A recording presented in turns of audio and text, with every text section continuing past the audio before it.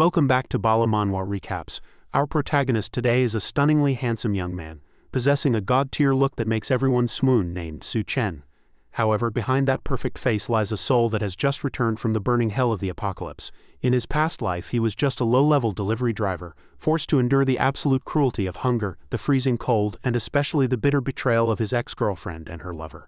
Reborn exactly 1 month before the disaster strikes, Su Chen is no longer the weakling he once was. Armed with 2 god-tier abilities, dimensional space and infinite storage void, and space leap for instant teleportation, he begins his plan to scavenge the world clean. From pulling off $0 shopping sprees at massive warehouses and taking out predatory loans from crime syndicates, to making his treacherous ex-lovers pay back every debt in blood and tears, Su Chen is determined to use his future knowledge to turn the apocalypse into his personal playground, a world where he doesn't just survive but conquers top-tier beauties and builds a mighty empire of his own. A new era has dawned, but this time Su Chen is the one setting the rules. How far will the ruthlessness of a man who has already tasted death take him? Let's dive into this epic journey right now. Recently, anomalous natural disasters, volcanic eruptions, earthquakes, lightning strikes, and floods have been occurring one after another across the globe. In a city in China, a volcano suddenly erupted with such violence that the temperature throughout the city soared to suffocating levels. Realizing the danger was imminent, tens of thousands of citizens immediately packed their bags and fled to other cities in search of safety. Inside a moving bus, the atmosphere was chaotic as people heatedly discussed the strange phenomena of the past few days. Unable to contain his emotions, a young man blurted out a curse. "Damn it, a few days ago there was that undersea earthquake and even Mount Fuji erupted, killing hundreds of thousands. I never thought today would be our turn to evacuate." A woman with a stunning figure sitting next to him finished checking her luggage and spoke up anxiously. "Oh no, I left in such a hurry that I didn't bring anything. I guess I'll just have to buy supplies once we get to Jiangnan City." The young man sitting by the window, who had been staring out at the desolate landscape, suddenly turned to the girl and asked, "Hey beautiful, haven't you seen the news? All the stock in the Alima warehouses in Jiangnan City has been cleared out." Hearing this, the girl jumped in surprise, her eyes widening as she cried out, "What? That's impossible. Those supplies have to be worth at least hundreds of billions." The young man sitting across from them chimed in, his tone heavy with warning. "That's old news. Today, Lake Dongming in Shen City dried up and the Darandong warehouses were also mysteriously emptied." Then a cold voice came from the back row, flatly contradicting everything said before. "It's not just hundreds of billions. The missing supplies are worth at least tens of trillions. These natural disasters are clear omens. Open your eyes and look around. The apocalypse is coming." The speaker was our protagonist, Su Chen. Hearing such terrifying words, the girl and the 2 young men in front couldn't help but burst into fits of laughter, thinking he was just joking. "Seriously, the apocalypse? Are you kidding me? If it really were the end of the world, I'd actually look forward to it. That's the only time everyone would truly be equal." Su Chen felt a flicker of annoyance. Equality, he thought. Even in the apocalypse there is no such thing as equality. He knew this because he was someone who had lived through the end of the world. Memories of his past life slowly surfaced in Su Chen's mind, bringing back horrific scenes that would be unbelievable in the present day. "In my past life, I was just an ordinary delivery driver until the apocalypse descended. Due to an abnormal release of solar energy, the Earth's core was affected and rapidly became unstable. Global temperatures skyrocketed, the crust began to shift violently, and monsters hidden deep underground crawled to the surface. A new order was established across the world. In such a world, supplies became extremely scarce. Even a pack of instant noodles or a single sausage was a precious treasure worth risking one's life for." Su Chen continued to reminisce in a low, steady voice. "Brothers, when you eat sausages, do they ever feel gritty to you?" Then he thought firmly to himself, "And I am the one who has been reborn from that apocalypse. I have returned to 1 month before it all begins." The busty beauty sitting next to him couldn't hide her panic after hearing his grim words. She grabbed Su Chen's hand and cried, "Big brother?" Then she pressed her warm body close to him, her voice trembling. "Hearing you say that made me a little scared. Could you?" But the current Su Chen, a man who had just returned from the hell of the future, was no longer the soft-hearted person he used to be. He immediately shook off her hand, leaving the girl stunned.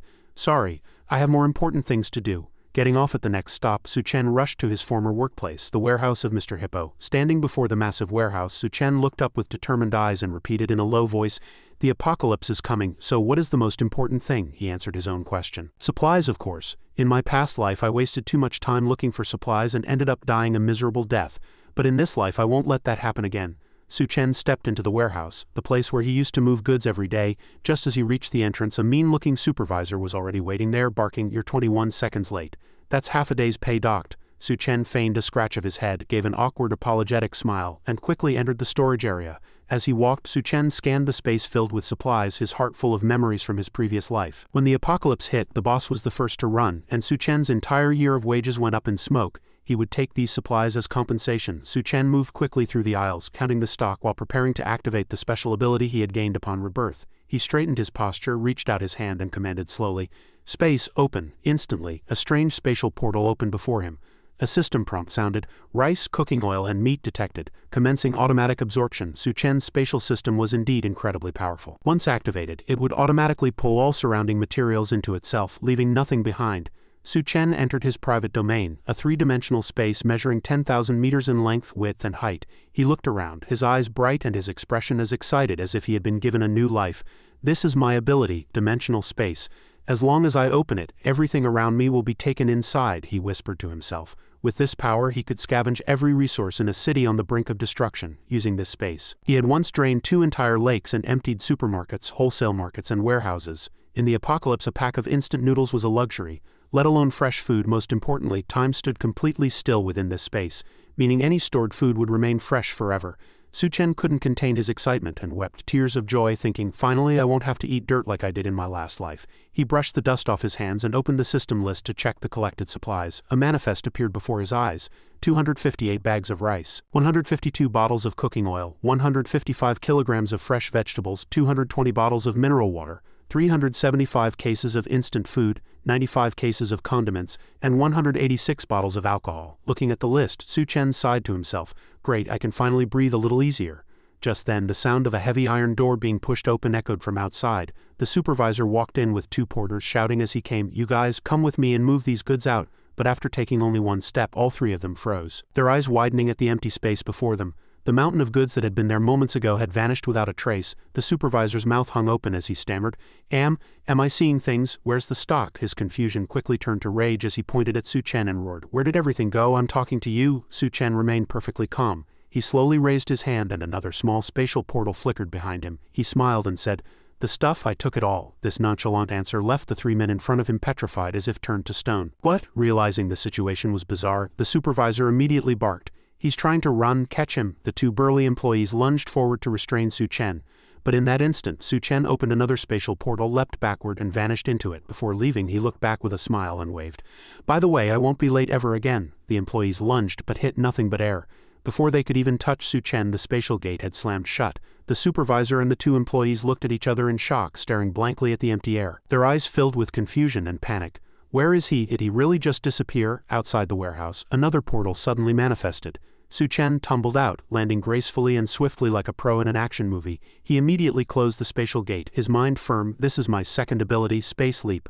I can instantly teleport anywhere within a 3-meter radius." Su Chen took one last look back at the warehouse. In the apocalypse, this ability would be his trump card. With it, he could slip into ruins to find supplies, and safely escape when facing the most dangerous mutated creatures. Su Chen took off his work uniform, tossed it high into the air and murmured, "Done. Operation $0 shopping is over." He prepared to leave the area. Suddenly his phone rang in his pocket. It was a text message from the government. "Current geological activity is intense. Localized natural disasters will occur. However, the overall situation is under control and will not affect daily life. Please do not panic." Su Chen read it and clicked his tongue. The government is just afraid of causing a panic. Even though they know the end is near, they're still trying to soothe the public. Just as he was about to turn off his phone and leave, an unexpected call popped up on the screen. The name of the caller caused Su Chen's expression to shift instantly from calm to fury. Su Chen stared at the name displayed on the screen, Zhang Xiaochen. This was the woman he had loved and cared for with all his heart in his past life, protecting her throughout the apocalypse, only for her to now make him feel bone-chillingly cold. After a long silence, he took a deep breath and pressed the answer button. "Hello." On the other end, Zhang Xiaochen's bossy, sharp voice came through immediately, completely devoid of courtesy. "Su Chen, how dare you go missing on me? What do you mean by listing the house with an agent? You're completely unreliable. Do you think any girl would want to be with you if you sell your house?" As she spoke, she complained while applying lipstick, as if scolding someone beneath her. She continued with a tone of calculated resentment. "I don't care if your house is big or small, but I'm a girl too. If you don't give the house to me, how can I feel secure being with you?" Hearing this, Su Chen's voice was as cold as frost. "Is this all you called to say?" Sensing the coldness on the other end, Zhang Xiaochen's expression immediately soured. "What kind of attitude is that? I'll give you one more chance. Come back and transfer the title to me right now, or don't even think about marrying me." Without another word, Su Chen coldly hung up. He muttered to himself, "I'm on my way back to Chengdu. We'll talk when I get there." After hanging up, Su Chen's face grew solemn, then twisted into anger. He remembered what had happened, the past of his previous life filled with blood and betrayal. Zhang Xiaochen, in my last life, we lived together for 5 years during the apocalypse. I was the one who scoured for supplies to feed you, and I was the one who brought you into the safe zone. Without me you would have starved to death long ago. Su Chen gripped his phone tightly, his eyes overflowing with hatred. In his mind that cruel memory resurfaced. He, Wang Haoyu, Zhang Xiaochen's accomplice, had personally strangled Su Chen. In that suffocating moment, Su Chen had clearly seen his own terrified and panicked expression as he was betrayed. One question had stuck in his throat. Why, at the moment he took his last breath? Zhang Xiaochen had walked over to Wang Haoyu, her eyes full of seduction. Su Chen is dead, he's useless now. Now it's just the two of us, acting the part of a weak innocent girl. She began to entice the lustful Wang Haoyu. Don't think I don't know what you're thinking. Now that he's dead, you'd better perform well tonight. There was no fear, no pity, only cold, hypocritical cruelty. Then the woman he had once regarded as his everything had personally spread her legs and told Wang Haoyu to get to work as if nothing had ever happened. I was such a fool in my past life, giving all my trust to these two animals. Su Chen's fists were clenched so hard he trembled. Then he relaxed them and sighed softly. This time, Zhang Xiaochen, Wang Haoyu, you will pay the price. Not just death, but a painful one. I will make you pay back 100-fold for the agony I suffered. As soon as he finished speaking, he opened his contacts and immediately dialed Manager Liu, the agent in charge of his property. When the call connected, Su Chen said urgently, "Hello, Manager Liu. It's fine to sell that house at half price. I only want cash and I want it now." After hanging up, Su Chen immediately took a taxi to Manager Liu's real estate office. As soon as the car pulled up, he saw Zhang Xiaochen and Wang Haoyu waiting there. Upon seeing him, Zhang Xiaochen curled her lip, her voice carrying a sickeningly sweet tone. "Do you have any idea how long I've been waiting?" Su Chen stepped out of the car and walked past her coldly, discarding every emotion he once had for her, and spat out a single concise word, "Scram." Both Zhang Xiaochen and Wang Haoyu were stunned by Su Chen's abnormal behavior. Wang Haoyu immediately blocked Su Chen's path, his face full of thuggish aggression. "Who gave you permission to sell the house? You dare sell my woman's house, let me tell you. Do you think I won't let you see tomorrow's sun?" Facing that hideous face and threatening words, Su Chen didn't say a word. He simply reached out and grabbed Wang Haoyu by the throat, hoisting him off the ground like a sack of grain. The sudden move terrified Wang Haoyu, and before he could react, he was slammed heavily onto the ground by Su Chen. He spat out blood, his eyes rolling back as he wailed in pain. Su Chen looked down coldly, gritting his teeth as he said, "It's my house. I'll do whatever I want with it." Zhang Xiaochen was terrified by Su Chen's violent outburst. She immediately lunged forward, grabbing his clothes and wailing like a banshee. "Let go, what are you doing? Is anyone there? Help, murder?" But unlike the weak woman act she usually relied on, Su Chen showed no mercy this time. He backhanded her with a loud crack, sending her sprawling to the ground. The slap left her dazed and disoriented, unable to comprehend what was happening. Holding her face, the girl looked at Su Chen with terrified, shocked eyes. You actually?" Meanwhile, Wang Haoyu was hovering on the brink of death, having been choked by Su Chen for so long. Enduring the excruciating pain, he gasped weakly for mercy. Let go." Su Chen looked down at him with a gaze of pure contempt, his voice icy. "Don't worry, you won't die that quickly." The moment Su Chen released his grip, Wang Haoyu felt as though he had narrowly escaped the Grim Reaper's scythe. He began to cough violently, scrambling backward in a panic. He stared at Su Chen with trembling eyes as if facing a literal demon. Ignoring the two pathetic wretches struggling on the ground, Su Chen walked straight into the real estate office to proceed with his plan. Behind him, Zhang Xiaochen hurried over to help Wang Haoyu up. Her voice was filled with concern. Haoyu, are you okay? To think she's acting so devoted now after screeching like a wild pheasant in bed with him. How cheap, Su Chen thought. Zhang Xiaochen, seemingly still oblivious to the gravity of the situation, turned and shrieked at Su Chen's retreating back. "Stop right there, I'm giving you one last chance. Get down on your knees and apologize right now, or you can forget about ever marrying me for the rest of your life." Su Chen didn't say a word. He simply turned around slowly, casting a glance at the two clowns that was calm yet brimming with murderous intent. Feeling that the killing intent radiating from Su Chen had not dissipated, Wang Haoyu and Zhang Xiaochen couldn't help but shudder. The two cowards were instantly terrified out of their wits and turned tail to run. As he fled, Wang Haoyu roared back with lingering resentment, "You just wait, you bastard." Su Chen watched the backs of the two social climbers, curled his lip in disdain, and muttered under his breath, "Trash." A few moments later, inside the real estate office, Manager Liu was busily pouring tea and inviting Su Chen to sit, all while running a greedy calculation in his head. With a hypocritical smile he began, "Mr. Su, I'll buy the house myself. What do you think?" On the surface, this Manager Liu was polite and respectful, but his heart was devious. He calculated, "This house is worth at least 1.1 million. If I can swindle it from this fool for 700,000, I can make a profit of several hundred thousand in a heartbeat." Su Chen took a sip of water and replied with a smile, "That's fine, but it must be a full cash payment. Can you pay today?" Su Chen's words made Manager Liu feel as if he had just found a gold mine. He eagerly confirmed, no problem at all. We'll sign the contract now and we can handle the title transfer once the payment is settled next week." Su Chen picked up the contract and nodded quickly in agreement. He thought to himself, "You can have the house as long as you're brave enough to live in it when the time comes." Immediately after, Manager Lu put on a show of professional integrity and transferred the funds to Su Chen. Su Chen opened his phone to check the bank notification. Shangdu Bank, your account has been credited with 700,000.00 RMB. Once the deal was struck, Su Chen politely bid Manager Lu farewell. As he left the office, he contemplated his next move. Although natural disasters had been frequent lately, Shangdu was located in the Central Plains, far from earthquake, tsunami, or volcanic zones. Combined with the government's efforts to dispel rumors, the order of daily life here remained disciplined and calm. Suddenly, Su Chen passed a utility pole plastered with small advertisements for quick loans. A slight smirk played on his lips as he thought, what I need most right now is money. If they're brave enough to lend it, I'm brave enough to take every cent. As for how they'll collect the debt later, well, they can just pick whatever way they want to die to help me out. Haha. Seeing the loan service ad, Su Chen stopped and murmured, "Loan sharks, huh?" He keenly sensed another opportunity to rake in cash. Su Chen immediately pulled out his phone and dialed the number. "Hello, is this the loan company? I have a property deed. Can I use it as collateral?" After making the arrangements, Su Chen rushed to the meeting point, the Hane International Building. Inside the office of Dahai Lending Company, a fat man named Wang Dahai spoke to Su Chen in a glib tone. "Hey handsome, the value of your house isn't actually that high." Hearing this, Su Chen raised an eyebrow and countered, "Then how much can I get?" He glanced at the fat man, feeling a wave of nausea. As it turned out, this guy was Wang Haoyu's older brother. In his past life, this Wang Dahai had died a gruesome death, ending up as a snack in the belly of a monstrous beast. Blowing out a cloud of smoke, Wang Dahai looked over Su Chen's deed and answered, "The most I can give you is 500,000, and the deed stays with me." Su Chen didn't want to waste any more time. He stood up, pressed his hand down on the deed, and doubled down decisively. "Make it another 100,000 and I want it now," Su Chen reassured him, vowing that if he was given just 1 week, the money would be repaid to Wang Dahai with full interest. Hearing this guarantee, Wang Dahai beamed with joy, assuming Su Chen was just another degenerate gambler. "Once you're hooked on gambling, you'd sell your own parents just to get back in the game.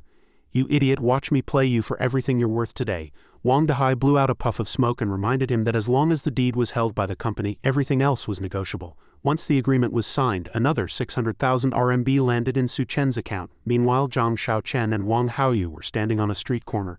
Zhang Xiaochen touched her bruised cheek, grumbling indignantly, "I was only taking back what belongs to me. What did I do wrong? That guy actually dared to hit me. I'll make sure he pays for this." Wang Haoyu had just stepped out of a taxi, clutching his aching neck and swearing through gritted teeth, "I'll make that piece of trash pay. Damn it, I'll get my big brother to finish him off." Suddenly, Su Chen appeared in their line of sight, walking right past them. Zhang Xiaochen froze for a second, confused, and turned to Wang Haoyu. "Hey Haoyu, is that Su Chen?" Wang Haoyu, holding his neck with a look of pain and fury, confirmed it. "Damn it, it really is him. What the hell is he doing here?" Fuming with rage, Zhang Xiaochen clenched her fists, determined to find out. "Follow him. Let's see what kind of scheme this kid is up to." Su Chen's destination was the Green City Hotel. In his memory, when the apocalypse arrived, many commercial buildings collapsed under the impact of tsunamis and the devastation of extreme cold, but the Green City Hotel had stood tall through every disaster. Su Chen walked in leisurely thinking, "I heard the presidential suites here are fully equipped. They even have indoor swimming pools. It would make an excellent long-term base." Although he had already raided several warehouses, those places lacked hot meals and fresh vegetables, which were essential for an ideal sanctuary. Seeing a guest arrive, the receptionist, Lu Zinner, with her sweet looks and professional demeanor, immediately stepped forward to greet him. "Hello, I am Manager Lu from the hotel's catering department. How may I assist you?" Su Chen's request left the girl stunned. "Hello, I want to book 1,000 banquet tables. Can you handle that?" Lu Zinner could hardly believe her ears.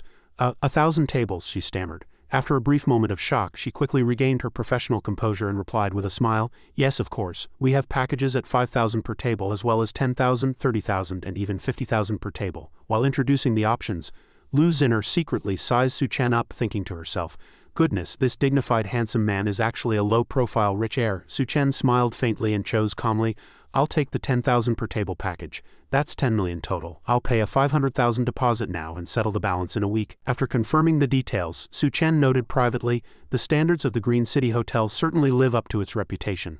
Lu Zinner was beaming with joy as she invited him warmly. "A deposit of 500,000, understood. Please follow me this way to the payment counter." Su Chen nodded with a smile.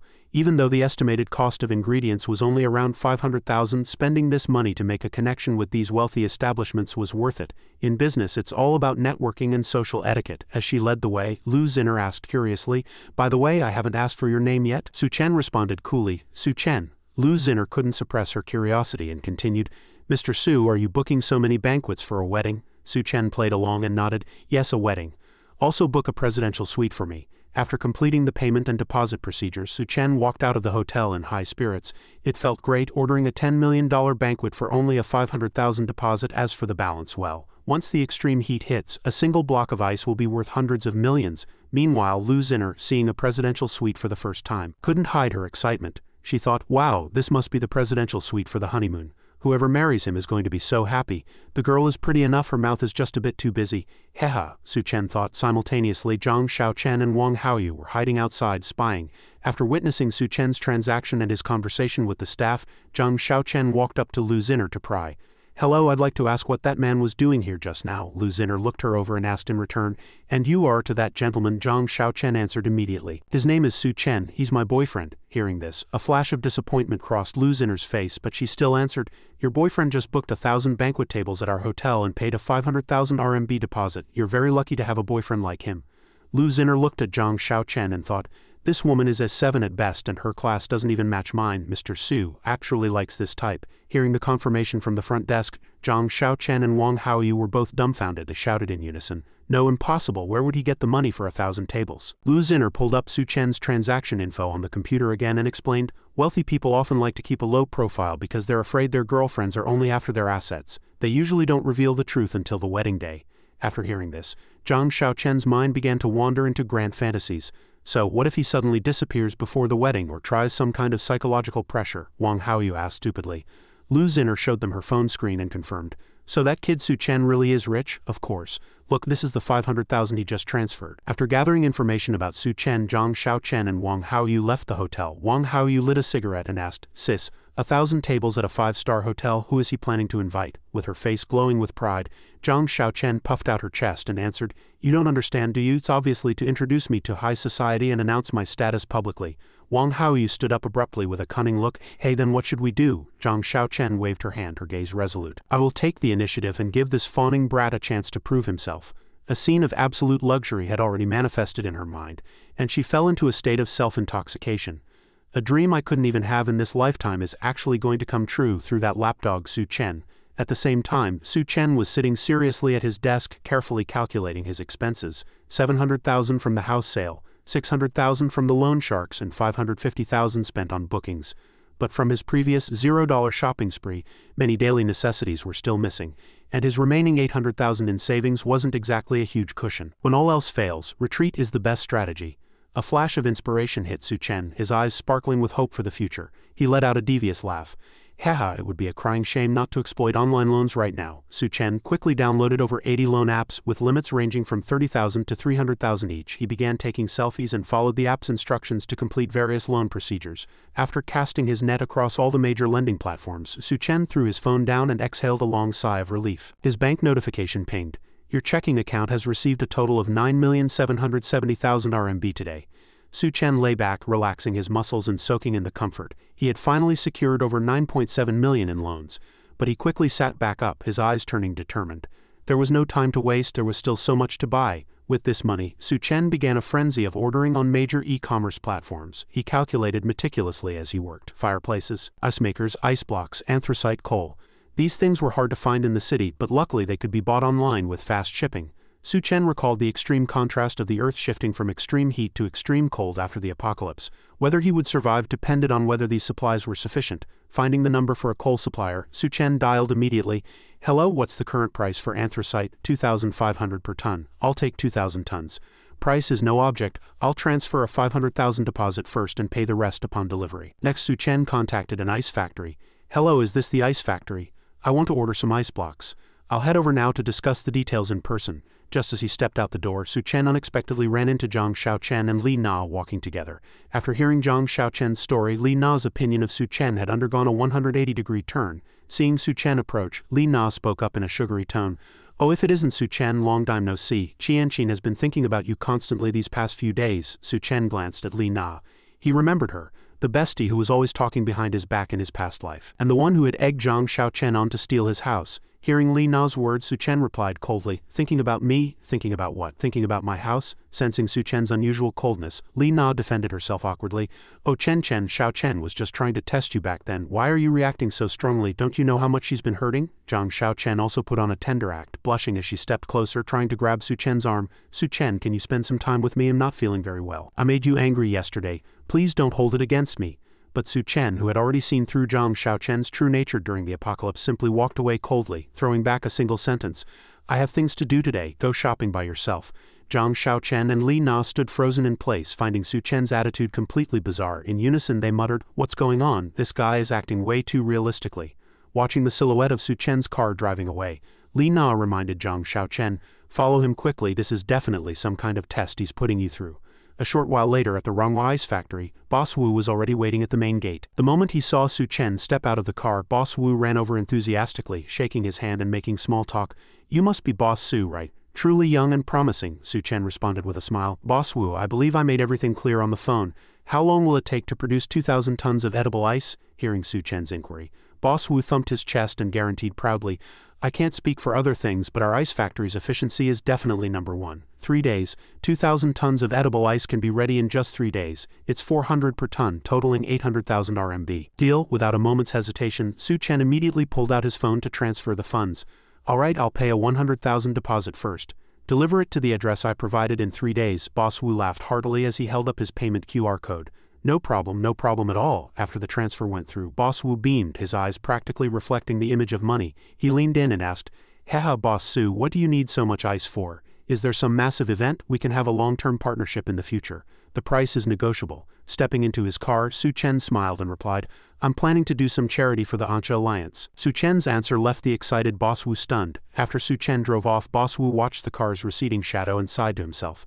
An $800,000 deal settled just like that. Young people these days sure are efficient. Not long after, Li Na and Xiao Chen's car also pulled up in front of the ice factory. Boss Wu turned around with a look of surprise, thinking, is someone else coming to talk business without an appointment? Xiao Chen opened the car door and asked Boss Wu with a shy expression, "Boss, Su Chen is my fiancé. May I ask what you two were just discussing?" Boss Wu looked at Xiao Chen, finding the situation a bit strange. Fiancé? Are they playing some kind of secret agent game? Nevertheless, he answered truthfully, Boss Su just ordered 800,000 RMB worth of ice from me." Hearing Boss Wu's confirmation, Li Na and Xiao Chen jumped in shock, crying out, 800,000 for ice? Now it was certain. Su Chen was a tycoon, a super rich tycoon. Li Na asked frantically, "Boss, what exactly does Su Chen want to do?" Boss Wu rubbed his chin, recalling, "He said he's going to do charity for the Ancha Alliance." Boss Wu's answer left the two women stunned once again.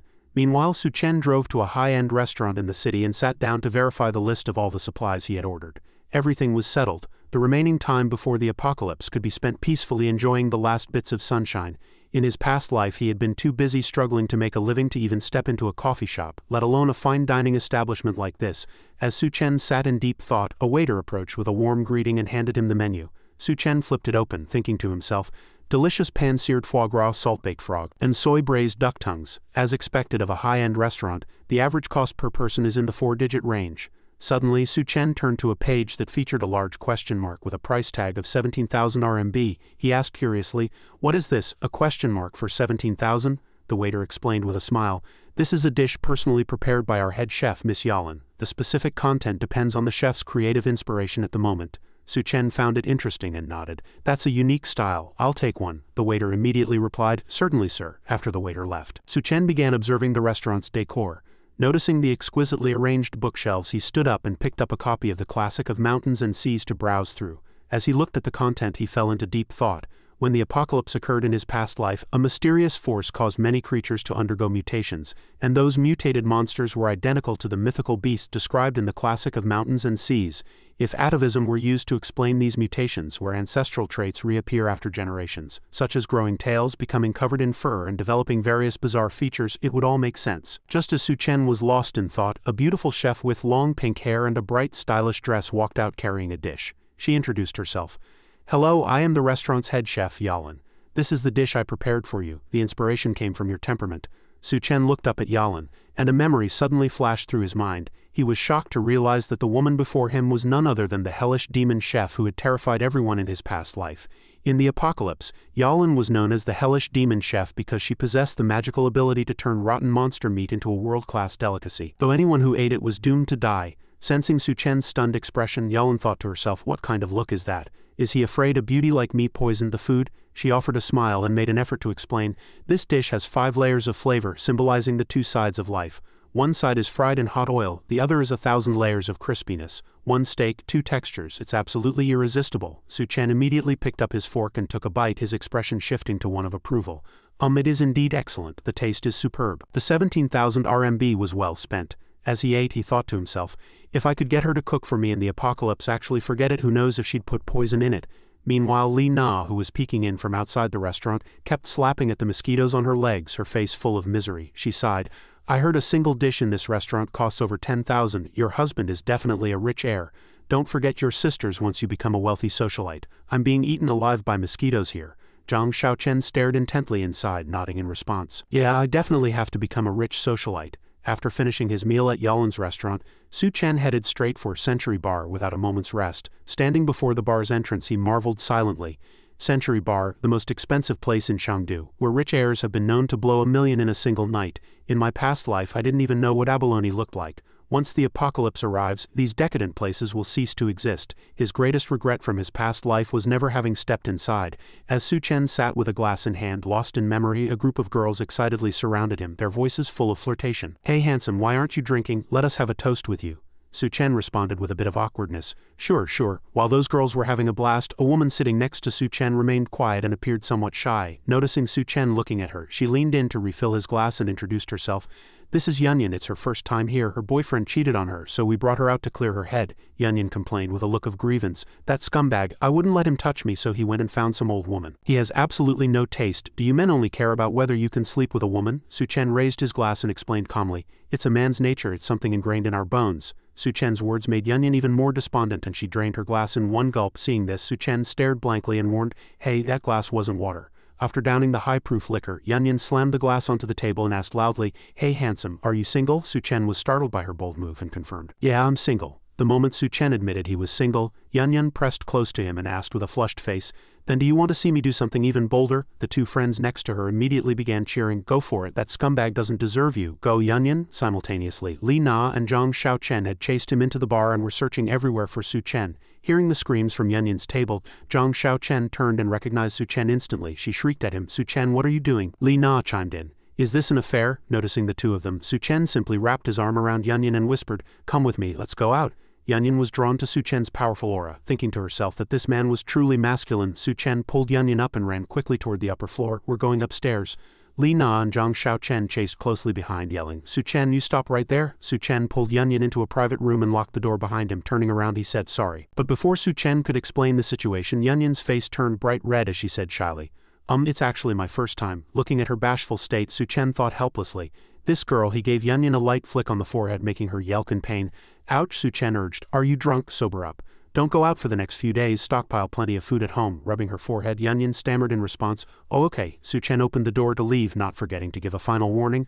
Also, if you want a relationship, don't look in places like this in the future. Forget it, there is no future. He closed the door thinking, it's rare to have an opportunity like this. It really is a bit of a shame to just leave. But as soon as he stepped out, he faced a chaotic scene. Li Na was pounding on the door and shouting, Su Chen, you can't treat Xiao Chen like this. Beside her, Zhang Xiaochen kicked the door and threatened, I know you're in there. Looking at the scene, Su Chen sighed. With these 2 around, I won't be getting any peace tonight. At the suburban warehouse Su Chen had selected, the goods he had ordered in the morning began to arrive one after another as soon as the truck stopped. The voices of drivers and couriers rose one after another. Are you Boss Su? Where should we put these 2 containers? Boss Su, this warehouse doesn't have cold storage. Aren't you afraid the ice will melt? My cold delivery is here. Su Chen walked around the warehouse, signaling everyone to move the fireplaces and ice makers inside while directing them to block the entrance with massive blocks of ice. He explicitly instructed them to just stack the ice there. Meanwhile, Wang Haoyu, Li Na, and Zhang Xiaochen also arrived at the outskirts. Wang Haoyu squeezed through the crowd to report to Zhang Xiaochen, Sister Qian. Su Chen rented a huge warehouse out here. He's bought a lot of heavy machinery, I can't even tell what they are, and they're moving them into the warehouse right now. Zhang Xiaochen's face was full of curiosity as she murmured, what on earth is Su Chen up to? Li Na noticed a fleet from the Green City Hotel arriving with supplies. She quickly grabbed Zhang Xiaochen and announced excitedly, Xiaochen, look, isn't that the Green City Hotel's catering service? They're even laying out a red carpet. Do you think he's trying to give you a surprise, like a sudden proposal here, with guests pouring out from everywhere? Li Na's words made Zhang Xiaochen feel like she was walking on air. With a flushed face she answered confidently, HMPH, even if he does propose I might not say yes. Li Na, come with me, let's go see just how much sincerity he has. Zhang Xiaochen walked up to Su Chen and asked loudly, Su Chen, what exactly are you buying all this stuff for? Su Chen had just taken off his jacket. He glanced at Zhang Xiaochen with a cold face and answered, Are you here to help me move things? I'll tell you once we're done. Hearing that Su Chen wanted her to work, Zhang Xiaochen frowned, thinking moving things. Are you kidding me? I'm about to become a rich socialite, how can I do such menial labor? Seeing her friend hesitate, Li Na immediately leaned in and nudged her shoulder as a reminder. This is definitely his test to see if you're qualified to be a wealthy lady. After hearing Li Na's analysis, Zhang Xiaochen thought it made perfect sense. Despite her look of disgust, she rolled up her sleeves and walked over to help steady a few cardboard boxes. Fine, it's not like I'm a delicate person. Zhang Xiaochen twisted her body, wearing her flashy clothes, and used all her strength to hoist a box onto her shoulder. Her face was contorted and she was panting heavily, but she comforted herself. To become a great socialite, one must possess a noble character and deep refinement. As long as I pass today's test, Su Chen will definitely marry me. Beside her, Li Na refused to be outdone. She struck a sexy pose, deliberately trying to catch Su Chen's attention. Brother Su Chen, I'm here to help too, while putting on an act. Li Na secretly calculated, what rich heir isn't a flirt? As long as I show a little interest, even if I don't become the main wife, I can at least get some benefits. Su Chen looked at these two women who had volunteered themselves, a cold smirk playing on his lips. Free labor, might as well use it, between the 1,000 banquet tables and the 2,000 tons of ice, even with extra staff from the hotel and factory, it took a long time to finish the job. By the time all the supplies were inside the warehouse, the sky had already turned dark. Seeing the task completed, Su Chen stretched and shouted, finally done. At the warehouse entrance, Zhang Xiaochen, who had done physical labor all day, was already drenched in sweat. Shivering, she complained with a look of resentment. Su Chen is too much, we move things from morning to night and he didn't even buy us a meal. Once I'm a rich socialite, I'll definitely run off with all his money. Beside her, Li Na was also in a wretched state, shivering and panting as she grumbled, Bastard, making us move such heavy things, that block of ice must have weighed at least 50 pounds. Despite being full of rage, Zhang Xiaochen was still daydreaming. The test should be over now, right? Is Su Chen about to announce that I'm his bride? She assumed the wealthy guests would be arriving soon. Li Na's face was pale from exhaustion as she echoed, Exactly. The food is getting cold, don't the guests mind? Rich people are truly eccentric. On the other side, however, Su Chen was generously handing out thick red envelopes to every truck driver and courier. Listen up, everyone. Thank you for your hard work today. I will settle the remaining balance in a week as per the contract. Upon hearing the news of the bonuses, the delivery drivers' faces lit up with joy, their eyes sparkling with surprise. One driver, clutching a heavy red envelope, shouted, This envelope is thick, there must be at least 10,000 yuan in here. A cheer erupted from the crowd as they excitedly yelled, Long live the boss! Meanwhile, Zhang Xiaochen, trembling with exhaustion, stumbled over to Su Chen and asked, Su Chen, do you have something important to say to me now? Su Chen walked into the warehouse with a cold expression, answering nonchalantly, Oh right, thanks for the help, but there are no bonuses for you. You can leave now. Zhang Xiaochen froze, her true thoughts slipping out. You must be joking, you definitely prepared a surprise for me, didn't you? Hurry up and bring the guests out so we can get married. Su Chen turned around, his tone half joking and half serious. Get married? I'd like to, but right now I've not only sold my house, I'm also buried in debt. Are you still willing to stay with me? Li Na could hardly believe her ears. She shrieked in protest, Impossible, you booked millions in banquets and paid tens of thousands for the hotel, how can you say you have no money? Su Chen patted the crates and replied calmly, Oh, this stuff, a big shot wants to do charity work for poverty alleviation in Alxa. I'm just helping out. Zhang Xiaochen gritted her teeth, her face full of murderous intent as she lunged at Su Chen, looking ready to fight to the death. You bastard, how dare you play me? Seeing her lunge like a madwoman, Su Chen nimbly stepped aside and countered, What exactly did I lie to you about? Having failed to grab Su Chen, Zhang Xiaochen fell to the ground. Unable to swallow her pride, she cursed relentlessly. Su Chen, you bastard, you're not some rich heir at all. I wouldn't marry you even if I died. Su Chen cast a look of pure contempt at her. Who would want a gold digger like you? Su Chen's words stung Zhang Xiaochen's pride so deeply that her eyes nearly bulged out as she glared at him. Shortly after, Zhang Xiaochen and Li Na stormed out of the warehouse in a rage. Zhang Xiaochen roared, You bastard, just you wait, I'll make you regret this. Li Na also pointed at him and warned, You're finished, you're absolutely dead. Su Chen ignored the two women, internally muttering, Idiots. When the apocalypse arrives, let's see how you survive. He turned back into the warehouse to finish his final preparations. To prevent discovery, Su Chen cautiously double-locked the main warehouse doors and walked toward the neatly stacked supplies. The supplies were finally gathered. Now all that remained was to wait for the apocalypse to descend. Su Chen raised his hand to activate his ability, opening his dimensional space and pulling the stacks of supplies into the secret void. That night, inside a mansion in Chengdu, in a luxurious room, Wang Dehai spoke to Zhang Xiaochen with a flattering expression. Xiaochen, stay with Xiao Wu from now on and I guarantee you'll live the high life. In Chengdu, the name Wang Dehai still carries a fair amount of weight. Wang Haoyu reached out and pulled Zhang Xiaochen close, whispering, Sister Qian, after the way Su Chen treated you, you should have left him long ago. Being with me is the right choice, Zhang Xiaochen responded with a bashful look. Then I'll look forward to your performance, Wang Haoyu promised with supreme confidence. Don't worry, Sister Qian, I'll have my big brother get revenge for you. Zhang Xiaochen plodded silently, her eyes reflecting her calculating nature. Wang Haoyu isn't bad either. His brother is quite wealthy in Shangdu. Being with him is better than being with a pauper like Su Chen. Just as she was lost in thought, a voice suddenly came from the dining table behind her. You really have no standards at all, do you? Zhang Xiaochen jumped in fright. She turned around and froze when she realized it was Su Chen. How did he get in here? Wang Haoyu's temper flared instantly, veins popping as he pointed at Su Chen and shouted, Big brother, that's the kid, he's the one who hit me before. Wang Dahai turned his fleshy face toward Su Chen. Brat, I was just planning to look for you. I didn't think you'd have the guts to lay a hand on my brother. You've got nerve. Wang Haoyu asked from behind. Big brother, you know him? Wang Dahai replied. This kid borrowed 600,000 from me using his house as collateral. I believe it's due tomorrow. Wang Haoyu had an epiphany and gave a wicked grin. So that's how it is. It looks like we can settle the old and new grudges together today. Zhang Xiaochen crossed her arms and looked at Su Chen with disdain. To think you dared to borrow money from Brother Hai, you probably won't be able to pay it back in this lifetime. Good thing I broke up with him early. Li Na chimed in from the side.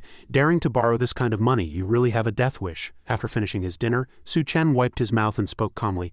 Sigh, I can't even enjoy a meal in peace. Wang Dahai stepped forward threateningly.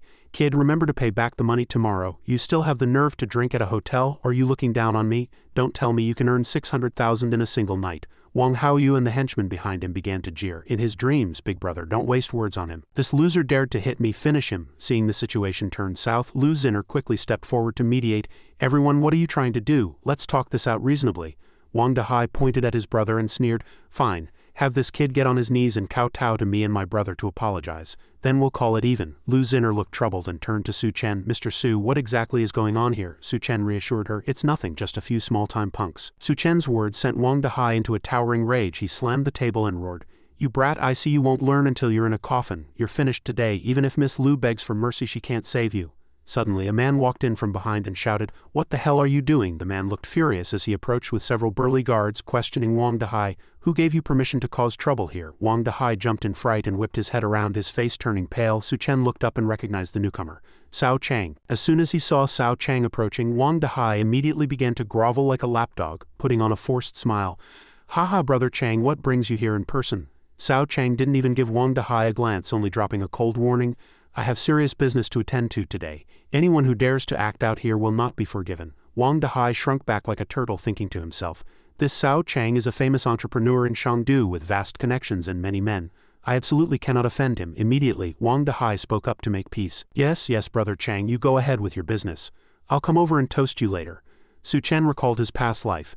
After the apocalypse began, Cao Chang had been an extremely powerful force in Shangdu. He had a person under his command known as the Hellish Demon Chef, right? He had heard people say before that the Green City Hotel was the first place where mutations occurred after the outbreak. It seemed that the reason Cao Chang was able to become a warlord was likely because the mutational reactions had appeared here early on. In that case, he wouldn't hold back. Cao Chang turned around and noticed Su Chen staring at him. Su Chen thought, this opportunity is mine now. Cao Chang stared at Su Chen, noticing a wild and fearless temperament about him that he found quite interesting. Kid, you're interesting. A moment later, Cao Chang led Yalan into a luxury suite, standing before a powerful executive who was already seated inside. To achieve his business goals, Cao Chang pushed Yalan forward to introduce her. President's son, I've brought Duan Yao over. Yalan's face was cold as she asked the man in front of her, I wonder what President's son wants with me. The man addressed as President's son took the wine poured by the waiter and smiled with a light, suggestive tone. Haha, I've long heard that Miss Duan is a great beauty. I've finally met you in person today. With a lewd grin, President's son held a wine glass out to Yalan. Come have a drink. The glass President's son offered caused a wave of panic in Yalan. She thought to herself that the drink was definitely drugged. She began to search anxiously for a way to tactfully refuse. Meanwhile, in Su Chen's room, he was holding a glass of red wine. Swirling it gently before savoring a sip, his gaze fixed on the city's night view outside the window. In my last life, Zhang Xiaochen and I hid in a basement to survive the apocalypse and the extreme heat. I didn't expect that after dumping her this time, she'd end up running here on her own. Su Chen turned his gaze to the pool below where Wang Haoyu and his gang were gathered, his voice as cold as frost. Good. I'll settle all the old and new grudges at once. At that moment, the Wang brothers were gathered in the pool playing around. The obese Wang Dahai could clearly feel waves of heat beginning to roll in with the night. He kept wiping his sweat and asked with a frown, Brother, do you feel like tonight is even hotter than this morning? Wang Haoyu, wearing a small yellow duck swim ring, nodded in agreement. Yeah, that's why I told everyone to come to the pool to cool off. Plus, I had the girls change into swimsuits. He flashed a sinister smile and whispered to his big brother, "Haha, just thinking about that view, aren't you excited, big brother?" Just as he finished speaking, Wang Dahai immediately patted his brother's shoulder with a grin. "Haha, you really know how to seize an opportunity." Inside, Li Na and Zhang Xiaochen had also changed into sexy swimsuits showing off their figures. Li Na reached up to block the light from above, feeling a bit uncomfortable as she said, "Qianqin, why does the moon look like the sun tonight?" Zhang Xiaochen, also sweating, nodded in response, "You're right, it's too bright." Just as the two women walked into the pool area, Wang Haoyu suddenly ran over and grabbed Zhang Xiaochen's hand, shouting, "Qianqin, do you see? My love for you is as beautiful as this moonlight. Look, this is the testament to our love." Zhang Xiaochen was baffled by Wang Haoyu's overly sentimental behavior and felt unusually irritable. She reminded him, "Ah, it's boiling. Hurry up and take me into the water." Upstairs, Su Chen took a sip of wine and sneered, "Hey, your love is about to go up in smoke." He raised his glass and lightly tapped the window in front of him as if in celebration. "Welcome. The apocalypse has returned." Outside, the moon suddenly accelerated its approach toward Earth. The temperature skyrocketed, and the scorching sensation became more and more apparent. Wang Dahai's gang by the pool stood there in a daze, unable to grasp the situation. When the heatwave became unbearable, the group scrambled toward the building in a panic, screaming at the top of their lungs, "Ah, why did the moon suddenly get so hot? It hurts, my skin is charred." Wang Haoyu quickly pulled Zhang Xiaochen along, shouting as they ran, "There's no time to swim, get back to the hotel." Meanwhile, the obese Wang Dahai struggled to move his body, gasping for air as he roared, "Wait for me." Inside, his henchmen were gathered around playing cards. One of them looked out the window and asked in surprise, "Why is it suddenly so terrifyingly bright outside? I wonder what happened to Brother Hai and the others." Another henchman sneered and waved it off. "They're just flirting, it's the boss's personal taste, you wouldn't understand." Before he could finish his sentence, the door was slammed open. Wang Haoyu and the two girls burst through the door in terror as if fleeing from the Grim Reaper himself. Everyone's skin was a burning red. The henchman looked at the group and asked blankly, "What are you doing? Why are you running like your lives depend on it? Why are your faces so red?" One henchman in the back didn't notice the situation at all and kept urging his companion, "Hurry up and play, it's your turn." Wang Haoyu and the two girls rushed into the room and collapsed, rolling on the floor and letting out shrill screams, "Ow, ow, it's burning, I'm on fire, help, it's too hot, water, give me water." Wang Haoyu, still clutching his swim ring, stared at the water basin, a look of narrow escape on his face as he shouted, "Water, there's water." Without any hesitation, Wang Haoyu, Zhang Xiaochen and Li Na lunged toward the water like madmen. After feeling the coolness, Wang Haoyu panted, "I'm alive." Meanwhile, the two girls were shoving and fighting each other. "Get lost, this water is mine, go away." The henchmen looked at each other and asked, "Hey, what's wrong with you guys? Where's Brother Hai?" At the mention of his brother, Wang Haoyu immediately shrieked in panic, "That's right, where's my big brother?" Just then, the door was kicked open and Wang Dahai staggered in. Blisters were forming all over his body and steam was rising from him as he gasped for help. "Help, help me."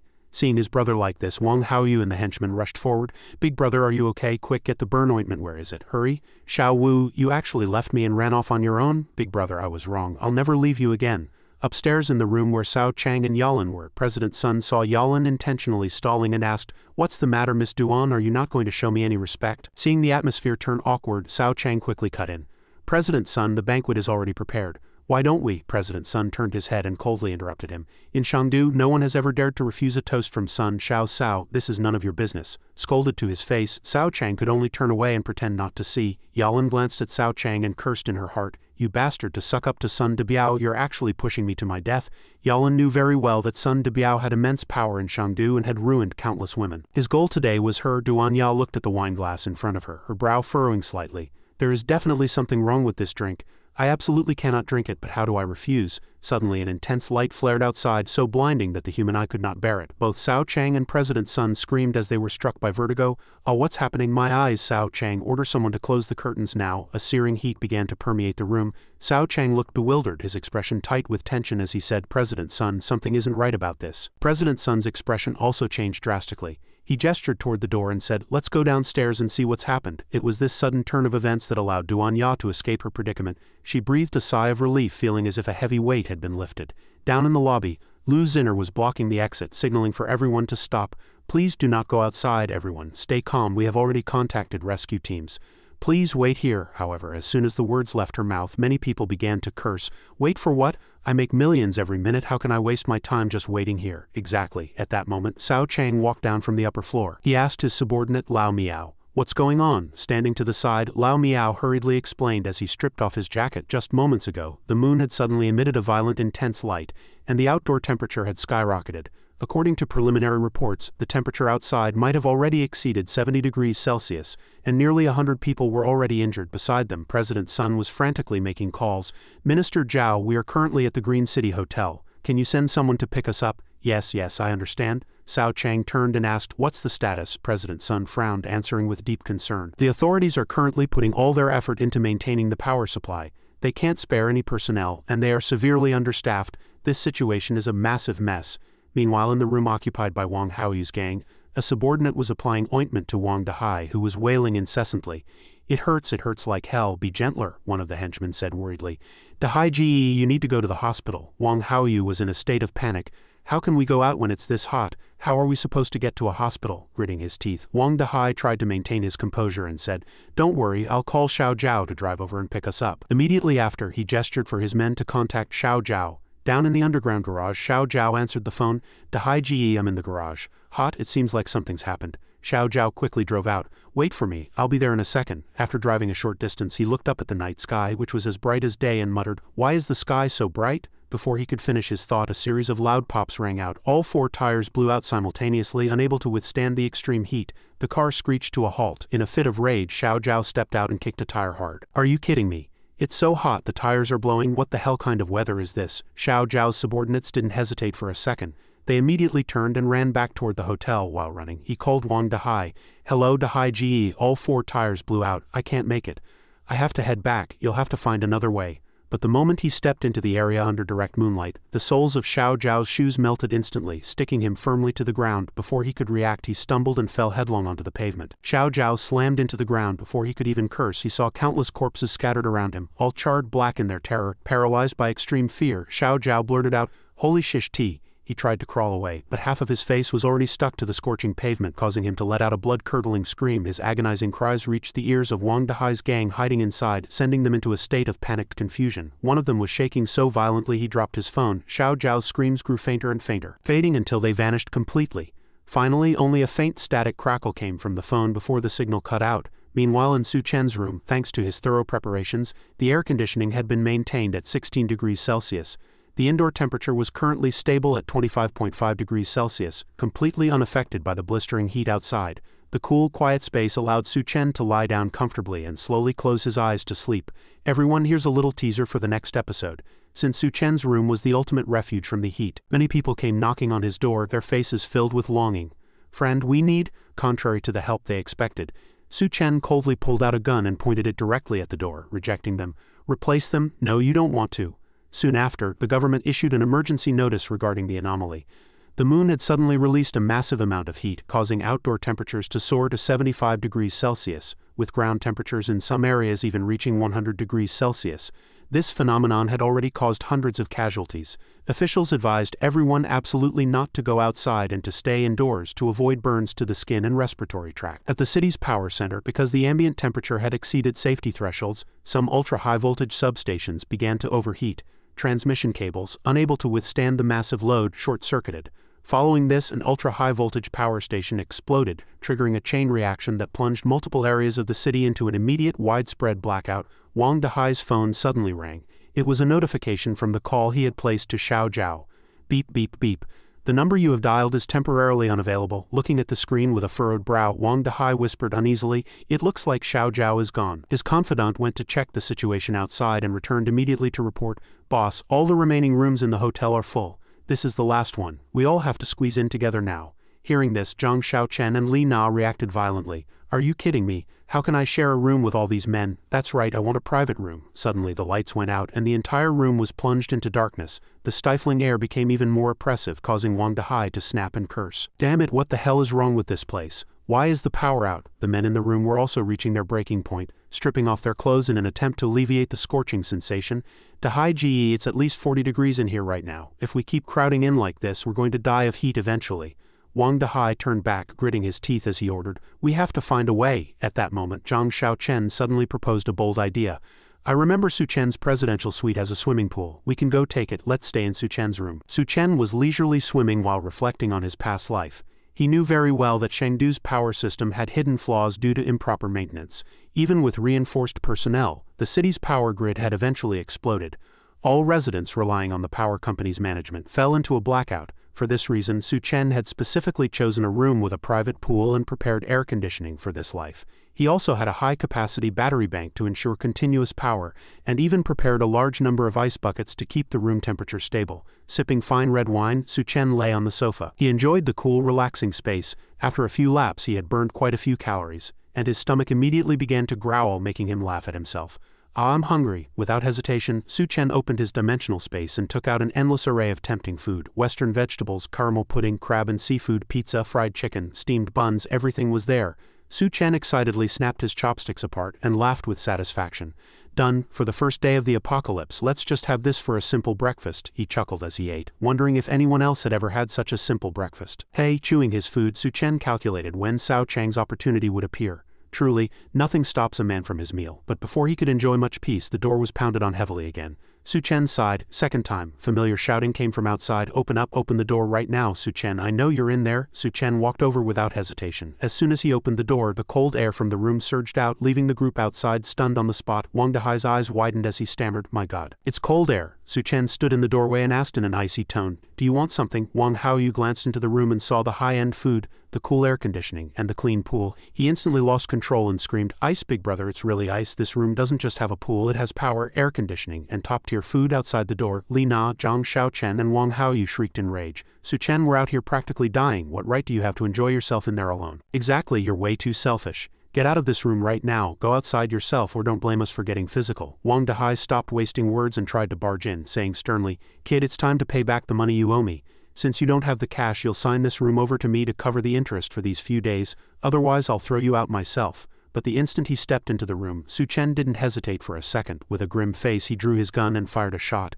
Bang! A bullet was delivered to Wang Dahai, embedding itself directly into his side. Wang Dahai looked down at the blood seeping from his waist, his face turning pale and his eyes trembling. Su Chen kept the gun pointed at the remaining people, warning in a freezing tone, "Take one more step and you die." The sudden gunshot terrified the group out of their wits. They stood like wooden statues, unable to believe their eyes. "He actually has a gun." Clutching his stomach and enduring the pain, Wang Dahai said, "Su Chen, you actually managed to get a gun? Fine, you're tough. I give up." Just as he finished speaking, he tried to take another step forward, only to hear another bang. Su Chen fired again, this time hitting Wang Dahai directly in the leg. The gunshot echoed, terrifying those behind even further. Wang Dahai wailed in agony, "Ah, my leg!" Su Chen raised the gun again, expressionless and radiating murderous intent. "I said get out, stop talking. Do you want to die? I'm counting to 3, disappear from my sight immediately. 1, 2, at the same time, Cao Chang's angry voice rang out in the lobby. "What, your hotel has no food left?" Lu Xiner bowed her head in apology. Representing the hotel, she explained, "I'm sorry. Someone booked over 1,000 banquet tables the day before yesterday, and almost all the ingredients were used up. According to the schedule, the new shipment was supposed to arrive today." President Sun was so angry he poured a bottle of water over himself to cool down. Gritting his teeth, he ordered, "Then bring up whatever food and water you have left." As soon as he spoke, the people around him immediately rose up in angry protest. "You've already taken all the mineral water, and now you want the food too? Damn it, you're literally giving us no way to survive. So what if you have money? If you're so rich, why don't you get the hell out of here? Water and food should be shared equally. Why should it all go to you?" Hearing these grievances, Cao Chang's subordinates were instantly filled with rage, their eyes flashing with fire as veins popped on their foreheads. "What's this? Someone has a problem? I'll escort them out right now. You think a bunch of trash like you is worthy of competing with me?" Suddenly, the elevator doors opened, and Wang Dahai's gang stumbled into the lobby, screaming in terror, "Help! Su Chen is killing people!" Cao Chang frowned and immediately stepped forward to inspect, seeing the bleeding gunshot wound in Wang Dahai's side at a glance. His gaze darkened. A gunshot wound. Not many people can get their hands on a gun. It seems the guy upstairs is dangerous. Wang Haoyu frantically supported his older brother. "Big brother, how are you?" Zhang Xiaochen also lost control of her emotions and immediately shrieked at the top of her lungs. "Everyone listen, Su Chen's room has electricity, air conditioning and a swimming pool." This single shout caused the lobby to explode into chaos. People swarmed around Zhang Xiaochen, firing questions one after another. "Is what you're saying true, little girl? Don't you dare lie to us," Zhang Xiaochen emphasized through gritted teeth. "I saw it with my own eyes. There are ice blocks, plenty of good food. There's even fried chicken and red wine. It's like paradise in there." After hearing this, the crowd was like a fire that had been lit. They immediately formed a mob and rushed toward Su Chen's room. "Why should he enjoy himself in there while we roast out here? Damn it, how did that kid get ice and AC? We can't let him keep it all to himself." The rioters outside began to roar in anger. "Go up there and drag that kid out, make him hand over the ice and the air conditioning. Mommy, I want fried chicken." In the back, Cao Chang ordered his subordinates, "Go and keep an eye on things. You know what to do, right?" The subordinate nodded immediately.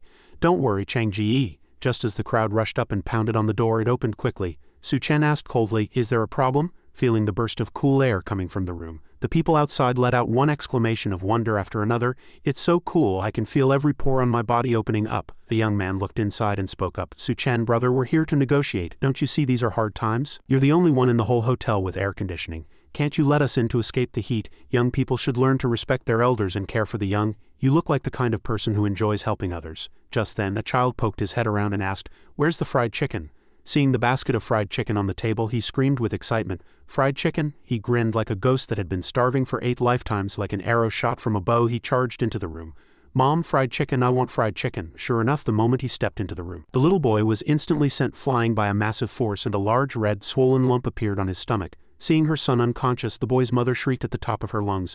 "My son!" Su Chen stood in the doorway and spoke coldly. "Control your children or I won't mind doing it for you." Witnessing Su Chen's decisive action, the crowd outside erupted in fury, their eyes filled with resentment. "He's just a child, how could you lay a hand on him? Murderer, you're a murderer!" Several enraged people lunged at Su Chen, screaming for justice. "Someone like you doesn't deserve to live here. Get out, he's just one person. Everyone, let's get him together."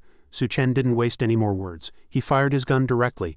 The bullet tore straight through the forehead of one of the agitators, and as the 2 people next to him watched in horror, the man collapsed on the spot. He lay there, motionless. The remaining 2 were so terrified they wet their pants, staring pale-faced at the muzzle Su Chen was now pointing at them. "I may be only one person, but each of you only has one life." Inside the Green City Hotel, when Wang Haoyu saw Wang Dahai's corpse discarded outside, he let out a cry of agony. "Big brother, why did you leave my big brother out there?" His subordinates gripped Wang Haoyu tightly to prevent him from rushing out. "Calm down, Dahai Ji is already dead. His wounds had already festered, and in this heat with no medicine he never stood a chance." Wang Haoyu's eyes were bloodshot as he roared with hatred. "Su Chen, it's all because of that bastard Su Chen." Upstairs in front of Su Chen's presidential suite, Zhang Xiaochen and Li Na were incessantly pleading into the security camera. "Chen Ji, I know you wouldn't have the heart to shoot us. You were just trying to scare Wang Dahai, right? Su Chen, have you forgotten how much I love you? Just let us in and you can do whatever you want with us. Handsome, please be kind and let us in to cool off. We're willing to keep you company tonight." Su Chen stepped out and opened the door with a slight smile. "What deep sisterly affection. Fine then, come in." The 2 women's eyes lit up as if they had struck gold. "Really? I knew it. Su Chen, you wouldn't abandon me. Chen Ji, you really are a good man." But before their joy could last, Wang Haoyu suddenly charged out from behind them, his face full of murderous intent. "Damn it, get out of the way, I'm going to kill him." Just as Wang Haoyu's hand was about to reach Su Chen calmly closed his eyes and said in a frigid voice, "Anyone who enters this door uninvited dies." As soon as he finished speaking, Su Chen swung a baseball bat, delivering a lethal blow that slammed into Wang Haoyu's face and sent him flying backward. Wang Haoyu tumbled down like a ball in the chaos, knocking over Zhang Xiaochen and Li Na behind him. The 3 of them let out a chorus of agonizing screams. Su Chen slammed the baseball bat heavily against the ground, his eyes cold and radiating murderous intent. He challenged them, "Anyone else want to try coming in?" Su Chen's deathly killer-like aura terrified the 2 women out of their wits. Their faces turned pale as they did a complete 180, shrieking in unison, "We're not coming in, we're not coming in, okay? Yeah, it's actually quite nice out here." Su Chen's icy gaze swept over the 2 disheveled women sprawled on the floor, and he gave a cold reminder, "Then get lost." Without waiting for him to say it twice, Zhang Xiaochen and Li Na scrambled to their feet and ran as if they had seen a ghost. They left Wang Haoyu behind to scramble and crawl after them, wailing, "Qian Jia, wait for me." Su Chen looked up at the ceiling where an automated machine gun with integrated facial recognition was installed, thinking to himself that if they hadn't left, they really would have died. A short while later, a large vehicle appeared at the entrance of the Green City Hotel. All of its tires had been replaced with treads to withstand the extreme outdoor temperatures. The crowd in the hotel was overjoyed to see the rescue team, cheering, Look, is that the rescue team's vehicle? The wheels have been replaced with treads. Insulated windows. It's definitely the rescue team. Thank God we're saved." The vehicle stopped in front of the hotel and rescue personnel wearing thermal suits and carrying weapons stepped out. A soldier stepped forward and demanded loudly, "Everyone stand back and clear the path. Is Academician Lu Zhengguo here?" Academician Lu immediately stepped out to confirm. "I am." The young officer quickly handed a thermal suit to the academician and explained, "Academician Lu, we are the rescue team. Please put this on immediately and come with us." Realizing the rescue team was only picking up one person, the crowd immediately exploded. Someone shouted, "Wait a minute, aren't you here to save all of us?" Another echoed, "Exactly, you can't just save him alone." A rescue worker stepped forward to calm them down. "Everyone, stay calm. The government is launching rescue operations. 12 a.m. is the time of day with the lowest temperature. Tonight you can make your own way to the nearest rescue point, Silicon Valley Plaza." Hearing this news from the rescue worker, the crowd cheered. "Really? There will be official rescue tomorrow morning? Great, the government hasn't completely collapsed yet." However, President Sun, who was hiding in the back, grew impatient. He rushed forward to take advantage of the situation. "I am Sun De Biao of the Sun Group. I'll give you 100 million, give me that thermal suit, I'm leaving right now. But President Sun was clearly no match for these professionally trained soldiers. A rescue worker immediately subdued him and pinned him to the ground, reminding him, Academician Liu Zhengguo is a geological expert and plays a vital role in this disaster. Please do not obstruct our operation. President Sun cursed at Cao Chang in pain. Cao Chang, you bastard, what do I pay you for? Go grab that thermal suit for me. But in front of a gun, all men are equal. Cao Chang's men froze in place, not daring to resist, leaving President Sun to scream and curse in vain. After picking up Academician Liu, the rescue team prepared to withdraw quickly, shouting, all units prepare to retreat. Just as the rescue team was leaving, Zhang Xiaochen suddenly rushed forward and grabbed a soldier's arm, her face full of terror. Soldier, wait, upstairs, there's a maniacal murderer upstairs. Li Na also rushed over, both shrieking in unison, yes, that psycho murderer has a gun, he almost killed us just now. You can't let him get away. A soldier named Xiao Feng took off his helmet and decided to stay behind. I'll stay. I know what I'm doing, you guys take the thermal suit and go first. I'll contact you after I've handled it. Xiao Feng's comrade reminded him, Xiao Feng, you're in a special period, don't be impulsive. But Xiao Feng had already shed his thermal gear and was heading toward the upper floors with his gun, murmuring to himself, let me see just who exactly you are. Zhang Xiaochen stood behind him with a sinister smile. As long as Su Chen was killed, she could wait for rescue in his room in peace. In the corridor leading to Su Chen's presidential suite, it was so quiet you could hear a pin drop. Xiao Feng hid around a corner, cautiously observing his surroundings. Suddenly his gaze logged onto a potted plant across from him. HMPH. A camera. The camera Su Chen had hidden in the plant to monitor everything outside recorded Xiao Feng's suspicious movements. Suddenly the door to Su Chen's room slowly opened and a hand reached out, throwing a bomb at Xiao Feng. Startled by this sudden move, Xiao Feng cursed under his breath. Damn it, the device rolled to his feet and immediately detonated. But surprisingly, it wasn't a frag bomb, it was tear gas. Dense smoke rose at Xiao Feng's feet, making him cough violently and furrow his brow. Damn tear gas, cough, cough. His eyes were stinging painfully. Xiao Feng squeezed his eyes shut, thinking this is bad. Retreat. Just as he was enduring the pain to find an escape route, a figure appeared behind him. Su Chen swung a baseball bat with a sudden force. Xiao Feng fell into unconsciousness. A moment later, inside Su Chen's room, Xiao Feng gradually regained consciousness. He struggled to open his eyes, thinking, my eyes hurt so much. Where am I? It feels so cool. Su Chen stood before him, reading aloud from Xiao Feng's military ID. Xiao Feng, Deputy Captain of the Special Forces. Since you're awake, let's talk. Feeling the coolness radiating around him, Xiao Feng looked around and asked in confusion, air conditioning, who are you? How do you have a gun and flashbangs? Su Chen lowered the gun and replied, I'm just a recent graduate. I bought the gun and other gear while traveling in the Middle East. Xiao Feng couldn't believe his ears and pressed, are you joking? Su Chen said slowly and methodically, I can't help it if you don't believe me. He turned and asked, has the government set up rescue points and planned for residents to make their own way there tomorrow morning? Xiao Feng was startled and replied with a look of panic, there's no other way. Although we've established safe zones, modifying rescue vehicles is extremely difficult. Too many people can't hold on, so we can only have the public head to the rescue points themselves tomorrow morning. Su Chen approached and patted Xiao Feng on the shoulder, reminding him, actually, thick quilts and heavy cotton underwear also have thermal insulation effects. They can improve survival rates and prevent heat stroke. Su Chen's words shocked Xiao Feng, who blurted out, really? Su Chen raised the gun to Xiao Feng's head and responded, naturally. Su Chen's movement made Xiao Feng panic and he quickly tried to ease the tension. Wait a minute, brother, at least let me tell them about the quilts. Then you can kill me, okay? I'll only use the internal comms. Don't worry, I won't call for backup. To Xiao Feng's surprise, Su Chen immediately used a dagger to cut the ropes, setting him free. This move left Xiao Feng stunned and he blurted out, huh? Su Chen still pointed the gun at Xiao Feng, reminding him coldly, I respect the man you are, so I'm letting you go this once, but if you dare to provoke me again, I won't show mercy. Still somewhat fearful, Xiao Feng pressed, aren't you afraid that after I leave I'll bring men back to take you out? Su Chen glanced behind him and gestured, look up and see what that is. Xiao Feng looked at the ceiling and immediately cried out in terror, an automated machine gun with facial recognition cameras. Where did you get this thing? Su Chen repeated with a smile. Like I said, I got it from the Middle East. Once this thing starts, no one in the room survives except me, but in this situation, I doubt you have the time to worry about me. Xiao Feng looked wary and nodded in confirmation. I understand. He then headed downstairs to reunite with the rescue team and leave. Xiao Feng's behavior left the crowd downstairs looking bewildered. Someone remarked, that soldier just left like that, he only mentioned the quilts. He didn't say what happened upstairs. Another person chimed in, didn't you see, even the soldier's gun was taken. Is that kid that powerful? He even has a way to deal with the military. President Sun watched the rescue team leave but was powerless to stop them. Gritting his teeth in rage, he turned around and delivered a heavy slap to Cao Chang's face. What do I pay you for? Why didn't you do something just now? A bunch of ungrateful dogs, get out of here. While President Sun continued to vent his fury, Lao Miao grit his teeth and turned to ask Cao Chang, boss, how much longer are we going to put up with him? Cao Chang replied, suppressing his anger, The government has started rescue operations. Once order is restored, we still need his high-level connections. Just then, Su Chen suddenly appeared from a corner and spoke up. Boss Cao, the world of chaos has begun. Are you still thinking about the restoration of order? Imagine what that kid's room is like. Cao Chang nodded, thinking he would agree to the man's request first and then find an opportunity to kill him later. Then that room would be theirs. Seeing the remaining ice blocks Cao Chang had hidden, President Sun rushed over in a rage and kicked them, scattering the ice everywhere.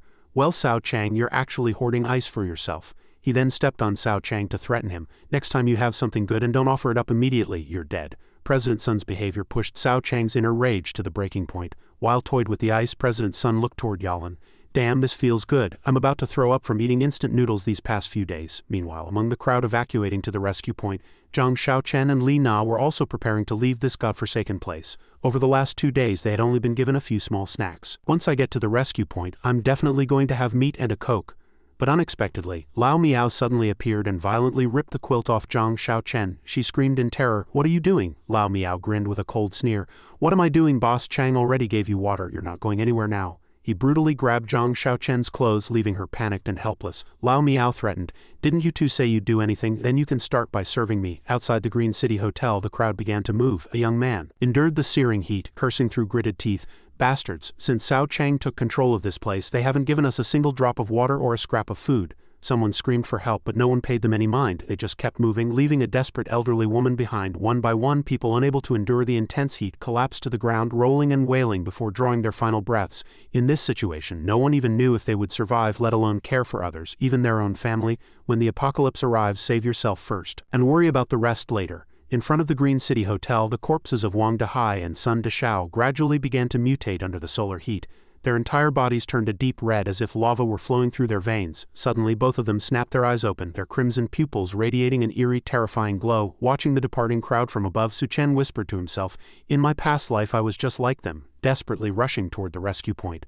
Back then, no one reminded me to bring a quilt. That short 1-kilometer journey claimed countless lives. Below, Zhang Xiaochen was screaming, trying to find any excuse to stall Lao Miao. "Big brother, wait, Old Cat bellowed. "What's wrong with you now, you bitch?" Zhang Xiaochen and Li Na, their faces etched with terror, desperately tried to stall for time. "Big brother, why don't we go to the room instead? Not here." Yes, we'll cooperate. You can do whatever you want." Old Cat looked at the two women and burst into a raucous laugh. Ha, you two sluts actually know how to be shy. What's there to be afraid of here? But just then, the mutated Wang Dehai and Sun Debiao smashed through the door and charged in. Their bodies were crimson, their eyes bloodshot. A truly horrific sight. They let out constant guttural roars. Gao Chang's group froze, screaming, "Zombies, they're zombies!" In a room upstairs, Su Chen dropped a crystal core into a glass and poured in some hard liquor. He knew that in the apocalypse, crystal cores occasionally appeared in the skulls of Hanba zombies and mutated beasts. They were extremely rare, one might not even find a single one in 100. Su Chen rinsed the core in the glass and then swallowed it whole. Gao Chang's fortuitous opportunity had officially been plundered by him. He gulped down the liquor that had been soaking the core. Instantly, Su Chen's eyes turned blood red, his veins bulged, and his body began to swell uncontrollably. His clothes were torn apart as if fire and lava were churning inside him. Su Chen let out a pained scream before gradually losing consciousness. With a thud, he collapsed onto the floor, falling into a naked coma. Downstairs, after Gao Chang and his men finished off the Hanba, Wang Dehai, Wang Haoyu also fainted nearby. Gao Chang was furious because he had expended too much water to deal with the zombie. He kicked Wang Dehai's corpse several times, cursing, "Damn it, move one more time and see what happens." Old Cat and his men looked at the wasted water with aching hearts. "That was our last bit of water, now it's gone." Li Na took the opportunity to try and slip away, but Old Cat grabbed her by the arm and yanked her back. "You think you can run, bitch? Believe it or not, I'll hack your legs off." Li Na grimaced in pain and argued loudly. "Cat, we're all going to die of thirst if there's no water. I have a way to deal with Su Chen. Let me go to the rescue point." Old Cat shook her violently and demanded, "Talk, if you're playing games, you're dead." Driven to a dead end, Li Na saw this as her only chance to survive and immediately revealed, "Zhang Xiaochen is Su Chen's fiancée. If you humiliate her in front of Su Chen's door, he'll definitely open the door. Then you can take the chance to ambush him." Hearing Li Na's scheme, Old Cat turned to look at Zhang Xiaochen and began to laugh sinisterly. "Ha, I didn't know about that. That's a great idea." Betrayed by Li Na, Zhang Xiaochen stood frozen, unable to believe her own eyes, speechless. Li Na clutched her growling stomach and grit her teeth as she reminded Gao Chang's group, "I can cooperate with you, but I'm hungry. You have to give me something to eat first. I want meat." Old Cat paused and looked back. "HMPH, meat. The power is out. All the meat in the fridge has rotted. Damn it, I want meat too." Hearing that Zhang Xiaochen no Li Na wanted meat, Gao Chang stepped forward with a ferocious expression. You want meat? He picked up a knife and held it out to Zhang Xiaochen, then glanced sideways at Li Na and said coldly, "Then do it yourself." Zhang Xiaochen's face turned deathly pale. She looked at Li Na and asked, "You mean the meat on her?" Faced with a choice between friendship and survival, Zhang Xiaochen chose survival without the slightest hesitation. She spun toward Li Na, her eyes turning sharp and vicious. That look made Li Na break into a cold sweat, her whole body trembling. Zhang Xiaochen looked at the knife in Gao Chang's hand and lunged forward to grab it without a moment's delay. With a face full of cold-blooded intent, she walked toward Li Na, who was being held down by two of the men. Her friend's cruelty made Li Na scream in terror. "What are you doing? What do you mean by this? Qianqin Xiaochen, we're best friends, you can't do this." Zhang Xiaochen approached with a bloodthirsty sneer and reminded her coldly, "Stop kidding yourself, what kind of sisters are we? Besides, you were just trying to get them to humiliate me." With that, Zhang Xiaochen swung the knife. She pinned Li Na's head down with one hand and plunged the knife into her friend's abdomen over a dozen times with the other. She lowered her voice and said spitefully, "So don't blame me, blame yourself." Even though Gao Chang and his crew were thugs used to street fights and violence, they were stunned by the sight of such cold-blooded fratricide. After finishing off Li Na, Zhang Xiaochen looked at her friend's corpse on the ground and laughed maniacally. "Ha ha ha!" She tilted her head back and roared, "Su Chen, once I've eaten my fill, I'm going to drink your blood dry." Gao Chang calmed down and turned to Old Cat, instructing, "Go deal with that girl. Cook the meat. The boys need strength if we're going to take down Su Chen." Old Cat looked distressed and hesitated. "But Brother Chang," without looking at him, Gao Chang continued flatly, "the water is gone, we won't last a day. If you don't want to turn into a zombie, do as I say." Though Old Cat felt uneasy, he grit his teeth and turned to order his subordinates. "Where's Duan Ya? Find her." Inside the presidential suite, Su Chen woke up after absorbing the crystal core, his body surging with new power. His movement speed had improved drastically. He swept across the room in the blink of an eye. "My whole body feels like it's surging with a strange sensation," Su Chen noted as he stood up. "Is this physique? Is it an ability? I feel like my capabilities have skyrocketed." He stepped forward and shattered a block of ice in the room with a casual wave of his hand. His muscular strength had also increased significantly. Suddenly, the doorbell rang. Su Chen turned his head, his voice low. "HMPH, someone else is here." After pressing the doorbell, Duan Ya stood at the entrance feeling restless. She thought to herself, "Gao Chang and the others have gone mad. I can't stay downstairs anymore. This is my last hope. Fortunately, I still have one trump card." Click, the door opened and Su Chen walked out stark naked. He asked coldly, "Duan Ya, is something the matter?" Duan Ya looked up and met Su Chen's icy gaze, her eyes inadvertently drifting down to the dark thicket below. Her face turned bright red and she let out a startled shriek. "Ah, you pervert." Su Chen was taken aback, realizing he wasn't wearing any clothes. He quickly tried to save face, saying, Sorry, I didn't do it on purpose." After a while, things returned to normal, though a lingering awkwardness remained. Once Su Chen had dressed, he sat on the sofa and cleared his throat twice. "Ahem, well, my resources are limited. We've only met once, I can't exactly support you just because you're pretty." Su Chen thought to himself that based on his memories of his past life, Duan Ya was a formidable woman. She had once collaborated with Gao Chang. Although he had considered bringing her under his wing, the current atmosphere was indeed a bit awkward. Duan Ya didn't dare look Su Chen in the eye, averting her gaze to the side as she explained, "Besides being a chef, I am also an honor graduate from a medical university. I have a medical license and 3 years of experience as a surgeon." She thought privately, "His physique is actually that good. No, this room is even better. It has electricity and even ice. I must prove my value to stay." Su Chen regained his cold expression as he looked at Duan Ya. "So you're actually a doctor. That is indeed a tempting offer. But with supplies being so scarce, I don't even know if we'll survive until tomorrow." Afraid of being rejected, Duan Ya said hurriedly, "As long as you don't kick me back downstairs, I'll do whatever you want." As soon as she said it, Su Chen rubbed his chin and let out a devilish smile. "Hey, since a beauty has asked, then make yourself at home." Duan Ya was startled and covered her mouth, thinking, "Oh no, I said too much in my desperation." Although Su Chen had a smile on his face, he immediately reverted to a cold expression and warned, "But let me make one thing clear. In my presence you have only one choice, and that is to be obedient. Don't try anything funny or else." Duan Ya looked down at the floor shyly and answered timidly, "I understand. I have never doubted your methods or your resolve." Su Chen reminded her with a smile. "Very well, now take off your clothes." As soon as the words left his mouth, Duan Ya was stunned. Her eyes widened and she stammered, "And now, we're starting right now?" After grasping Su Chen's command, Duan Ya immediately went into the bathroom to shower and clean herself up. Amidst the misty haze, she stood under the cool stream of the shower thinking, "There's water, electricity, food, and even a bathroom. I really don't have to worry about the scorching heat anymore. I don't have to fear being raped, and I don't have to worry about being eaten by someone." Duan Ya stood there quietly, letting the water wash over her, feeling both relieved and uneasy. To those struggling outside, this place was practically paradise. This place was like an oasis in the desert of a chaotic world. But deep down, Duan Ya sensed that Su Chen wasn't entirely upright, like a perfect painting with a few dark lines hidden within. As she showered, her thoughts drifted aimlessly. Suddenly, several R-rated images flashed through her mind. She imagined herself kneeling at Su Chen's feet looking up at him. Su Chen would reach out to lift her chin, saying with a meaningful smile, "Next I'm going to let you taste a special kind of food." Duan Ya's face turned crimson and her breathing quickened. Looking at her own semi-exposed body, Duan Ya's eyes grew hazy, as if she were trapped in a dream. Then her mind sketched an even bolder scenario. She imagined Su Chen secretly recording her in the shower, though his motive remained a mystery. Duan Ya shook her head, trying her best to calm down. Stop thinking about it. She had already accepted all of this the moment she came here, yet her imagination refused to quit. She then pictured Su Chen standing at the door, explaining with a wicked smile, "I'm not here to peek at you showering, I'm just here to make sure you don't do anything bad." After finishing her shower and drying off, Duan Ya tiptoed out to see Su Chen. Since she had mentioned her medical experience, Su Chen had immediately prepared a nurse uniform for her, claiming his little brother was feeling weak and needed care. Duan Ya changed into the tight outfit which clung to her perfectly sculpted curves. With a bashful expression, she tried her best to cover the exposed areas with her hands and asked awkwardly, "Su Chen, isn't this outfit a bit too small?" Su Chen stared at her intently, reaching up to rub his chin. He replied smugly, "It's not small, it's definitely not small at all. In short, perfect." Confused, Duan Ya turned around, unintentionally accentuating her well-rounded perky buttocks. She looked down at the outfit and muttered to herself, "Really?" Just as the atmosphere was heating up, an unexpected turn of events struck like a bolt from the blue. Zhang Shaoji, the uninvited spoiler, began pounding frantically on the door, screaming, "Help, save me!" Su Chen opened the door. Just as Su Chen reached the door, Zhang Shaoji continued her plea, "Save me, outside, they're outside." Seeing no reaction from Su Chen, Gao Chang immediately grabbed Zhang Shaoji by the hair and threatened with a grin, "Su Chen, if you don't come out, I'm breaking this door down." Su Chen, looking regretful that his mood had been interrupted, clicked his tongue. "Here we go again." He was about to get up and open the door when Duan Ya stopped him in a panic. "You can't open it. We absolutely cannot open that door. The people outside have already killed Li Na and eaten her." Before Duan Ya could even finish, Su Chen understood the situation. He turned and asked coldly, "You mean they've resorted to cannibalism?" Memories of his past life flashed through Su Chen's mind. He pushed the door open without hesitation and calmly warned Gao Chang's gang, "Don't even think about damaging this door. If you actually break it, you'll be in big trouble." Meanwhile, Zhang Shaoji, Gao Chang, Old Cat and their accomplices were putting on a performance of a helpless woman being assaulted. Zhang Shaoji shrieked for help. "Su Chen, save me!" Su Chen finally showed his face. Gao Chang and his men had blood-red eyes and bulging veins, appearing to be in a state of frenzy. They bared their teeth and sneered triumphantly.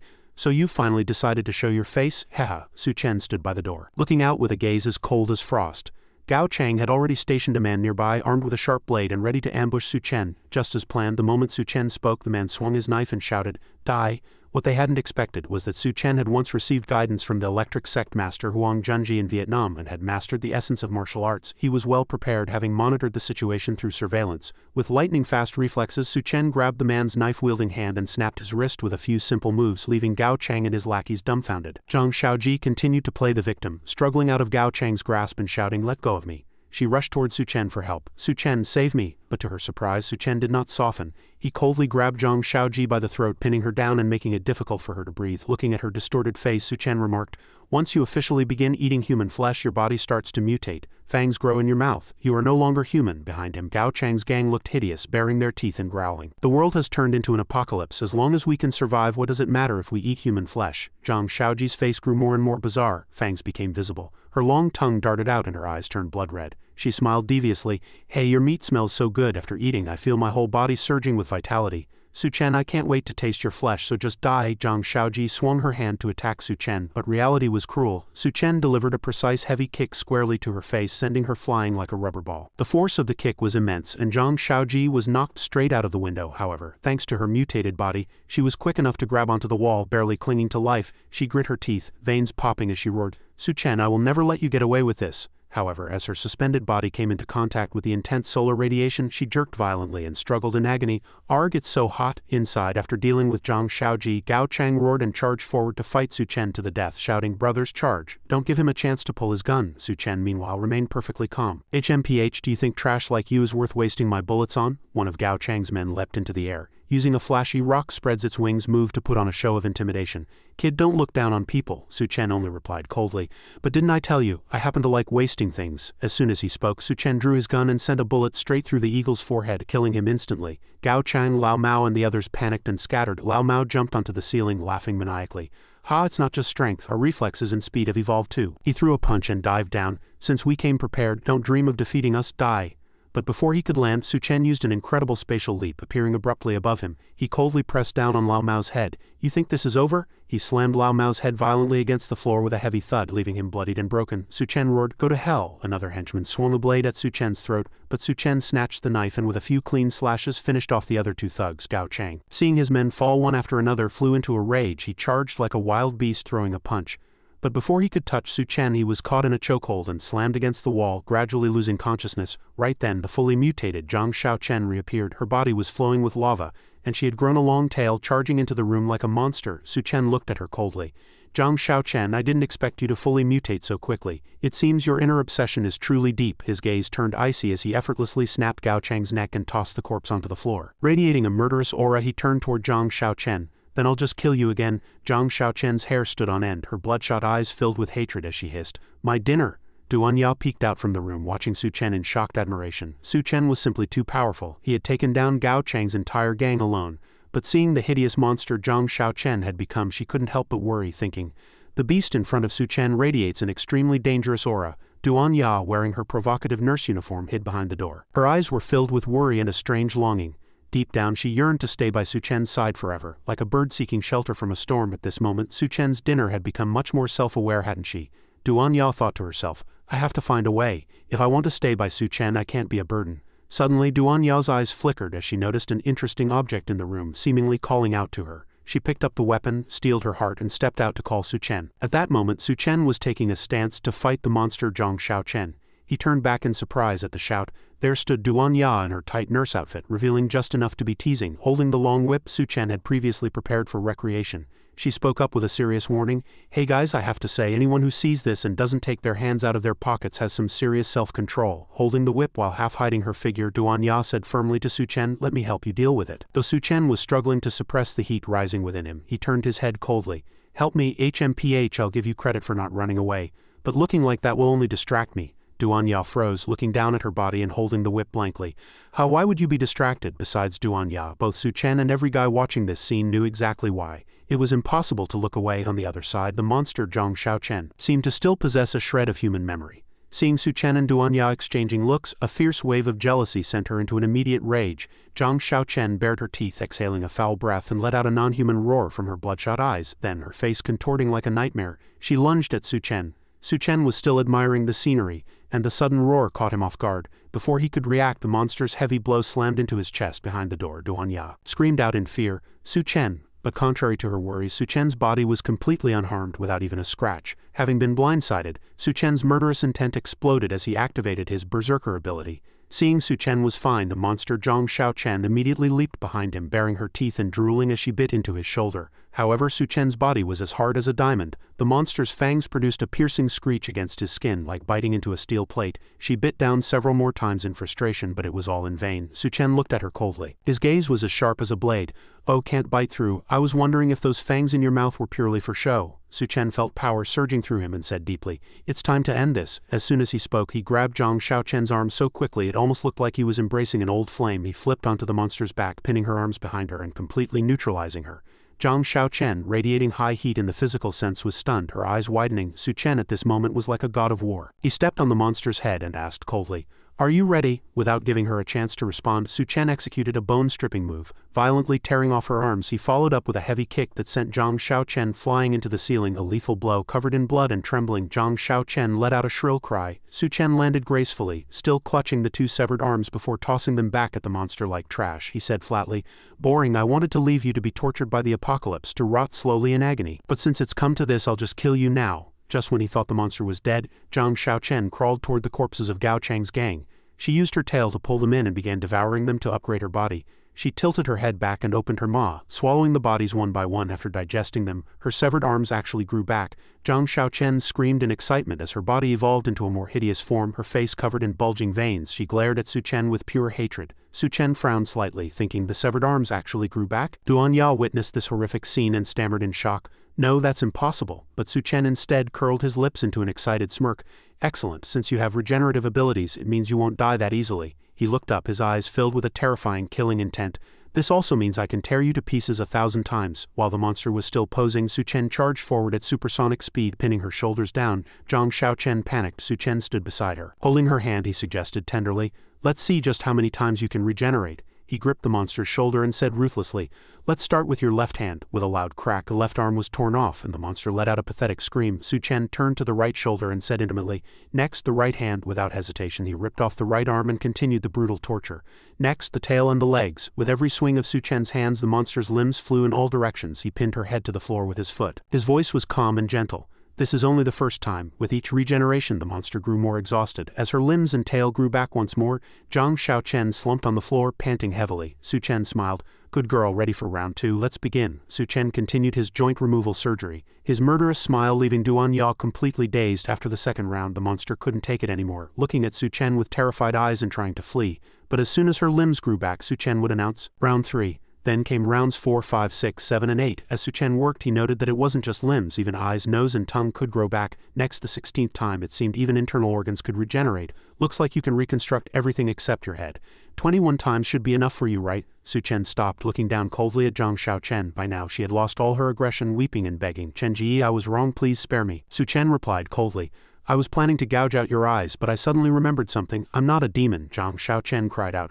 "Why are you doing this to me? What did I do wrong?" Su Chen thought of her and Wang Haoyu's cruel betrayal from his past life and suddenly raised his foot, driving it straight into the monster's face. "This, of course, is for revenge." The heavy kick flattened Zhang Xiaochen's face instantly. Duan Ya stood behind him, her eyes wide with terror, asking worriedly, "Su Chen, are you all right?" Su Chen didn't speak. He just turned around, his eyes glowing red. "Are you ready?" Duan Ya was startled and asked blankly. "Ready for what?" Su Chen approached, one hand stroking her cheek while the other wandered downward in an intimate gesture. "I just acted so bravely. Aren't you going to give me some kind of reward?" Though Duan Ya was shy, she only gave a symbolic resistance, blushing to the roots of her ears as she asked sheepishly, "Right here?" The scene cut to the rescue team where a member observed the surroundings, feeling the temperature cool down. He muttered to himself, "Is this a sign that the apocalypse is ending?" Lu Zhaofeng appeared from the rear, hesitating. "Captain, there are a lot of people over there and they seem to be moving toward us." The captain, a capable woman with short platinum blonde hair and a stunning figure, raised her gun and squinted to observe. Sensing something was wrong, she hesitated. "Those people, those are mutated Hanba swarming from the Green City Hotel toward the rescue point." They trudged along, letting out eerie groans. One of the mutants looked remarkably like Zhang Xiaochen, the same one Su Chen had kicked dozens of meters away. Now dazed and mindless, the captain broke into a cold sweat, shouting, "It's a zombie tide, a horde is rushing toward us." She immediately roared, "Evacuate the civilians at the rescue point immediately. I'll stay behind to cover you." Lu Zhaofeng looked panicked and shouted with worry. "But Captain," the female captain fired wildly, interrupting. "That's an order," Lu Zhaofeng responded painfully. "Captain, you can't die," the captain cursed while shooting. "Lu Zhaofeng, shut your damn mouth and get out of here." Back to the main battlefield. After dealing with Gao Chang's gang and Zhang Xiaochen, Su Chen led Duan Ya into the bedroom, his body seemingly radiating light. He flipped his hair back handsomely and looked at Duan Ya coldly. "Next, I'm going to let you experience the infinite power of a berserker, firsthand."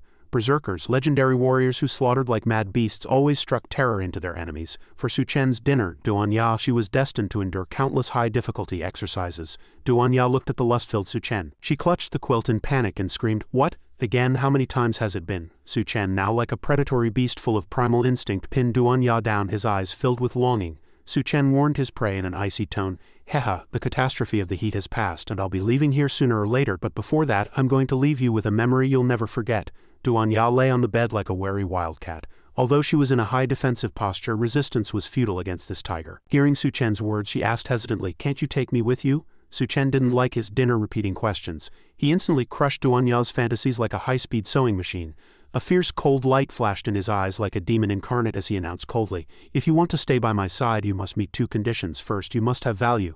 Second, you must obey my orders absolutely." Duan Ya's mind grew hazy, her hands clutching the headboard as her body shook violently from Su Chen's movements. She panted in response, I understand." Several hours later, late into the night, after the god of war Su Chen had completely subdued his prey, Duan Ya with the most intense fire, he stopped, glancing out the window and seeing the weather had cooled. Su Chen prepared to execute his plan. He raised his hand to open his dimensional space and muttered to himself, "It seems Duan Ya has completely submitted to me." He took out an off-road vehicle and said urgently, "I have to hurry and get back before the seawater surges in." Su Chen remembered his past life. Those Hanba obsessed with the rescue points had formed a terrifying zombie tide, causing massive casualties among civilians and soldiers, and leading to a large-scale outflow of weapons, which gave rise to various armed warlord factions. Passing through a neighborhood, Su Chen witnessed a brutal gang shootout. One thug was firing while wearing a sinister grin, thinking he could reach his goal. But at that moment, several fools who didn't know the meaning of death actually pointed guns at the front of Su-Chen's car, their faces full of aggression as they shouted to send him to the afterlife. "Stop the car, now!" Su-Chen sat inside, expressionless and steady as a mountain. Su-Chen responded coldly, "Do I look like I have a death wish? You actually have the nerve to pull a highway robbery at a time like this." As soon as the words left his mouth, he slammed on the gas and the off-road vehicle surged forward like an arrow released from a bow. The gang of thugs was instantly dumbfounded, their faces turning deathly pale as cold sweat poured down. The man blocking the path stood frozen like a wooden statue while his two lackeys scattered in a frantic, panicked attempt to escape. Su-Chen's car crushed them without mercy. The group didn't even have time to react before they were killed instantly. After dealing with these fools who didn't know the height of the heavens or the depth of the earth, Su-Chen left them to sleep where they fell and continued driving toward his target area as he approached the subway station. He remembered how this place had completely collapsed in his past life due to ground fissures and the ravages of a zombie tide. Su-Chen stood on high ground looking down and murmuring to himself, "There must be tens of thousands who died underground here." Below, the zombies were attracted by the engine noise and immediately began to converge. Su-Chen stared at those glowing red eyes and thought, as expected, these zombies are drawn to the sound of the engine. He clicked his tongue regretfully. It's a pity that not every Hanba has a crystal core in its brain. It would be a massive waste of time to crack open all of their heads one by one. Su-Chen drove to the old university campus. The air here was as deathly silent as a graveyard. He said to himself, "Maybe I should check out the situation here first. Now that I'm here, I realize this is the first time I've returned to the University of Science and Engineering since graduation." Arriving at the building, Su-Chen stopped the car and stored it in his dimensional space, then quickly entered the facility. Just as he stood at the entrance, he came face to face with a Hanba whose neck was bound by an iron chain. Its eyes were bloodshot, and it let out a heavy guttural roar. Just as he was about to move further in, a voice rang out, "Stop right there!" Behind the Hanba appeared a man with long hair and a thuggish aura, accompanied by two muscular underlings. The leader sat with his legs crossed. Warning arrogantly, "Kid, if you step into our territory, you need to show some respect. First, hand over that backpack to me." Su-Chen began to play weak, reaching into his bag and pretending to tremble. While in reality he was pulling a fish sauce fried chicken leg out of his dimensional space, he stammered, "Can you brothers help me? Please let me go. I have a fish sauce fried chicken leg here." In the apocalypse, food and water were extremely scarce. When the three thugs saw the chicken leg, a gleam of surprise and greed immediately flashed in their eyes. The leader's mouth fell open. "A chicken leg. At a time like this, you actually still have a chicken leg? Throw it over here. Throw it over right now." Detecting the group's greed, a mocking smirk curled on Su-Chen's lips and he tossed the chicken leg in front of them and the two Hanba. The group instantly lunged forward like wild beasts to scramble for it, completely forgetting who was the boss and who was the lackey. They threw elbows and locked throats, putting on a display of brotherly affection. "This is mine, get lost." Just as the long-haired man was about to grab it, Su-Chen gave a sharp tug on a string tied to the chicken leg, yanking it back. The thugs froze, their expressions looking like those of stupid donkeys who had been played. Su-Chen waved the chicken leg, taunting them, "I'm terribly sorry, but you really aren't worthy of eating this chicken leg." Insulted, the thugs instantly erupted in a furious roar. "Damn it, you dare play us? Kill him." One swung a wooden club like Sun Wukong, another roared like a gorilla, and the third held an axe as if he were going out to chop wood. However, before they could even make a move, Su-Chen pulled a gun from his dimensional space. The sight brought an immediate silence to the room, the kind that makes all men equal. As if they were facing the scythe of the Grim Reaper, 3 gunshots rang out, sending them to meet their maker. Su-Chen continued forward, muttering as he walked, "I don't remember there being this many idiots in my past life. Could it be that my warnings allowed more people to survive and this is the result?" He walked past the 3 corpses, each with a smoking bullet hole between the eyes, and arrived at the snake laboratory. Standing at the door, Su-Chen pried open the shattered lock and commented, "Looks like no one has been here for a while." Upon entering, a pungent stench of decay hit his nose. He saw many snakes had already died and the air was thick with a foul odor. Suddenly, Su-Chen's gaze landed on a glass tank and he smiled to himself, "Found you." Inside was a strange snake with 4 horns on its head, clutching the head of another snake in its mouth as it devoured it, its cold gaze fixed on Su-Chen. He smiled. The future commander of the Water Snake Legion, King Golden Snake. Watching the snake feast on its own kind, Su-Chen remarked, "Hey, so this is your way of survival?" He remembered that in his past life this snake had caused a global sensation, devouring countless people and nearly eating him as well. Su-Chen fell silent for a moment, thinking, when the Great Flood hits next week this snake will begin to mutate. I wonder what level it will evolve to. If we can't resist it, Earth will be in big trouble. He faintly sensed a budding intelligence in the snake's eyes. It seemed he would have to keep a close watch on it. Just as Su-Chen was contemplating the King Golden Snake, the sound of hurried footsteps suddenly came from outside. A group of armed strangers appeared, and upon sensing Su-Chen's presence, they became extremely guarded. Su-Chen narrowed his eyes coldly. "Who are you?" The thugs outside, their faces full of aggression, hid behind walls and shouted threats. "Get out here, we know you're hiding in there." Despite their fierce tone, they were actually breaking into a cold sweat. Their hearts filled with fear. Inside the room, Su Chen responded coldly, "This is a critical moment, don't bother me." Before he could even finish his sentence, a figure suddenly appeared in the doorway, taking him by surprise. "Ha!" A silver-haired girl skillfully rushed into the crowd of thugs. It turned out they weren't targeting Su Chen, but her. The thugs shouted in panic, "Damn it, that bitch is hiding here!" The leader waved his hand and the whole gang lunged forward, but the silver-haired girl moved with incredible speed. She instantly snapped one man's neck and used her legs to tightly lock another, then flipped in the air, taking down her opponents with clean, efficient moves. The last man didn't even have time to raise his gun before she had him in a chokehold. With a sharp crack, his neck snapped and he collapsed to the ground. Having dealt with the three, the girl suddenly realized Su Chen was pointing a gun at her head. Su Chen praised, "Nice moves." Before he could say more, the girl reacted with lightning speed, pushing the muzzle aside and lunging forward to try and pin him. But after several failed attempts to lock his neck, she found Su Chen's neck as hard as steel. Her eyes were filled with terror and confusion as she murmured to herself, "Why won't it break?" Su Chen stood there like a stone statue, letting her struggle as much as she wanted. In the process of trying to control him, their positions became extremely intimate and awkward. The girl shouted in panic, "Ha, wait a minute, what are you doing?" Ultimately, Su Chen overpowered her, binding her with an artistic red thin rope and pointing his gun at her as he asked, "Who are you?" Although the girl was drenched in sweat and her clothes were soaked, her eyes remained resolute. "I am Bai Kang, the captain of the Shanghu Special Forces. I advise you to behave yourself and let me go immediately." Hearing the name Shanghu, Su Chen raised an eyebrow. "Shanghu, then do you know Lu Xiaofeng?" Bai Kang asked in surprise. "You know Lu Xiaofeng?" Su Chen recalled his previous encounter with Lu Xiaofeng and answered seriously, "Yeah, I saved his life." Then, after hearing Bai Kang's story, Su Chen pulled ingredients from his backpack to prepare a black pepper steak, nodding as he said, "I see, I understand now." He used a fork to pick up a piece of medium-rare beef and added, "Also, a group of escaped convicts has taken over the school as a base. They've taken students hostage and stolen your squad's weapons." Bai Kang continued talking about Lu Xiaofeng. "Exactly. After the zombie tide hit the rescue point, Lu Xiaofeng led everyone to evacuate first, but he didn't expect escaped convicts to be mixed in with the civilians." Su Chen chewed his black pepper steak, glancing at Bai Kang as he said slowly, So I can't entirely blame you." Bai Kang felt very uncomfortable with Su Chen's highly provocative binding style and immediately defended herself. "As long as we have weapons, those people are nothing to fear." But her forehead was covered in sweat, not only because of the artistic restraint but also because she had to watch Su Chen leisurely eat steak in front of her. She tried to restrain herself, saying in a deep voice, "How long do you plan to keep me tied up? Hurry up and untie me." Su Chen looked at Bai Kang, a playful, victorious smile appearing on his face as he asked suggestively, "Then you have to promise me first that you won't try to lock my neck with your legs like you did just now." Bai Kang looked at the fragrant steak, swallowed hard, and replied, "I want to eat steak too." Su Chen looked at her body tightened by the red rope and teased, "It seems you're quite reluctant to be untied." That said, he quickly loosened the rope in a few strokes, giving Bai Kang back her freedom. Su Chen took a rifle with a scope from his space and handed it to Bai Kang, instructing her, "I have my own private business to attend to. I can't help you much. I can only provide some fire support." Then he turned away coldly to bid her farewell. "Hurry up and go, don't bother me." Su Chen had never liked meddling in other people's business.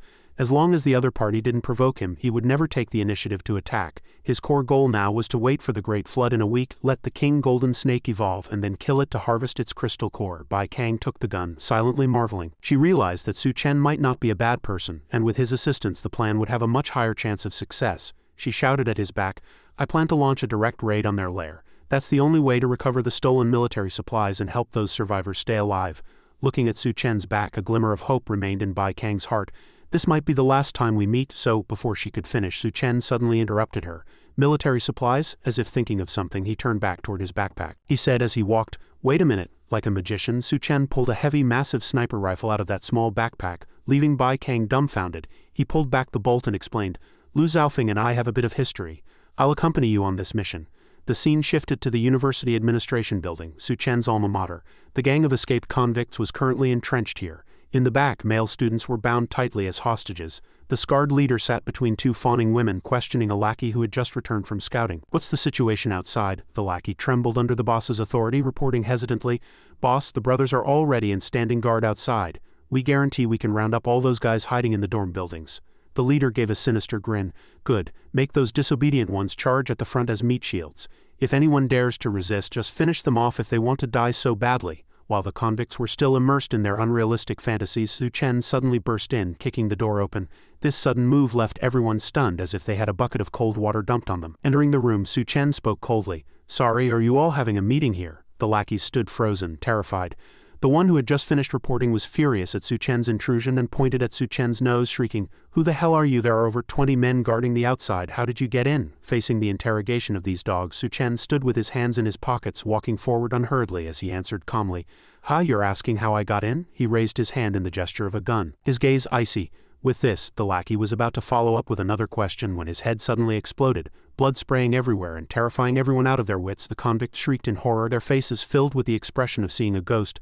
The boss stared with wide eyes, stammering a curse. "Holy shish tea, what the hell is going on? This guy clearly just pointed at his head. Why did his head disappear?" Su Chen pointed forward and warned coldly, "I'll say it again, nobody move or I'll send you to see your ancestors." The leader's face trembled, his veins bulging and cold sweat pouring down. As he roared through gritted teeth, "Brat, don't play these tricks with me." The scene flashed back.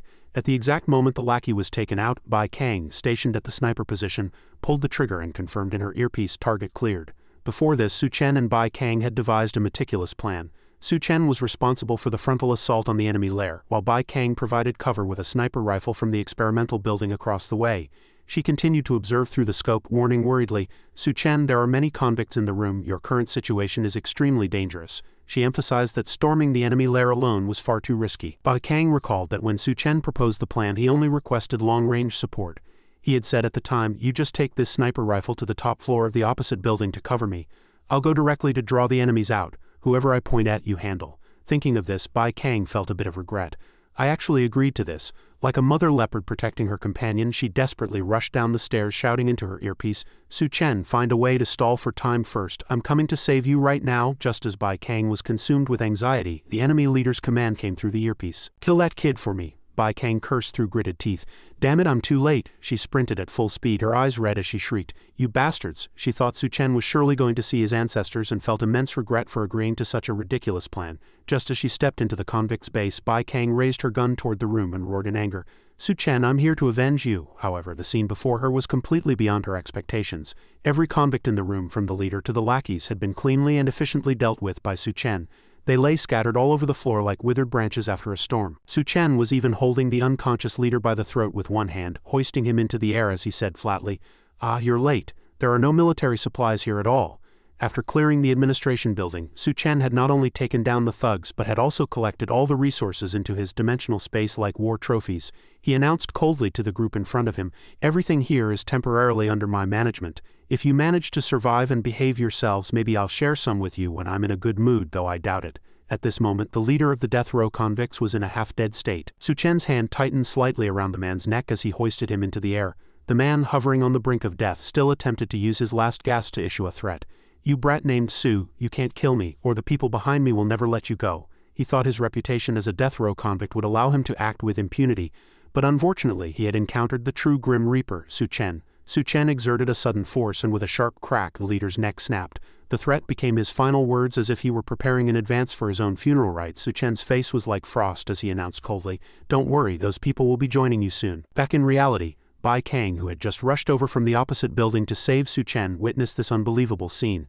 The corpses of death row convicts were scattered everywhere, and Su Chen was calmly dealing with the last one. She was completely stunned, stammering as she asked, "These people, were they all killed by you?" Su Chen quickly gave a perfunctory explanation, "I just work out a lot. Besides, the supplies in this area were emptied long ago. These people were probably already exhausted from hunger." Hearing this explanation, Bai Kang nodded blankly. In the context of the apocalypse where anything was possible, the reason seemed plausible enough. However, driven by the curiosity and responsibility of a member of the Shanghu squad, she couldn't help but ask, "Is there anyone else here who could have stolen their supplies? Since the supplies are gone, what will happen to the remaining students?" Su Chen didn't answer, thinking to himself, "If necessary, I'll give them a few supplies from my dimensional space, but it depends on how they behave." This campus where Su Chen once studied was all too familiar to him, like a map engraved in his mind. By dealing with that gang of convicts, he had already extracted plenty of intel. He turned and walked out the door, telling Bai Kang, "Let's go, we're heading to the girls' dormitory." Bai Kang hadn't yet recovered from what had just happened and asked in confusion, Why go to the girls' dorm now?" Even as she asked, she hurried to keep up with Su Chen. Su Chen glanced back and explained, "I asked around while I was taking care of business just now. Lu Xiaofeng and the other students are all concentrated in that area." The scene cut back to the room where Su Chen had just dealt with the convicts. On the ceiling a corpse hung suspended in the air, but a female body suddenly twitched, letting out a bizarre sound. The woman opened her eyes, her gaze filled with an eerie, demonic aura, as if she had witnessed everything from beginning to end. Outside the administration building, a death row convict appeared wearing a steel-toothed mask that obscured his mouth with a hairstyle like a street thug. His name was Gang Ya Steel Teeth, a serious criminal who had just escaped from prison. He was currently walking slowly with his hands in his pockets. Gang Ya clicked his tongue impatiently. It looks like that kid has run off to cause trouble again. Entering the building, he looked cold, not even caring if the others were dead or alive. Before long, Gang Ya's subordinates, searching everywhere, discovered a woman hanging from the ceiling and shouted, "Report. We found her, boss. The captain is still alive." The girl, with long wavy hair and a stunning partially revealed figure covered in scars, was indeed the captain of Gang Ya's crew. Knowing her perverted tastes well, Gang Ya wasn't in a hurry to worry. He simply curled his lip and said, "TCH, what a shame." His subordinates, however, weren't as calm as Gang Ya and shouted urgently, "Hurry, get the captain down." One subordinate quickly cut the rope, tensed his gluteal muscles, and carefully lowered her. As soon as she hit the ground, she used a chair to stand up. Though her body was weak, she remained composed. She told Gang Ya that what just happened was merely a game of brushing shoulders with the Grim Reaper. "Gang Ya, I need your comfort and care right now." Gang Ya immediately pulled a spiked long rope from behind him, narrowed his eyes, and gave a sinister smile. "Is that so?" The brothers witnessing this scene likely guessed it. This captain named Shina was a masochist who sought pleasure in pain. As her close comrade in arms, Gang Ya swung the long whip and began to lash Shina repeatedly. Despite the intense pain, she let out blood-curdling moans of pleasure, like a morbid musical movement. Gang Ya was in high spirits and asked in a low voice, "Now, how does sister feel?" Unlike ordinary people who would feel terror when faced with a lashing, Shina moaned with a look of total satisfaction.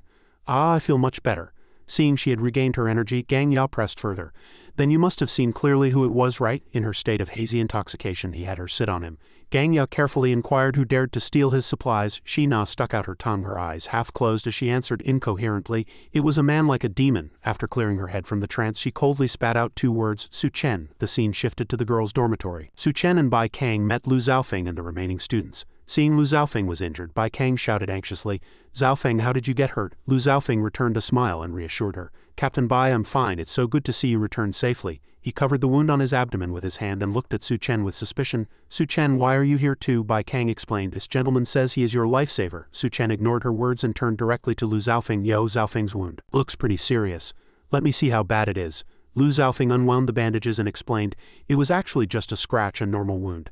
Initially, he hadn't thought it was that bad, but for some reason the wound had been worsening day by day. Su Chen scrutinized the festering wound, stroked his chin in thought, and determined it was the work of the Dao tribe, those mutated cannibalistic species. Their claws carried lethal bacteria and corrosive viruses. If not treated with medicine promptly, his life would be in danger. Lu Zhaofeng was quite stoic, seemingly unafraid of death. However, he still spoke hesitantly. "At a time like this, medicine is a scarce resource and very hard to find. I just feel that if I die like this, it would be truly regrettable." While Lu Zhaofeng was still hesitating, Su Chen reached into his magical backpack like a magician and pulled out several boxes of medicine, stuffing them directly in front of him.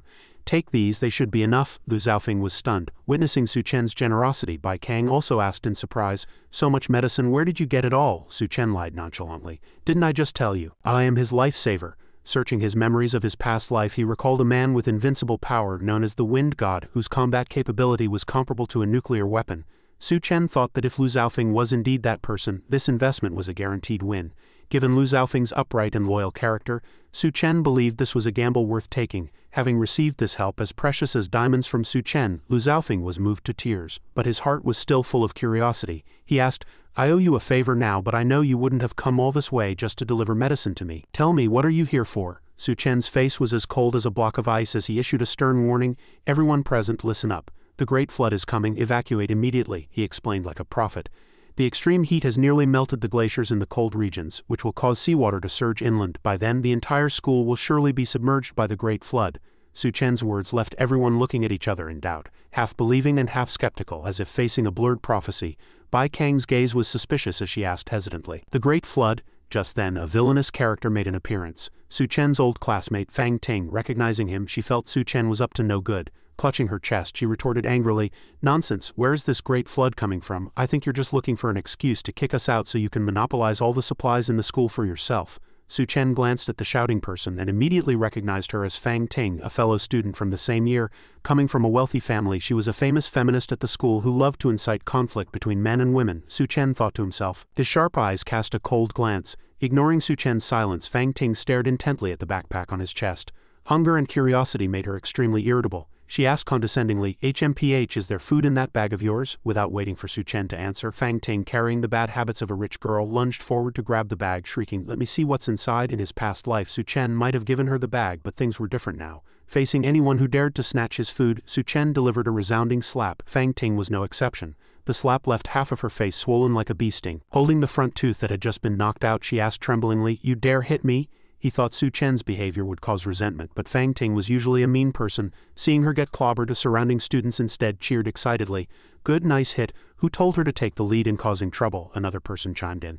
"She dared to occupy a dormitory room all by herself. I've been annoyed with her for a long time." Yet another agreed. "Exactly, just because your family has a bit of filthy lucre, hurry up and kick her out, get lost." Su Chen glanced sideways at the crowd and clicked his tongue at Fang Ting. "It seems your popularity is truly non-existent." Fang Ting was flushed with rage, her face distorted as she widened her eyes and roared, "You lowly peasants, you actually dare to treat me like this? Fine, I'm going to find my father right now and have him kill all of you." She stomped away in a huff, and no one knew if she was going to find her biological father or her sugar daddy. Drawing a burst of laughter from the crowd, Bai Kang watched Fang Ting run out and asked worriedly, "Su Chen, is it okay to do this?" Su Chen, never liking to give direct answers, asked in return, "She's going to join her father. Did you plan to go and stop her yourself?" As Fang Ting walked, she cursed, "Domestic men are all such worthless trash, especially that bastard Su Chen. These people can never compare to foreign gentlemen." But she didn't notice that a pair of large hands was quietly approaching from behind with malicious intent. Having heard Su Chen's name, Gang Ya approached silently, covering her mouth with one hand while holding her in a death grip with the other. With a perverted look in his eyes, he asked through gritted teeth, "Little baby, tell brother quickly, where's that guy named Su Chen?" After speaking with Lu Zhaofeng and Bai Kang, Su Chen left to carry out his plan. Having just said goodbye, he walked out of the dormitory building. Thinking that the matter of evacuating the civilians could be left to Bai Kang and the others for now, he opened his phone, looked at the photo of the King Golden Snake and muttered to himself, "The top priority right now is to wait for the King Golden Snake to complete its mutation and then eliminate it. I wonder if I can obtain the ability to control water." Just then, a moan coming from a nearby car startled Su Chen. He looked up and found that Fang Ting had been tied to a crane by Gang Ya, moaning incessantly for help. "Su Chen, save me!" Su Chen was completely unmoved, mocking her. "Yo, found your father that quickly?" Gang Ya stood majestically on the roof of the car, looking at Su Chen as if he wanted to devour him whole, laughing loudly. "Haha, I am Gang Ya from the evolution base," he glared and threatened. "You're Su Chen, I didn't expect you to have the guts to steal our supplies. I thought you were some kind of legendary terrorist with 3 heads and 6 arms, Su Chen asked in return with a sharp gaze. "So you're from the evolution base?" Gang Ya patted the side of the truck and confirmed, "That's right. Since it's our first meeting, I've specially prepared a gift for you." He unlocked the container and pushed the door open, and a swarm of mutated Hanba with bloodshot eyes roared as they surged out. Gang Ya stood on the car roof pointing at the horde of Hanba and taunting, "So I have to ask, are you ready to die?" The sound of the exchange between Su Chen and Gang Ya echoed through the sky, alerting Bai Kang and Lu Zhaofeng in the girls' dormitory. Bai Kang looked anxiously toward the direction Su Chen had left. She was worried about Su Chen but also concerned about Lu Zhaofeng's injuries. She ordered, "I'm going out to check. Zhaofeng, take the men and protect everyone here." But Lu Zhaofeng, feeling grateful for Su Chen's kindness, resolutely refused. "No, I'm going too." Back on the battlefield, Gang Ya was laughing maniacally on the car roof as he watched the zombie horde lunge at Su Chen. Fang Ting, hanging from the crane, became the target of Gang Ya's ridicule. "Su Chen, this person is your classmate, right? I'll give you a chance to be the hero saving the beauty. As long as you kneel and beg for mercy, I'll let her go." Su Chen stroked his chin and thought for a moment. Actually, saving her isn't out of the question. He had been slapping Fang Ting just a few minutes ago, but now his change in tone ignited hope in her, and she shouted, "Really, Su Chen, you really are a good man, then hurry up and kneel, hurry and save me?" But Su Chen looked up and interrupted her coldly. "But there's a problem." Fang Ting froze, asking in confusion, "What problem? Didn't you just say you were going to save me? I clearly heard you say you'd save me with your own mouth." Realizing Su Chen was playing her, she flew into a rage, her eyes bloodshot. "You said with your own mouth you'd save me, and now you're going back on your word. Are you even a man?" Recalling her previous curses about domestic men, Su Chen mocked, "Is that even a question? Of course I'm a man, but I feel like I'm not worthy of saving you. How about I help you contact those foreign gentlemen and see if they're willing to save you?" Su Chen's words made Fang Ting tremble with rage, sweat pouring down as she gave a sinister look. "So you're that kind of person. Just because I called you despicable and petty. Just because of that one sentence, you have the heart to take revenge on me like this," she shrieked. "Do you think I'll apologize to you? And then bow and scrape to beg you to save me? It turns out you're just a servile, insidious, lowly and insignificant man. I don't need a lowly person like you to save me." But before she could even look down, Su Chen pointed below with a cold smile. "Oh really? I hope you'll remember every word you just said later." Fang Ting's seductive figure had now been dressed by Gang Ya in a set of wild attire. She became the target of the zombie horde. They swarmed over her in layers, biting and tearing at her skin with feral hunger. Fang Ting let out a blood-curdling scream. Ah, help, Su Chen, save me, I was wrong, I was really wrong, please just save me, save me. Gang Ya laughed maniacally as he pointed at Su Chen. Haha, you really are a cold-blooded bastard watching her die without lifting a finger, but it doesn't matter, you'll be joining this bitch soon enough. Now open your eyes and witness the technology of our evolution base. He pulled out a canister of liquid that looked like cosmetic powder and smeared it on his face, boasting, as long as you apply this powder to your skin, those zombie monsters down there will follow your every command. Su Chen mocked him with an expressionless face. Oh, are you smearing bone ash on your face? That's certainly a macabre trick. I suppose it helps those zombies mistake you for one of their own. These words struck right at Gang Ya's low IQ. He froze, a cold sweat breaking out as he looked at the canister in his hand, stammering, "Be bone ash?" He panicked instantly and began to retch violently toward the ground. Ah, how disgusting! Reverting from a fooled child to a state of murderous rage, Gang Ya roared, "Damn it, kill him, tear this kid to shreds." The zombie horde hissed and lunged at Su Chen. He calmly settled into a defensive stance, crossing his arms. Activating his spatial ability much like Black Panther in Wakanda, two razor-sharp longswords suddenly manifested from his hands. In an instant he transformed from a close-quarters assassin into a swordsman rivaling One Piece's Zorro. He moved through the horde like a blur, his blades dancing as he decapitated one zombie after another. Necks, chests, legs, and arms, his swordsmanship was as elegant as a dragon's flight. As the performance ended, Su Chen landed gracefully. Gang Ya, thinking Su Chen had been finished, snorted with disdain, "Still playing these cat-and-mouse games when death is at your doorstep?" But when he saw the zombie horde freeze in place and Su Chen suddenly appear right in front of him, he jumped in fright. "Hi you, how did you get up here?" Bai Kang and Lu Xiaofeng ran into the combat zone. Seeing Su Chen surrounded by zombies and the vicious Gang Ya, they were consumed with anxiety. Bai Kang cried out, "Oh no, Su Chen." She looked at Gang Ya in terror, realizing Su Chen was completely surrounded. Gang Ya, driven mad by Su Chen's games, roared, "Damn you, why are you just standing there? Get over here and die." Su Chen brushed the dust off his clothes and said calmly, "Stop shouting, it's useless. Those slashes from a moment ago are only just starting to take effect." Suddenly, the zombie horde collapsed, their bodies splitting into multiple pieces. Su Chen explained, "Because you're just wasting your breath." Gang Ya stared blankly at the scene before him, paralyzed with horror. "What is this? How is this possible?" Su Chen didn't want to waste any more words. Su Chen activated his spatial ability, vanishing into the void before reappearing directly behind Gang Ya. He said coldly, "I didn't originally plan on dealing with people from the evolution base." He clamped his hand over Gang Ya's face, locking his head in place. As Gang Ya panicked, Su Chen reminded him, "But you just had to be stubborn and come here to kill me. Since you're so intent on dying," he twisted Gang Ya's head with sudden force and continued, "I can't let your dog life continue." In agonizing pain and with bloodshot eyes, Gang Ya wailed, What are you doing? Stop." Su Chen flashed a cryptic smile and gave a sudden violent twist, snapping Gang Ya's cervical spine instantly. The scene was exceptionally bloody. For those of you with a weak stomach, you might want to close your eyes for a few seconds. Bai Kang watched as Su Chen cleanly and efficiently dealt with the zombie horde and Gang Ya, standing frozen in shock. She thought to herself, "He finished that man in the blink of an eye just like before. This isn't something that can be achieved through regular physical training. What kind of monster is this guy?" Holding Gang Ya's head in one hand and his other hand in his pocket, Su Chen muttered coldly to himself, "When dealing with small fry like this, it seems I still need to hold back a bit. It would be nice if I had a capable assistant by my side." The scene shifts back to the Green City Hotel where the temperature was pleasant and a gentle breeze blew. In the presidential suite, Duan Ya was still immersed in the afterglow of being put through the ringer by Su Chen all night. She curled her body, her mouth slightly open as if still feeling Su Chen's prowess in her dreams. Duan Ya panted heavily, propping herself up with one hand as she let out a series of soft moans. She woke up suddenly, her cheeks flushed and her body drenched in sweat. She looked around blankly, then bolted upright, shouting with a red face, "Su Chen, don't leave me." Duan Ya was wearing a thin translucent nightgown that accentuated her seductive curves, her breathing ragged as if she had just escaped a thrilling nightmare. As for what kind of nightmare it was, I'm sure you guys can fill in the blanks based on the previous scenes, right? Hey. Duan Ya's eyes were weary as she panted and murmured to herself, "I dreamed of that guy again. Why has he been gone so long?" Suddenly, a thunderous boom erupted from outside, causing Duan Ya to turn her head in confusion. She recalled the words Su Chen had left her engraved in her heart. "If you're a useless piece of trash, you have no right to stay by my side." Those words woke her up like a sharp blade. She gritted her teeth and vowed silently, "Su Chen, I will absolutely not become a burden to you." Duan Ya stopped dwelling on her dreams and lunged out of bed, grabbing the nearby handgun with a determined gaze. "I want to be your right hand." A series of dull thuds came from the adjacent room, shattering the silence. Wearing her sexy nightgown, Duan Ya looked just like the female lead in one of those police and thief games you guys love.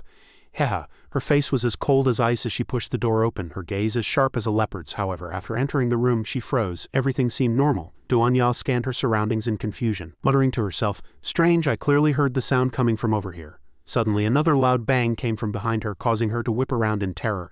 A sense of dread rose in her heart as she asked herself, when did this thing appear behind me? In front of Duan Ya, a hanbo was baring its teeth and hissing, its bloodshot eyes fixed on her. Duan Ya was paralyzed with fear, sweat pouring down her skin. She didn't dare move an inch, as if frozen in space, thinking, it actually got behind me. If anyone else were here, she would have screamed for help long ago. But now, Duanya could only feel her heart racing, terrified by the sudden appearance of the zombie. Still in her sexy nightgown, Duanya stepped back inch by inch, her eyes locked on the approaching horrific Hanba. She felt a knot in her stomach. When on earth did this guy pop up? She desperately searched for an escape route, backing away in tiny steps until her backside suddenly hit the edge of a table. She stole a quick glance and realized the Hanba had blocked her left, a chair was on her right and the table was behind her. She was cornered. Cold sweat rolled down her cheek as she thought, crap, blocked by the table and chair, there's no way out. Just as she was in a state of panic, she spotted the handgun in her peripheral vision. She felt a surge of hope. Right, I have a gun. Despite her sexy appearance, Duanya was a bit clumsy. In her haste to raise the weapon, she bumped into the chair and the handgun landed on the tabletop with a loud clatter. Stimulated by the sound, the Hanba went into a frenzy, its eyes turned crimson and disgusting saliva dripped as it lunged toward the source of the noise. Duanya couldn't bring herself to look at the horrific scene and curled her body, yet she still maintained that enticing S-curve. Sensing the Hanba's attack, she closed her eyes in despair. I'm dead for sure this time. However, strangely, the Hanba didn't lunge at her. It seemed to be blind, passing right over the delicious prey in front of it and biting down on the chair instead. Finding that it wasn't a living creature, the Hanba backed away in confusion, sniffing the air around Duanya incessantly. Duanya slowly opened her eyes and realized she was still alive. Seeing the Hanba sniffing around, she quietly scooted backward, propping her hands on the table. But this posture looked a bit suggestive. You guys get it. She stared blankly at the Hanba's bloodshot eyes, thinking to herself, why does this guy keep using his nose? Can he really not see? Honestly, this Hanba's eyes looked quite vacant, like one of those lucky blind repairmen in certain movies. It kept leaning in, sniffing the scent on Duanya's body frantically.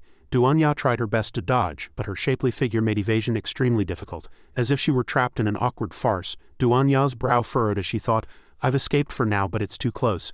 If I make even the slightest sound, I'll probably be eaten alive. What should I do? Meanwhile, the Hanba continued to hiss and sniff at her body. Duanya suddenly remembered the handgun she had dropped. The gun, right. As long as I can get the gun. She twisted her body suddenly, arching her hips as she strained to reach for the gun on the table. The pose was enough to make any guy watching the screen drool. She was only a fist distance away from the weapon.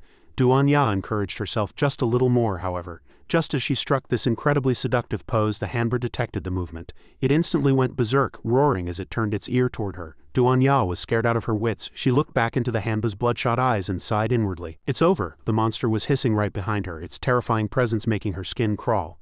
But in this moment of life and death, Suchen's voice and image suddenly flashed in her mind, igniting her fighting spirit like a raging fire. My supplies are limited. I won't keep you just because you're pretty.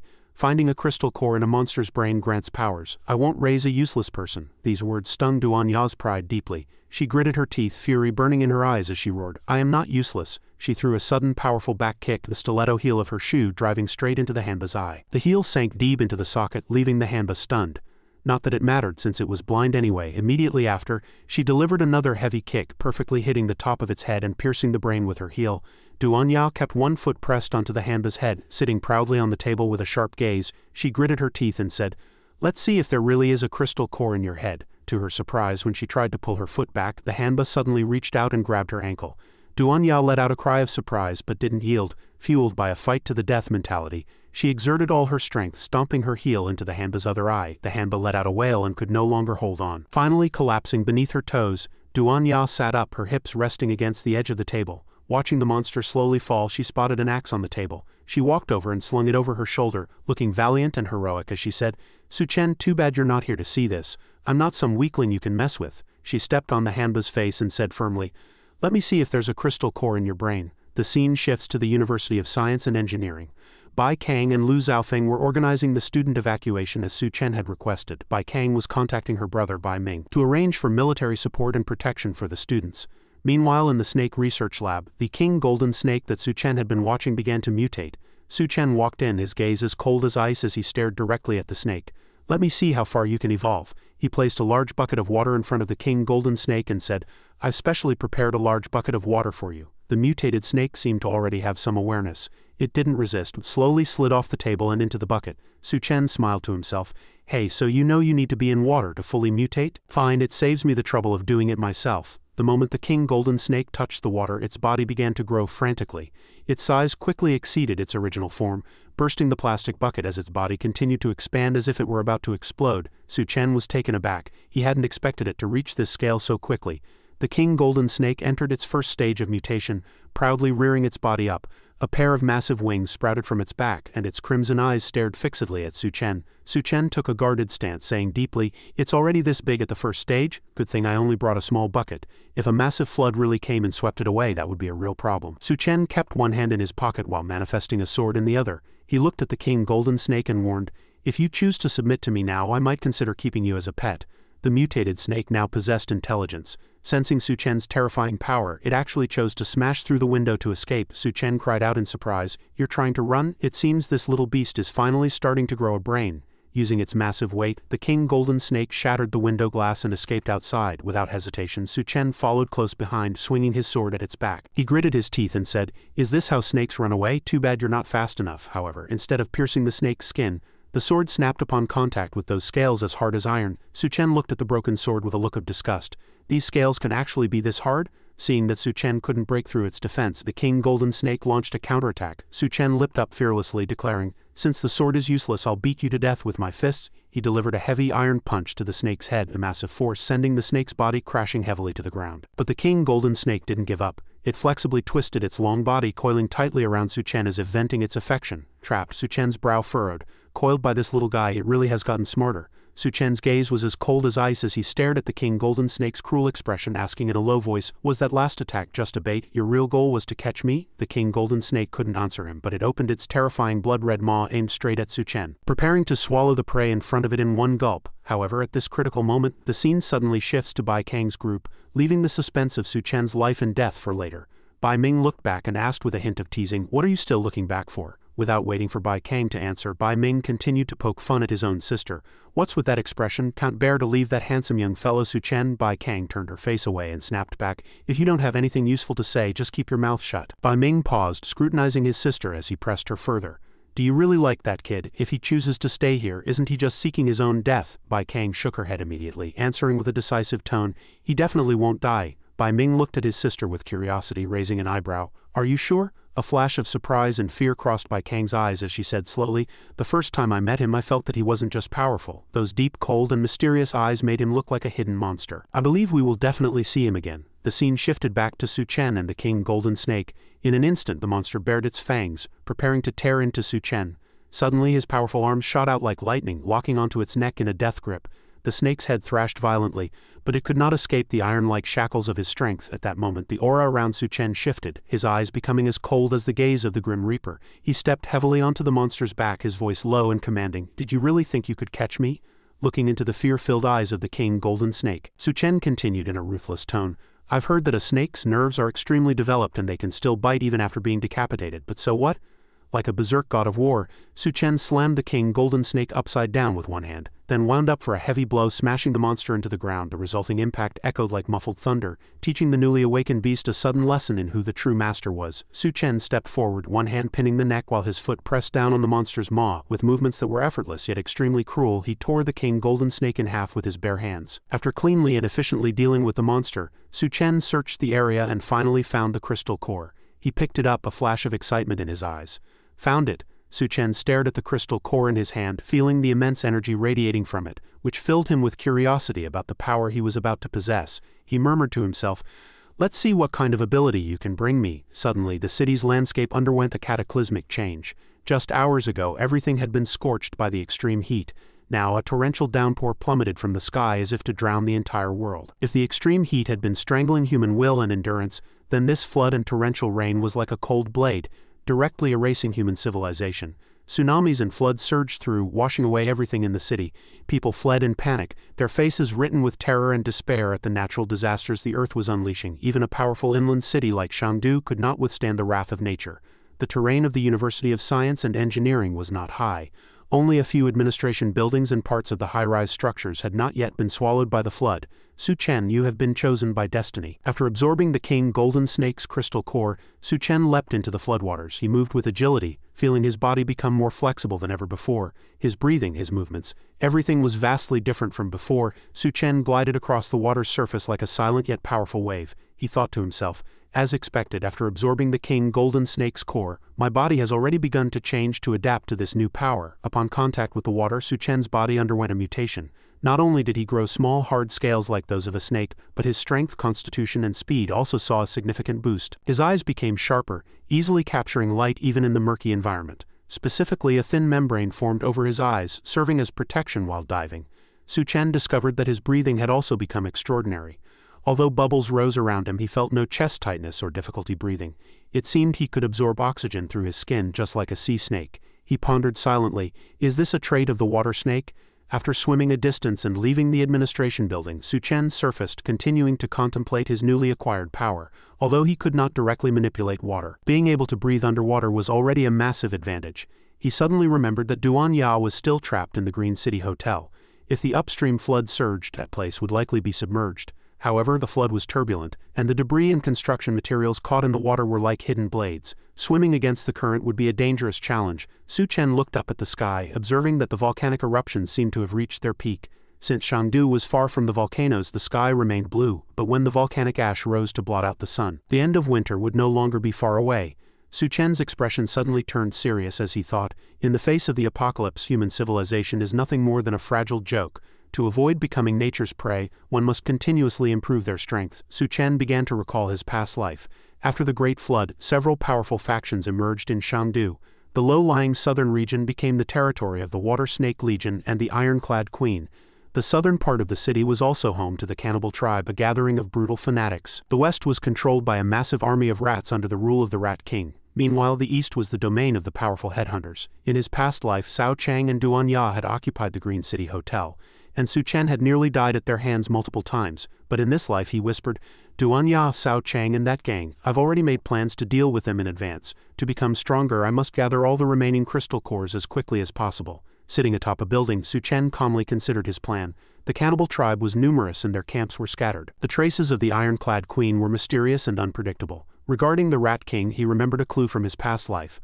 A massive plague had once broken out at the University of Science and Engineering. If that were the case, the Rat King must be hiding there.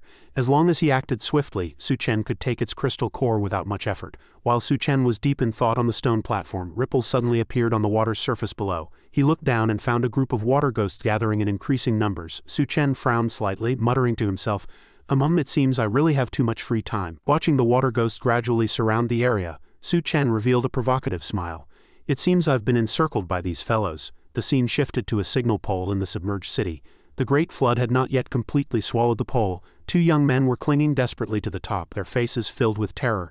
Damn it, why did the flood have to happen now? While the younger brother struggled to climb higher, he suddenly noticed movement beneath the water. He turned to signal his brother, Bro, look under the water. It looks like someone is swimming toward us. The older brother was a few years older than the younger. Hearing this, he scolded with a look of disdain. Shut up. If anyone was in the water now, they'd have been dead long ago. Despite his tough talk, he still looked back to observe. When he saw that someone really was swimming toward them, he stammered in surprise. How this guy is? The two recognized Su Chen, who was cutting through the water like a strange fish breaking through waves. They thought in amazement, this kid hasn't been washed away by the flood yet. Anger flickered in the older brother's eyes as he gritted his teeth. If the base hadn't ordered us to monitor him, the two of us wouldn't be trapped by this damn flood. If he dares to come over, I'll kick him straight into the water. The younger brother still hugged the pole tightly, staring at Su Chen before saying, but he's swimming incredibly fast and it looks like something is following behind him. The older brother stared blankly and discovered with horror that a group of water ghosts was trailing closely behind Su Chen. Both screamed in unison, what kind of monsters are following this kid? Watching Su Chen head upstream against the turbulent current, the two brothers were both dumbfounded, blurting out, how can he possibly swim that fast? Watching Su Chen and the group of water ghosts rush over at an incredible speed, the two brothers screamed in terror. He's coming straight this way, the younger brother immediately shouted, threatening Su Chen. Su Chen, we are from the evolution base. Warning you, do not approach this place. Hearing the threat, a cold smirk curled on Su Chen's lips. Ordinary people would be one thing, but you actually dare to mention the evolution base? You've certainly found the right person. Cutting through the flood, Su Chen's eyes became sharp and cold upon hearing the brother's threat. His voice was low and commanding. The evolution base? Have you lapdogs lived too long? He pondered silently, a glimmer of curiosity in his eyes. Or should I investigate what kind of conspiracy they're plotting? In a flash, Su Chen made his decision. He exerted sudden power and leaped from the water's surface, launching himself into the air and heading straight for the two base members' position. This sudden move terrified the two brothers. It would already be incredible for an average person to have this kind of explosive power jumping from the ground, let alone for Su Chen to complete this move from the rolling water like a strange fish leaping through waves. The two brothers were startled one after another, left dumbfounded. Su Chen's feet, as if precisely calculated, stepped directly onto the younger brother's face. The young man's face immediately distorted, as if he had seen an evil spirit, yet he carried the confusion of a child who had been robbed. Su Chen's powerful stomp turned the younger brother into a human cushion. Veins bulged on the younger brother's face and neck as he gritted his teeth to endure the terrifying force beneath Su Chen's feet, but in the face of such power he instantly lost his balance, let go of the signal pole, and fell toward the floodwaters. He let out a scream, looking back at his brother with a gaze that seemed to say, "Bro, I'm in free fall. I'm pretty stupid, right?" The older brother gripped the signal pole tightly, watching in terror as his brother fell in despair. Fortunately, at the critical moment he managed to reach out in time and grab his brother's hand, pulling him back from the brink of death. He gripped the pole with one hand and held onto his suspended brother with the other. The older brother gritted his teeth, veins bulging across his body and muscles tightening as if they would explode to counter gravity. He roared, "I've got you." Hurry grabbed the pole, hanging below. The younger brother exerted all his strength, but his body weight made it impossible for him to even get close to the signal pole. He shouted in panic, I can't reach the pole." Feeling his brother's heavy weight, the older brother knew he couldn't hold on for much longer. He clenched his teeth and comforted him, "Don't be afraid, I'll pull you up." But the younger brother, knowing the gravity of the situation and understanding their deep bond, made a painful decision. "Bro, I'm too heavy, let go. If this continues, we'll both die." The older brother immediately looked down, his gaze heavy as he shouted, No, I will never let go. We'll die together." Standing at the top, Su Chen watched this dramatic display of brotherly affection. Somewhat moved, he sat indifferently at the top of the pole, looking down at the two brothers and asking, "Tell me, how much do you know about the evolution base?" Even in this dire moment, the two brothers remained stubborn. The older brother bit back. "Give it up, I'm not telling you anything. Even if you kill us, someone will avenge us." Su Chen glanced sideways and down, seeing a group of water ghosts emerging from beneath the water, their hideous arms reaching out, waiting for prey to fall. He offered a cold compliment. "Good, you have backbone. But don't blame me." Before Su Chen could even act, a long-armed water ghost suddenly grabbed the hanging younger brother's ankle. It gave a violent yank, dragging him directly into the floodwaters. Although he had been prepared to sacrifice himself earlier when death actually arrived, the younger brother fell into a panic. He screamed loudly, watching himself get further and further from his brother's hand, his face full of terror. Looking down from above, Su Chen explained plainly to the older brother, "He was dragged down by a water ghost, you can't blame me." But the older brother paid no mind to Su Chen's words. Seeing his brother swept away, he immediately let go of the pole and dove into the water, shouting, "No, I'm coming to save you." This brotherly bond was truly admirable as they both vanished into the icy floodwaters. When the older brother opened his eyes, he was horrified to find a water ghost with sharp teeth and bloodshot eyes right beside him. Before he could save his brother, he was helpless himself. In that moment of despair, the younger brother could only sigh, "This is the end." Watching the water ghost swing its claws to attack, the older brother closed his eyes and raised his hand, thinking, "Forget it. Dying together is better than struggling with these ghosts in the water." But just then, Su Chen suddenly appeared, a cold flash of sword light splitting the water ghost in front of the brother in two. At this moment, Su Chen was like a demon, moving through the water as if on level ground, his sword strikes as fast as lightning. Under the shocked gazes of the two brothers, the water ghosts fell one after another. The two felt as if they had just escaped from the Grim Reaper's scythe, gasping for air. The older brother looked at Su Chen, his eyes filled with shock, thinking, Is he really human? He's terrifyingly strong." A short while later, Su Chen pulled the two to the top of the signal transmitter. Grateful for their lives being saved, the older brother immediately spoke up, "We owe you our lives. I'll tell you everything I know about the evolution base now." After catching his breath, the older brother continued, "We were assigned by the evolution base to monitor you. The evolution base is actually set up at the University of Science and Engineering. It's run by Old Man Lu and a group of researchers in the lab. We're just lapdogs doing odd jobs on orders from above." Hearing the mention of the university, Su Chen immediately thought of the Rat King. He pondered silently. The previous plague had also broken out from there. It seemed the Rat King had a direct connection to this evolution base. Su Chen pressed further. "Is there any research being done on mutated rats in the lab?" The older brother shook his head and answered honestly, "Only the researchers know the specific details of the experiments. We really don't know much about that. We only managed to gather a little bit of intel." Su Chen immediately decided, "Regardless, I must act first to scout the situation and take precautions before the plague breaks out." The scene shifts back to the Green City Hotel, where the flood has nearly submerged the entire area.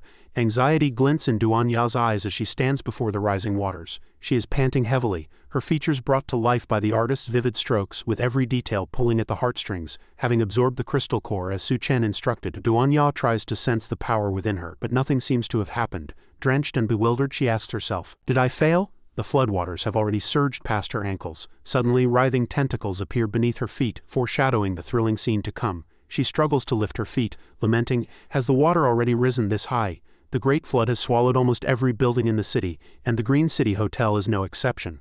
The water has reached the upper floors with powerful waves surging as if to tear everything down. Standing inside the building, Duanya can not only hear the violent crashing of waves outside but also detect an eerie rustling around her. That sound makes her uneasy, as if something is lurking in the shadows watching her. Previously, Duanya had killed a hanba that should have been a fat prize, but due to her terrible luck in her past life, she had gained nothing from it. Fortunately, she managed to dig a crystal core out of its brain this time. Recalling Su Chen's words, Duanya decided to absorb the core because she didn't want to be a useless person. Only by becoming stronger could she remain by Su Chen's side. However, this act has sent her body into a bizarre state of mutation. Duanya's eyes turn blood red as if a violent surge of energy is about to explode. Her entire body is burning with an incredible heat, and she lets out continuous groans of agony, as if she has been hit by some potent drug. Despite her seductive figure, she is currently undergoing a grotesque torture. Duanya's eyes bulge and her tongue darts out as she falls into a state of pathological suffering, her hands clutching her body tightly in an attempt to suppress the searing pain spreading through her. A series of strange twitches pulse through her chest, a tingling sting like an electric shock. Finally, this bizarre agony begins to subside, leaving Duanya stunned and filled with questions. She stares wide-eyed at the ceiling, her face etched with exhaustion, her breathing rapid yet steadying into a vibrant rhythmic pulse. However, a glimmer of unutterable light still flickers in the depths of her eyes, as if hiding an unspeakable secret. She strikes a focused pose reminiscent of a Super Saiyan from Dragon Ball. As sweat trickles down her sultry frame, Duanya asks herself, "Did I succeed?" The great flood has already reached her floor. The bone-chilling water touching her ankles jolts her awake. The water has reached this floor already, but she is unaware that eerie creatures have already begun to manifest beneath her. Those things are crawling in a spine-chilling manner. Just as she looks up, she instantly feels a strange sensation within her body. She is startled, and at that moment a water snake with a maw full of razor-sharp teeth lunges, its slimy body coiling tightly around her. Duanya screams in terror, "What on earth is this thing?" The scene is like something out of a Japanese horror film, sending shivers down the spine. The water snake constricts tighter and tighter, secreting a thick viscous fluid that covers her entire body, though her exquisite figure is under immense pressure. Her vibrant proud curves seem to be struggling desperately to break free from the shackles of that disgusting liquid. Duanya trembles with fear, shrieking, "It's so slippery and sticky, it's revolting." As she is trapped by the slime, the water snake's hideous head suddenly thrusts toward her face. It unhinges its massive maw, revealing rows of fine needle-sharp teeth, a true nightmare for anyone with trypophobia. The water snake sways its head, staring at Duanya for a few seconds before launching a sudden attack. Anyone would think she was a sitting duck. But as the one chosen by the protagonist, how could she fall so easily? Duanya shuts her eyes tight and jerks her head to the side, her hands instinctively grabbing the water snake's head with lightning speed. But the monster has no intention of letting go. Its tail binds her hands firmly, making Duanya cry out in despair, "It's over." Countless slimy tentacles wrap around her entire body, pushing her into a desperate life-or-death situation where she cannot move an inch. Those thick tentacles tighten further, shoving Duanya to the brink of hopelessness, her body seemingly sealed away entirely. Just as she is desperately searching for a way to escape, even more water ghost monsters appear before her. They display their bulging, muscular, and threatening bodies, making Duanya lament inwardly, "Where did all of these suddenly come from? Damn it, I haven't even had time to adapt to my ability." But in the moment of crisis, Su Chen's teachings suddenly flash through her mind, his voice echoing in her ears. "As long as you find a crystal core and swallow it, you can gain an ability, but these are just ordinary monsters. There are no ability cores to be gained from them." Now, wearing her torn nurse uniform, Duanya looks hesitantly at the apple crystal core she took from Su Chen's dimensional space. She asks blankly, "I don't even know what my ability is. How am I supposed to use it?" Su Chen's serious gaze conveys confidence. "Try to perceive yourself, perceive your surroundings, and perceive the changes in all things. Then try to control your own palm." Back in reality, having grasped Su Chen's lesson, Duanya suddenly reveals a smile. She realizes she has perceived it. Successfully activating her ability, she looks at the group of hideous monsters before her. Suddenly, the countless nerves in those monsters' bodies become clearly visible to her eyes. Duanya instantly understands what to do. She roars, "Is this your cerebellum?" As soon as the words leave her mouth, Duanya's eyes turn blood red, her voice filled with a commanding pressure. "All of you stop right now." Upon her command, those hideous tentacles instantly freeze as if turned to stone. The tentacles coiled around her body gradually loosen. No longer daring to exert force, Duanya looks at her slime-covered body and sighs, "How disgusting, I'm sticky all over." She reaches out, grabs a nearby axe, and rests it on her shoulder. Accentuated by the slime, Duanya's perfect delicate body appears even more striking, like a goddess of war stepped out of legend. Looking at the monsters before her, a flash of murderous intent flickers in her eyes. "I'm going to harvest you all like weeds." With that, Duanya swings her axe in a frantic frenzy, hacking her way through the horde. In just a few minutes, the room is transformed into a river of blood. Those revolting tentacles are completely slaughtered. When finished, Duanya lifts the hem of her skirt and steps away, muttering, "So filthy. I need to go back and take a bath immediately." but just as she turns, the sound of footsteps appears quietly, followed by a mischievous voice that gives Duanya a fright. "Can we wash together?" Duanya grips the axe and whips around, her eyes filled with rage as she prepares to intimidate the enemy, only to find Su Chen standing before her. He is completely naked, his entire body radiating an eerie blue light. Seeing that she has become so formidable, Su Chen offers sincere praise. "Not bad, you actually know how to use a weapon to protect yourself now." Su Chen's appearance allows Duanya to breathe a sigh of relief, her expression softening. She can hardly believe it. "Is it really you, Su Chen?" Looking at the man who had once made her tremble like a sewing machine, Duanya can no longer restrain her emotions. She plunges directly into Su Chen's embrace, burying her face deep into his solid chest. All Su Chen can do is sigh. "It's so good, Su Chen, it's really you. You finally returned to me." I was worried sick, however. Duanya's exquisite curves unintentionally ignite Su Chen's fire. She feels something hard pressing against her and asks blankly, "What hard thing are you poking me with?" Realizing Su Chen isn't wearing any clothes, Duanya's face turns bright red. In her embarrassed anger, she flails her small fists at him. "You're terrible, why are you naked again?" Su Chen scratches his head and gives a wry smile. "Haha, the tide just came in and it was too dirty, so I had to take everything off. Come on, let's go wash up together." Stepping into the bathroom as the clear water pours down, Su Chen looks the picture of enjoyment.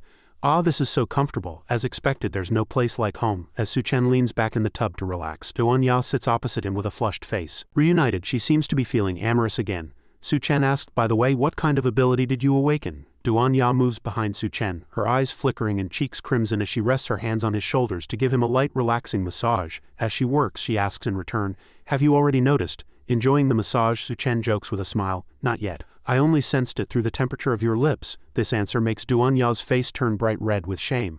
"The temperature of my lips? Is there something special about the temperature of my lips?" The artist, likely fearing the audience wouldn't be able to handle it, cleverly has Duanya wrapped in a bath towel to cover the key areas. Su Chen continues to press her about what her ability actually is. Duanya doesn't hide it, answering honestly, "It's probably a mental control type of ability." Su Chen asks back curiously, "Does your mental control work on food?" Duanya stops and stands up, answering, "I'm not quite sure. How about I try this skill out on you?" Su Chen is startled and looks back. "Try it? Try what on me?" The visual before him makes Su Chen's pupils contract. Duanya has changed into a fiery red devil outfit, her lace borders barely hidden, and the wings on her back making her look more seductive than ever. She says in a charming, tempting voice, "Master, if we try it like this, what will happen?" Under the influence of the mental control, Su Chen not only becomes stiff all over but also erupts with a terrifying surge of energy. Looking at the mental power bursting from him, Duanya thinks, "Is this Su Chen's mental strength? If he hadn't been willing, I probably would have been finished the moment I tried to control his mind." Su Chen's eyes turn blood red and he lets out a booming laugh. "Ha ha ha, so that's how it is? This ability is truly not bad," he shouts excitedly. "I'm going to keep training you until you have to walk with your legs bowed. Hee hee hee." Meanwhile, outside the Green City Hotel, the great flood continues to rise. After Su Chen finishes training Duanya, it is the next morning. The flood is about to reach the roof. Bursts of gunfire ring out from the terrace as water snakes are shot one after another. Duanya, dressed in a bunny girl outfit, is practicing her shooting under Su Chen's guidance. He instructs her with a serious tone, "Concentrate. Use your will to steady the gun, then fire." Duanya turns and asks softly, "But aren't you preparing to go to the University of Science and Engineering? How do you still have time to teach me how to shoot?" Su Chen turns to walk back into the room, explaining, "I want to spend half a day making your marksmanship proficient. You said before that you were a medical student, right?" Duanya answers blankly, "Yes, that's right. Is there a problem?" Su Chen doesn't answer, only gesturing, "Follow me. It's time for you to play your part." A moment later, Su Chen takes Duanya and leaves the Green City Hotel on a yacht he just acquired. Duanya feels very awkward in the bunny girl outfit and says in a low voice, "Su Chen, is it really appropriate for me to go out dressed like this?" Su Chen looks her over and laughs heartily. "It doesn't matter. Even if you wore nothing at all, no one would dare touch you." As Su Chen leans back in his chair sipping red wine and calmly admiring Duanya's perfect sultry body, she turns while driving the yacht and asks, "Do you plan to go straight to the University of Science and Engineering now?" Su Chen looks thoughtfully at his wine glass and answers, "Yes, I want to see a close friend. I don't even know if he's still alive." Duanya stands in a seductive pose, one hand on the steering wheel and the other supporting her proud chest to keep it steady. She says, "Don't worry, heaven helps the good," she adds with a smile. Right guys, after a while, Su Chen and Duanya's yacht finally reaches the University of Science and Engineering.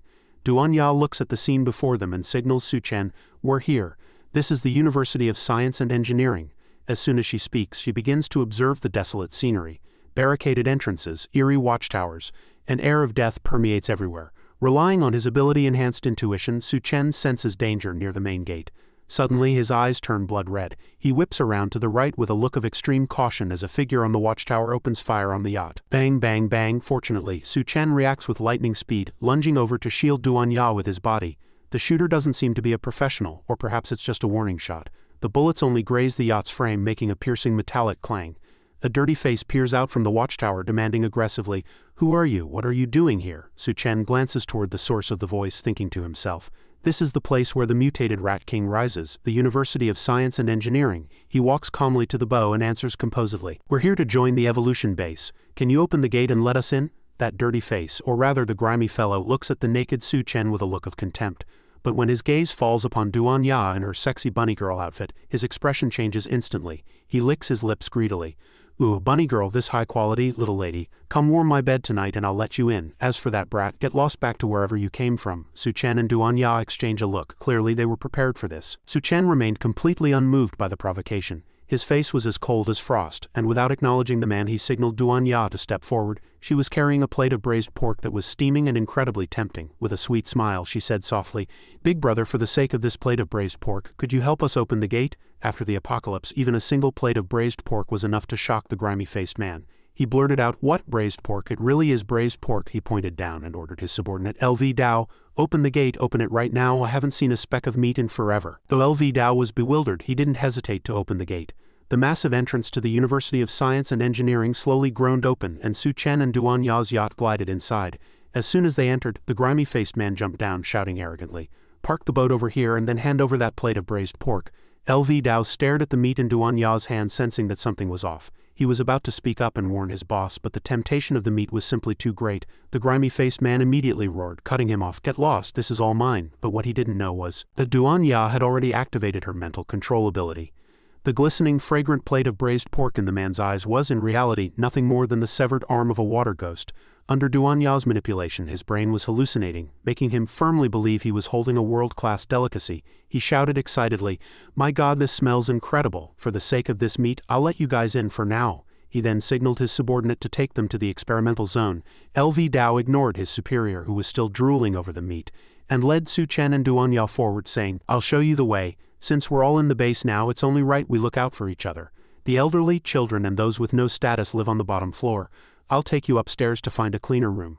Just as he finished speaking, LV Dao accidentally bumped into a child who was stumbling along. Annoyed by the obstacle, he barked, "What's wrong with you, kid? Do you have eyes in the back of your head? Don't you know how to walk properly?" The child fell to the ground, explaining tremulously, "I'm sorry, I just feel a bit dizzy." Duan Ya, driven by her medical instincts and natural kindness, immediately stepped forward and pulled the child into her arms, asking with concern. It was clear the child was truly too starved to have any strength left. "Little one, where are your parents?" The little girl clutched her stomach, enduring the hunger as she gritted her teeth, and answered shakily, "They went to find food and haven't come back yet." Like a fairy descending into a world of suffering, Duan Ya pulled a piece of bread from her coat and handed it to the girl. "Big sister has a piece of bread here. Eat this to settle your stomach, okay?" The girl hesitated, worried that if she ate it, Duan Ya would go hungry. She said tremulously, "But if you give the bread to me, the bunny sister will go hungry too." Bunny sister, being called bunny sister, made Duan Ya's face flush slightly. Seeing the child's pitiful state, Su Chen couldn't maintain his coldness either. He stepped forward and explained, "Don't worry, go ahead and eat. Bunny sister won't go hungry."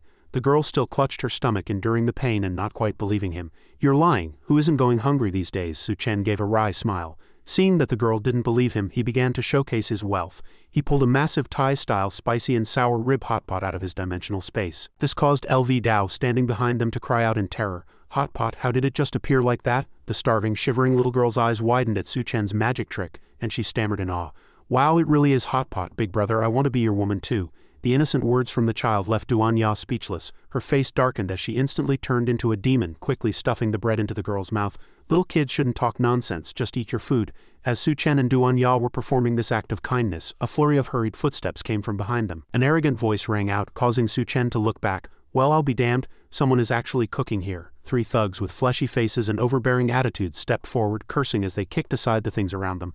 "Get out of the way," they roared at the group of ragged civilians. "Don't you know that hoarding food is a violation of the rules? All supplies must be turned in exchange for contribution points." The leader, a guy with a flashy hairstyle, gritted his teeth and rolled his eyes as he threatened, "But I don't recall anyone exchanging contribution points for food lately. Speak up, which one of you bastards dared to break the rules?" Seeing the group, the girl beside Duan Ya shrank into her arms in fear, crying out, Bunny sister, Duanya comforted her softly. Don't be afraid, sister will make them speak to us nicely. She turned to Su Chen, signaling him with her eyes. Su Chen understood and nodded. Duanya immediately activated her mental control, creating the illusion of a lavish banquet before the three thugs. She smiled and said, "You must be tired from talking so much. Isn't good food what you really want? These were specially prepared for you. Please help yourselves." A red light flashed in Duanya's eyes as the mental manipulation took effect. In the eyes of the three thugs, the space before them was filled with roast chicken, Kobe beef, braised fish, and premium pork trotters. Their eyes bulged as they screamed with excitement. "Wow, meat, so much meat, it smells so damn good, it's all mine. Get lost, I want a feast too. This is paradise." The three pounced forward like starving ghosts, chewing frantically, completely oblivious to their surroundings. The guy with the flashy hair chewed with drool running down his chin, looking at Duanya with a lecherous grin. "Haha, you're a pretty one and quite sensible. I'll show some mercy today and won't punish you." But when he turned to Su Chen, his tone instantly became vicious. "As for you, kid, since you're new and broke the rules, you must be punished." Su Chen merely raised an eyebrow and asked calmly, "Oh, punish me?" The leader's voice was low and filled with deep displeasure. "Bring them out." At his command, several lackeys dragged out two men with chains around their necks. The men were covered in bulging veins, looking as if they had been injected with some kind of toxin. The leader roared, "Your punishment is a life-and-death duel with these two. Either you kill them, or they finish you off." Su Chen looked closely and realized that these two were the same brothers who had been trapped in the flood earlier. He wondered to himself what on earth happened to them.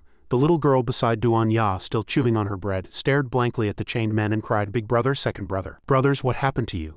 Seeing her two brothers chained up, the girl broke into loud sobs and tried to rush over. "You bad people, let my brothers go." Duanya quickly held her back, warning, "Don't go over there, their state and behavior are very strange." The thugs, still chewing on their illusory food, spoke with their mouths full. They failed their mission and didn't have the contribution points to pay for the losses, so they were sentenced to death. But killing them directly would be a waste. I kept them around for a bit of fun. The petty leader rolled his eyes, growling as he gorged himself. "I didn't expect you to know them. Now this is interesting. Fine, I've decided. If you lose this duel, I'll throw their little sister and these two losers into the water to feed the water ghosts together." Su Chen looked coldly at the two unfortunate brothers who were being kept like beasts. He pondered silently. They seemed to be in a strange state of frenzy. Had they been injected with some kind of drug that caused them to lose their minds? At that moment, the one-eyed man, the one Su Chen had stolen food from earlier, suddenly shouted an order for his subordinates to release the two frenzied brothers. As soon as the words were spoken, the lackeys unfastened the chains. The two brothers instantly lost all control, roaring like wild animals as they charged at Su Chen. Anyone else would likely have been torn apart or beaten to death. Unfortunately for them, they had encountered Su Chen, an ability user whose constitution had been enhanced by 2 mutations. He calmly extended a single arm to meet the approaching threat. Seeing Su Chen's move, the surrounding thugs thought he was paralyzed with fear, and had made a bizarre mistake. But at that very moment, everything changed. In the blink of an eye, Su Chen used just one arm to deliver a lightning-fast, heavy blow to the older brother's neck, immediately followed by a sharp backhand slap to the younger brother's face. In an instant, both brothers collapsed to the ground, unconscious and completely incapacitated. The little girl, who claimed to be their sister, witnessed the entire scene.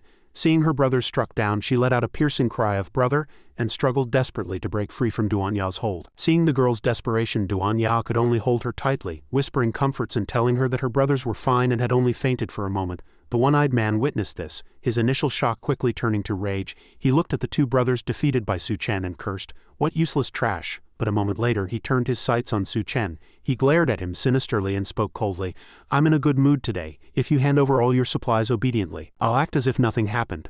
Su Chen's face was as cold as ice as he looked at the one-eyed man with contempt. "Why should I give my supplies to you?" A lackey under the one-eyed man immediately jumped out to threaten him.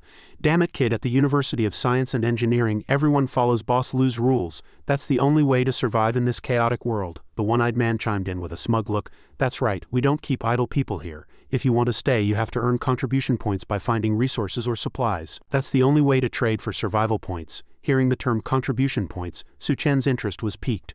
What are these contribution points? It sounded like a new form of currency. Though not real money, it clearly benefited those who made the rules. After a moment of thought, Su Chen replied coldly, "Those rules sound fine. Unfortunately, you've already eaten our last bit of food, so we have nothing left to hand over." Just then, an unfamiliar voice came from behind the one-eyed man.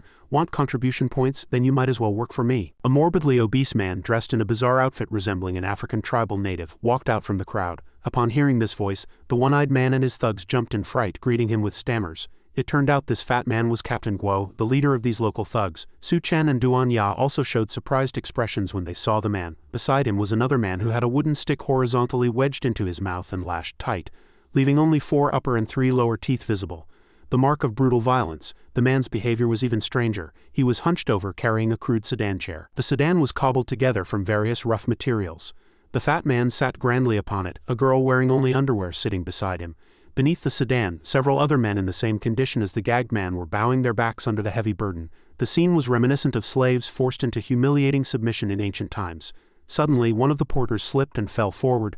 The fat man frowned, clearly displeased, a streak of cruelty flashing in his eyes. A sharp spear manifested in his hand out of thin air, and in an instant he hurled it with violent force, piercing straight through the chest of the fallen man.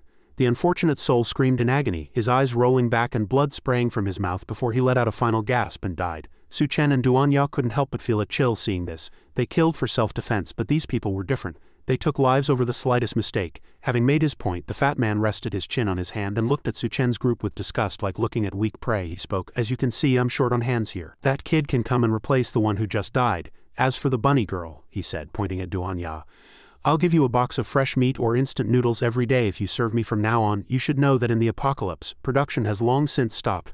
I've put a lot of effort into you." Captain Guo suddenly pulled the girl beside him into his arms, a lewd grin on his face and evil sparking in his eyes. He was long bored with the girl in his lap. The Duanya before him was a literal treasure in his eyes. She was a rare top-tier beauty in this chaotic world. Seeing the fat man speak, the one-eyed man immediately joined in, shouting at Su Chen's group, "Our captain is being merciful by recruiting you. I suggest you don't be ungrateful and waste this great opportunity."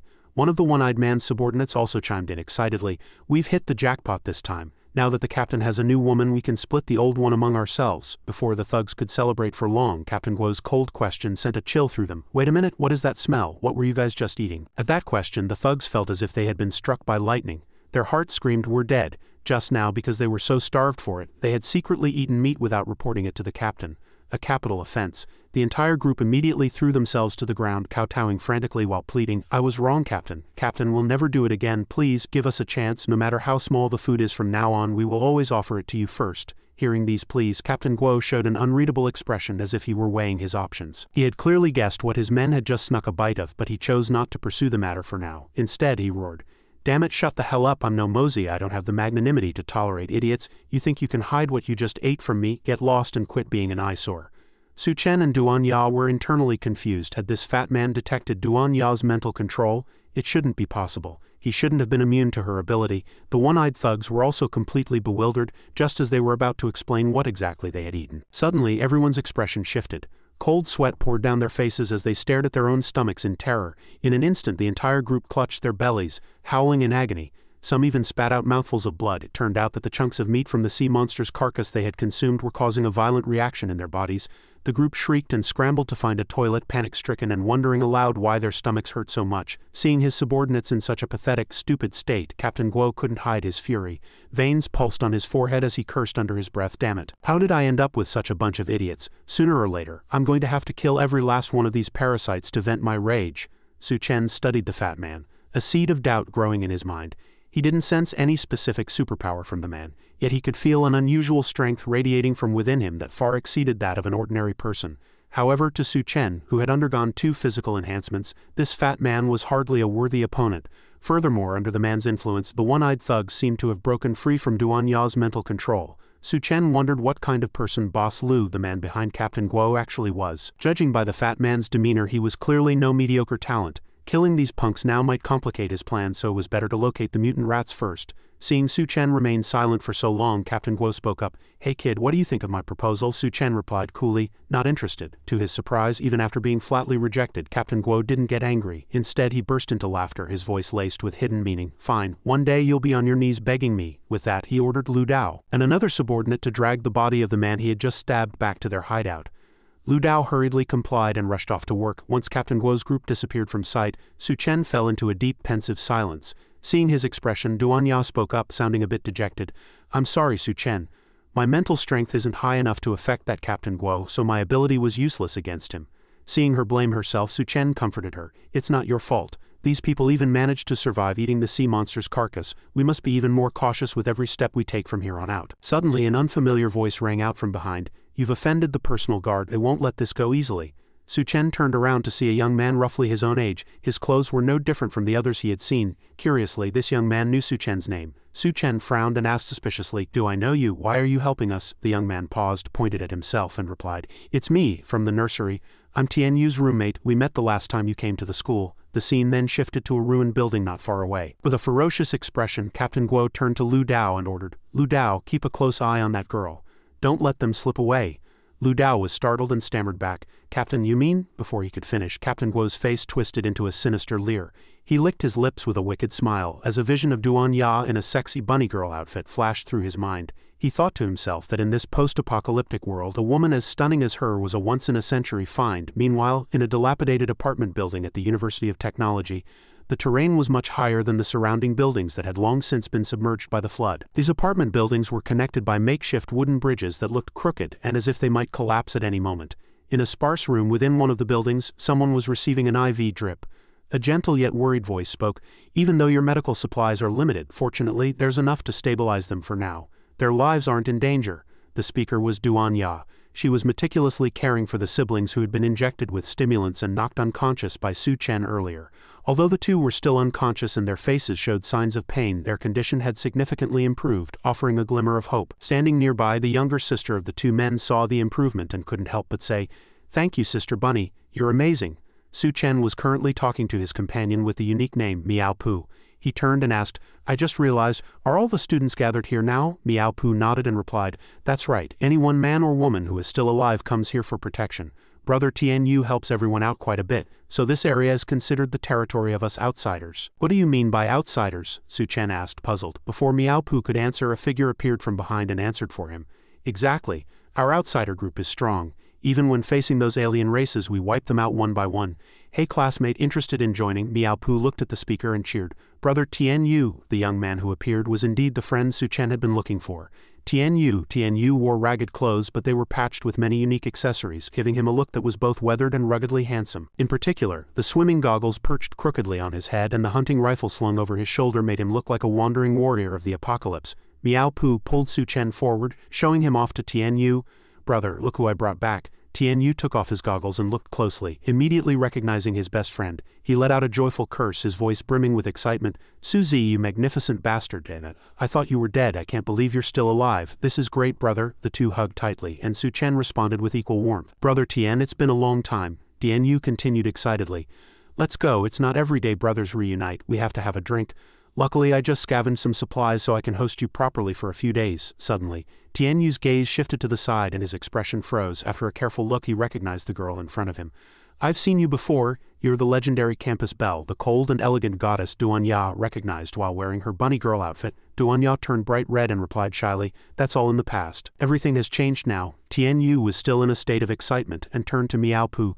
"Xiao Miao, why is the legendary goddess here, and why is she wearing those bunny ears?" Miao Pu, ears ringing from Tian Yu's shouting, covered his ears and asked slowly, "Brother, is she really Senior Duan Ya from the medical school?" Duan Ya stepped awkwardly toward Su Chen and whispered, "Su Chen, I want to change. I'm so embarrassed to be dressed like this in front of my juniors. And look at them." Su Chen put his arm around Duan Ya's waist and nodded after hearing her request. He agreed that it made sense. She really should change. Who could handle her walking around in such a provocative bunny girl cosplay?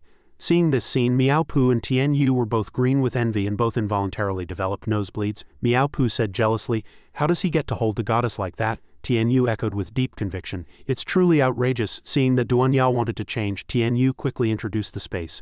"Sorry, things are a bit messy here. Make yourselves at home. Duan Ya, you can use this room to change." Duan Ya thanked him and entered the room. Seeing that Tian Yu even had a private room, Su Chen teased, "Tian Yu, you're doing well for yourself. A private room? How luxurious." Miao Pu explained from the side, "I'm jealous too, but brother Tian Yu traded contribution points for that." Tian Yu turned to Su Chen, puzzled, "But you guys didn't bring any luggage. Where are you getting clothes to change into?" Su Chen didn't give a direct answer, instead asking, "Brother Tian, are the missions you usually take dangerous?" Tian Yu adjusted his slipping goggles and laughed loudly. "Dangerous? Going out is all about luck, and our luck is fantastic. We come back clean every time. Look at me. Do I look like I'm suffering through the apocalypse? Since you're here, don't leave. Join my squad and I can protect the two of you. Besides, Duan Ya is an excellent doctor. She can just take care of the wounded and won't have to scavenge for food, but I have to warn you about something first." Seeing Tian Yu's serious tone, Su Chen asked, "What is it?" Tian Yu continued, "From now on, can you stop causing such a stir, letting the goddess run around outside dressed as a bunny girl? It's the apocalypse, what were you thinking?" Su Chen saw that his friend was worried, so he didn't feel the need to explain much. He just smiled and said, "Brother Tian, don't worry, I'll protect her." As soon as the words left his mouth, Su Chen felt a rap on his head from Tian Yu, who scolded, "Protect her, my ass. Did you forget who used to get bullied in senior year and was too afraid to fight back?" Didn't I have to help you fight them off? Su Chen felt a bit embarrassed by the head knock and having his old history brought up, so he could only chuckle awkwardly. Tian Yu continued his warning. Watch out for that captain of the personal guard, he's no good. Any girl he sets his sights on meets a bad end, and with Duanya being so beautiful he won't give up easily. At that moment in the changing room a dark shadow appeared silently behind Duanya. A pair of red eyes stared at her as she was undressing. Suddenly a cold sharp blade was pressed against her throat and a voice threatened her to stay still. Duanya was startled but tried to remain calm, asking, "Who are you? What do you want?" It turned out the attacker was the short-haired woman who had appeared earlier, one of Captain Guo's subordinates. She leaned into Duanya's ear and whispered, "Captain Guo asked me to take you to a place to rest." The short-haired woman continued with a meaningful tone. "As a girl, how can you sleep in the same place as that bunch of smelly men?" Duanya replied coldly. "I'm fine staying here. I don't need you to worry about it." Seeing Duanya refuse, the woman reached out and touched Duanya's lower abdomen, saying mockingly, "That won't do. The captain specifically invited you over." Realizing that arguing with this madwoman was pointless, Duanya immediately activated her hypnosis ability, using her mental power to delude her opponent while saying, "I said I don't need to." In an instant the short-haired woman was controlled, her eyes becoming dull. Her body went stiff, unable to speak or move. Seeing that the trick had worked, Duanya asked coldly, "Can you let go now?" The short-haired woman immediately backed away and lowered the knife, ceasing her threatening behavior. Looking at the person who had just attacked her, Duanya felt a hint of exhaustion. Forcibly using mental control was very taxing, but dealing with this woman for a short time was within her capabilities. She decided to leave the rest for Su Chen to handle. With that, Duanya walked toward the door to leave the room. Suddenly, a terrifying scene unfolded. The short-haired woman's eyes turned frantic, and she actually self-mutilated. Stabbing the knife into her own palm, blood gushed out, but she seemed completely indifferent to the pain. This extreme act was to shock her nerves and help her break free from Duanya's mental control. Sensing something wrong, Duanya turned back and was shocked to see the madwoman using pain to force herself awake. Having broken the hypnotic state, she ignored her wound, gripped the knife tightly, and charged at Duanya like an out-of-control beast. She held the knife in one hand and pinned Duanya firmly against the door with the other. She used her leg to pin down all of Duanya's movements, her eyes filled with murderous intent. She gritted her teeth and said, "I almost fell for your little trick, you troublesome brat." Outside the door, the others began to realize something was wrong. The commotion coming from the room made them worry. Miao Pu shouted, "Sister Duanya, what's going on in there? How can changing clothes make so much noise? Senior, say something." Although the short-haired woman covered Duanya's mouth to keep her quiet, the prolonged silence only deepened their suspicion. Su Chen couldn't wait any longer and shouted, "Duanya, I'm coming in." In the blink of an eye, he kicked the door open and burst into the room. Seeing Su Chen, the short-haired woman immediately roared a threat, "Do you want to die?" Before he could react, she pounced like a leopard, her sharp blade aimed straight at Su Chen. Seeing the danger, Tian Yu rushed forward to block him, shouting, "Su Chen, watch out." However, when the short-haired woman heard the name Su Chen and saw his face clearly, her pupils suddenly contracted. Cold sweat poured down her face as if she were facing her most terrifying nightmare. Su Chen's gaze, sharp and cold as a blade, locked onto the madwoman. In her mind, terrifying memories flooded back like a slow-motion film. Back at the Polytechnic University, Su Chen was nothing short of a demon in her eyes. The image of him slaughtering her comrades was etched into her mind. A memory she never wanted to recall as long as she lived. Even though she had killed many people herself, her intuition told her that being Su Chen's enemy meant the most horrific death possible. In extreme terror, the woman did something that left everyone dumbfounded. Instead of continuing her attack, she threw herself down in front of Su Chen. She knelt on the ground, looked up with dazed eyes and said with a trembling voice, "Master, please punish me." Tian Yu witnessed this and was stunned, muttering, "Master, what the hell is going on?" Su Chen's entire body radiated an aura of death, his eyes cold as ice as he slowly asked, "Who is your master?" The woman replied with a look full of allure, "Master, do you not think my sincerity is enough?" She didn't stop there. She actually stripped off all her clothes in front of everyone, displaying her body to Su Chen without any inhibition. Tian Yu and Miao Pu, two relatively innocent young men, were stunned by this insane scene. Tian Yu couldn't hold it in and muttered, "Damn, she really stripped. Su Chen, you have some heavy tastes."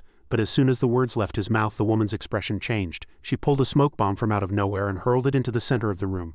Instantly, thick smoke billowed out, obscuring everyone's vision. Tian Yu reacted immediately. "Crap, it's a smoke bomb, she's trying to run, that whole act was just a distraction." Utilizing her memory of the terrain, she charged out like a wild beast seeking an escape route.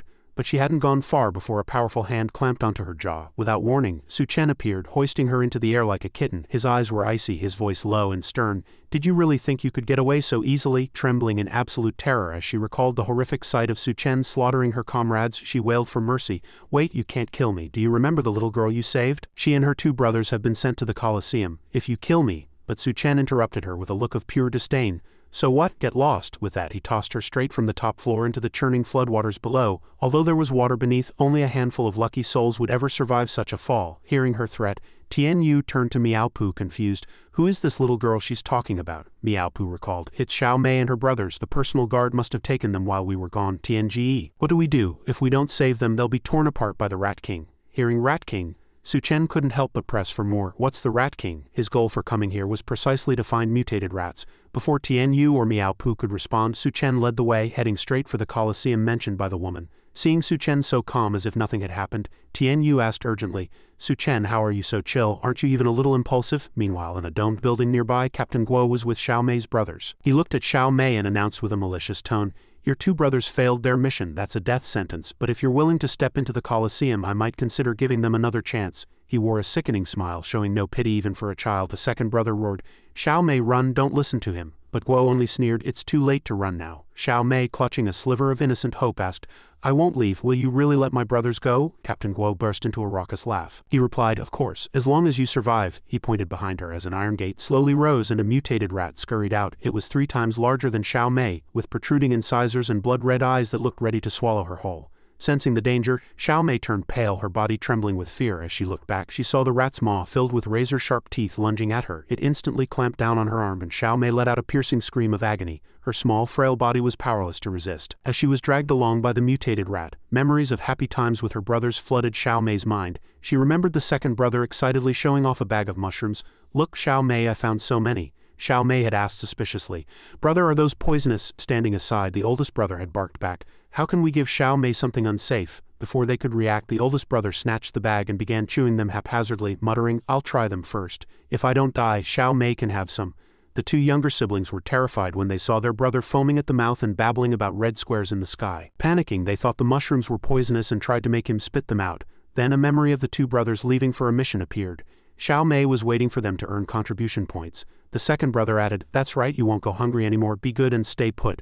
Wait for us to bring back something delicious. Back in reality, the 2 brothers were hanging from a beam. Seeing their sister attacked by the rat, their hearts were torn apart. Even while bound, they roared, Xiao Mei, run, forget about us, you have to survive. Annoyed by the noise, Captain Guo ordered his men too loud. Shut those 2 up. The wooden boards beneath the brothers were kicked away, leaving them suspended in the air as the ropes tightened around their necks. If they weren't saved soon, they would suffocate.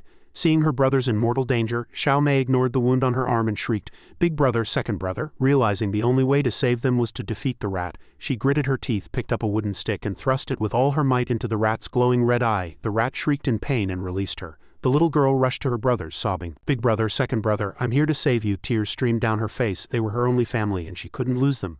But although the rat had lost an eye, it quickly recovered and lunged at Xiao Mei in a frenzy, pinning her to the ground with its front claws. Xiao Mei collapsed in pain. Witnessing this, Captain Guo laughed manically. This brat really thinks she can save them? What a pipe dream. Trash like you doesn't deserve to live. Covered in filth and tears, Xiao Mei kept crying for her brothers, but the rat had already caught her, and was ready to feast. As she watched the ropes tighten around her brothers' necks, Xiao Mei could only wail in despair. Why is this happening? We just wanted to live. Help, please, someone save us. Just when she thought all 3 of them would die, Su Chen suddenly appeared. With a seemingly effortless motion, he delivered a casual slap. Though the strike looked simple, it carried massive force. Hitting like a heavy hammer, it instantly sent the mutated rat's head flying. Blood erupted from its neck as it died on the spot. Xiao Mei stared in shock, unable to utter a word. Tianyu and his group, standing not far away, were equally horrified. Tianyu muttered, This guy is too violent. He had just praised Su Chen's calmness, only to be immediately proven wrong. Captain Guo, who had been laughing a moment ago, was now frozen in shock, cold sweat pouring down his face. Looking at the rat he had killed with a single slap, Su Chen frowned slightly, looking disappointed. Is this all the strength it had? It seems this rat was just oversized, nothing more. That said, Su Chen's biggest regret was that there was no crystal core inside this rat. Moreover, it seemed different from ordinary mutated creatures. Captain Guo forced a sinister smile, staring at Su Chen through gritted teeth. Kid, since you're so eager to die. Before he could finish, the sound of another iron gate rising echoed.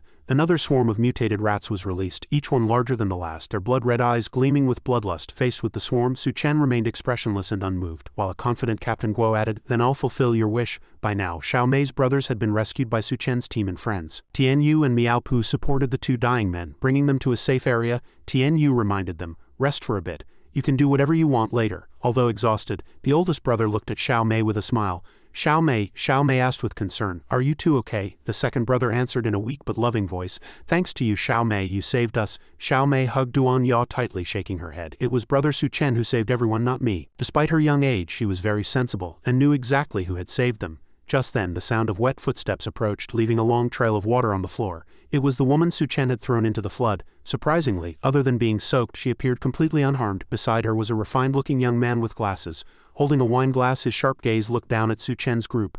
The man asked the woman, "Is the man down there the special research material you mentioned?" She answered slowly, "Yes, boss. If we can use his genes, we can solve the problem of genetic instability in the future." Hearing this, the man in glasses seemed surprised. Really? These rats were bred with the latest technology. They're larger and more vicious than before, but if he dies here, he's not worthy of being my special test subject. As soon as he finished, a vicious swarm of rats charged. But in a flash, Su Chen struck. With lightning speed, he swung a short blade taken from his spatial storage, leaving lethal wounds across the swarm. Tian Yu's group and the siblings watched in stunned silence as Su Chen slaughtered all the mutated rats in an instant. What, was this really the same Su Chen Tian Yu knew? Although Captain Guo was a bit intimidated, he wasn't as shocked as the others. He roared, "You're dead, brat!" But Su Chen ignored him, simply feeling disappointed that there were still no crystal cores in these rats. Suddenly a voice came over the intercom. "Attention.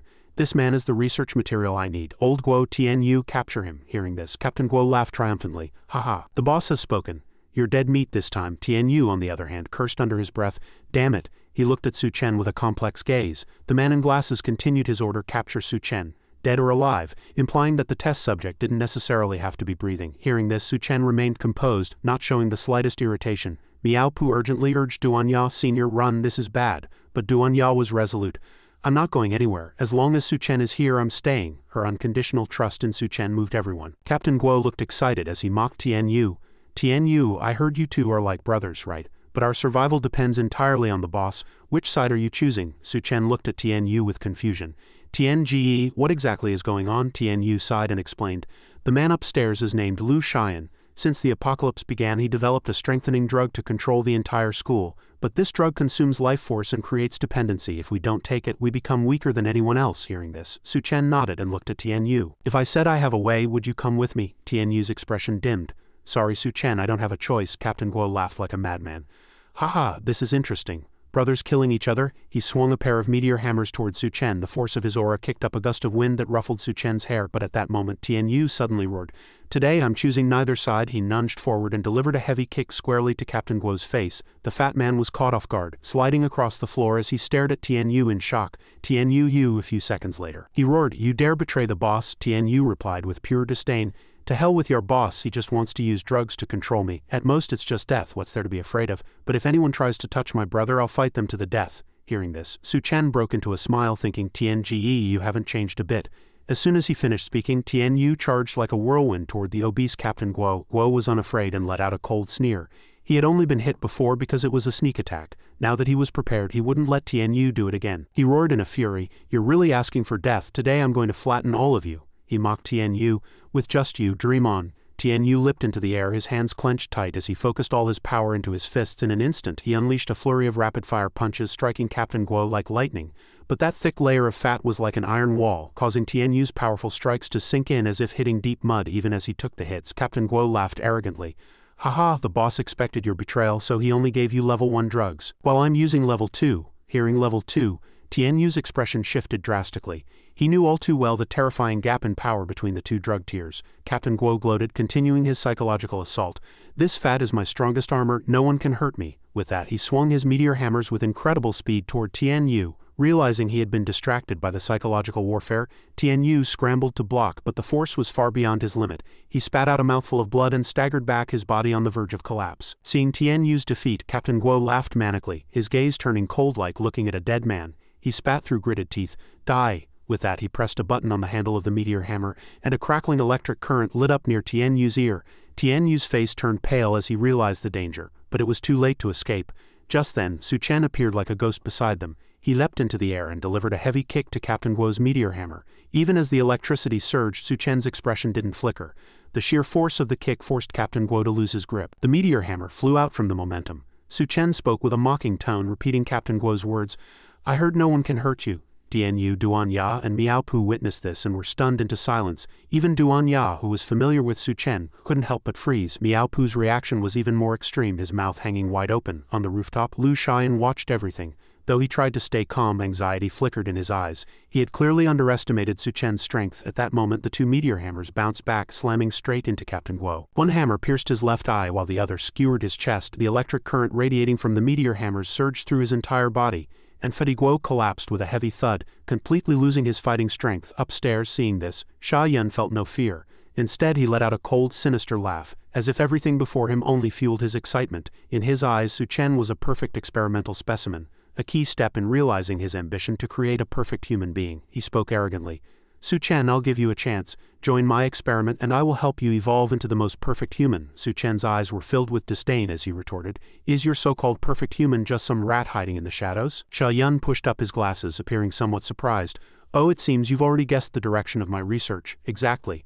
Rats have genes closest to humans. I will use those genes to create a rat army, conquer the world and build a paradise. Isn't that exhilarating? Listening to these absurd fantasies, Su Chen felt like he was growing calluses on his ears. He picked at his ear and mocked, yeah, this feeling of peak stupidity is indeed quite shocking. Though Sha Yun tried his best to restrain himself, he was finally provoked. He ordered the bald woman to fire. She immediately raised her gun from the window and aimed. However, what she fired wasn't a bullet but a dose of medicine, which shot straight into the dying Guo. The moment the drug took effect, Guo's body underwent a horrific mutation. His teeth became razor sharp, and the meteor hammers in his hands actually fused with his body. The left eye that had been pierced regrew on the left side of his chest. He now looked like a total monster. Tian Yu, Xiao Mei and her brothers Duan Ya and Miao Pu stared with wide-eyed terror. Duan Ya murmured to herself, what on earth are they researching? How can they turn a person into something so disgusting? Sha Yun explained triumphantly. Guo was once a wrestler. That thick layer of fat is the perfect defensive armor. This level 3 potion not only enhanced his strength but also granted him the power of rebirth. Su Chen, you are no match for him. He looked down at Su Chen, his tone haughty. Now have you witnessed the greatness of evolutionary power? Su Chen raised his middle finger and spat in contempt. Greatness, my ass. It's just turning people into monsters. Insulted, Sha Yun flew into a rage and ordered Guo to kill him and extract his genes. Now a monster, Guo roared and charged like a massive meatball at incredible speed. Tian Yu, Duan Ya and the others were worried to the extreme. No one knew exactly how strong Su Chen really was, yet Su Chen remained calm, extending his hands to directly stop the high-speed spinning meatball. The electric current from the meteor hammers struck Su Chen, and though it caused no real damage, it felt as uncomfortable as being bitten by ants. Su Chen frowned, a flash of anger in his eyes.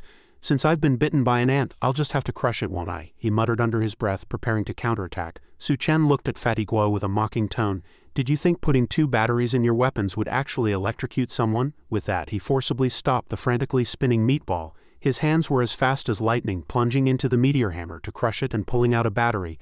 Now let's see how you like being shocked. Su Chen shoved the battery directly into Guo's mouth. Instinctively, Guo bit down, shattering it. The sound of the battery casing breaking was accompanied by the crackle of electricity spraying everywhere.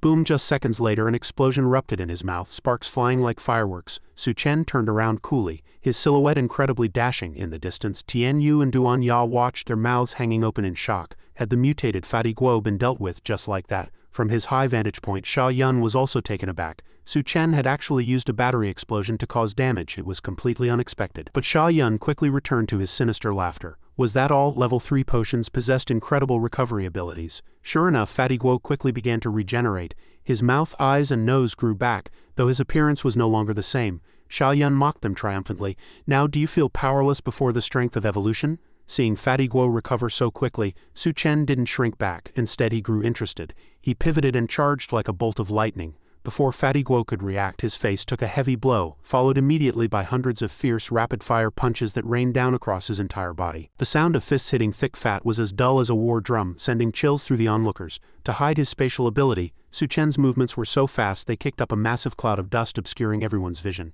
Even Tian Yu and Duan Ya couldn't see exactly what he was doing. High up, Sha Yun frowned in confusion. What tricks is he playing? Inside the smoke, Su Chen thought to himself, this guy keeps recovering. It seems Sha Yun's research has some value, but this won't do. He activated his spatial ability, summoning countless pieces of concrete debris, rebar and large rocks, dumping them all onto Guo. The roaring sounds were constant, like a storm of construction materials frantically battering his layers of fat.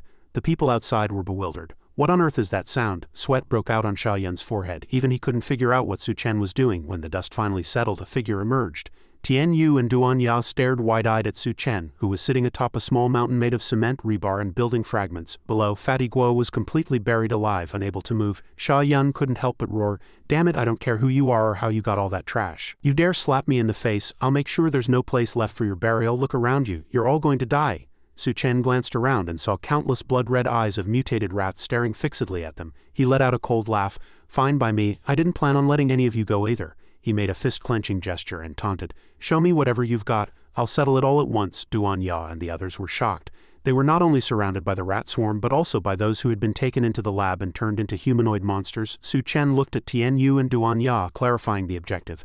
"Sha Yun up there, if we don't deal with him, this will never end. I'll leave this area to you."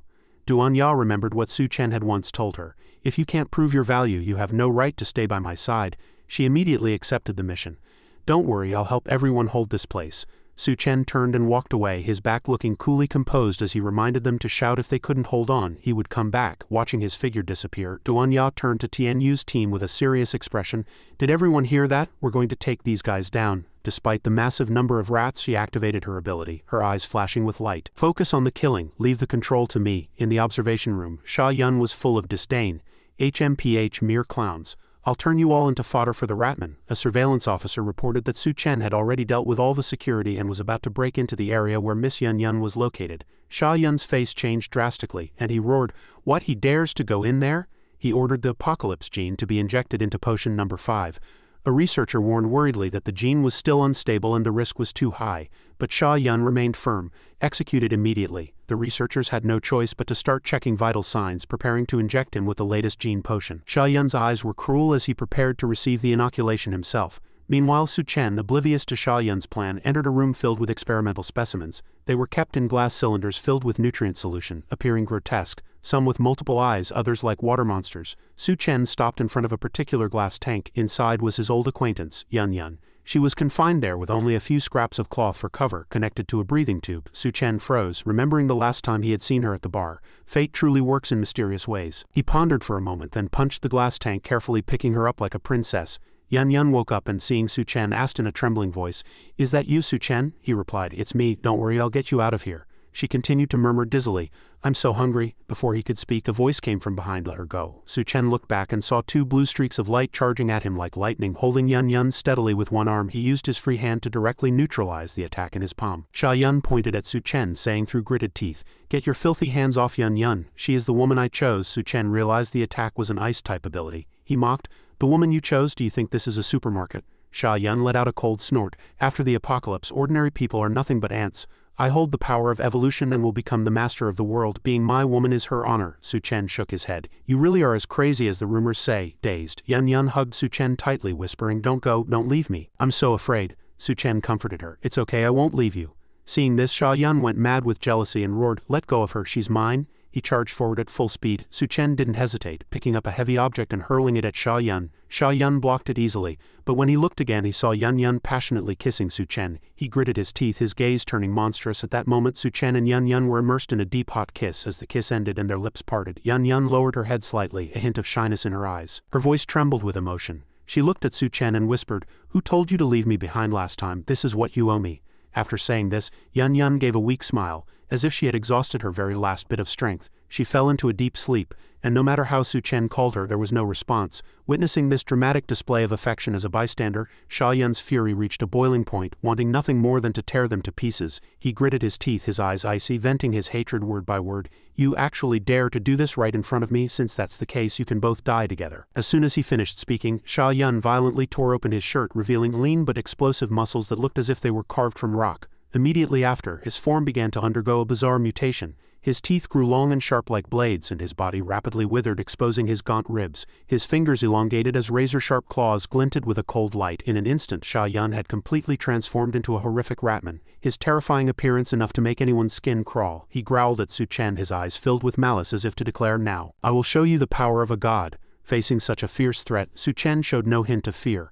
Holding the sleeping beauty with one arm and keeping his other hand in his pocket, he remained composed. He curled his lip into a cold smirk and replied, "Bring it on." His words were short but as sharp as a blade, filled with provocation. In the next second, having successfully provoked Sha Yun, Su Chen gently placed the exhausted girl in a safe corner. He even thoughtfully gave her a piece of chocolate to help her regain her strength. Suddenly, Su Chen's sharp intuition detected something abnormal behind him. The Ratman appeared, his body covered in tangled long hair with elongated claws and an old hideous face like something out of a nightmare. He hissed, his tone full of contempt. "You're still distracted at a time like this, you're asking for death." With that, he lunged like a beast, opening his bloody maw to tear Su Chen apart.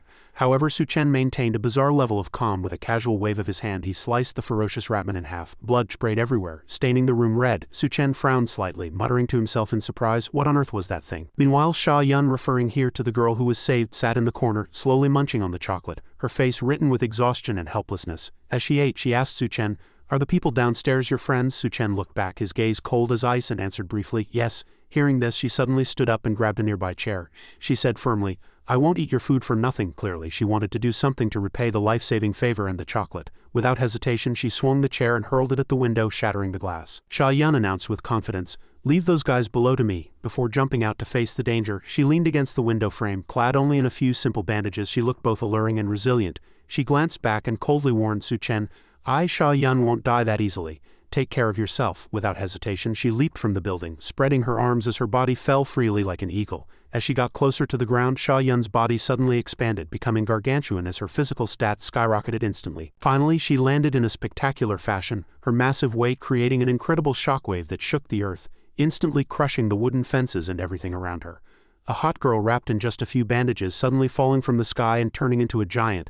The sight left everyone around dumbfounded, their eyes nearly popping out of their heads. Sha Yun let out a soft cry of pain. "Ouch, my butt hurts." The fall from such a height had likely been a bit much for her. Before anyone could recover, they wondered if their eyes were playing tricks on them. The witness Duan Ya asked herself, "Am I seeing things?" It took several seconds for Sha Yun to recover from the vibration of the landing. Though it hurt a bit, she was unharmed and had even flattened a few rats and crushed a fair amount of debris. She introduced herself with a hint of adorable clumsiness. "I'm Sha Yun, Su Chen's friend, here to help everyone."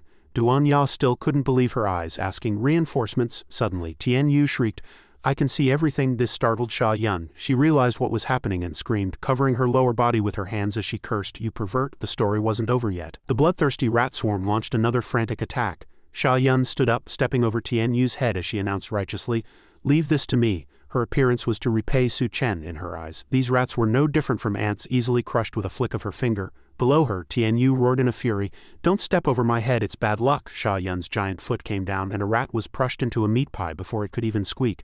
But as she saw what was sticking to her foot, she realized the rats were packed so densely that every single one was extremely vicious. They swarmed over the walls, ready to tear apart any living thing in their path. The rat horde surged forward, treating the humans as a gluttonous feast. Sha Yun shrieked in terror, "Why are there so many rats?" Fear caused her to lose control. She began kicking out wildly, shouting as she lashed out, "Get away from me, you're disgusting." Not only were rats crushed under her feet, but the people nearby scrambled to escape the chaos. People screamed, "Run, she's gone mad, watch out or you'll be flattened." Tian Yu continued to grumble about Sha Yun stepping over his head earlier, muttering, "I told you it's bad luck to have someone above you like that." Su Chen observed the scene, his gaze icy yet unable to fully conceal his internal shock. He marveled privately. He hadn't expected Sha Yun, despite her appearance, to possess such a powerful ability.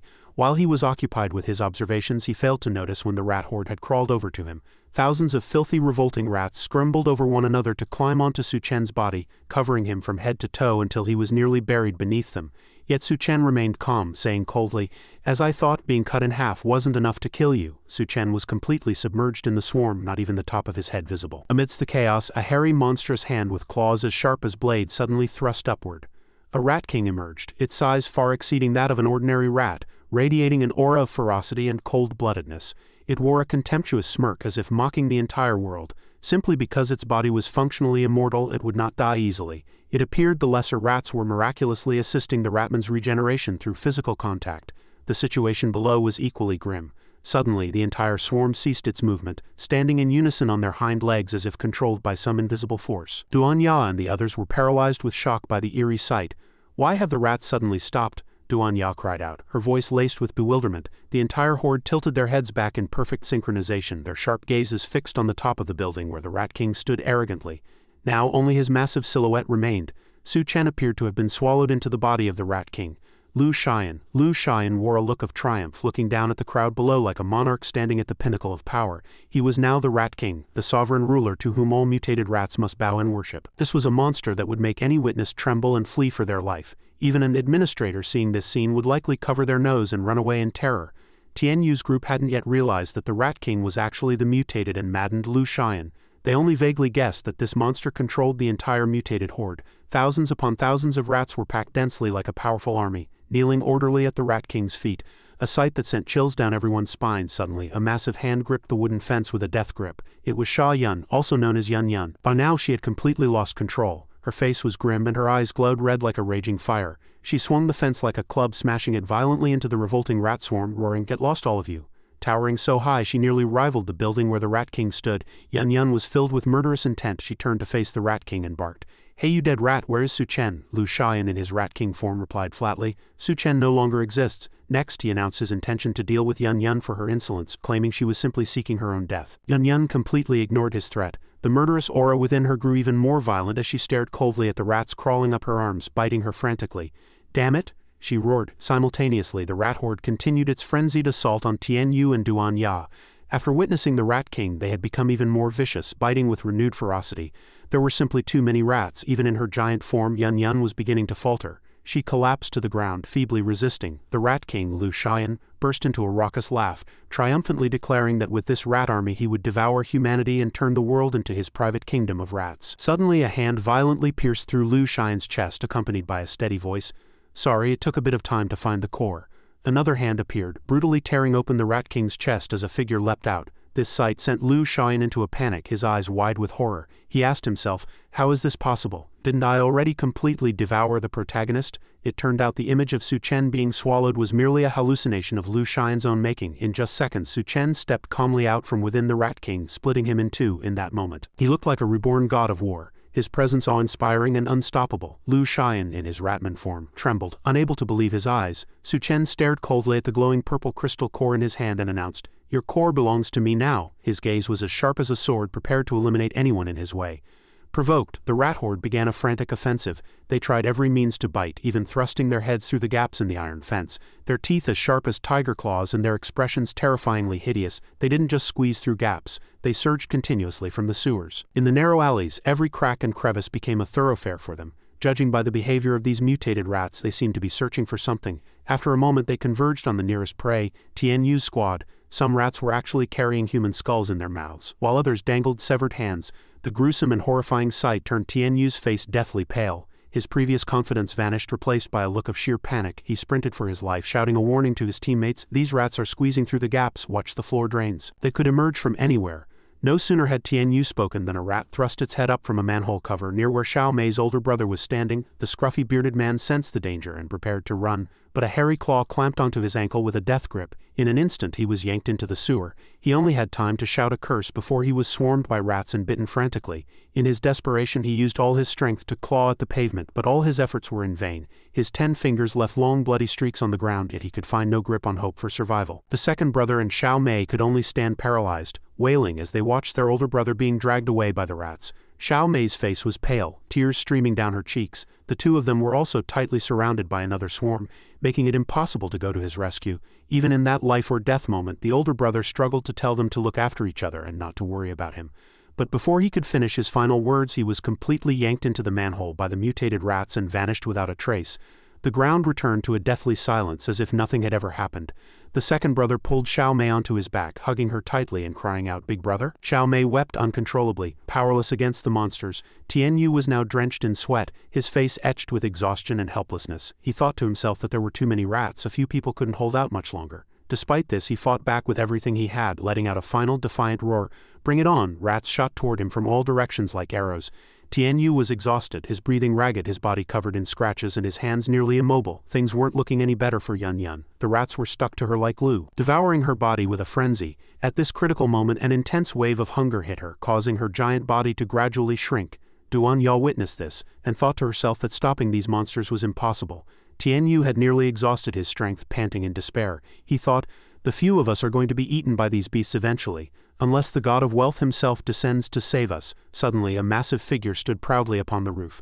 Tianyu's expression shifted drastically, his pupils contracting as cold sweat broke out over his body. The figure leapt suddenly, stomping heavily toward the ground, radiating a surge of purple-black energy. Its body was twisted and inhuman like a demon king crawling out of hell. Tianyu was speechless, able only to tremble before the terrifying sight. Su Chen seemed to have already sensed the horrific nature of the creature before them. It was the Rat King, but not the one they had faced before. Now it had blackened, turning into a terrifying dark entity. Surrounded by swirling black clouds, it emitted an evil aura that struck fear into the heart. Its power was so immense that the vicious rat horde didn't even dare to squeak. They could only bow their heads in trembling submission. The monster's footsteps echoed like a funeral dirge, each stride heavily shaking the earth. No matter how ferocious the other rats were, they dared not approach.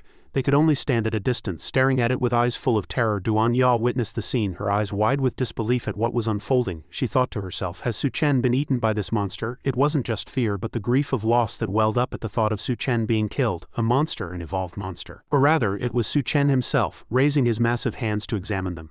It appeared this form was not one he had taken voluntarily, but was being manipulated by the residual consciousness of the crystal core.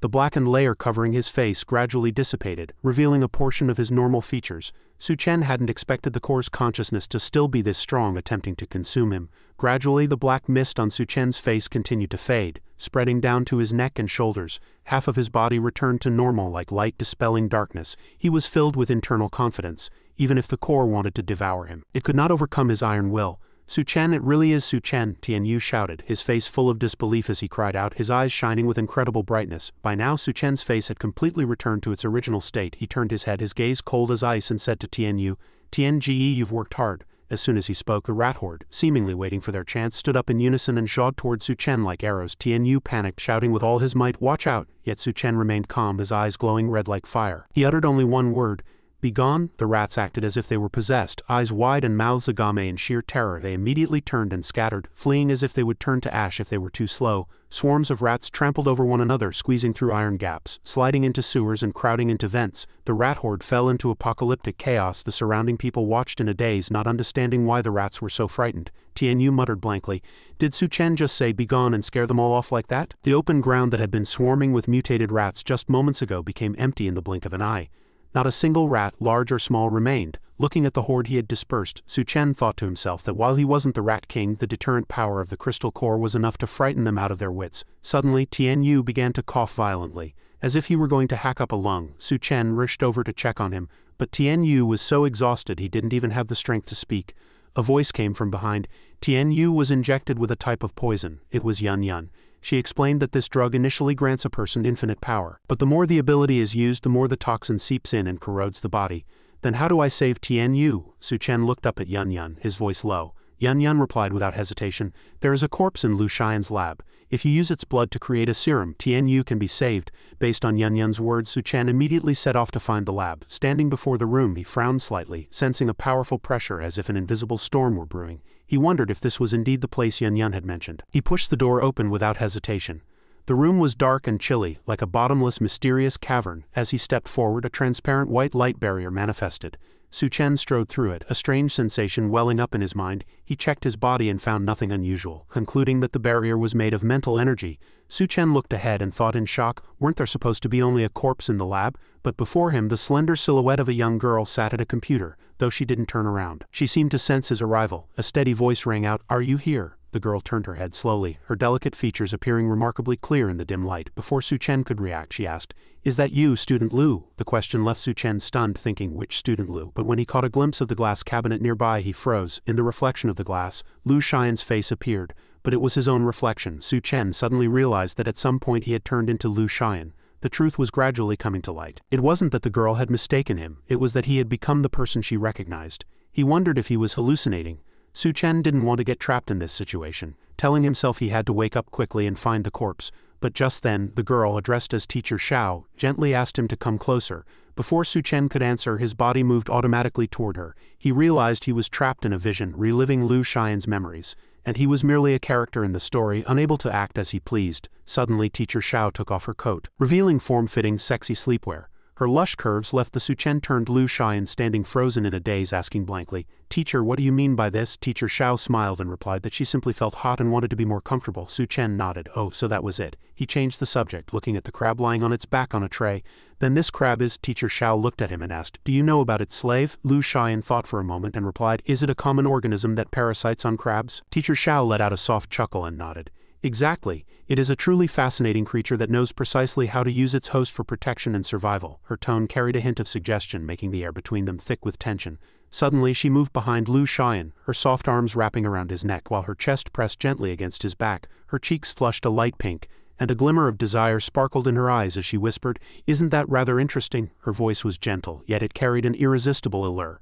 Lu Xian froze, responding, "It is somewhat. I haven't quite decided how to react yet." At that moment Teacher Xiao's hand slid toward his abdominal muscles, heightening the tension. Her chest pressed firmly against him, purposefully brushing against his back as her eyes teared into his with a playful gaze. She teased, "I didn't expect student Lu to not only have excellent grades but such a well-toned physique as well."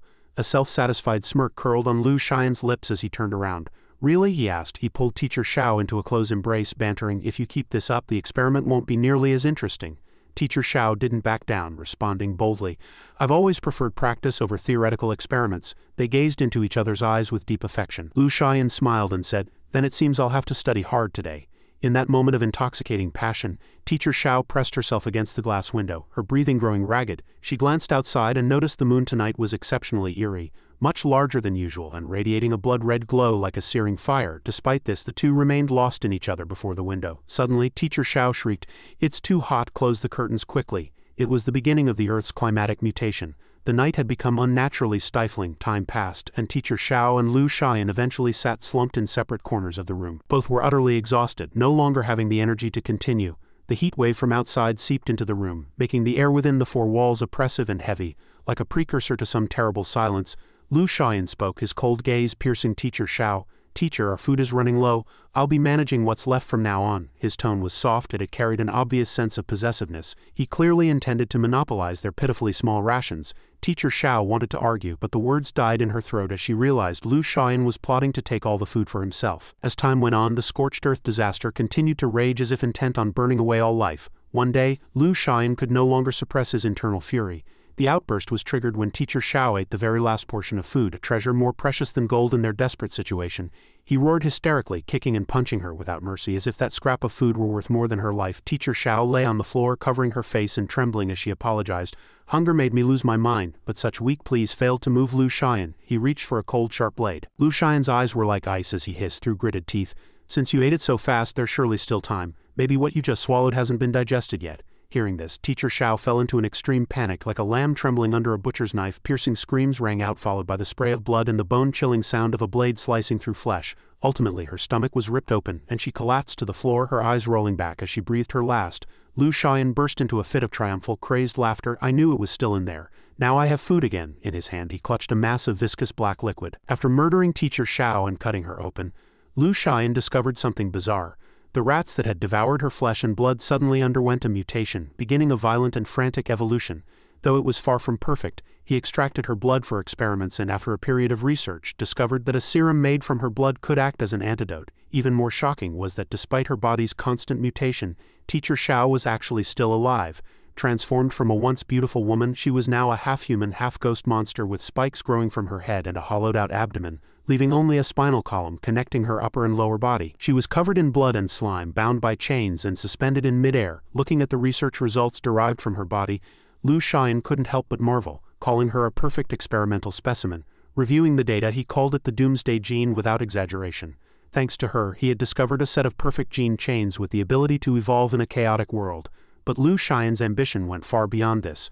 A bold idea surfaced. He wanted to cut open Teacher Xiao's brain to explore even deeper mysteries. She remained silent, offering no resistance, but this did nothing to calm his manic emotions. He looked at her with a twisted smile and said calmly, "You won't die anyway." With that, he let out a demented laugh and picked up a chainsaw, preparing to saw off her head. Just then, a seductive voice rang in Su Chen's ear. It turned out Teacher Xiao was using mental hypnosis, attempting to induce Su Chen to play the role of Lu Xian within the illusion. "Quickly, eat that glowing purple stone in your hand." Despite her constant enticement, Su Chen incantated as Lu Xian did not comply. She lost her patience and barked sharply, "Why won't you eat it?" Su Chen's cold voice rang out, "Because it's nothing but a piece of stinking rotten meat." Without hesitation, he crushed the purple stone, an object Teacher Xiao had conjured within the illusion. She stared at him, her eyes filled with shock and confusion.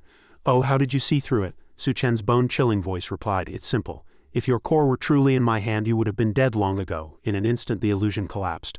Su Chen's true form gradually appeared as the guise of Lu Xian dissipated. Teacher Xiao was terrified, blurting out, "You actually managed to break my illusion." "Damn it, I finally waited for a suitable human." She cut herself off before finishing. The scene in the room became clear. Teacher Xiao was now entirely a monster suspended from experimental machinery, consisting of only an upper body. Her lower half had been removed by Lu Xian. Seeing what this once beautiful girl had become, Su Chen felt no internal stirrings. He had only one goal in his eyes: to crush her skull with his own hands. He slowly raised his right hand, fingers splayed, and aimed directly at the top of her head, radiating a threat of death. This young woman, or rather this monster, fell into a panic and shrieked, her voice trembling. "I was just a sympathizer forced into this. Don't you want my power? I'll give it to you. Just please let me go, I beg you." But Su Chen's gaze remained cold, unmoved by the wretched pleading. He spoke slowly. "When a Sakulina invades a body, it takes over the host's consciousness." Before the words had even fully left his mouth, Su Chen's cold palm was already pressed against the monster's head. He didn't hesitate, preparing to rip open her skull. The monster continued to plead, her tone growing more urgent and weak, like a candle flickering in the wind. She was seeking a sliver of survival.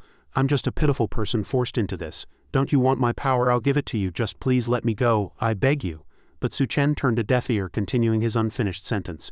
"Did you think I'd give you a chance?" As soon as the words fell, blood erupted like a fountain. Su Chen ruthlessly crushed the monster's skull. After he removed the crystal core, her body began to disintegrate, blowing away like dust in the wind until she vanished completely. Su Chen watched this, a hint of surprise flashing in his eyes. He murmured to himself, "So the body self-dissipates once the crystal core is gone?" Holding the shimmering core, he thought this should be fine, but a sudden realization made his heart grow heavy. If she's already turned to dust, where am I supposed to find the antidote for Tianyu? Su Chen didn't dare hesitate, immediately rushing out to search the laboratory, thinking the antidote must be somewhere in this room. Regarding the Sakulina, once this creature parasitizes a host, it spreads root-like branches throughout the body, connecting all parts and manipulating their behavior. This parasitism turns the host into a complete slave, stripping them of free will like a puppet controlled by this tiny yet powerful organism. The floodwaters had receded, leaving the city desolate, yet the air remained thick with heavy anxiety. In the post-apocalyptic ruins, a group of people gathered, whispering about the changes following the flood's retreat. "Has anyone noticed anything strange?" someone asked. After the water receded, the corpses that had been submerged suddenly mutated, followed by the sound of heavy footsteps echoing across the ground. Suddenly a voice urged, "Stop looking, let's go." "That's Su Chen's squad." At that moment, Yun Yun looked worried and called out softly, "Sister Duanya." Duanya looked back, her gaze falling on the naive young girl who had just joined the team. Yun Yun asked in confusion, "Where is Su Chen taking all these medical students?" Duanya sighed and answered that because the mutated rats were trying to flee, they were hiding near the University of Science and Engineering, a place no longer fit for human habitation. The surviving medical students were precious talents for the future, so Su Chen planned to take them to a safer settlement. Hearing this, a strange sense of irritation rose in Yun Yun's heart. She blurted out, "If that's the case, isn't there still a long road ahead? I'm already starting to get hungry and that's not good." Thinking of this, she decided to run off to find Su Chen immediately. But Duanya's tone was firm. "You're not allowed to go." Simultaneously, she reached out and gripped Yun Yun's wrist tightly to stop her. Yun Yun was surprised, staring at the hand clutching her as she asked in a panic, "Oh, why not?" Duanya's face flushed slightly and she looked at her with a gentle gaze as she replied, "Because you're one of us now, so you have to listen." Although her tone was stern, Duanya only wanted to protect Yun Yun. Recalling the moment just before, Duanya suddenly fell into a state of panic from when Su Chen had pinned her against a wall. She didn't understand why he had done that. Her eyes had been full of confusion and anxiety at the time. Su Chen had displayed an unprecedented wickedness, pinching her cheeks with a deep gaze and a voice that was soft yet carried a hint of the demonic. "Don't be afraid. I just feel a bit hot." Then he had suddenly kissed her forcefully, leaving Duanya's face full of shock and hesitation. Although the two had shared countless passionate nights, Su Chen's actions this time had been truly shocking. Anyone could imagine the wild night that followed between them. Thinking back, Duanya still felt a bit aggrieved, wondering, did Su Chen suddenly become so violent because of the crystal core's side effects? Meanwhile, Su Chen was busy calculating. After the flood receded, bacteria, viruses, and even plants underwent massive mutations. Many settlements had collapsed due to a lack of doctors. They were currently the rarest resource, if utilized properly. He could establish his own settlement. Su Chen meticulously planned every move and exit strategy, confident that no matter how many new factions emerged, he had the strength to oppose them. This scavenging mission was quite successful. He had found the method to produce the serum as well as the recovery medicine for Tianyu and the others. He had collected all the research equipment and supplies from the lab into his dimensional space. Furthermore, the Rat King's core had not only improved Su Chen's berserk ability, but also enhanced his constitution and even granted him ice-type powers. Though he could only condense a tiny bit for now, he believed he could continue to upgrade it in the future. The crystal core from the mutated female corpse in the lab had also provided mental abilities, though unfortunately he didn't gain the power of illusion. Suddenly, Tianyu's voice broke Su Chen's train of thought. "What's that sound over there?" Su Chen immediately deployed his newly acquired mental ability, a power that could sense the blood heat of living organisms within a 30-meter range, acting like a thermal sensor. Through this he discovered an ambush by the Dao tribe. Suddenly a scream erupted from the garden. "Look up there!" The sight before them left everyone stunned. A person was hanging eerily in midair. "Who is that?" they asked, looking at each other in confusion and doubt. A moment later a short-haired girl recognized her and shrieked in terror, "That's Rui, my roommate. There's no time, we have to save her right now." Her voice was full of earnest pleading. Another student volunteered, "I'll go immediately." But Su Chen interrupted coldly, "Don't get involved, we're moving on." His words immediately drew the ire of those around him. They accused him of being cruel and bloodthirsty, unable to accept his cold indifference toward a human life. The short-haired girl roared. Her eyes blazed like torches. "Damn it, you guys aren't even men. You want me to just watch her die? I can't do it." The girl glared at the male students, urging them impatiently. "Hurry up and go save her," rebuked so harshly. Two boys immediately rushed forward, determined to untie the rope hanging Rui. They kept comforting her, their voices soft yet firm. "Don't worry, we'll definitely save you." But while the two were busy untying the rope, two spears suddenly shot forward like lightning, tearing through space, giving them no time to react. The spears pierced straight through both of their chests, a lethal, incurable wound. The faces of those nearby turned pale, stunned by the sudden turn of events. These naive students realized with horror that they had fallen into a death trap, but it was too late. From the second floor of the building, two Dao tribe members armed with an axe and a hammer leaped down like hunting beasts, ready to finish off the panicked crowd. A male and female student were surrounded by the two tall, ferocious mutants, too stunned to say a word. One mutant gave a sinister smile, slowly sticking out his tongue and licking the girl's face with a wicked gaze. "This chick is pretty cute. Using you as bait will definitely lure in more people." He began to grope her shamelessly and without restraint, as if no one else were around. That Dao mutant seemed to take a real liking to the short-haired girl. He glanced sideways at the man addressed as Shunji and said greedily, "This scent is intoxicating. Shunji, can I play with her first?" Hearing these malicious words, the girl's face turned even paler, her voice trembling as she pleaded, "Please let me go." But the Dao mutant only let out a cold laugh. Suddenly a roar erupted. "You bastard, let her go?" The remaining male student lunged at the girl without hesitation, desperate to save her. However, the Dao tribe member merely curled his lip, swinging a cold gleaming axe through the air in a direct strike. Blood erupted like a fountain, staining the ground crimson. The boy's body collapsed, a tragic price paid for his bravery. The Dao tribe member looked at the corpse and let out a cold laugh. "As food, you should have the self-awareness of being food." He continued to harass the girl, even suggesting cruelly that they should keep her alive to breed. The clothes on the girl's body were already in tatters. After undergoing a series of savage tortures, she was covered in wounds. Meanwhile, Su Chen's group had long since departed, yet the shrill, agonizing screams of the short-haired girl, Shin Rui, continued to echo through the space. Duan Ya turned to Su Chen with concern and asked, "What happened to them?" Su Chen's tone was as cold as iron. "Those who appoint themselves as saints only seek their own deaths." Duan Ya looked at him, her eyes filled with worry. "Was the woman hanging from the rope earlier a trap?" Su Chen nodded, his gaze turning serious. She continued, "Are we safe now?" He answered in a deep voice, "On the contrary, we have been surrounded by the Dao tribe." Su Chen could sense their presence, lurking in the surroundings like ghosts, waiting for the right moment to strike. Hearing this, everyone fell into a panic, fear spreading like a tsunami. They couldn't believe they had fallen into such a dangerous predicament. Su Chen offered a calm yet firm reassurance. "It is exactly as I said." He took a deep breath and decided to employ the second mental ability he had just acquired, necromancy. This ability allowed him to manipulate and control zombies. This time he intended to use them against the Dao tribe. He would let them have a taste of being surrounded and hunted like prey under the Grim Reaper's scythe. The Dao tribe members were suddenly hemmed in by the mutated corpses under Su Chen's control. Witnessing this horrifying sight, they thought in terror, when did these mutated corpses appear? But fear was quickly replaced by feral rage, and they lunged forward to hack and slash without hesitation. One Dao tribe member grabbed a mutated corpse and hurled it forward, knocking down a large group like falling dominoes. However, when another Dao tribe member looked downstairs, he discovered that Su Chen's group had already vanished. Finding their prey had escaped, the Dao tribe members leapt from the high-floor windows, but they were intercepted by Su Chen as soon as they landed. He stood there, his gaze as sharp as a blade, and asked in a low voice, "Where do you think you're going?" Instead of being intimidated, the Dao tribe members broke into smug, mocking laughter. One of them shouted, "Look, another one seeking death. Let's slaughter him first." What an arrogant brat. Hearing their intent to attack, Su Chen didn't panic at all. He calmly put his hands in his pockets and spoke in a steady tone, "It's a pity the Dao tribe doesn't have crystal cores. In that case, let these mutated corpses play with you." In an instant, hundreds upon thousands of mutated corpses surged from the shadows like ghosts rising from the depths of hell, surrounding the Dao tribe members. They unhinged their bloody maws, craving to bite, and the air was instantly filled with the scent of death. Meanwhile, Su Chen's group had arrived at a safety zone named Hechung.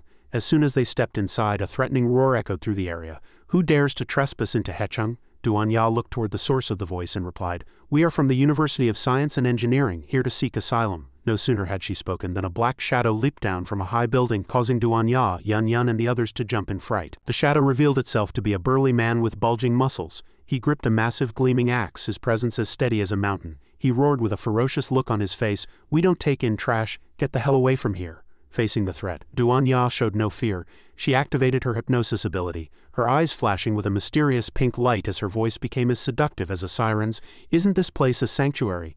By what right do you block us from entering?" For a moment the burly man's eyes also turned pink as if he had fallen into the illusion woven by Duanya. However, he quickly regained his senses, slapping his head as he sneered. "Hey, petty tricks, just some devious sorcery. Truly a waste of time." With that he lunged forward, swinging his massive axe toward Duanya without hesitation. Just then a shout rang out, "Stop!" Appearing before Duanya was Xiao Feng, a young warrior. He gestured for the man to stop, then turned to the burly man and explained, "Captain's son, they aren't here to seek protection. There's no need to fight." The man shouldering the giant axe responded with a look of pure disdain. "You people actually dared to walk boldly through the Dao tribe's territory?" At that moment, Su Chen returned from the direction where he had dealt with the Dao tribe. His gaze was as sharp as a sword as he looked directly at the burly man. "In that case, perhaps we should take these dozens of medical students and find asylum elsewhere." Hearing this, Captain Sun and the crowd behind him were all stunned. What? Dozens of medical students? They were utterly shocked. In this era, living medical students were as rare as precious treasures, and Su Chen had brought an entire group. Xiao Feng looked at Su Chen, his face full of disbelief. "Su Chen, I didn't expect you to still be alive." He then turned to Captain Sun and persuaded him with a sincere tone. "Captain Sun, they are my friends. I guarantee with my life that they aren't Dao tribe spies. And since Su Chen says they are medical students, then it is absolutely true." Several people behind him also stepped forward to help. "Captain, since Xiao Feng has put it this way, let them in." "Exactly, with medical students we won't have to watch patients wait for death. What if we get sick one day?" Having heard this, Captain Sun had no choice but to relent. He turned to walk into the city, not forgetting to look back with a warning, "Do as you wish, Xiao Feng, but if they can't cure the patients, the consequences are on you." Immediately after, Captain Sun's subordinates welcomed them with warm enthusiasm. "Everyone," the captain has agreed. "Please come in." Xiao Feng looked at Su Chen, his tone a bit awkward. "Sorry, Su Chen, don't take it to heart. The captain just has that kind of temper." Su Chen's expression was indifferent, his tone as steady as still water. "It's fine, there are people who make things unpleasant everywhere." Xiao Feng glanced at him and changed the subject. "But you've arrived at just the right time. We have several people here with a strange illness, and we urgently need a doctor's help." Xiao Feng led Su Chen's group to a comatose female patient. Her body was covered in eerie white fungus, clinging to her flesh like clusters of toxic clouds. Witnessing this bizarre sight, Yun Yun couldn't help but gasp. "Are those mushrooms?" Xiao Feng replied with a look of sorrow. "I'm not sure." We tried to help her clear them off, but tragically these strange organisms grow incredibly fast, making her weaker and weaker. Su Chen spoke with a grave tone. "She is infected with mutated bacteria. Now even plants are undergoing mutations. Everyone must be warned to be careful of these sprouts. Do not get injured." Duanya scrutinized the peculiar fungus with curiosity and asked, "Are these fungi turning people into nutrients?" Su Chen answered decisively, "That seems to be exactly it." Meanwhile, Yun Yun was hurrying to find a pharmacist hoping to develop the necessary medicine. Looking at the girl before him, Su Chen recalled the mutated plants he had seen in his past life. This was only the beginning. If not cleared promptly, they would grow wildly like weeds. Then they would begin attacking humans. By then the Dao tribe would take the opportunity to invade the sanctuary and turn humans into captive livestock. The expansion of the Dao tribe was a massive threat to Su Chen. Unless he could turn this place into his own base and prepare in advance, thinking of this, he decided to investigate the situation here. Suddenly a disturbance broke out. Zhang He, the son of the city lord, was driving a car recklessly like a whirlwind. He held a gun, strafing at civilians while driving, shouting arrogantly, "You lowly peasants, stay out of this young master's way." Su Chen noticed the commotion, a flash of curiosity in his eyes. Someone actually dared to fire a gun in the sanctuary. He turned to Xiao Feng and asked, "Kangoo Squad, aren't you going to manage this?" Xiao Feng grit his teeth and replied, "The Kangoo Squad has been disbanded." Su Chen wasn't surprised and continued, "Was this a condition for the refugees to enter the city?" Xiao Feng nodded and responded, "Yes, he is the city lord's son. He thinks the elderly and children have no value, and often pushes them to a dead end." Zhang He glanced at the newly arrived group with an impatient look. "Hey, another group here to die." Suddenly he ordered the driver to drive straight to where Yun Yun was sitting, boasting confidently, "Little sister, want to get in the car? Big brother will take you to eat something delicious." Yun Yun stood up, walking toward him with a listless, exhausted air.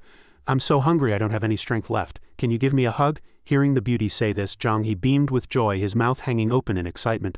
"Oh my, I couldn't ask for anything better." Witnessing this, Xiao Feng roared in anger. "Damn it, Zhang He, you dare!" He was about to rush forward and throw a few punches. Su Chen stopped him and said calmly, "It's fine as long as he can carry her." Zhang He urged, "Hurry over, big brother is ready." Suddenly, a sinister smile appeared on Yun Yun's beautiful face. "You're so kind." As soon as she finished speaking, she used the momentum to leap onto the car, then exerted force once more. Her movements were powerful and rhythmic, like a sumo wrestler gathering strength before a strike. Zhang He was still smiling, but the moment Yun Yun was about to hit him, she suddenly activated her ability. Her body expanded rapidly like a small mountain, as if to crush everything beneath her. Seeing Yun Yun transform into a giant and lunge at him, Zhang He scrambled to turn and jump back, narrowly escaping a lethal blow. However, his ride wasn't so lucky. It was crushed into a pile of twisted scrap metal by the terrifying weight. Yun Yun stood up, slowly shrinking back to her original size as if nothing had happened. The loud crash drew Captain Sun's attention, and he looked back in confusion. What just happened? Not just Captain Sun, but Bai Kang's group and everyone else were stunned, their eyes fixed on Yun Yun. Everyone wondered what that earth-shattering noise was about. Meanwhile, Zhang He, who had narrowly escaped but was still injured, was trembling with terror. He clutched his agonizing legs and shrieked, my legs, my legs!" Hearing the shouting, Yun Yun walked over and teased playfully, "Young City Lord, I already gave you a chance. Who told you to be so useless?" As she spoke, she intentionally stepped on his injured leg. The intense pain made him howl in agony as if undergoing torture. Several subordinates hurried over, asking with concern, "Young City Lord, are you okay?" Zhang He's face was filled with horror as he pointed at Yun Yun and accused loudly, "She's a monster," he hissed, claiming she had turned into a giant and stepped on his legs. In a panic, he ordered his subordinates, "Quickly arrest her." The two subordinates immediately looked back, their eyes full of confusion as they searched for the giant monster he spoke of. Just then, Duanya activated her mental control ability from a distance, aimed straight at the two men. Instantly, the two fell into a trance, a strange red light flashing in their eyes. Then they turned to Zhang He and said, "Young City Lord, you clearly fell off the car yourself and broke your legs. Don't frame this lady." The other man quickly agreed, "Exactly, we all saw it clearly." Hearing this, Zhang He's face turned from blue to white with rage. Seeing that no one supported him, he roared in fury. He accused everyone of ganging up on him and threatened, "I'm going to tell the old man and have him deal with you." With that, he raised his voice and shouted throughout the sanctuary, "Dad, help me." Captain Sun stood to the side with a cold laugh. It seems there's a good show to watch. Not long after, a luxurious black sedan drove up slowly and stopped beside Zhang He. Following it was a squad of fully armed bodyguards appearing extremely professional. Sitting in the car was clearly his father, the city lord of this sanctuary. The guards wore bulletproof vests and held long guns, looking majestic. Standing beside Su Chen, Xiao Feng whispered with worry, "This is bad. The young city lord actually called the city lord over." Yun Yun stood with her hands on her hips and mocked, "Ooh, the city lord sure has a lot of flair, doesn't he?" Just then, the car door opened and a pair of leather shoes landed firmly on the ground. Then a middle-aged man with an elegant and dignified air stepped out of the car. It was the city lord of this place. Following him were two burly, thug-like men. The city lord straightened his back, his cold gaze sweeping over the crowd as he asked in a deep voice, "Can someone tell me exactly what happened here?" Xiao Feng stepped forward immediately, explaining urgently, "City Lord, my brother brought dozens of doctors to join us," but the young City Lord, before he could finish, he was rudely interrupted by Zhang He. "Dad, kill them, my legs were..." Slap! He was met with a resounding earful. The City Lord scolded him with a face full of rage. "How many times have I told you to treat everyone who joins us with courtesy? Don't go around embarrassing yourself using the title of young City Lord." Immediately after, he adopted the persona of a loving father and a wise ruler, announcing loudly, "Remember, our ideal is to turn this place into a beacon in the apocalypse so that everyone who comes here feels warm and safe." Seeing the city lord prioritize justice over his own family by lecturing his son in public, the onlookers began to whisper amongst themselves. Murmurs rose from the crowd. "Even his own son is punished for mistakes. It seems this city lord is truly a good man. I didn't expect such a noble person to exist in the apocalypse." After finishing his son's lecture, the city lord turned around, bowing slightly with his hand over his heart, sincerely inviting everyone to stay and work together. He promised to provide the best food and living conditions in Hechung for the newcomers. These words were like a spring breeze, instantly igniting the crowd's enthusiasm as they cheered excitedly. "Really? That's great, we're staying. Long live the city lord." In that moment, Xiao Feng finally breathed a sigh of relief and turned toward Su Chen to offer a few words of reassurance. "It looks like we can stay here with peace of mind," he began. But as the words left his mouth, he was stunned to find the space beside him empty. Su Chen and his group had vanished into thin air without a sound, and he hadn't noticed a thing. As night fell, the firewood in the hearth crackled and popped, casting flickering shadows against the freezing darkness as if trying to dispel the heart-sinking silence. Suddenly a question broke the stillness. It was Yun Yun. "Why aren't we staying in the city?" To answer her doubt, Duanya spoke up softly, her voice as calm as a stream flowing over rocks. "Have you forgotten that you kicked and broke the city lord's son's leg? Do you really think those soldiers with guns were just there for show?" Upon hearing this, Yun Yun lowered her head, a look of disappointment crossing her face like a bright moon hidden by clouds. "So are we really sleeping in the forest tonight?" As she spoke, she leaned closer to Duanya, her cheeks flushing and her eyes shimmering as if she were anticipating something. "All right then. But since this is my first time, could you give me some advice, sister?" Duanya froze, her face full of confusion as if she had been asked a riddle. "Yun Yun, what on earth are you thinking?" Before Yun Yun could answer, Duanya continued with a serious expression, her voice low as if predicting a restless night. I wonder if we'll even be able to get any sleep tonight. Hearing this, Yun Yun remained skeptical, her mind a mess of thoughts. Assuming Duan Ya was hinting at something else, she blurted out in surprise, "Ah, is sister's stamina really at that level already?" Just then, Su Chen's face turned as cold as frost. He suddenly interrupted their conversation, his voice as sharp as a blade. "Stop talking, someone's coming," he shouted toward the distance. "Friends over there, come out now." The hiding group was startled like beasts caught in a spotlight. They hadn't expected to be exposed so easily. Since they had been discovered, they stopped holding back and walked out boldly, even stating their purpose bluntly. "You broke the young city lord's leg, how could you possibly think you'd get away so easily?" Su Chen remained expressionless, his gaze as cold as iron. He answered leisurely, "Get away. I just didn't want to start a massacre in the city, and risk accidentally hurting members of the Kangoo squad." Hearing Su Chen's words, the leader let out a contemptuous sneer, his tone mocking as if laughing at the arrogance of the weak. "A massacre? A brat without even a weapon wants to kill people?" The man beside him, holding a gun, chimed in with a look of disdain. "Stop talking. I'll send a bullet to help him on his way." Su Chen didn't waste words and struck immediately. A thunderous heavy punch landed with a boom. In an instant the man's upper body was blown apart.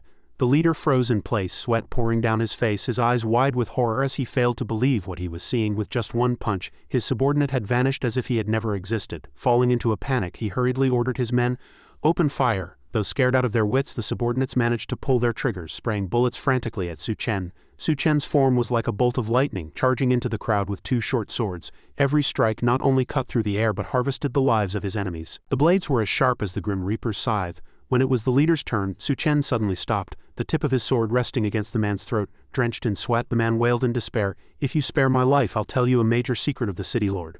"Oh, let's hear it." Su Chen spoke, his voice carrying a murderous intent as his blade-like gaze locked onto the leader. Under Su Chen's terrifying pressure, the man could only tremble and confess, "The city lord of the sanctuary has secret dealings with the Dao tribe. Lately they meet here every week to conduct secret trades with those Dao people." Hearing this, Su Chen frowned and asked in a low voice, "What kind of trade?" The leader answered with a trembling voice, "The city lord trades refugees for food from the Dao tribe." Beside them, Yun Yun and Duan Ya's fury erupted like torches in the night. Yun Yun slammed a fist into the leader's head in a rage and questioned, "You actually dare to use human lives to trade with the Dao tribe?" The leader endured the pain and answered shakily, "It was all the city lord's orders." The scene shifted to another location where a voice rang out like a thunderclap. "Wait a minute, what are you doing? Didn't we agree on grain?" There, a Dao tribe member was clutching a human's throat, his face distorted like a ferocious beast staring at prey. Looking at the pile of rotten grain, he curled his lip and revealed a sinister snake-like smile. "I'll dump this trash at the sanctuary entrance before dawn," the Dao roared in a low voice. The man being choked turned deathly pale, shouting in terror. "What?" The Dao ignored him. He merely continued coldly, "As for you, we'll handle it the old-fashioned way." With that, he unhinged his massive needle-toothed maw and bit hard into the man's neck.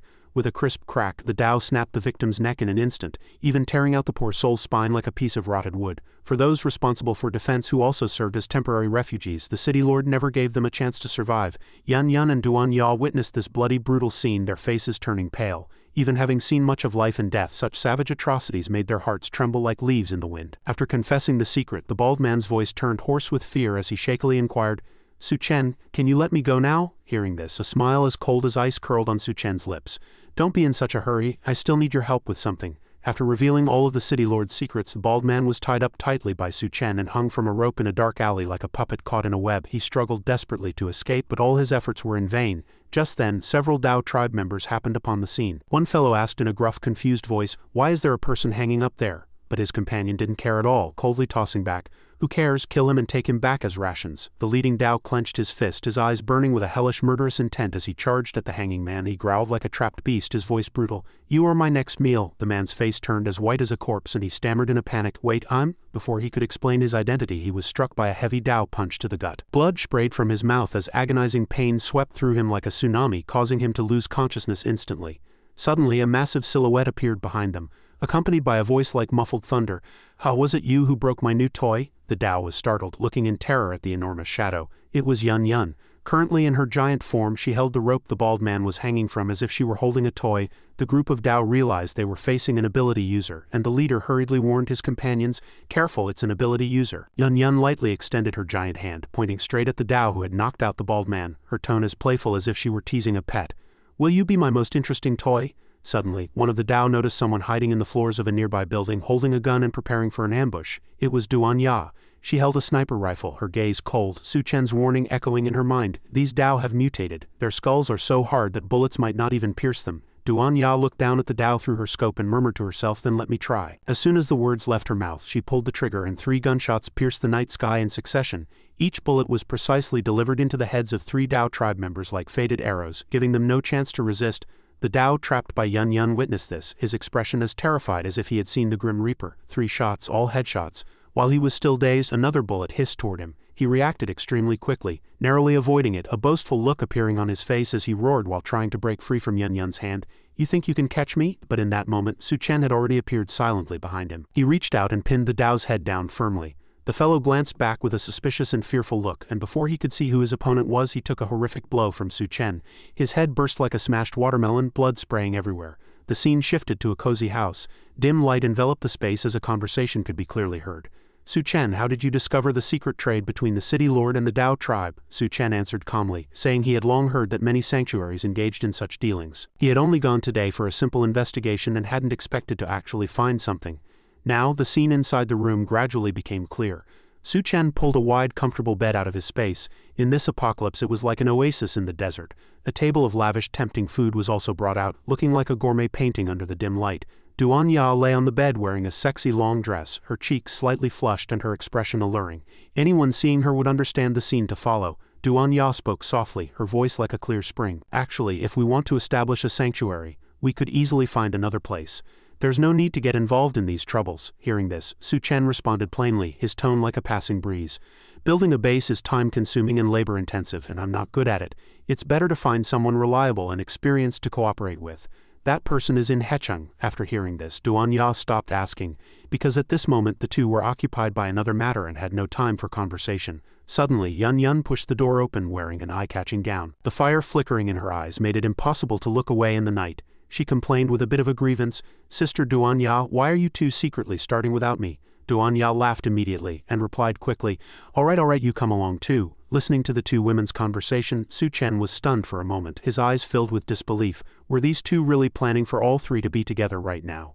Duan Ya and Yun Yun approached, looking at Su Chen with smiles as bright as a full moon. "It's thanks to you that we can live like human beings in the apocalypse. So tonight let the 2 of us serve you well." The next morning, City Lord Zhang discovered the bald man had been severely injured by the Dao tribe, and his heart burned with anxiety. He mistakenly thought something had gone wrong with the trade and immediately decided to go to the Dao tribe to get an explanation. In the Dao camp within an abandoned warehouse, City Lord Zhang was negotiating with them. The Dao leader sat in a chair, his face as dark as a coming storm, questioning. "City Lord Zhang, your subordinate was badly injured and I lost 3 warriors. This is the punishment. From now on you must send double the living humans or the trade is cancelled." Hearing this, the tall bodyguard beside the city lord blurted out in shock, "What? Double?" But before he could finish, City Lord Zhang signaled him to be quiet. He looked at the Dao leader, his tone as calm as a pond without a ripple. "No problem, we'll do as you say." Before the negotiation could conclude, Su Chen suddenly stepped out from the shadows, his voice as sharp as a blade cutting through the air, as expected of a city lord, trading away other people's lives without even blinking. As soon as the words were out, City Lord Zhang and the group of Dao were startled as if struck by lightning. The city lord barked in a fury, his eyes full of blame. "Su Chen, what are you doing here?" But Su Chen's face remained as cold as ice, his eyes filled with contempt. "I heard City Lord Zhang has a deep friendship with the Dao tribe, so I came specifically to observe." The Dao tribe members immediately surrounded him, their faces as distorted as beasts as they trapped Su Chen. They mocked. "You've got quite the nerve delivering yourself right to us." The Dao leader's gaze turned sinister, staring at Su Chen like a vicious wolf. His voice was low, sounding as if it came from hell. "Brat, I don't know how you killed 3 of my men, but today, since you've stepped into my territory, don't think you're leaving alive." Meanwhile, City Lord Zhang and his bodyguard had already departed. Before leaving, he looked back with a contemptuous glance and murmured, "This kid is as good as dead, but the group that entered the city with him can't stay either. Before he causes trouble, I need to deal with them quickly." The scene shifted to the Hecheng sanctuary. City Lord Zhang returned to his hideout, his face so dark it looked like it was about to drip. He immediately gathered everyone in the sanctuary, announcing with a grave tone that a storm was coming. "Everyone, we have found a traitor in the base." This caused the crowd to erupt into discussion. He pointed to the group that had entered the city with Su Chen that day, declaring that this was the group that had betrayed everyone. City Lord Zhang began to weave lies, his tone as sincere as a professional con artist. He said these people had posed as doctors to infiltrate the base and then secretly kidnapped refugees to trade with the Dao for grain. In his heart, a venomous thought flashed like a toxic blade. "Since you've ruined my good business, don't blame me for being ruthless." His words were like sparks falling into a fuel tank, instantly igniting the crowd's fury. A powerful surge of emotion spread, triggering roars of anger. "Those beasts, kill them!" Suddenly, amidst the clamor, a roar like a booming bell rang out. Wait a minute, a man with a thick beard stepped out from the crowd, his demeanor showing the wear of years. He stood up to defend Su Chen's group. As far as I know, Su Chen is a very reliable person. These people were brought here by him, there is absolutely no problem. As soon as the words fell, every gaze in the area shifted toward the speaker. A wave of gasps rippled through the crowd. Look, that's General Gao. Who on earth is this Su Chen for General Gao to personally stand up and vouch for him? At this, City Lord Zhang could no longer contain his fury and retorted sharply, Gao Yiwei, are you planning to shield them? You expect me to believe your empty words without a shred of evidence? How can you prove they aren't traitors? Just as his voice trailed off, a sound echoed from the roof. A powerful resonant voice rang out. I can prove it. Hearing the voice, City Lord Zhang jerked his head upward. Surprise flashed across his face, quickly replaced by sheer terror. He stammered to himself, it's him, why isn't he dead yet? General Gao heard Su Chen's voice and an imperceptible smile tugged at the corner of his mouth. As expected, it's him. Su Chen strode forward, dangling a member of the Dao tribe like a helpless kitten. It was their leader. Su Chen hoisted the Dao leader into the air and looked mockingly at City Lord Zhang. City Lord Zhang, why don't we let him explain the whole situation himself? The Dao leader had been beaten into a pulp with several teeth missing and his face bruised and swollen. He begged incessantly, Su Chen, please have mercy on me. Witnessing this, both City Lord Zhang and General Gao wore expressions of utter disbelief. That someone as ordinary looking as Su Chen could subdue the leader of the Dao tribe was completely beyond their imagination. Su Chen issued a quiet yet authoritative command, louder. I want everyone to hear you clearly. Under Su Chen's crushing pressure, the leader's body went limp as he trembled in terror. Shaken to his core, the leader wailed and revealed the truth. It was City Lord Zhang who had betrayed them all. The Dao leader's confession was like throwing fuel onto a fire, instantly igniting the long-suppressed rage of the sanctuary's residents. City Lord Zhang remained unrepentant, shouting that the Dao's accusations were nothing more than baseless slander. He even tried to shift the blame, accusing Su Chen of being the one truly in league with the Dao tribe. But General Gao had already seen through his mask. With eyes burning like torches, he swung a heavy fist into Zhang's face, sending the city lord stumbling back. At this, Zhang finally revealed his sinister nature. He let out a piercing, mocking laugh and announced candidly, yes, that's exactly right. I arranged all of it, but this is the apocalypse. Every place with resources is occupied by the Dao tribe. They're just waiting for us to walk into their traps anyway. He glared at General Gao, his tone arrogant and brimming with confidence. Sacrificing a few lowly peasants to save so many others, I am clearly doing the right thing. You all should be thanking me, he continued with cold sarcasm. Gao Yiwei, stop acting so high and mighty. You ate the grain I traded for too. What right do you have to lecture me? Someone in the crowd, unable to contain their fury, pointed at Zhang's nose. They roared, because you're a coward. As soon as the words were out, a heavy punch slammed directly into Zhang's face, leaving the city lord dazed. The one who struck was Su Chen. He looked down at the city lord with eyes full of pure disdain. You sold your humanity for a bit of grain, trading others' lives for your own survival. In an age where the strong eat the weak, perhaps that's a logical choice, but unfortunately it's the cowardly choice of a beast. We are not like you. We will never accept such a pathetic existence. Su Chen turned to General Gao, his gaze resolute. We cannot continue to degrade ourselves like this. Join me in establishing a new base, a place that truly belongs to human civilization. He extended his hand to General Gao, his voice filled with heroic conviction. Su Chen recalled his past life when he had wandered through ruins searching for shelter. Back then there had been a base like a utopia, free from the shackles of class and the moans of hunger. Everyone was fed and souls found a home, all because of the base's founder, Gao Yiwei. Although he was currently only the deputy city lord here and had not yet struck out on his own, Su Chen was simply making it happen ahead of schedule. Bai Kang spoke up to remind him, but building a base is too difficult. Others nearby chimed in. To be independent, we truly can't keep living under someone else's roof. Building a new base is indeed the best way forward. Suddenly, City Lord Zhang burst into a frantic laugh, his tone dripping with mockery. Haha, do you think you're saviors? Building a new base? Outside the city, beasts run wild and zombies are everywhere. You can't even guarantee basic food or safety. Doing this is just sending people to their deaths, Zhang He, sitting in his wheelchair, added. Dad, let them go if they want to. When they've suffered enough, they'll naturally come crawling back on their knees to beg for mercy. Old Zhang nodded and sneered. Son, you're right. Some of the civilians began to waver, their voices laced with worry. It's too dangerous outside. I don't want to go and die. I'd rather be a coward as long as I can stay alive. Hearing this, old Zhang announced loudly, Haha, listen up everyone. If anyone believes their nonsense, I'll be merciful and let you go. But consider yourselves warned. Once you leave this place, I won't care even if you starve to death. Su Chen sat nearby, calm and composed. He spoke in a flat tone. Is it just food? You consider that a problem? Hearing this, people in the crowd whispered, What? You make it sound so easy. Another person countered. No, he managed to catch the Dao leader and use him as a bench. He must have a way to get food, someone else added. I heard he's an ability user, and an incredibly powerful one at that. Zhang He roared in a fit of pique. Su Chen, do you really think you're some savior? Stop lying to everyone. Do you have any idea how many supplies a base needs? Su Chen answered calmly, My supplies aren't that extensive, just enough to sustain about 2,000 people for a month. Old Zhang was inwardly shocked. HMPH, isn't that about the same as my warehouse reserves? Damn it, where did he get so many supplies? On the other side, as the city gate guards stood watch, Yun suddenly rushed out and grabbed one by the neck. She asked, "Why do you think Su-Chen is suddenly being so generous?" The guard stared blankly at Yun's chest, forgetting to answer, which infuriated her into pinning him down and knocking out his teeth. The guard muttered before passing out, "Oh, I see." Yun then ran over to Duanya, hugging her playfully. "Oh, Sister Duanya, I'm so hungry. Is there anything to eat?" Duanya shook her head. "Who told you to use your ability so recklessly?" Then she turned to report, "The sniper positions have been properly set." Su-Chen spoke with a steady voice. "General Gao, it's time to make a decision." Gao Yiwei stepped forward, his voice booming. "Not enough to eat, nothing to wear, and subjected to bullying.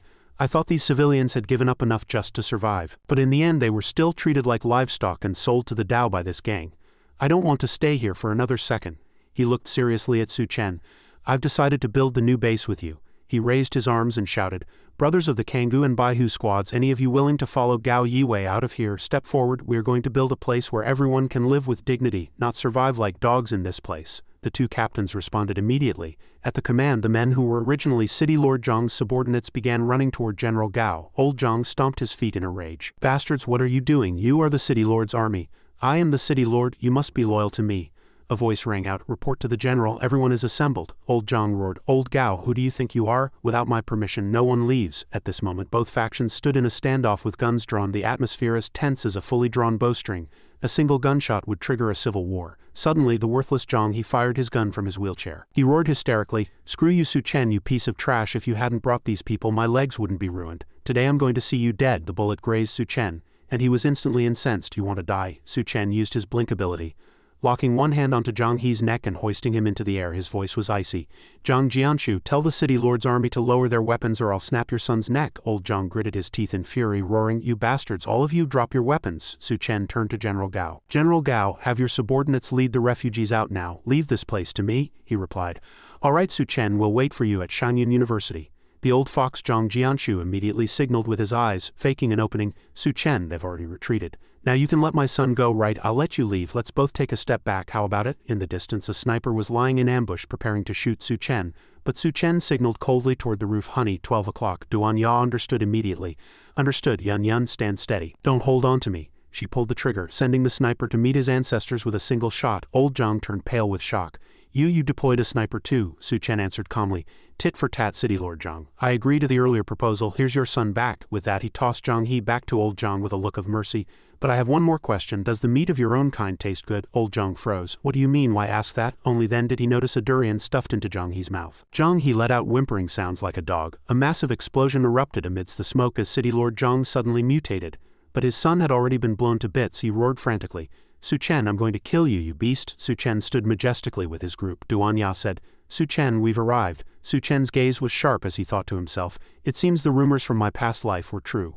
Zhang Jianshu really is a Dao person hiding among humans." He hadn't expected him to be a level 2 Dao person. However, the next time they met, he wouldn't be so lucky. The scene shifted elsewhere as a captain shouted, "Attention everyone, ahead is the supermarket." Su-Chen mentioned where the supplies are stored. "Our mission is to clear out the Dao tribe inside and transport the supplies back to the new base." The soldiers charged in with high morale, only to discover to their surprise that the Dao in the supermarket seemed to have been cleared out long ago. Not a single one remained. The captain's inspection found the supplies already loaded onto trucks with over half a tank of gas, enough to drive back to the base. It seemed Su-Chen hadn't lied. There was indeed a full truck of supplies here. Lao Sun snorted, "I thought we were in for a fierce battle. Who knew the mission would be so simple? What a waste of time." A young man nearby spoke up, "Captain, I heard the general has entrusted all the important missions to Su-Chen. You used to be responsible for all of these." Lao Sun said angrily, "A pretty boy dares to snatch my credit?" The scene shifted to the radio station where Yun complained, "Sister Duanya, why isn't that idiot captain back yet?" Duanya replied, "He went to transport supplies. Su-Chen dealt with the Dao in the supermarket long ago. They just need to drive the truck back. Even a fool could handle that." Yun curled her lip. "Who cares about him? Su-Chen put us in charge of treating the refugees. I'm afraid they'll starve to death first." Duanya continued, "We're here, we can go back now, but it'll be a bit of a struggle to use your mental power to hide your giant form when they get close." Lao Sun reported, "General, the supplies have arrived." Su-Chen didn't lie. He really did solve the food problem. General Gao nodded. "Su-Chen is truly our savior," but Lao Sun remained unconvinced. He muttered, "HMPH, that pretty boy has no other skills, but he's certainly good at brainwashing." Another person cut in, "General, there are traces of Dao activity near the hospital to the south. It looks like a tribe of several dozen people." General Gao was startled. A Dao tribe, Lao Sun thought to himself. Su Chen, I'll show you who the real protector is. Bai Kang's voice rang out. What, you want to empty the armory? There is indeed a military base nearby, but the entrance was submerged by the flood. That place is a complete dead end. It's littered with corpses, Xiao Feng added, and even if the three of us could get in, we couldn't carry much back. Su Chen answered, you don't need to worry about that, just take me to the armory. Bai Kang nodded. All right, I've been there, I'll go with you. But we need to get 2 cars, the armory is quite far from here. Su Chen interrupted. Cars are easy. He pulled a pickup truck out of his spatial storage. The two were dumbfounded. Is this magic? Is this your ability? Su Chen got into the car and said decisively. Stop talking. If you don't mind that I'm poor, get in, I'll take you. And so the three set off for the military restricted zone. Elsewhere, a group of people were cursing. Damn it, why can't we pump this water dry? I don't believe this. Go pick a few useless ones and throw them down to feed the water ghosts. The city's supplies have vanished mysteriously. If we go back empty-handed, we're dead. Don't blame me. A group of unlucky souls were thrown down as bait, an old man shouted. The water ghosts have been lured over. Now whoever goes down and pries open the door, I'll reward him with a beautiful girl when we get back. One fellow responded, before the apocalypse, I had no money and no women. Now that it's the apocalypse, I'm going to risk it all. On Su Chen's side, Xiao Feng recognized those people as members of the City Lord's army. It seemed they had also set their sights on this place. Bai Kang replied, I know a secret passage in the back that can bypass the City Lord's army, but we'll have to dive in. Su Chen nodded. All right, we'll do as you say. The three dived into the water. Bai Kang suddenly discovered dozens of pairs of glowing eyes at the bottom of the water and thought in terror. Water ghost, this is it. Su Chen appeared and comforted her. Don't be afraid. Bai Kang thought in surprise. Su Chen can actually speak underwater? He skillfully shared his breath with her through a kiss to provide oxygen. Bai Kang thought, he's giving me oxygen, but we're already surrounded by water ghosts. The tentacles of a water ghost reached out, preparing to seize Bai Kang. In terror, she clung tightly to Su Chen, thinking that at worst they would die together. But after a moment nothing happened. She wondered, did the water ghost stop moving? Looking at Su Chen, she noticed his eyes had turned blood red as if some mysterious switch had been flipped. Bai Kang was stunned. Is he actually controlling these water ghosts? Su Chen smiled slightly, one arm around her, and said, now get ready to hunt. Suddenly, several water ghosts broke free from Su Chen's mental control and launched an attack in waves. However, Su Chen didn't fear these small fry in the slightest. He shouted, you two head up first, I'll take care of these water ghosts. One by one, the water ghosts were cleanly and efficiently eliminated by Su Chen, clearing an escape path for Xiao Feng and Bai Kang. After surfacing, the two panted heavily, looking like they had just been rescued after nearly drowning. Looking back, they saw the corpses of the water ghosts floating across the surface. Xiao Feng asked in amazement, Su Chen can actually control water ghosts, is he even still human?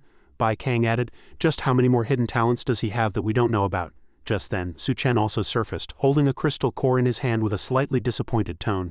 After all that effort against so many water ghosts, I only got one white core. The drop rate is way too low. Hearing this, the two looked at each other in surprise. Bai Kang blurted out, you got a white core the moment you surfaced and you're complaining that it's too few? Xiao Feng added, even though white cores can't awaken an ability, they can still enhance the strength of one's current powers. In the darkness, a pair of eyes, glowing like golden searchlights, stared fixedly at the crystal core in Su Chen's hand. Suddenly, a cat lunged out and snatched the core away.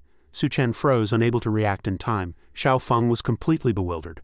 Why would a kitten be here? Bai Kang explained. To prevent rat infestations, bases usually keep cats. It seems this one was locked inside the base and managed to survive the apocalypse. But this cat is impressive. It actually dared to steal a crystal core from Su Chen's hands. Su Chen frowned in annoyance.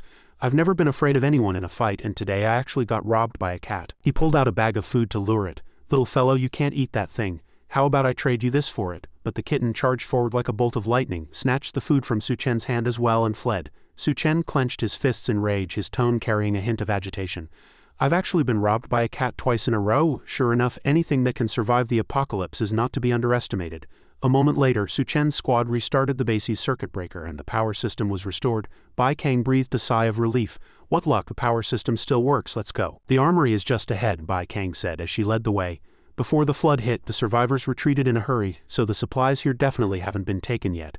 We're here, this is it. These weapons and ammunition were enough to arm a 500-man team. Before them was a massive military warehouse, piled high with firearms and supplies. Xiao Feng marveled, if we can find tanks, I bet we could arm 1,000 people without a problem, Bai Kang warned. Hey, I'm telling you to be careful. Su Chen replied, don't worry, Captain Bai. Bai Kang looked worried. The problem is, how do we transport all of this back? The City Lord's men could break in at any moment and a firefight could break out. It's too late to go back for reinforcements. Suddenly, a massive boom shook the entire area. The two were startled, and before they could grasp the situation, they saw Xiao Feng driving a tank out, shouting, Su Chen, Captain Bai, I found a tank, but there's a monster chasing me. Xiao Feng's face was deathly pale as he pleaded, "Quick, help me." Bai Kang was stunned by the sight before her as the mutated monster opened fire, though the shots missed. This allowed Xiao Feng to escape with his life. He shouted, "Good God, think of something. If it blows up the armory, we're all finished."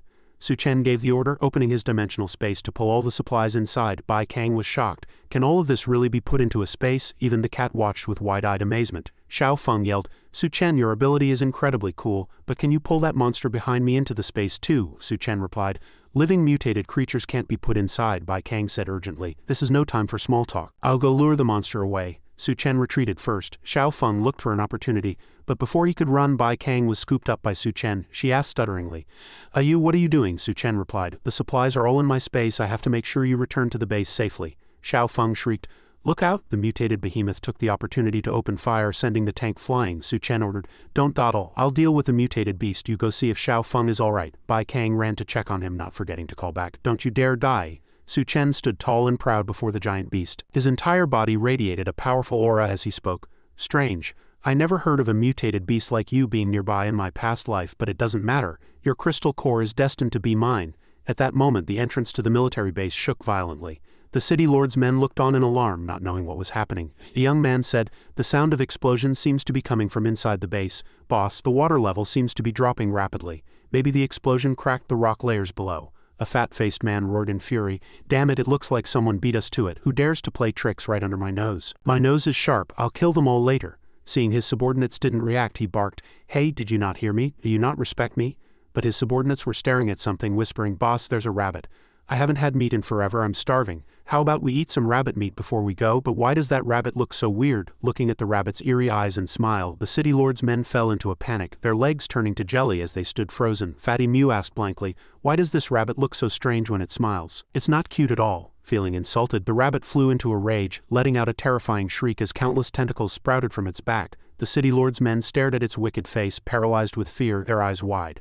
The tentacles quickly pierced through their bodies. By now, Fatty Emu's face was distorted, becoming exactly like that of the eerie rabbit. The scene shifts back to Su Chen, who is in a final showdown with the pink behemoth. Every one of his heavy punches, though immensely powerful, was blocked by the opponent. This monster could not only take a frontal assault but also use lasers to suppress Su Chen. A beam of energy shot out. Su Chen struggled to dodge, thinking that if he were hit he would surely be in grave danger. He said, "As expected, the body of a level 2 creature can already rival steel. It's ridiculously hard." His continuous punching left his hands blood red, yet the monster remained unscathed. Just like Zhang Jianshu's level 2 Dao tribe members, it was completely immune to explosions. Su Chen thought, "My physical stamina is still far behind theirs." The pink behemoth took the chance to attack. Su Chen dodged quickly, shouting, "Though your defense is strong, it's not like there isn't a countermeasure. As long as I deal with the parasitic vine in its brain, The power within him erupted, but the monster reacted with lightning speed, binding him tightly with root-like tentacles. After locking onto the target, it unleashed its ultimate move, firing a pink energy ray of incredible power, intending to turn Su Chen into ash. Su Chen used a spatial jump to evade, lamenting, "It seems this won't be as simple as I thought." Suddenly, a series of meows rang out. Su Chen said in surprise, "Oh, is that you, kitty? Hey, it's dangerous here. Don't come over." But the kitten approached with a dominant stride, its body radiating intense light as it let out a deterrent roar. Su Chen looked at it and asked himself silently, "No way, are you a mutated beast too?" Beside the ruins left by the beast bombardment, Bai Kang shouted anxiously, Xiao Feng, are you okay? Can you hear me?" Xiao Feng answered from the pile of rubble, "Captain Bai, I'm fine. Luckily I dodged fast enough or I would have been turned into a sandwich." Bai Kang hurried to the rock pile and said, "It's good that you're okay. I'll get you out right now, just hang in there." Suddenly a burst of wanton laughter came from the distance. Bai Kang snapped alert and barked, "Who's there? Are you playing Ghost?" The city lord's men walked over, acting as if they were strolling through a temple fair.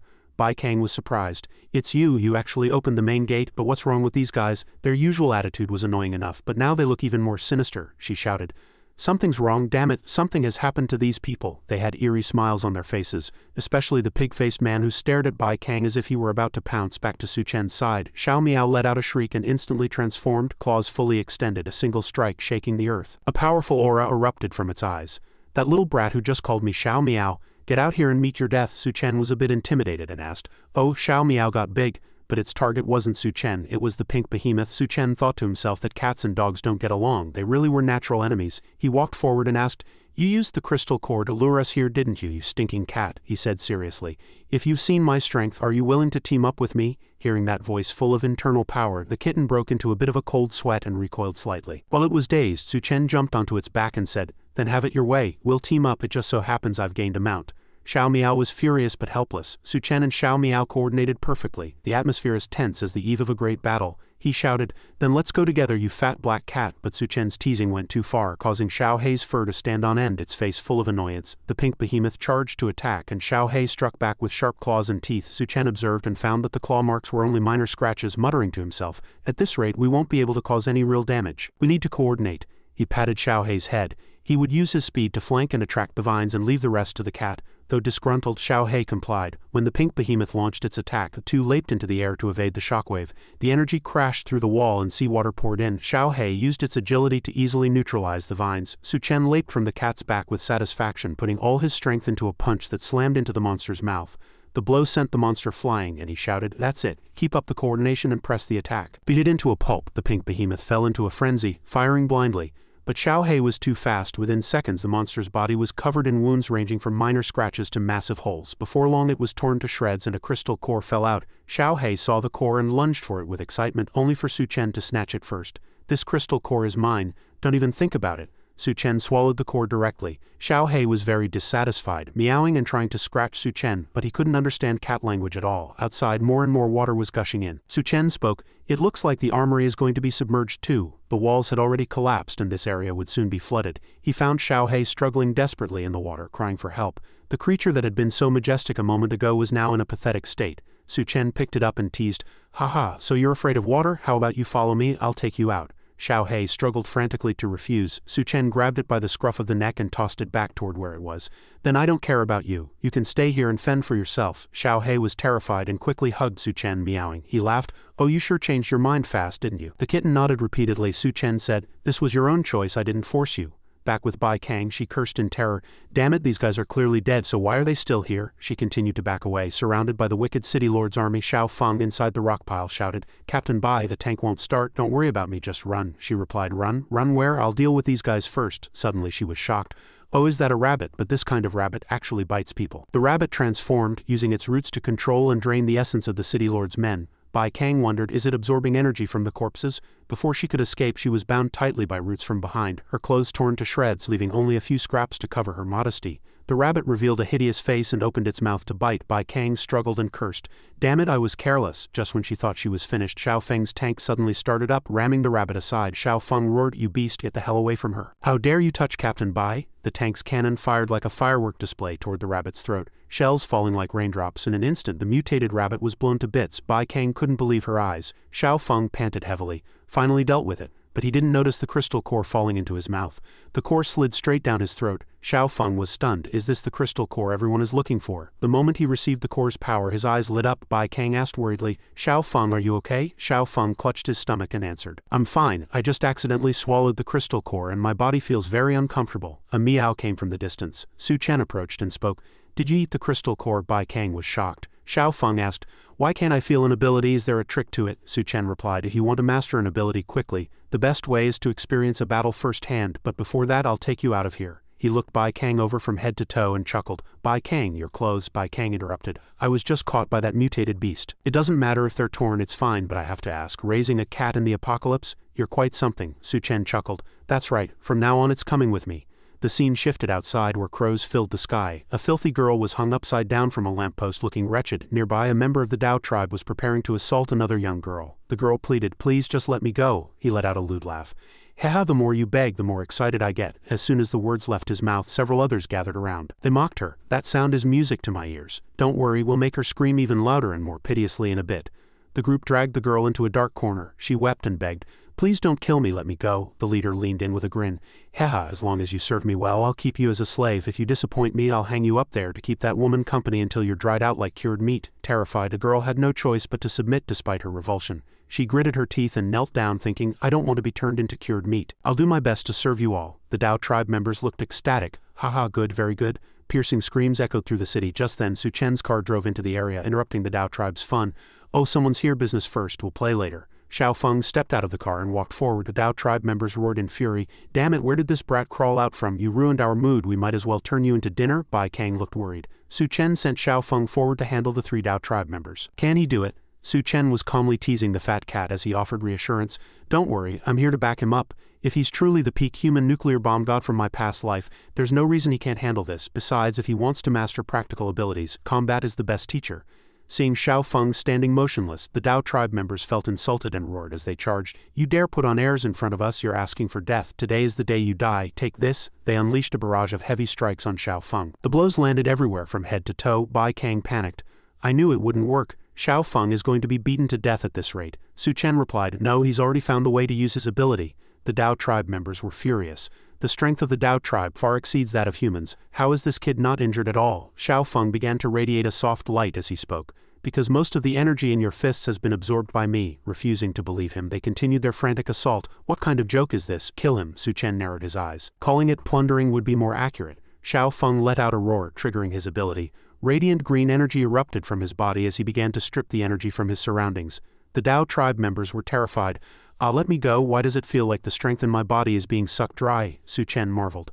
This ability is incredible. Xiao Feng was like a black hole, greedily plundering energy. He truly is a god. Suddenly, Su Chen noticed something in the distance. A flying disc whistled through the air, decapitating the 3 Dao tribe members in an instant. Xiao Feng froze as Captain Sun arrived with 500 men. Captain Sun stood with an imposing aura and spoke, HMPH, it's a good thing I acted in time, or you would have been Dao tribe rations. If you want to thank me, hand over your food. Xiao Feng asked. Captain Sun, you. Su Chen interrupted. Xiao Feng, get in the car. Captain Sun, I'll get the food, but you know it's the apocalypse. This is all I have left. Please accept this small gift, heroes. Captain Sun took the package, but he immediately flew into a rage. It was modified dog food, he roared. Su Chen, get back here. Su Chen rode away, calling back. Enjoy it, everyone. We'll be going now. A subordinate asked.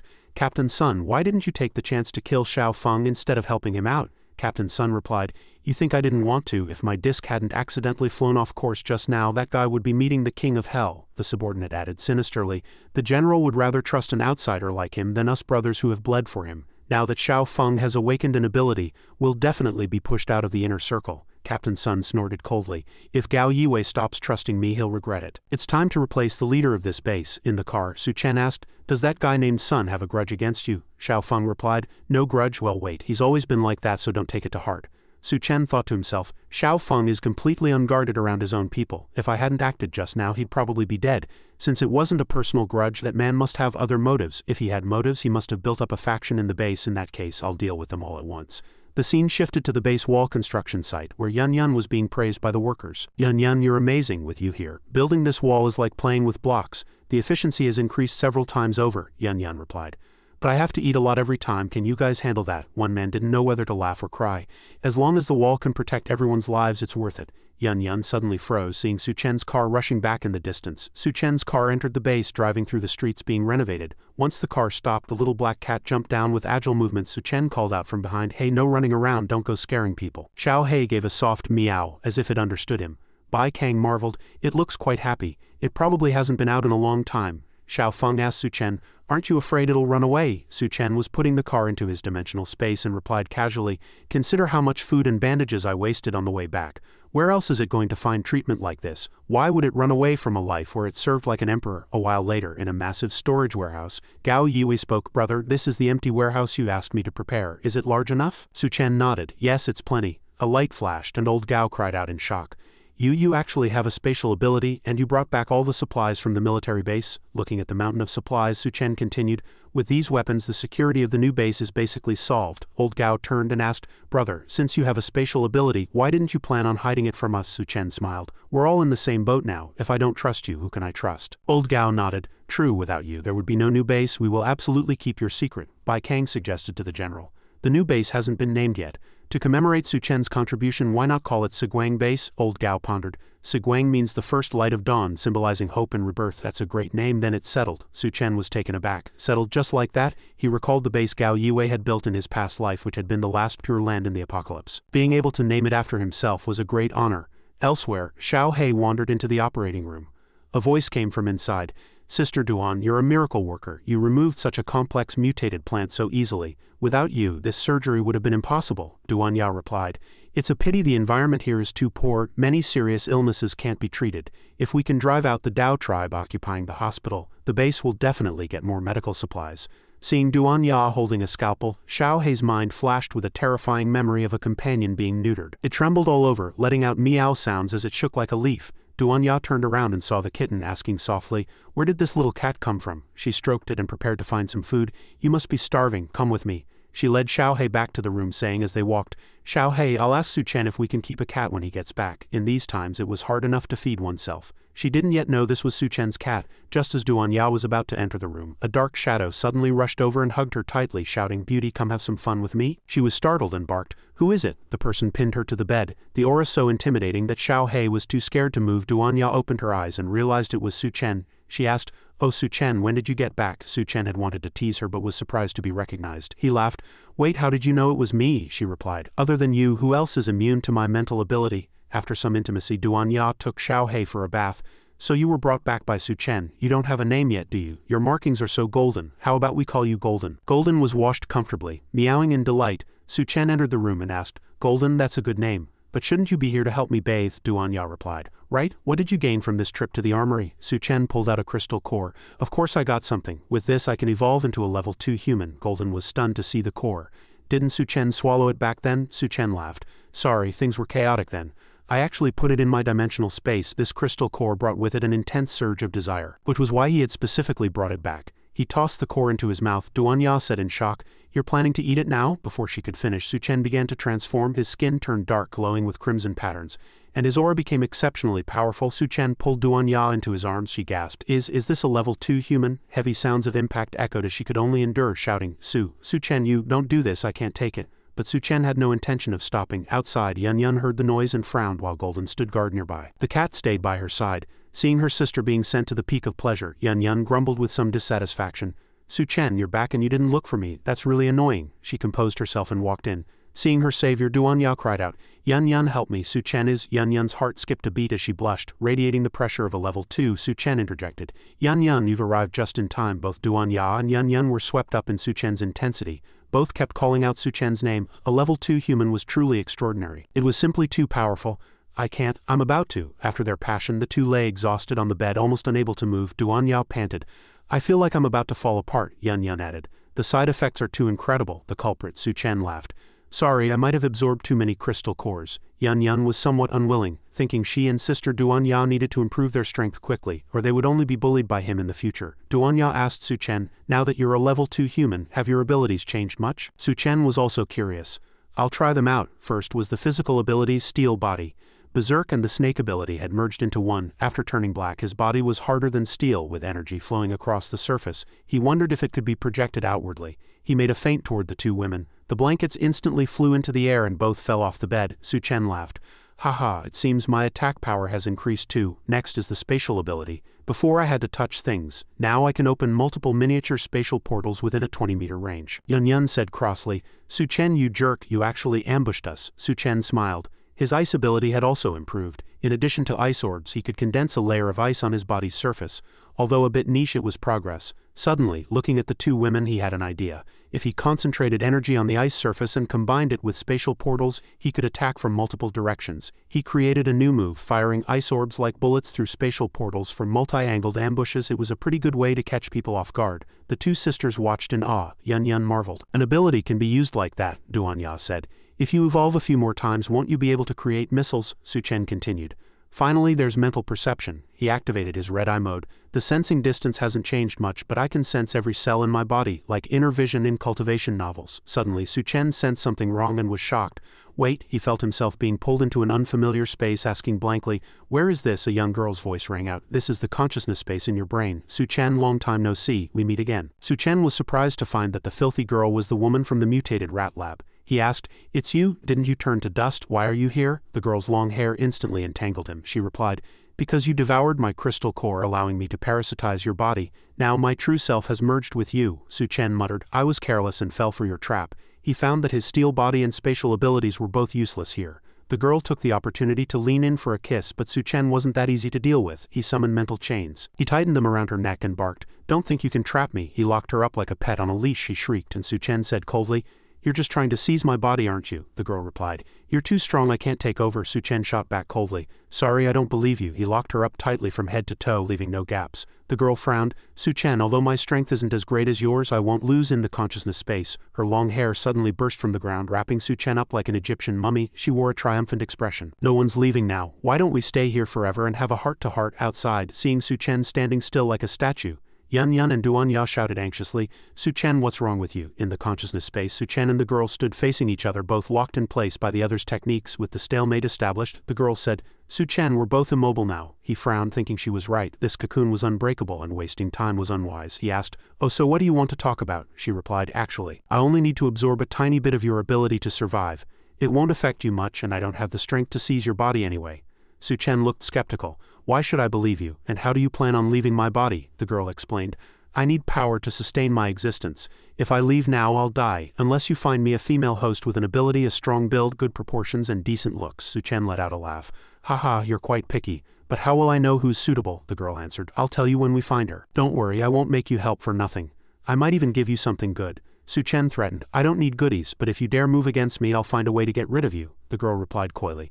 I know, I'm already scared. Now hurry up and undo the ice. I can barely breathe from being squeezed. They reached an agreement, using this as their first signal of trust. When Su Chen returned to the real world, he looked dazed, while Duan Ya and Yun Yun were nearly frantic. What just happened? Why didn't you respond no matter how much we called you? Yun Yun pressed. Exactly. We thought your soul had left your body. Su Chen, seasoned by his travels, replied, How could my soul leave? I have to keep this kind of danger to a minimum for safety. In the consciousness space, the girl watched as the surroundings began to freeze, shrieking, Su Chen, you dare freeze the whole space, you bastard, let me out. Su Chen was surprised to find that his ice ability had such a strong counter-effect in the consciousness space. He thought it best to find her a physical host soon. Suddenly he remembered, Wait, aren't there plenty of women in the base? He turned to Duan Ya. Duan Ya, take me to find the other women immediately. Both girls were stunned. How find women? Yun Yun questioned. Are you still not satisfied? Are the two of us not enough? Seeing their expressions, Su Chen coughed twice and gave a sheepish smile. I meant take me to see how the others in the base are doing. I'm not looking for women in that way, haha. A moment later, Duan Ya reported that General Gao was conducting a census. The base currently had over 1,300 people, with 400 responsible for security. They had already repelled several incursions by the Dao tribe and mutated beasts. The other men were building a temporary wall. And with Yun Yun's help, it was basically finished. The women, elderly and children were clearing out the sprouting mutated plants and handling logistics. Also, many people were injured while clearing the plants, but fortunately, Duan Ya had organized the medical students into a surgical unit. The lightly wounded were already back at work. Duan Ya sighed, Everyone is working so hard. We won't be able to breathe a sigh of relief until the wall is completely done. Su Chen replied, Oh really? I'm afraid we won't have much time to bask in this peace. The scene shifted to the base's office area, where General Gao and Bai Kang were deliberating. The base's supplies and safety are secured for now, but we urgently need to reclaim the medical supplies from the hospital. A Dao tribe is entrenched there. Any suggestions? A young man proposed. There are fewer than 100 Dao at the hospital. Captain Sun is our strongest warrior and works well with his team. I suggest he leads the mission. Old Sun interrupted, his gaze sharp. Wait, why isn't Su Chen at this meeting? He was the one who pushed to build this new base, yet now he's nowhere to be found. Is he trying to dodge his responsibilities? General Gao sternly reminded him. Watch your words, Captain Sun. Without Su Chen, there would be no Seguang base. You wouldn't even have a seat here. Old Sun gave a cold snort. General Gao recalled his conversation with Su Chen. He had asked, Why give me full control over the base? Su Chen had replied, I have no interest in being a leader. You're someone I trust, so I'm happy to leave things to you. But disasters will keep coming. Even with a base's protection, will eventually be swallowed by the apocalypse if we don't stay prepared. Old Gao felt the weight of the responsibility. He knew a powerhouse like Su Chen wouldn't stay still. He was pursuing even greater power, he told the group. Just know that if we encounter difficulties or a strong enemy, Su Chen will act without hesitation. Old Sun sneered. The dozens of Dao at the hospital are strong enemies. If we take heavy losses, who will take the blame? General Gao replied. Given the importance of the mission, Xiao Feng will assist you. I will also ask Su Chen to intervene to ensure safety. Old Sun slammed the table and stood up. Since the general has spoken, I'll take the mission. If that's all, I'll go prepare. Outside, a subordinate asked, Captain, weren't we going to seize power? Why go fight at the hospital now? Old Sun snorted. He was worried about Su Chen and Xiao Feng. They both have abilities and are hard to handle. If we can secretly eliminate them during this operation, the base will be ours. High above, two people were watching Old Sun. A youth said, General Gao, just as Su Chen expected. He really does have a scheme, old Gao sighed. I hope he doesn't choose the wrong path. By the way, have people been sent to investigate Hecheng? The youth replied. The scouting team should have arrived. If things are as Su Chen said, something big is going to happen with that ambush. The scene shifted to the Hecheng safety zone where Miao Pu looked discouraged. Tianji, Su Chen is so strong. Why didn't you help him get back those 2 crystal cores? Tian Yu replied. You have to get stronger on your own. How can we grow if we're always relying on Su Chen? He's already saved us once. How can we ask for more? Miao Pu muttered. True, but it doesn't feel right that we worked so hard to kill zombies and beasts only to end up with nothing. Tian Yu cut him off. Stop talking, someone's coming. The two quickly hid as they saw a group of aggressive men armed with spears escorting several beautiful women. A sentry in the distance barked. Who goes there? A young man answered. Bro, we're here with a delivery. Look, these are all top-shelf goods. The guard inspected them from every angle. They were indeed top quality. Even the pixie-cut woman was among them. A young soldier led the way, shouting, Follow me, I'll take you to see the city lord. The leader's eyes gleamed with ambition as he replied excitedly, Brother, we're going to make a fortune this time, hey. The scene shifted inside the city where praises echoed incessantly. Excellent, excellent, I'm very satisfied with this batch. A member of the Iron Tribe with a face as savage as a beast roared at the young women. Whoever can bear me a son shall live. This is your only chance. The girls were terrified, trembling and weeping like leaves in the wind. Please have mercy on us. The Iron Tribe member remained unmoved. Roughly grabbing the girl screaming the loudest, he roared, You are nothing but a breeding tool. You have no right to bargain here. Do you understand? He didn't want to waste any more words and pulled out a gleaming sharp sword intending to show her the cold edge of the blade. The girl shrieked in agony. Just then a youth ran in frantically to report, City Lord, Su Chen and his group are attacking the hospital. The City Lord flew into a rage, his eyes turning blood red as he ordered an immediate counterattack. This time I will tear Su Chen into 1,000 pieces, the youth replied tremulously. But we've been starving for so long. We don't have the strength to fight unless we forcibly transform them into the Iron Tribe. But evolution takes time. As the City Lord fretted, the pixie-cut woman spoke up with a suggestive tone. Perhaps I can give you a hand. The City Lord whipped his head around, surprised. What did you say? Help us? The scene shifted elsewhere, where several young men were leading people over. They thought they were going to get a reward, but they were instead being used as experimental seeds by the Iron Tribe. They shrieked in horror. Hey, what are you doing? Let us go, one of them pleaded in a trembling voice. City Lord, I'm your business partner. Why are you treating us like this? But when they heard the cold clatter of weapons, their eyes filled with despair. The Iron Tribe City Lord announced icily, That woman is going to help me build an Iron Tribe army. We just need to use you as a catalyst. Two youths roared in absolute terror. Is this that woman's revenge? She definitely wants revenge. Another added, That's right, City Lord. This woman is lying to you. The City Lord's eyes were as cold as a venomous snake's. He swung an iron hammer and roared, We'll see if she's lying after we try it. The hammer fell with the force of thunder, sending the two youths flying. Below, the Iron Tribe members were cruelly throwing people into a glowing blood lake as if cooking a hellish stew. Piercing screams echoed around them, turning the place into a living purgatory. Meanwhile, the pixie-cut woman acted like a wicked witch, pouring a bottle of green solution into the blood lake. She muttered to herself that she had already tested the second-generation strengthening drug to accelerate racial evolution. As long as it was poured into the lake, it would speed up the process despite some instability. Others were seized by the neck and tossed into the lake. A young man struggled and shrieked, Let me go, Joe Mena, but he was still thrown in, enduring immense agony. The pixie-cut woman announced coldly, You should feel honored. Only the chosen ones are worthy of entering the blood lake. Only the strongest warriors are fit to serve the City Lord. She gritted her teeth, her eyes burning with hatred. Su Chen, if you hadn't destroyed the evolution base, I wouldn't have been captured and tortured as a slave. This time I'll make you pay. A hand reached out from the blood lake as a youth transformed from human to Iron Tribe and slowly crawled out nearby. Tian Yu and Miao Pu watched in horror. My God, they want to turn everyone into those monsters, Miao Pu added, his voice filled with worry. At this rate, all 2,000 people in the city will become the City Lord's lackeys. The two jumped down from the city wall without hesitation but accidentally made a noise. Tian Yu whispered, We have to get word back to the base or there will be a catastrophe. An Iron Tribe member with a beast-like voice blocked their path. Unfortunately, none of you are getting away. Seeing a group of Iron Tribe members waiting with weapons, Miao Pu cursed. Crap, we've been spotted, Tian Yu roared. I'll hold them off, you find a chance to run, the Iron Tribe members laughed sinisterly. I think you'd better stay and be our dinner. The scene shifted to the Seguang base in the early morning. A little girl ran over happily shouting, Brother Su Chen. Su Chen smiled and replied, Xiao Mei, how do you like the new base? Is anyone bullying you? The girl replied obediently as he patted her head.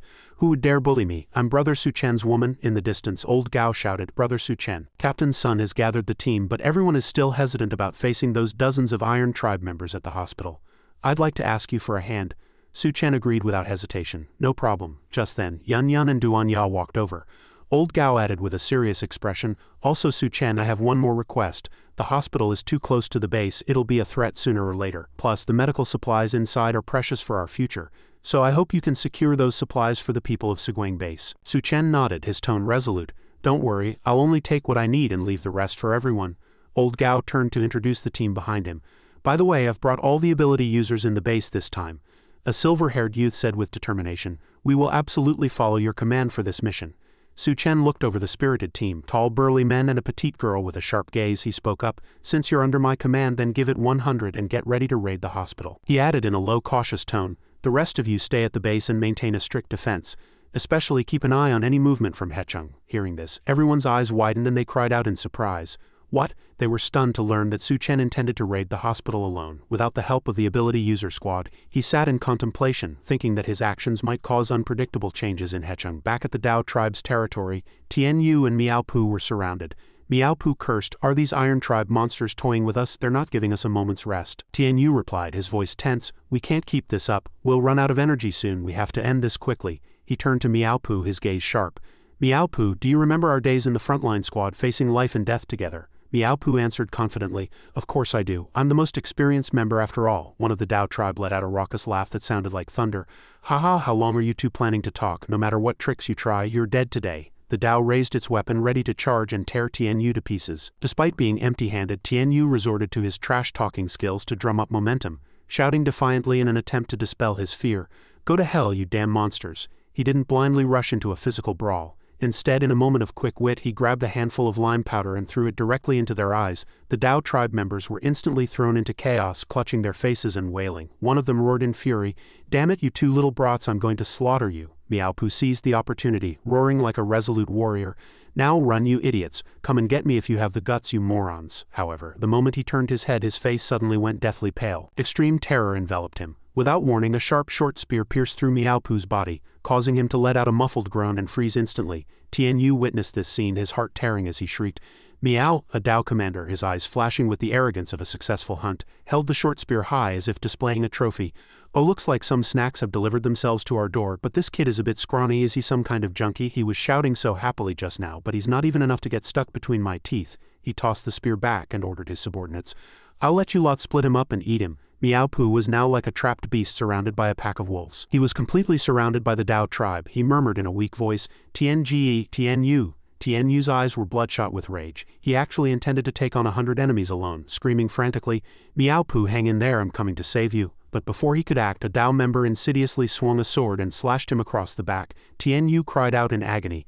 "Miaopu," he shouted with his last bit of strength. "Run!" The Dao tribe pounced on Miaopu like a swarming nest of hornets, devouring him in a frenzy. In a horrific, tragic instant, Miaopu's body was torn in two. Tianyu collapsed to the ground, powerlessly reaching out his hand as he wailed in despair. "No, Miaopu," he gritted his teeth, a fire of vengeance igniting in his eyes. "Miaopu, just wait. I will definitely avenge you." Tianyu exerted all his strength and sprinted forward, panting heavily, not daring to hesitate for even half a second. He knew that if he were even slightly too slow, several more transparent holes would be punched through his body. Amidst the flurry of flying spears, he leaped with all his might into the turbulent river, his body spinning 360 degrees in the air like a diver. By the time the Dao reached the riverbank, Tianyu had vanished without a trace. One Dao member cursed resentfully, "Damn it, we let the little brat get away. What a waste, I'm starving to death and was looking forward to some meat." The Dao leader let out a deafening roar like a sovereign ruler.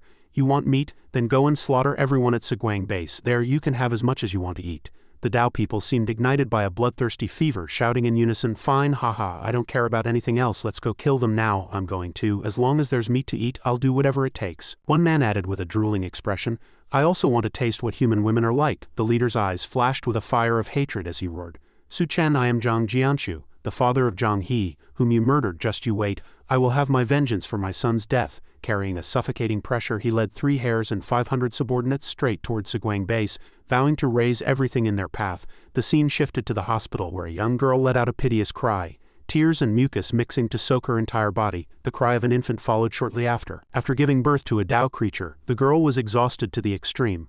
A Dao member shouted triumphantly, "My good son, this is Fatty Feng, the boss of the Iron Tribe here in the hospital." This fellow was originally a mental patient who constantly fantasized about making every woman around him pregnant. After the apocalypse began, he became the leader of the Iron Tribe in the hospital. The girl used her last ounce of strength to try and crawl away, thinking she absolutely could not die in this demon's den and had to escape. But before she could move, the Dao member grabbed her leg, pinning her down firmly as he roared, You're nothing but a breeding machine. Who gave you permission to rest? I'm going to make you pregnant with another one right now." The girl was terrified. "Please wait, I just finished giving birth, how could I possibly?" But he ignored everything, dragging the unfortunate girl into a new nightmare. The scene shifted back to the city hospital where Captain Sun's team launched a surprise raid, attempting to reclaim the hospital and its supplies. The Dao tribe was caught off guard, completely unable to fight back. Captain Sun's men opened fire frantically, sweeping through everything like a hurricane. Captain Sun swung his giant axe to hack down the Dao, shouting, "Next I ask you all to lead the way for the main army." Lu Xiaofeng retorted in shock, "Captain Sun, what do you mean by this, making us go in empty-handed as cannon fodder? Isn't that just sending us to our deaths?" Standing behind them, Su Chen and Duan Ya's faces were dark. Captain Sun sneered, "Don't look at the 100-plus brothers behind me with guns, they're just ordinary people." Su Chen stepped forward, his tone icy. "Are you threatening us?" Captain Sun burst into a raucous laugh as if he had just heard a joke. "Isn't it only right for ability users to lead the charge?" Su Chen didn't want to waste words and issued a naked threat. "Oh really, but let me remind you, anyone who dares to point a gun at us will not meet a good end." With that, Su Chen led the way into the enemy lines, carving out a path of blood. Duan Ya and Lu Xiaofeng followed closely behind, remaining alert for any enemies that might appear. Captain Sun lowered his voice and told his subordinates, "Let them deal with the Iron Tribe first, we'll move in to kill them later. No matter how strong an ability is, it's no match for 100 rifles." One subordinate smiled lewdly, "Captain Sun, how about we leave that top-tier chick Duan Ya for the brothers? Everyone's been pent up too long." Several people behind him joined in the clamor. "Yeah, Captain, let the guys have a taste too." The soldiers began to look Duan Ya up and down, failing to notice that her eyes were flashing with an ominous red light. One person said, "That woman, it's a real shame if we killed such a beautiful girl." Captain Sun laughed and said, "Then we'll keep her for the brothers to have some fun with." Before his voice had even faded, everyone suddenly froze. Captain Sun roared in fury, "Damn it, where did Su Chen and the others go? How did they disappear? Fuck, go find them, don't let them slip away." At this moment, Duan Ya and Lu Xiaofeng were hiding in a corner. Xiaofeng asked in a low voice, "They can't see us?" Duan Ya replied, "I can use my ability to control the nerves of ordinary people, but Captain Sun is also an ability user. He might feel that something is wrong." Su Chen chimed in from behind, "Don't worry, he won't find us." He activated his spatial ability, and multiple spatial portals instantly appeared above the soldiers' heads. Dense ice bullets shot out like rain, causing the soldiers to flee in terror as they wailed, "Damn it, there's an ambush from behind." Captain Sun bellowed, "Take cover, anyone who moves too slow is dead." Su Chen revealed a mocking smile, "I think it's more appropriate for you all to lead the charge up front." He used his ability to leave the soldiers dazed and disoriented, herding them toward the Dao like minesweepers. Captain Sun cursed in a desperate rage, "Fuck, who saw where the enemy is?" The scene shifted elsewhere where that poor girl's eyes had rolled back and her face was stiff, as if her soul had already left her body. Fatty Feng let out a disgusted snort. She stopped breathing just like that. What a piece of trash. Suddenly, he let out a sound of surprise, seeing another young girl being ravaged by the Dao. The poor girl was pinned to the ground by two Dao members. Fatty Feng roared in a fury, "What are you doing?" A subordinate quickly answered, "Boss, we also want them to bear us children." Another added, "That's right, we also want to become as imposing as you, boss." The girl stared in terror, wailing, "No, please let me go." Seeing his subordinates dare to take initiative without his permission, Fatty Feng flew into a rage. "Who gave you the balls to touch my people?" He swung a heavy punch, instantly obliterating those two subordinates. The shockwave shattered the walls and sent several people behind them flying. Amidst the ruins, a gargantuan figure slowly emerged. Fatty Feng appeared, muttering in surprise.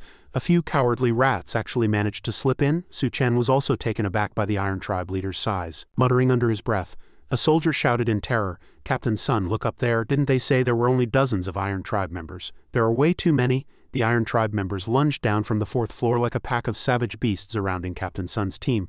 Captain Sun roared hysterically, "Fire, fire, everyone fire!" Gunshots erupted, but the soldiers quickly discovered in horror that the guns were filled with blank rounds that had no power at all. Someone had definitely tampered with them. Fatty Feng issued a furious order, "Chop off the limbs of these invaders and turn them into smoked meat." Upon receiving the order, the Iron Tribe members charged in a frenzy. A dark-skinned youth was instantly sliced in two. Although Captain Sun was being besieged by three tall Iron Tribe members, he was no pushover. He swung his giant axe in a counterattack, slicing the three of them in half at the waist with a single move. He displayed the authority of a leader, shouting, "Everyone get up, even without guns, we're going to fight these bastards to the end." He gritted his teeth and cursed Su Chen, that absolute freak, for daring to set them up. "Once I've slaughtered these Dao, you're next." But the situation took a sharp turn for the worse. Dozens of remnants facing hundreds of Dao stood no chance of winning. Captain Sun's team was surrounded so tightly that not even water could leak through. He roared, "Everyone follow me, charge, we're carving out a path of blood." The subordinates picked up axes, hammers, and all sorts of weapons, shouting in unison with a resolve to face death, kill, fight them to the end. The Dao were not to be outdone, howling that they would kill everyone, leaving none alive as they charged to tear them apart. Both sides fell into a bloody melee. Suddenly, one of Captain Sun's team members was killed. Another youth broke out in a cold sweat of terror, throwing down his weapon and trying to flee. Thinking these monsters were too terrifying and his life was more important, he ditched his teammates and ran, but was drawn by the sound of an infant's cry. Driven by curiosity, he looked back and was shocked to find a newly born Dao imp. Seeing a stranger, it actually stopped crying and revealed a bizarre smile. Before the youth's stunned eyes, the Dao imp used an earth tunneling technique and vanished into the ground. Just as he was bewildered, the imp quietly emerged from the earth and bit into his calf. In an instant it began to gnaw frantically everywhere. The youth wailed in agony, "Ah, it hurts, help me." After eating its fill, the imp looked at its body and said excitedly, "So yummy, it turns out eating meat makes you grow so fast." Back on the battlefield, Captain Sun was unstoppable, slaying dozens of Dao in a row. His team marveled, "Captain Sun is too strong, he killed over a dozen alone." Just then, Fatty Feng appeared, mocking him. "You've killed a few lackeys and look how smug you are." Being flattered by his men, Captain Sun's vanity surged. He swung his giant axe shouting, "You've come at the perfect time, I'm going to slice you in two." But before he could enjoy his triumph, Fatty Feng actually caught the axe blade with a single hand, effortlessly. Captain Sun's eyes widened in shock, unable to believe that the force that had sliced two men apart couldn't harm this guy in the slightest. Before he could react, a chorus of cruel laughter rang out behind him. The Dao imp's hands transformed into blades and swung down, directly severing both of Captain Sun's arms. He let out a piercing scream of agony. Hearing the scream, the imp grew even more excited, trampling Captain Sun like a toy and roaring, "Die!" Just as it was about to deliver the killing blow, a heavy kick flew in from the side, hitting it squarely in the face and sending it flying over 10 meters away. It was enraged, howling, "Damn it, who dares to kick me in the mouth?" Su Chen, Duan Ya, and Lu Xiaofeng appeared with an imposing momentum. Su Chen spoke, "It's not your turn to kill this guy yet, kid." Captain Sun scrambled away in agony, trying to flee for his life. Fatty Feng suddenly let out a sound of amazement, his eyes lecherously scanning Duan Ya from head to toe as he exclaimed, "Oh my, there's actually such a top-tier chick here." Facing his disgusting face, Duan Ya felt a wave of revulsion. He burst into laughter. "Haha, what a stroke of luck today. I'll take you back to be my bandit queen and have you bear me a few fat sons." He turned to Su Chen, his tone contemptuous. "Brat, considering you delivered this woman to me, I'll let you choose how you want to die." Hearing these foul words, Su Chen's face darkened and his murderous intent surged. He teleported instantly, his voice icy. "You talk too much." He unleashed a heavy punch of incredible power. The shockwave shattered the ground and sent Fatty Feng flying. Su Chen's expression was cold as his aura fully erupted, announcing, "I choose to send you to your death." Although a hole had been punched through Fatty Feng, his cells were rapidly repairing. He laughed insidiously. "So you're an ability user too? Then your meat must taste wonderful." The Dao imp stood by and asked Fatty Feng, "Dad, do you really like this woman? It looks like true love." It turned out toward Duan Ya with a hideous face. "Since Dad likes you, you can stay and be my mom." Hearing these sickening words, Duan Ya was somewhat surprised but didn't respond. Seeing her silence, the imp grew even more aggressive, walking closer and saying, "Don't worry, my body is still growing, I won't eat you for now. And I just finished eating someone else." It adjusted its diaper, continuing with an excited tone. "So now after eating I feel a bit like I've just had some milk." A seasoned cry of "Mama" escaped its lips. Ignoring the revolting Dao tribe members, Duan Ya swung a heavy kick with all her might. Boom, the imp took the hit, face planting into the ground. Its eyes were skewed, yet it continued to laugh excitedly. "Haha, is this what a mother feels like? I love it. Quick, give me some milk." Another kick landed before it could even react. Duan Ya showed no mercy, delivering a flurry of left kicks before spinning into a heavy roundhouse that swept across the imp's face. Seeing the creature dazed and disoriented, she leaped into the air, spinning with the precision of a true warrior to deliver a decisive kick. The imp was covered in bruises and shrieked as it recoiled, but that punchable expression remained unchanged. Despite Duan Ya's relentless assault, the imp no longer seemed to feel the pain as it had at first. It gradually adapted, letting out an excited cackle. "Haha, Mama is way too strong, now it's my turn." Duan Ya pulled back her leg, surprised to find its silhouette had suddenly vanished. She thought to herself, "It has an ability too?" Suddenly, the imp tunneled out from the ground, declaring, "I can hide in the shadows to attack you, Mama. Mama has no idea where I'll strike from." But just as it was about to touch her, a heavy object slammed into its face, sending it flying. Golden, the black cat, had lunged out of nowhere, hissing and meowing beside Duan Ya. She asked in surprise, "Golden, how did you get here?" The cat continued to rub against her leg. Duan Ya drew her handgun from her thigh holster and cautioned, "It's dangerous here, stay behind me." She used her mental perception to lock onto the imp's movements. The moment it showed itself, she would fire with precision. The imp flew into a fit of rage. It dove down from a high vantage point. "Stinking cat, how dare you kick me? I'm going to turn you into braised cat meat." Before it could strike, Golden unleashed a lethal swipe of his claws, leaving the creature howling in agony. Duan Ya was about to open fire, but froze. Wait, what happened? 3 massive claw marks left by Golden were deeply etched into the ground. The imp huddled in a corner, panting. "Damn it, that was terrifying. I almost died, better hide for now." Back at the center of the battlefield, the Dao tribe had formed a suffocating encirclement. Lao's son, with both arms destroyed, shrieked in terror, ordering his subordinates to protect him. Lu Xiaofeng spoke up, "It's too dangerous here. Everyone stay close to me." A Dao tribe member sneered, Haha, you think you can stop us all by yourself? Don't overestimate your strength. Look at that frail, scrawny frame of yours. It's hilarious. Lao's son gritted his teeth, thinking that Lu Xiaofeng was a decent person and his only hope for escape. He barked an order. Lu Xiaofeng, I am the captain. I order you to protect me and get me out of this hellhole. Looking at Lao's son's pathetic state, Lu Xiaofeng replied, protect you, no problem. But before that, you need to do me a favor. Lao's son's eyes widened as he shrieked in terror. What are you trying to do? Lu Xiaofeng grabbed Lao's son by the throat, hoisting him up as his plunder ability activated. Frantically draining the captain's strength, he said coldly, without your hands, you're just a useless burden. You might as well lend me your power. I'll slaughter these Iron Tribe monsters to avenge you. Lao's son was sucked dry into a withered corpse, his face covered in blood as he groaned. Lu Xiaofeng, aren't we teammates? How could you? Lu Xiaofeng's face was grim. The moment you pointed your guns at us, we became enemies. And since we're enemies, you all have to die. He unleashed his plunder ability at full power.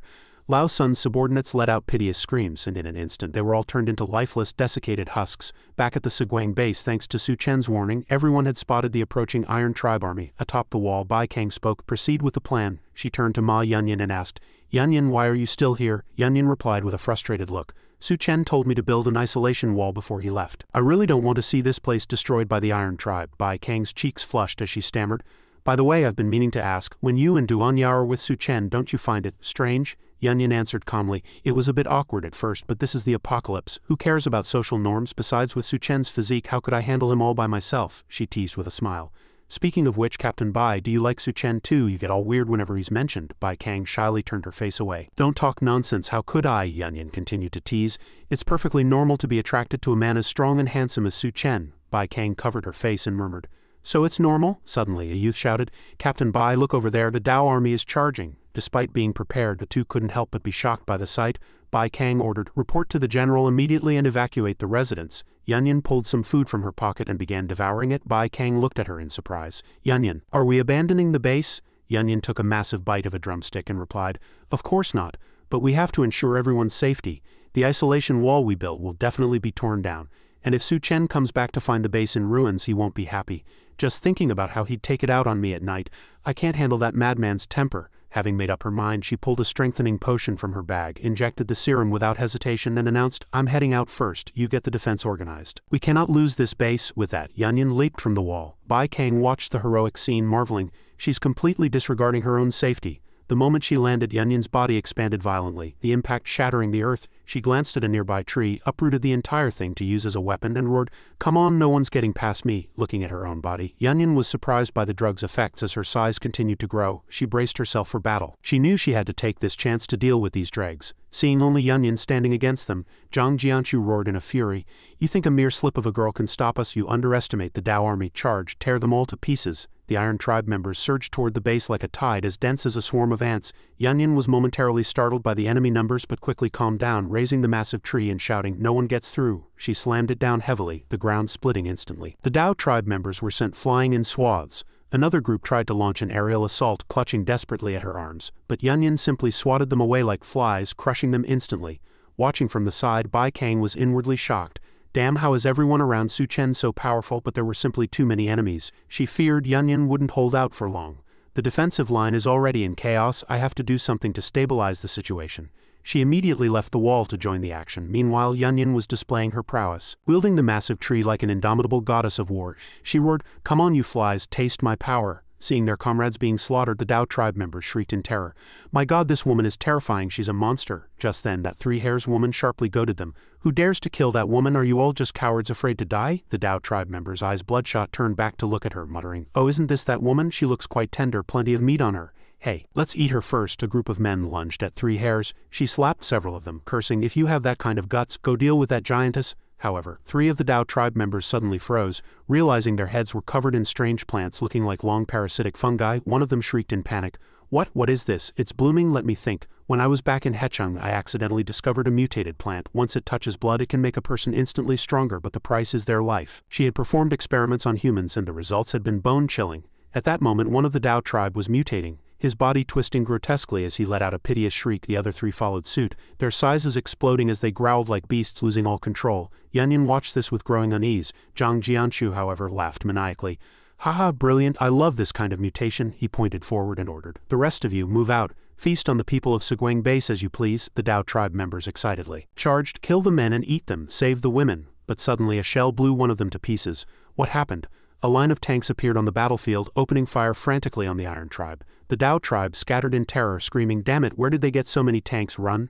Seeing reinforcements arrive, Yunyan finally breathed a sigh of relief, looking down at the flow of steel. Reinforcements are finally here. But a mutated Dao covered in flowers and grass launched a sudden ambush. Vines tightly bound her arms while another lunged forward to bite her. Yunyan struggled to block, but a third was already behind her, swinging a blade down. She was terrified, her hands trapped and unable to break free. At the critical moment, a drone zoomed in and detonated, blowing the Dao behind her away. Amidst the flames, Yunyan said in surprise, "A drone?" Atop the building, Bai Kang exhaled in relief as she operated the drones. It was a good thing Su Chen had brought these back from the military base, though unfortunately there weren't many left. Back at the hospital, the sounds of battle were thunderous. Su Chen's fists fell like rain, punching countless bloody holes in Fatty Feng. But the opponent possessed incredible self-healing abilities and mocked him triumphantly. "Brat, you look scrawny, but you've got some skill, much better than those useless dregs." Su Chen was filled with murderous intent. Fatty Feng continued to boast, "Unfortunately, you're still too weak, you can't win against me." He launched a counterattack in the consciousness space. Xiao Minor murmured blankly to herself, "What on earth is happening outside? Everything is frozen." She tried to find an exit, but the surroundings were covered in thick, solid ice. She huffed in annoyance. HMPH, that jerk Su Chen sealed this place up tight. "I can't sense anything outside at all. I really want to go out and see." Her intense desire for freedom led her to manipulate her long hair into a drill, vowing to pierce through the ice wall. The hair drill began to frantically cut through the ice layers. Outside, Su Chen was in a fierce battle with Fatty Feng, thinking that the fat man was too troublesome and he needed to end this quickly. In the consciousness space, Xiao Minor's drill finally broke through the ice wall. Su Chen's heart jolted as he sensed something wrong. Fatty Feng swung a fist with a mad laugh. "Haha, brat, your end is here, take this, see where you can hide now." Su Chen took several heavy blows, his clothes torn and his body stiffening. His soul was being dragged into Xiao Minor's consciousness space. He was shocked. "I was pulled in." Xiao Minor lunged at him excitedly. "Su Chen, I've been waiting for you." She hugged him tightly, only to find the space was in a sealed state. Su Chen was bewildered. "Hey, what are you trying to do?" Her hair wrapped around him in layers, forming a cocoon floating in midair. He asked in confusion, "What on earth do you want?" Xiao Minor replied, "This way you can't use your ice ability.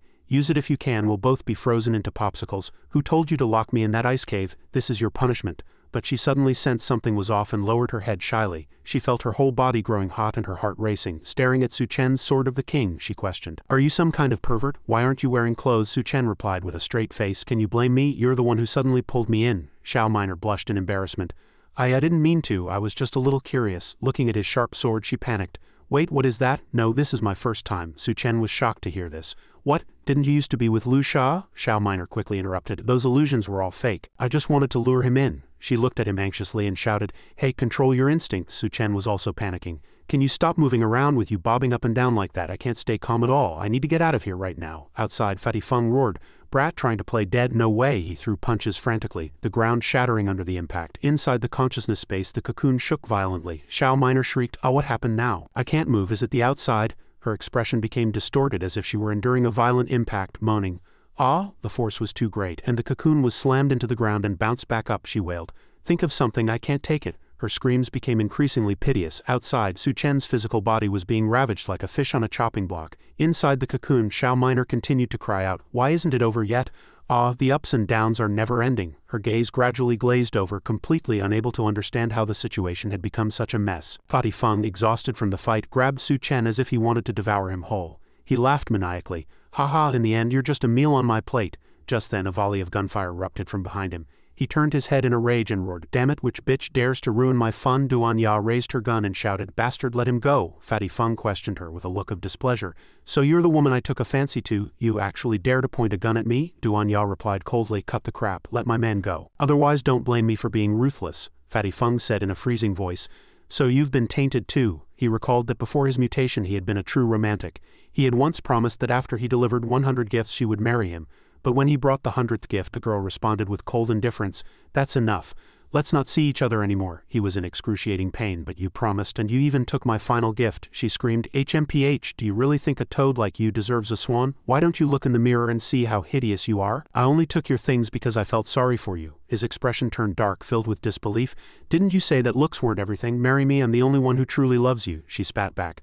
"I finally managed to hook a rich heir. Marry you? Are you insane?" His eyes welled with tears. "You're having someone else's child," she was blunt. "That's right, now will you get lost, you pathetic simp." After being dumped, he transformed from a romantic into a mass murderer. With a cold voice and a gaze full of loathing, he declared, "So you've been tainted too? No matter, I'll lick you clean myself." He opened his massive maw, aiming his long tongue at Duan Ya, but she was quick, shouting, "Goldie, we have to lead him away, get him away from Su Chen." After using his plunder ability to drain Old Sun and his subordinates, Lu Zhaofeng was brimming with power as he fought the Teodi swarm single-handedly. He shouted in a frenzy, "Excellent, the traitors are all dead, next it's you Iron Race trash." Just as he was about to charge into the fray, a wall-shattering boom echoed before Lu Zhaofeng's eyes. Fatty Feng was preparing to devour Duan Ya and Goldie, his long tongue dripping with sickening saliva. Duan Ya had been tossed into the air, unable to dodge the attack. Her face was pale with panic, thinking she was about to become raw food. Right then, Goldie transformed into a giant cat, catching her with his soft fur. Duan Ya marveled, "Goldie, HMPH, I should have known. Any cat Su Chen brings back wouldn't be ordinary." Lu Zhaofeng launched his plunder ability from the side, but before he could absorb anything, his arm was struck by Fatty Feng's tongue. Terrified, he scrambled back. "Damn, that hurts. The gap in strength is too wide, I can't plunder him at all." The two immediately followed the plan to retreat. Duan Ya shouted, "We can't worry about that now, just focus on escaping." Below, Lu Zhaofeng cried out in horror, "Mama, that tongue is disgusting." Behind them, Fatty Feng was like a bulldozer, his tongue leveling everything in his path. He roared, "You can't run." The scene shifted to Su Chen, who remained motionless in a corner, immersed in his mental world. Within that space, Xiao Min'er let out a sigh. Finally it stopped. After dozens of rounds of mental maneuvering inside the cocoon, Su Chen said coldly, "I'm going out to handle some business. You'd better behave until I get back. As for what happened between us, we'll finish that talk when I return." Seeing his cold demeanor, Xiao Min'er's eyes grew misty as she replied, "Whatever you say. I'll give you a hand just so you'll come back sooner. But you'd better take responsibility, you bastard. Don't think you can just hit it and quit it." Back at the Shengguang base, cannons thundered as human forces drove tanks into the battle. A voice commanded, "Attention everyone, maintain infantry-tank coordination. Increase the pressure on that Iron Race trash." The ability users led the charge, moving so fast it stunned the Teodi swarm.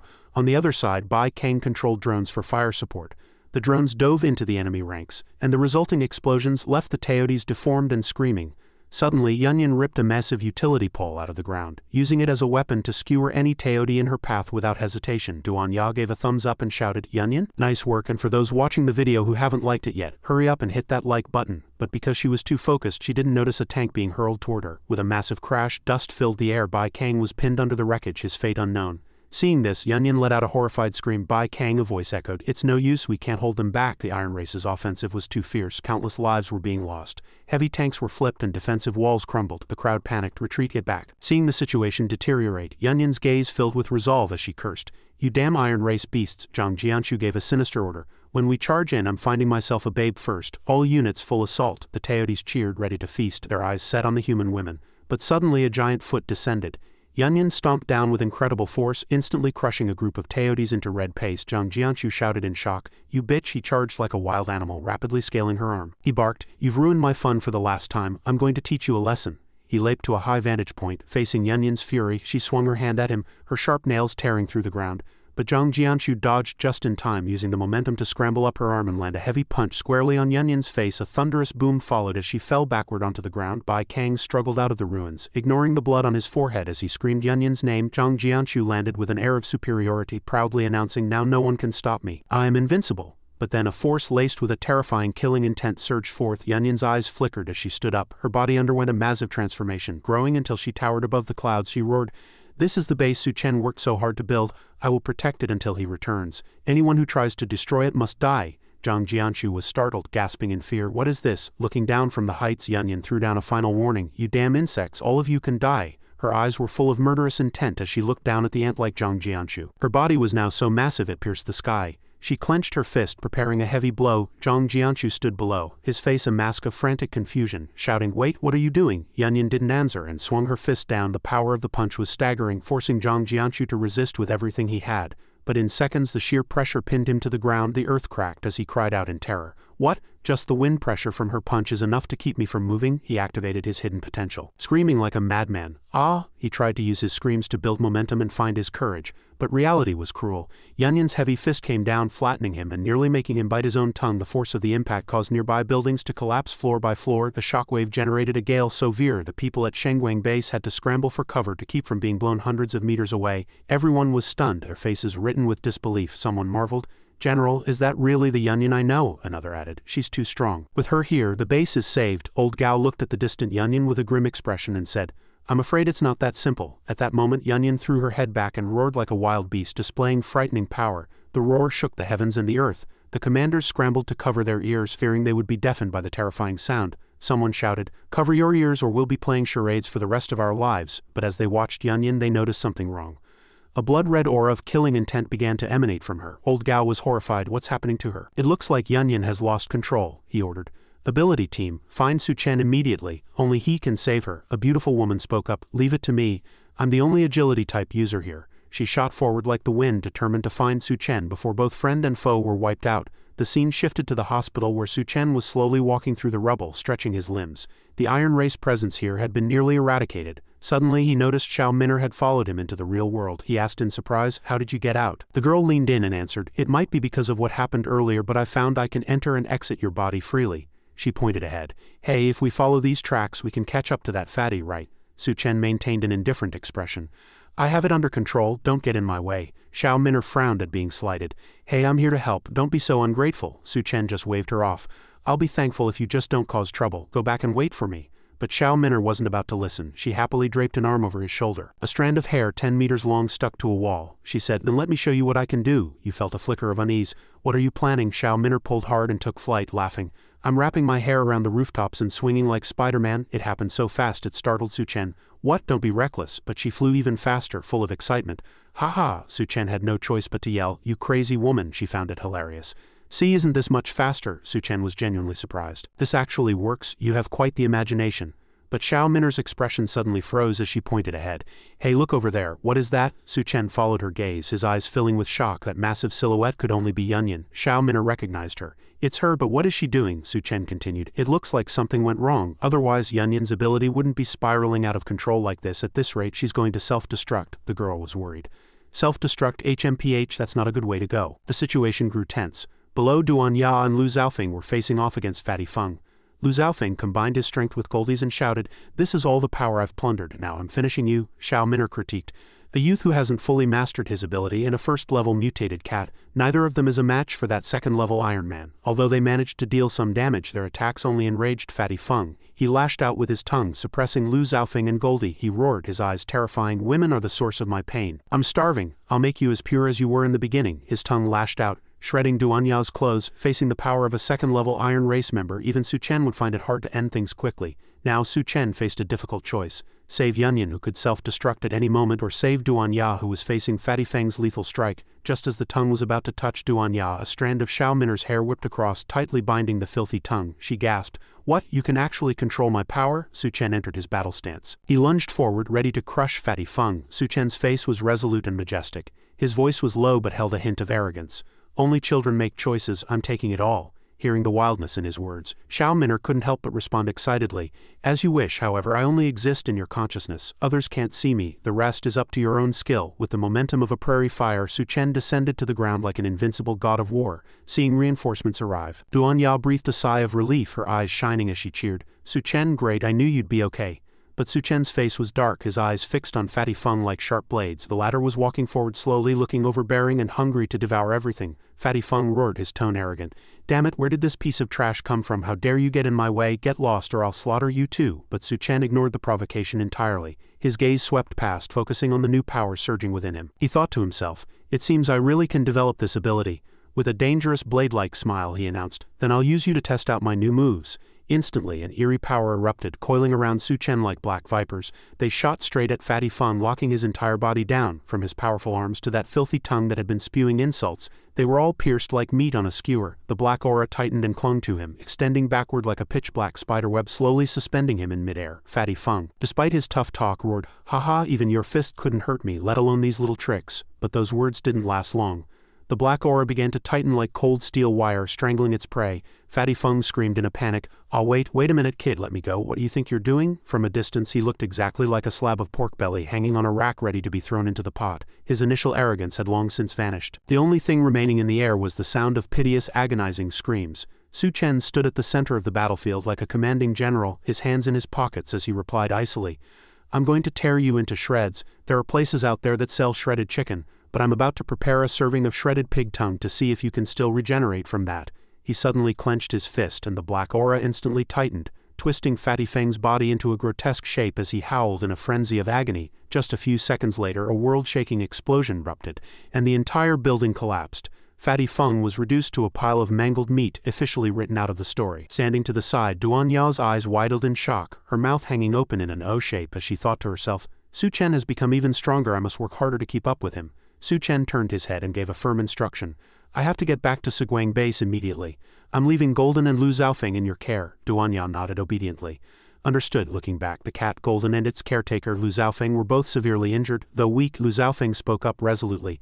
Su Chen, don't worry about us, go, we'll be fine. In another corner, the city girl was sprinting at full speed, searching every nook and cranny for Su Chen. Exhausted and gasping for breath, she leaned against her knees and murmured to herself, I can't, at this rate I won't make it in time. Suddenly she froze, sensing a powerful aura sweeping toward her. The moment she turned around, she saw Su Chen flying straight at her like an arrow released from a bow. Upon impact, she was sent spinning through the air several times, shrieking in pain. What on earth is this guy in such a hurry for? Seeing Su Chen fly further and further away, she screamed, Su Chen, wait, you're speeding. Are you in such a rush to see some little lover? Su Chen heard the shout, but he didn't stop. His only thought was for Subduing base. Inside the consciousness space, Xiao Minor spoke up with concern. Are you really going back? If we make the wrong choice, we're both finished. Su Chen's tone was filled with resolve.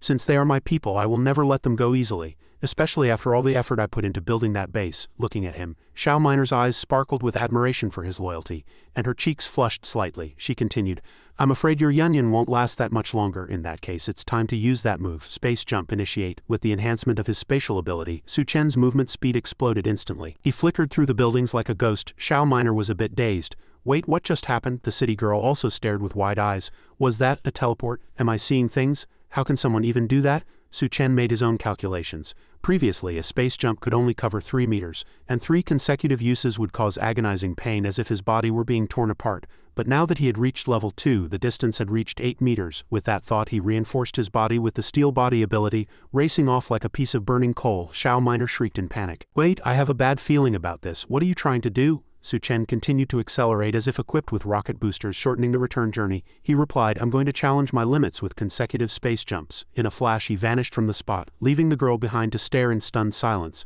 What? Su Chen is gone? Meanwhile, screams echoed throughout Subduing base. Run, the giant has gone mad. Yunyan's body continued to expand, smashing through all the buildings in her path. A Dao soldier stared with glowing eyes at her magnificent form, laughing raucously. Haha, this giant woman is interesting. I'm going to climb up and get a closer look. Another man barked in terror.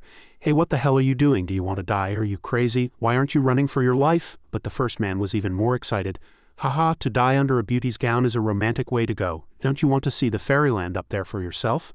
Another soldier stared at the shadow between Yunyan's massive legs and murmured, To be honest, I've never seen a place like that before. With that, the group scrambled over each other to climb up her pantyhose. They shouted and jeered as they climbed.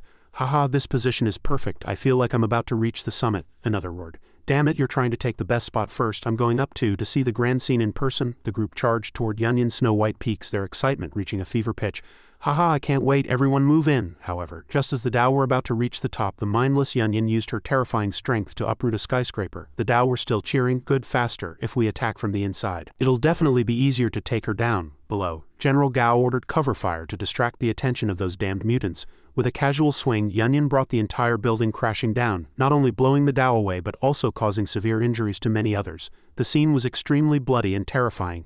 Yunyan had completely lost control, attacking friend and foe alike. If this continued, everyone would perish. Bai Kang froze. Wait, it looks like something is coming. A green stream of light descended from the sky as Su Chen appeared on the Subduing base battlefield. Yunyan was slightly surprised. So fast, it looks like Su Chen. General Gao added, he finally made it back. Xiao Minor, however, was full of worry.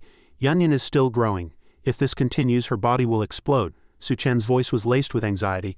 I have to wake her up before everything completely collapses. In this atmosphere of extreme tension, their eyes met. Yunyan sensed a strange presence approaching and immediately turned around, a fire of hatred igniting in her eyes. She swung her hand in a sudden lightning-fast motion, snapping a nearby satellite tower. Su Chen flickered away to dodge the blow, yet he was still shocked. She had completely lost her consciousness. Su Chen leaped onto Yunyan's massive arm like an agile leopard, but Yunyan's strength was too terrifying. With a casual swat, she nearly crushed him like a fly. Su Chen was knocked down, accidentally landing on her alluring and bouncy twin peaks before being thrown back by the incredible elasticity. He sighed and muttered, looks like I'll have to deal with these troublesome mutants first. Su Chen entered a state of freefall, heading toward the dense swarm of Iron Tribe members below who looked like ants. Xiao Minor couldn't help but gasp. Where did Yunyan buy those fishnets? The quality is incredible. How can they stretch that much without tearing? Su Chen replied calmly but with an icy tone. It's probably influenced by her ability. Without hesitation, he activated his new power, firing countless black energy bolts like arrows precisely targeting the Dao. One reckless Dao soldier was still leering with a grin. Haha, no one can stop me from entering that sacred zone now. Just as he was about to rush toward his target, a strand of black energy tightly snared his neck like a gallows noose. Su Chen appeared, his aura imposing and his gaze cold as frost. There are some places only I can touch. Anyone who dares to come close, I'll send them to meet the King of Hell. The Dao soldier who was being choked struggled and screamed, "Let me go, what are you trying to do?" Su Chen merely let out a cold snort and hoisted him into the air. Due to the lack of oxygen, the fellow's eyes rolled back and he slowly stopped breathing. Not just him, any Dao attempting to climb Yunyan's body was systematically hanged by Su Chen, dying in piteous despair. Elsewhere, angry curses rang out one after another. A man roared at the three-hairs woman, "You are the most vicious woman I've ever seen. We were once humans too. You're the one who forced us to become like this." He charged forward, ripping away her cloak, shocked and enraged. The woman gripped her scepter and barked, "You bastards, how dare you!" She struck decisively. The scepter piercing straight through the man's eye, he screamed in agony, "I'll go to hell all of you, you bitch, you actually dared to hurt me." Facing the encirclement, she didn't back down. She let out a cold snort. "Enjoy yourselves while you can because it's almost over." She retreated and leaped down from the high point shouting, "Here's a gift for you." The scepter was driven deep into the ground like a giant tree root. The Dao tried to flee in terror but it was too late. A mutated beast looking as if it had crawled out of hell suddenly appeared, brutally slaughtering every enemy in sight. The monster then lunged toward Yunyan, preparing to attack. A surviving Dao laughed maniacally, "Haha, I'm the first one here." At that moment, Yunyan raised her giant foot, shaking off all the Dao clinging to her body. Screams filled the air. Those with quick hands barely managed to hold on, while those who were too slow fell straight to the ground and were crushed into meat pulp. Someone shrieked, "Look out, she's going to step down." The mindless Yunyan crushed that mutated beast into a mangled mess with a single stomp. Her face was full of excitement as her stomping grew faster and faster, as if she wanted to grind everything beneath her feet into dust. A few Dao were still holding on, dreaming of their fairyland. One man laughed. "Ha! Luckily I reacted fast enough to save my skin," but in the next second he fell into despair. Su Chen swept through the battlefield like a hurricane, neatly tearing the remaining Dao into shreds. After clearing the enemies, Su Chen leapt onto a high point. Yunyan looked at him, her eyes filled with confusion as if she were looking at a strange creature.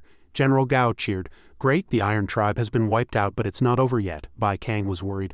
But how is Su Chen supposed to wake Yunyan up at this moment? Su Chen was suspended in midair. He stared fixedly at Yunyan, hoping this standoff would bring back her consciousness and allow her to regain control of her body. However, Yunyan seemed to be completely governed by wild instinct. She crossed her hands, seemingly wanting to give Su Chen a dangerous embrace. But that was just a guess. Suddenly, Su Chen sensed a powerful killing intent, and his gaze immediately became alert on Yunyan's terrifyingly excited face. Her hands were raised high, preparing to deliver a fatal blow to Su Chen's head. General Gao and Bai Kang were scared out of their wits, shouting in unison, "Su Chen, watch out. It's dangerous." Yunyan's heavy blow fell, stopping only a few centimeters from him. At the critical moment, Su Chen used a space jump to successfully evade. Failing to recognize her lover, Yunyan continued to launch heavy punches that tore through the air, completely collapsing half a street. After her attack missed, she looked around blankly as if she had just hit empty air. General Gao's eyes went wide. "He dodged that fatal blow?" Bai Kang asked anxiously. But where did Su Chen go, meanwhile inside a certain soft, white and enclosed space? Su Chen couldn't help but blush, not expecting to end up in such a situation. Xiao Miner's voice carried a hint of teasing.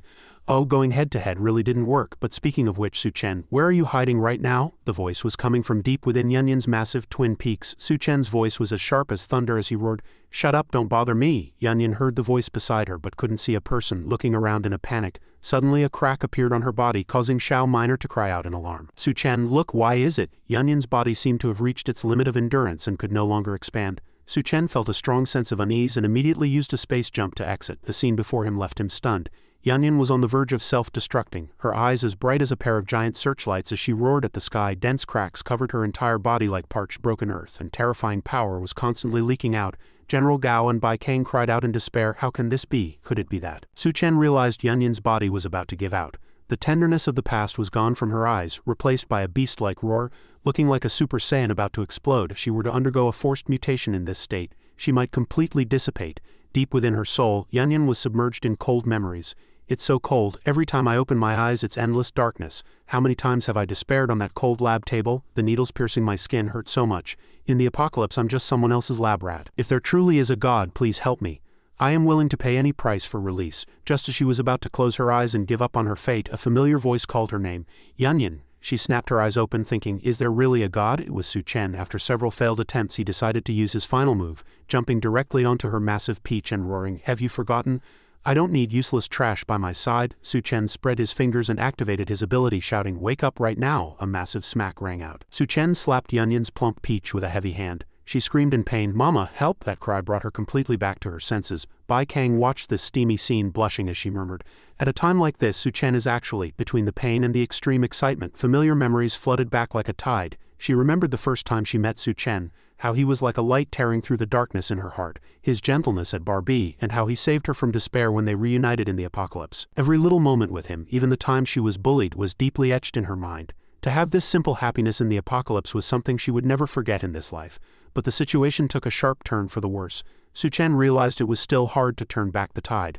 A dazzling, intense light enveloped the entire area, signaling that Yunyun was about to self-destruct. Her roar reached its peak. With a world-shaking explosion, the sky was filled with golden specks of light.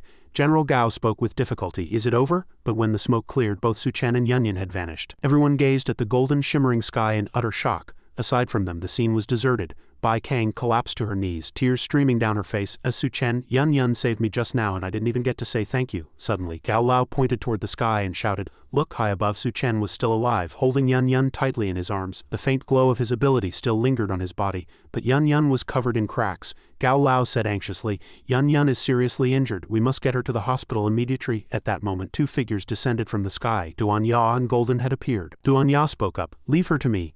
I'll take her back to the base." Gao Lao marveled, "This cat is way too damn big," Su Chen shouted in response. Trusting that Duan Ya could save Yunyun, Su Chen entrusted her with the task. Back at the base, Su Chen followed Duan Ya's instructions and carried Yunyun into the bathtub. Sensing something unusual, he asked, "Oh, what's been added to this water?" Duan Ya explained while changing her clothes. "Ordinary medical methods won't work on these types of injuries. I've added a basic evolutionary repair fluid to the water." Su Chen observed for a while but saw no signs of healing and asked in confusion, "Is it healing?" "I can't see a difference," Su Chen stated. Duan Ya looked taken aback. "That shouldn't be right. I've improved this formula so many times." Su Chen pondered for a moment.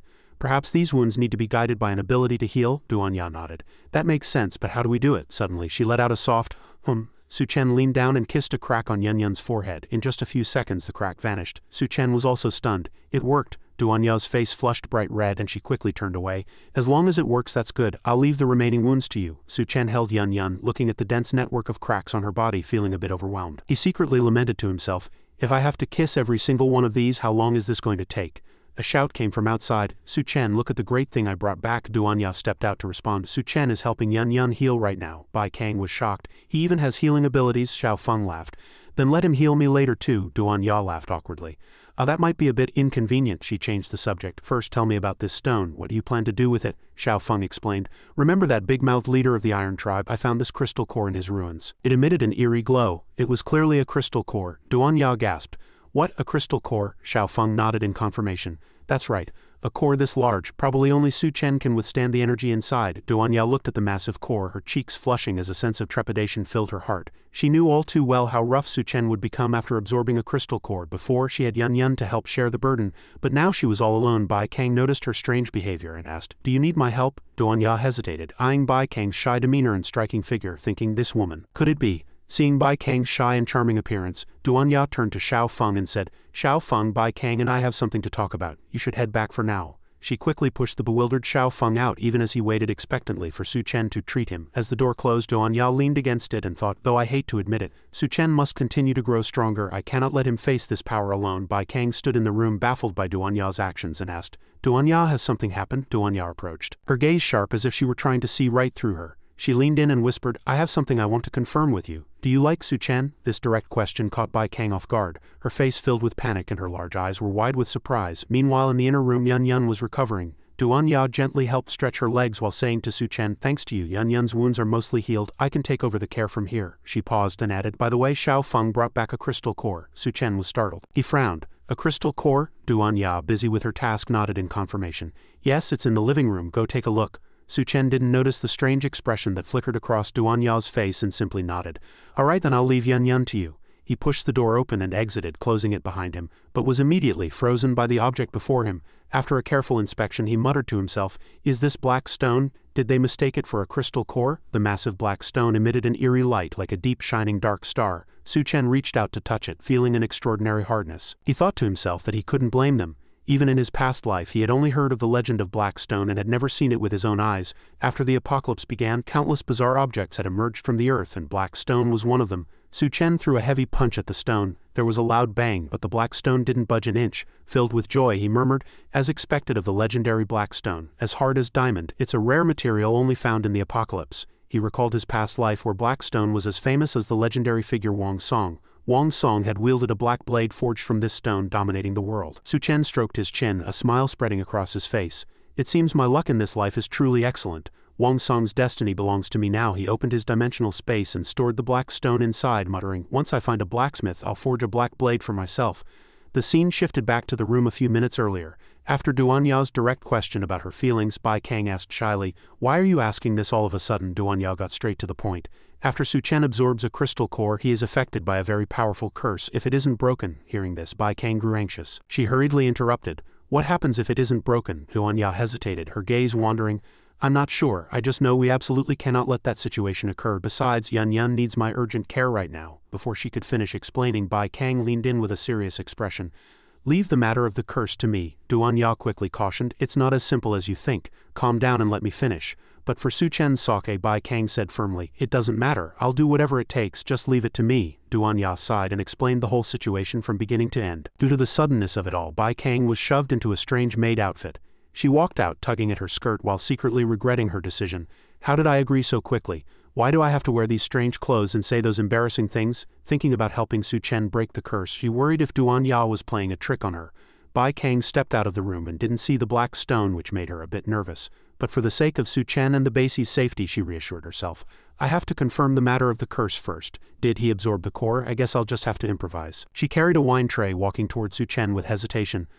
Su Chen, lost in thought, turned around abruptly. His gaze fell upon Bai Kang in her maid outfit and he froze on the spot. She squeezed out another, but couldn't say another word. Dressed as a maid, Bai Kang was trembling, her head lowered as she whispered in a voice as soft as a mosquito's hum. Master, Su Chen felt as if he'd been struck by lightning, his mind filled with question marks. Master, he murmured. Meanwhile, in the inner room caring for Yun Yun, Duanya was a bit worried. Bai Kang should be fine, right? The curse was the most logical excuse I could think of and I've prepared everything for her. I just don't know how long she can hold out. Thinking about having to help Su Chen break the curse later, Duanya's legs felt weak. She murmured, I'll go help her once Yun Yun is stable. Outside the base, soldiers were cleaning up the aftermath. Several young men were grumbling in exhaustion. We finally drove off the Iron Tribe and now we have to move these stinking corpses. Don't we get a break? Captain Baihu shouted. Stop talking. If these bodies stay here and cause a plague, will you take responsibility? Suddenly a youth cried out. Boss, look. The captain was startled. Look at what? The youth stammered. The bodies of those Iron Tribe members. They're all gone. The entire squad was dumbfounded. The captain couldn't believe it. What? Did the corpses grow legs and run away? Other teams sent back similar reports. Facing this unprecedented and bizarre phenomenon, everyone's face was written with terror. Meanwhile, in Su Chen's consciousness space, the female corpse suddenly snapped her eyes open. Oh? She turned her head, sensing a familiar aura, and whispered, This feeling, it's what I've been waiting for. She was ecstatic. Great, it finally appeared, but when she tried to sense it carefully, she frowned. The distance is too far. I can't determine the location. I'll have to find Su Chen for help. At that moment, Bai Kang was submissively pouring wine for Su Chen in her maid persona. Su Chen thought to himself that this must be Duanya's doing. What kind of wicked scheme was that girl cooking up now? Looking at Bai Kang's restless behavior, he smiled. Still, this shy look of hers is quite interesting. Following the script Duanya had given her, Bai Kang's face flushed red as she said, Master, next. You can do whatever you want to me. These words nearly made Su Chen spit out his wine. Bai Kang panicked. Are you okay? Su Chen coughed violently and explained, I'm fine, the wine just went down the wrong way. Before he could finish, Bai Kang picked up the glass and swirled it. Is there something wrong with this wine? Let me taste it. She tilted her head back and downed it in one go, leaving Su Chen speechless. He glanced at the label which read 64 alcohol. Bai Kang's cheeks instantly turned as red as ripe apples. She smacked her lips and said, It's really strong. Come to think of it, this is my first time drinking. With a glass of strong spirits in her, Bai Kang's confidence suddenly surged. She slammed her hand on the table like a drunken female general and swept everything off it. She closed her eyes and shouted excitedly. Su Chen looked on helplessly. Drunk already? Bai Kang's gaze was blurry. She raised a high-heeled foot and stepped onto the chair in front of Su Chen, catching him off guard. She smiled and whispered provocatively, How could I be drunk? I still have to help Master break the curse. She leaned in to caress Su Chen's face, but Su Chen let out a cold laugh and pushed her hand away. Oh really? Well, there's no reason to refuse a prize that delivers itself. I don't like being dominated. He stared at her, his gaze sharp. It seems I need to make you understand our relationship. Bai Kang froze, looking confused. Our relationship? In an instant, Su Chen released a terrifying pressure that made her face turn pale with fear. He said in a deep voice, That's right, you seem to have forgotten who the master is. The powerful pressure struck Bai Kang's consciousness, nearly making her collapse. She quickly reacted, kneeling submissively on the ground with a look of fear in her eyes. Master, I was wrong. Su Chen grinned, feeling very satisfied. Good, since she acknowledged her mistake, but just as he was about to continue, a familiar pressure surged in his consciousness space, making him stop abruptly. He muttered, this feeling, the consciousness space? As soon as the words were out, Su Chen was pulled into his own subconscious space. Upon landing, he let out a long sigh, his face full of annoyance. Sigh, I was just having a good time. Why did you pull me in here? As usual, the female corpse suddenly jumped out, wrapping her arms tightly around Su Chen. Su Chen, it finally appeared. Su Chen was completely bewildered. What appeared? Before he could react, he was tackled to the ground by her like a wave of flesh. She was crying and laughing at the same time, her eyes filled with craving. Su Chen, you must help me this time. Su Chen frowned, looking confused. What is it? Speak clearly. The female corpse shouted excitedly in his ear. The perfect body for me has appeared. She hopped up and down like a child, even dragging Su Chen along to shake him back and forth, claiming it was to enhance her sensing ability. He was thoroughly exhausted and asked casually, Is it the body you asked me to find last time? Since it's appeared, why pull me in here? The female corpse's eyes shone as she roared, I can't sense its exact location, so I want to borrow your power. Immediately after, she spit out countless threads, wrapping the two of them into a tight cocoon. Su Chen was disgusted, feeling like a fish caught in a net. What do you mean you're using me as a signal amplifier? The female corpse gave an alluring smile. Pretty much. She used both hands and feet to crawl onto Su Chen, and threads shot out, fixing him into a strange pose like a puppet. Su Chen cried out in pain. Hey, don't mess around, is this the method you mentioned? The female corpse nodded with a sinister smile. That's right. As soon as she spoke, the cocoon rose into the air and slammed back onto the ground. Su Chen was left dizzy and disoriented, while the female corpse looked like she was enjoying herself. As if she had completed a masterpiece, she said with satisfaction, I've sensed it. Now transmit our mental power over. Following the female corpse's mental energy, Su Chen saw an eerie blue light. There, a mysterious woman with long flowing hair was radiating a ghostly blue aura, controlling a massive swarm of zombies. Su Chen murmured, Is this a zombie tide? The female corpse nodded. That's right, she's the one summoning the tide, Su Chen asked in surprise. I thought only a zombie king could summon a tide. Could that person be the physical body of the zombie king? Is it safe? Being this close, the female corpse smiled.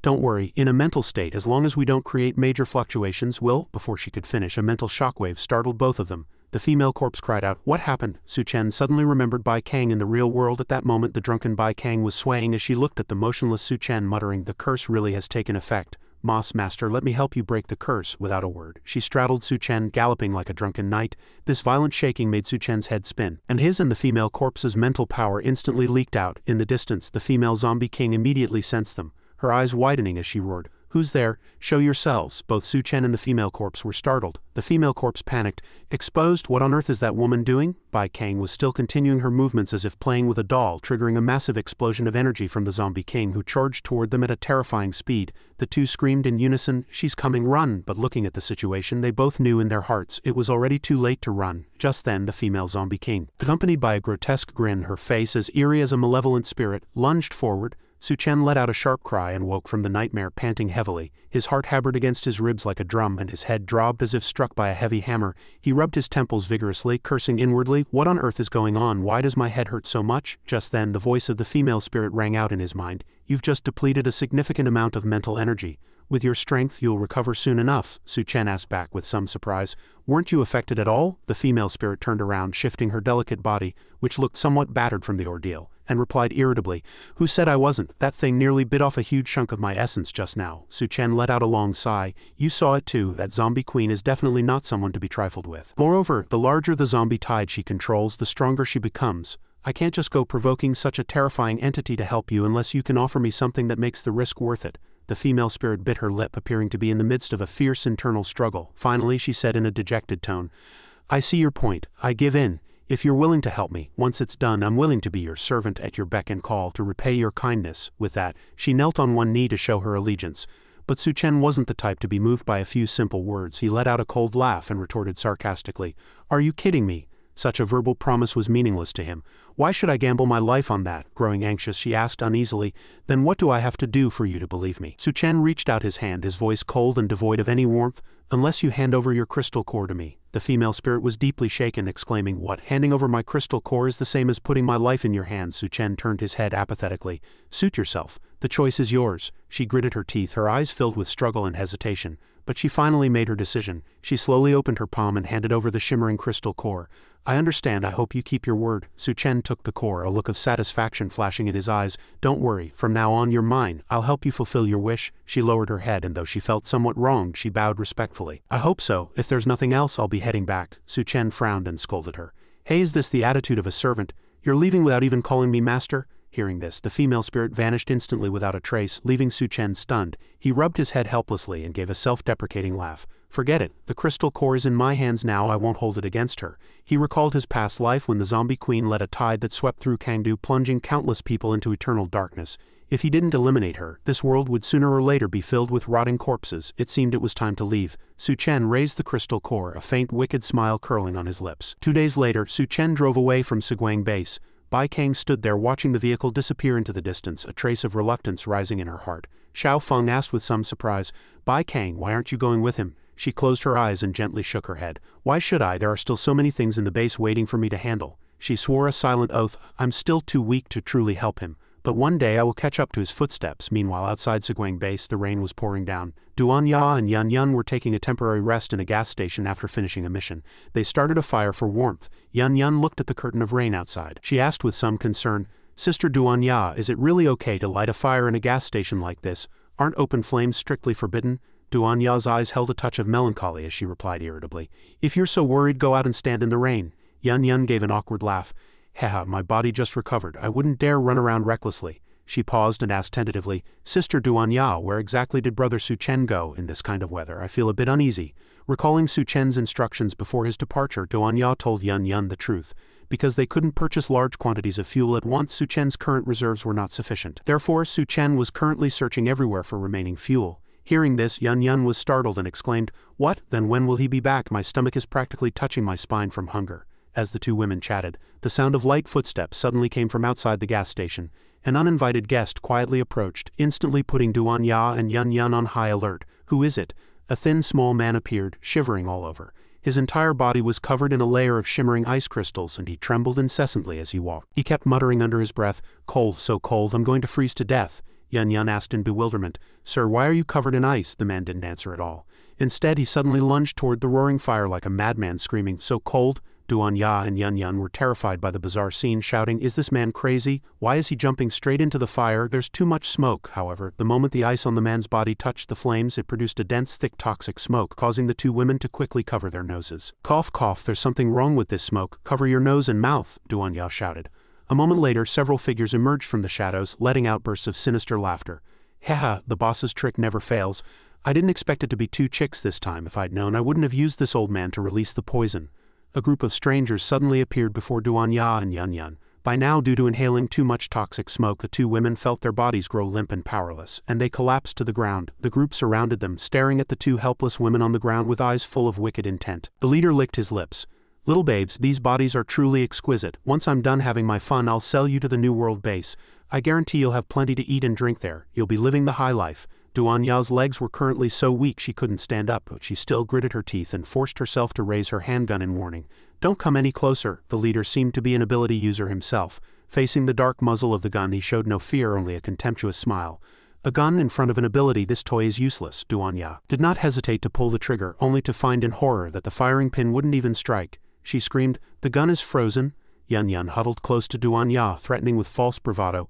I suggest you all get lost right now. When Su Chen comes back, he'll make you regret this. The leader burst into a triumphant, arrogant laugh.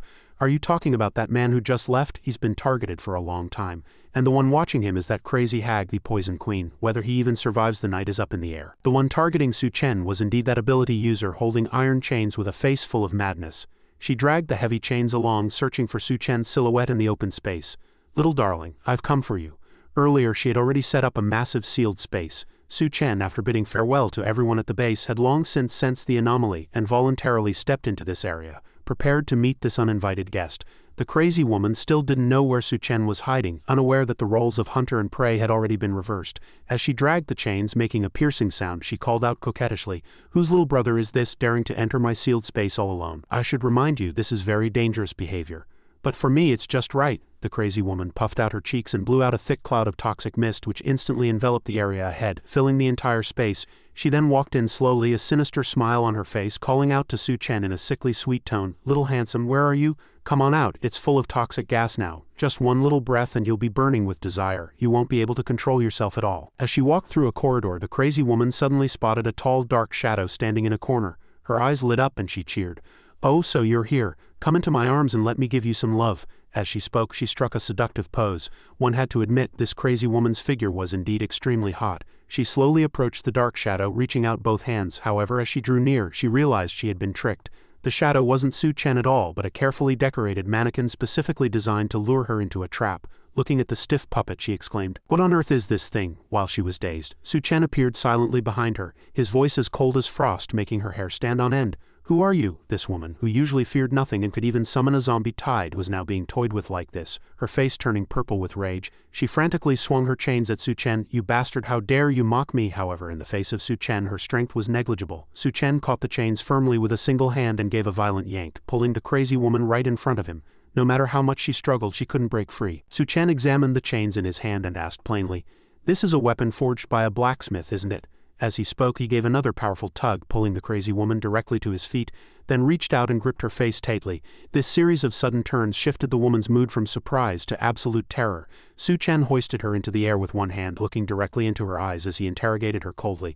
"Tell me, where is that blacksmith now?" The crazy woman looked blank, having no idea what Su Chen was talking about, and answered in terror, I don't know what you're talking about." Just then, the female spirit in Su Chen's consciousness appeared and asked, "Is that blacksmith really that important?" Su Chen replied in a low voice, "The Zombie Queen's faction is too powerful. If we can find a top-tier blacksmith, our chances of winning will increase significantly." Hearing this, the female spirit immediately understood his intent. "In that case, let me dive into her consciousness to find the answer." Lightning-like threads instantly extended from her fingertips, piercing straight into the crazy woman's forehead. Her face turned deathly pale from the pain. "Ah, what are you doing to me?" After searching the subconscious, the female spirit spoke. "Found it. That blacksmith is in a base called New World." Although the specific details weren't entirely clear, this was all the information in her head. Suddenly, the crazy woman fell to her knees with a thud, piteously begging, "Please don't kill me.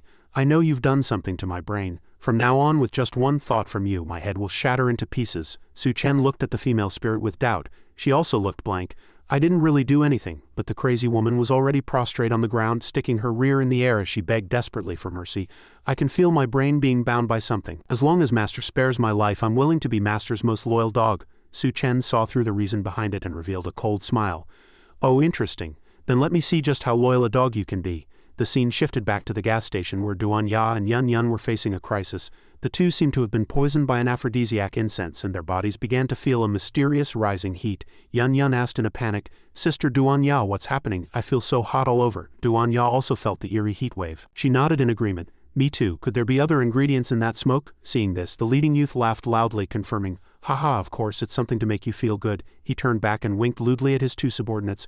"Haha, brothers, wait until I'm finished, then it's your turn." The two lackeys laughed with excitement like lapdogs seeing their owner. However, in that moment, Duan Ya and Yun Yun suddenly dropped their weak act and stood up with faces full of boredom. They grumbled, "HMPH, Sister Duan Ya guessed right, it really was that kind of stuff." Duan Ya clapped her hands and said calmly, "Such a petty trick is too easy to see through." This move scared the life out of the leader, who screamed, "Crap, you're not poisoned." Yun Yun replied with a cold face, "Sorry, your trashy poison doesn't work on ability users." Realizing the two women were both ability users, the thugs were instantly terrified and scrambled for their weapons. "What, damned ability users, quick, get the gear." The two lackeys immediately pulled out two objects that looked like water guns.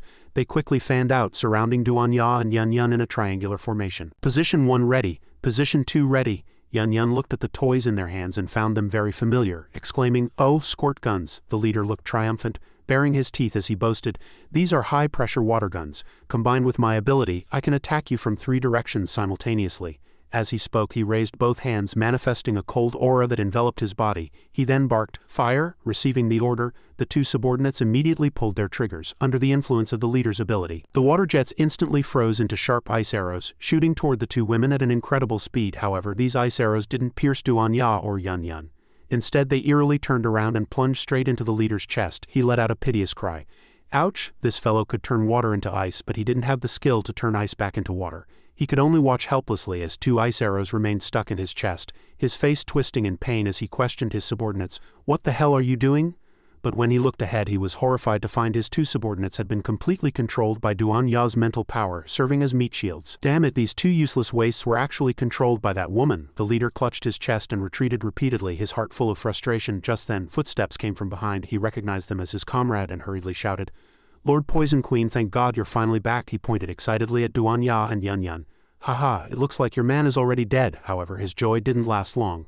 The Poison Queen walked forward with a grim face, swung her arm wide and delivered a savage slap to his face, dislocating his jaw. The man was completely stunned and asked piteously, "Lord Poison Queen, what is this?" Her eyes were as cold as ice as she stared at her subordinate and barked in a low voice, "Shut your filthy mouth." He could only shrink back and cover his face, not daring to make another sound. Then the Poison Queen walked past her fallen subordinates, came before Su Chen and bowed deeply. "Master, these two just offended your friends. How would you like me to dispose of them?" Seeing his leader's 180-degree turn in attitude, the subordinate broke into a cold sweat. Every word exploded in his brain like thunder as he stared at Su Chen, trembling. Su Chen approached and gently patted the Poison Queen's head. He let out a cold laugh, his tone carrying a hint of amusement. "What a good dog. I'm leaving these people in your hands to handle as you see fit." Upon hearing this, the Poison Queen's gaze instantly turned icy as she issued her orders with swift authority. Her three subordinates dared not delay, quickly hauling out several barrels of gasoline. The Poison Queen scanned them coldly, barking, "Move faster, get all this gasoline out, I'm going to offer it to my master." Though their hearts were filled with resentment, the three could only hold their breath and keep their heads down while they worked. However, in a dark corner a bald man muttered with a face full of indignation, "To think Boss Poison Queen is now acting as someone else's dog. But we can't just let this go." The leading burly man had veins popping on his forehead as he wiped away cold sweat, clearly in agreement. He summoned his courage and rushed in front of the Poison Queen, roaring, "Poison Queen, the brothers worked so hard to get this gasoline, how can you just give it away to an outsider whenever you feel like it?" The Poison Queen instinctively glanced at Su Chen, her eyes filled with terror. She immediately turned around, her long whip whistling through the air like a venomous snake as she lashed out at the subordinate, shouting fiercely, "Are you looking for death?" In an instant the three subordinates were whipped until their skin was torn and their flesh was raw, the agonizing pain reaching their very bones. Their eyes rolled back as they let out a series of piteous screams. Watching from the side, Duan Ya and Yun Yun couldn't help but frown slightly. Feeling a bit of pity, Su Chen slowly stepped up behind the Poison Queen, reminding her not to be in such a hurry to take their lives. Hearing Su Chen's command, the three subordinates didn't back down. Instead, they grew even more aggressive, shouting, "Damn it, you pretty boy, no matter what kind of spell you've gassed on the Poison Queen, we are people of the New World. If you're smart, you'll let us go and I'll act like today never happened." However, these useless words didn't register with Su Chen at all. He slowly raised his hand, manifesting Shao Minor's ability. His voice was icy, carrying an unquestionable authority. "Brothers, I'm truly sorry, but I don't have the habit of leaving loose ends." As Su Chen's voice fell, a power resembling the withered roots of a tree erupted from his hand, racing forward with lightning speed. Splitting into three paths and piercing precisely into their foreheads, instantly veins bulged on their faces and their eyes widened in terror. Then, before everyone's stunned gaze, the leader's head suddenly exploded, and the other two met the same fate. As their former leader, the Poison Queen was now white as a sheet, stammering. Their heads exploded?" Su Chen was thoughtful. He hadn't expected the power to be so direct. He recalled what Shao Minor had mentioned, that a bizarre toxic parasite called a brainworm had once lived in the Poison Queen's head.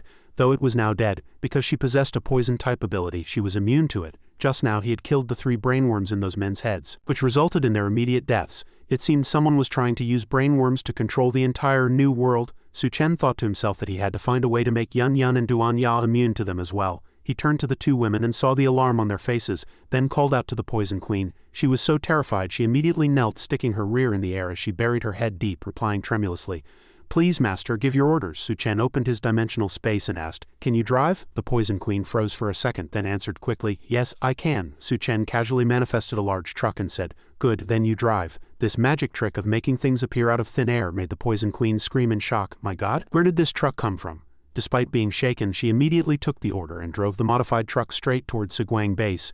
As she drove, the Poison Queen thought bitterly to herself, "I used to be a minor leader in the New World, and now I've fallen to being someone's puppet." But as long as she could survive, she could endure even if she had to chew on tree bark or eat mutated creatures. However, when she saw Su Chen, Yun Yun and Duan Ya in the back of the truck feasting on a steaming hot pot and enjoying drinks, a sense of grievance instantly surged in her heart. She swallowed her saliva, gritting her teeth. The enticing aroma of the hot pot was driving her crazy. How can they get hot pot at a time like this? The soup base must have spoiled long ago. Wow, this smell keeps drifting into my nose, it's too much. She stole a glance back, wanting to try something sneaky, but quickly shook the thought away, trying her best to stay calm. "I can't lose my life for a bit of food, that's not worth it at all." Suddenly, with a crisp snap, a can of Coca-Cola was opened. The Poison Queen's hearing seemed to be magnified 100 times. Her face flushed as she cried out, "Coke, they actually still have Coke." She peeked over, her mouth hanging open in surprise. Yun walked over, handed her a can, and asked with a smile, "It's been a long time since you had a Coke, right?" The Poison Queen was overwhelmed. "For me, really?" she muttered to herself. "Being this nice to me all of a sudden, what is this girl up to?" Yun had a bright smile and a relaxed tone. "Drink up. Su Chen loves it most when women call him master. Go on, drink." The Poison Queen was dumbfounded. "How is that really how it is?" Su Chen looked at Yun, a flash of embarrassment on his face, practically speechless. This little girl, Yun, was actually making fun of him in front of everyone. Seeing this, Duanya couldn't help but cover her mouth and giggle, keeping her lips tightly shut to stifle the laugh. Yun, however, remained calm and composed, introducing herself openly. "By the way, my name is Yun. We'll be teammates from now on." The Poison Queen seemed a bit awkward upon hearing this, replying in a low voice, "Ah, hello." The word teammate made her lose her focus for a moment.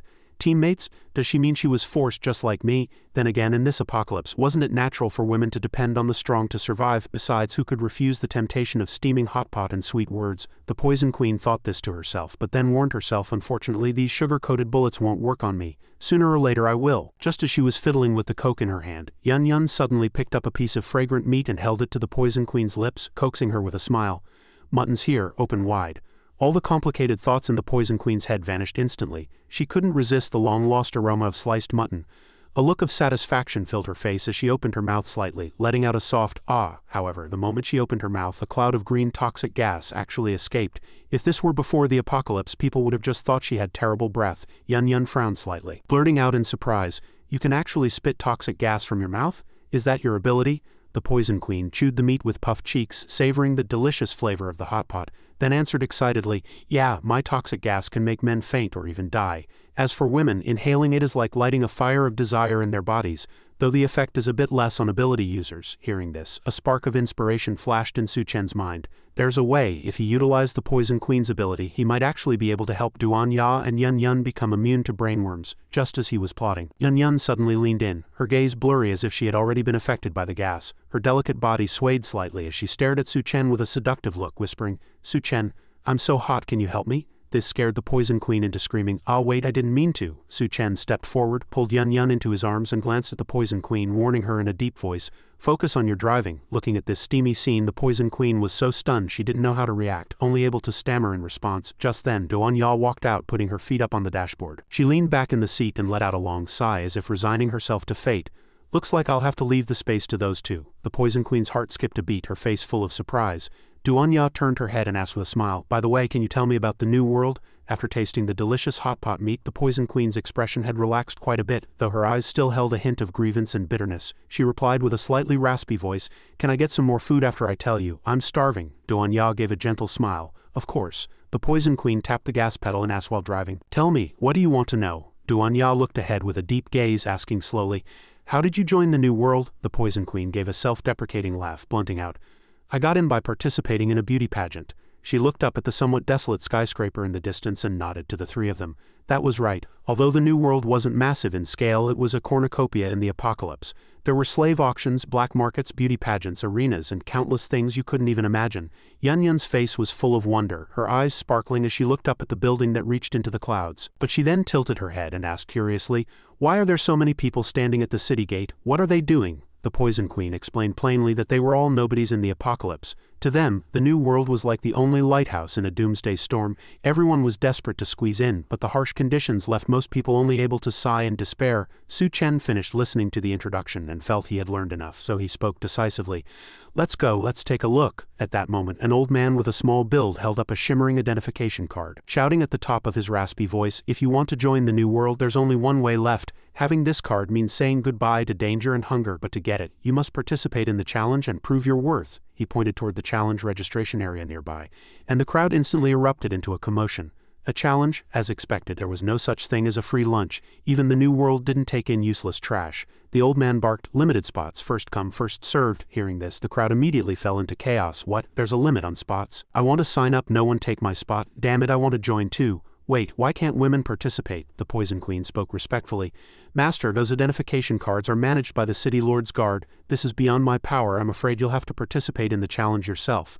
Yun curled her lip, looking displeased. What a hassle, why don't we just fight our way in and find that blacksmith? The Poison Queen quickly shook her head, replying seriously, it's too dangerous. The city lord's guards were all ability users, Duan Ya chimed in, analyzing in a deep tone. Based on what the Poison Queen said, that blacksmith is likely a cautious person who keeps a low profile.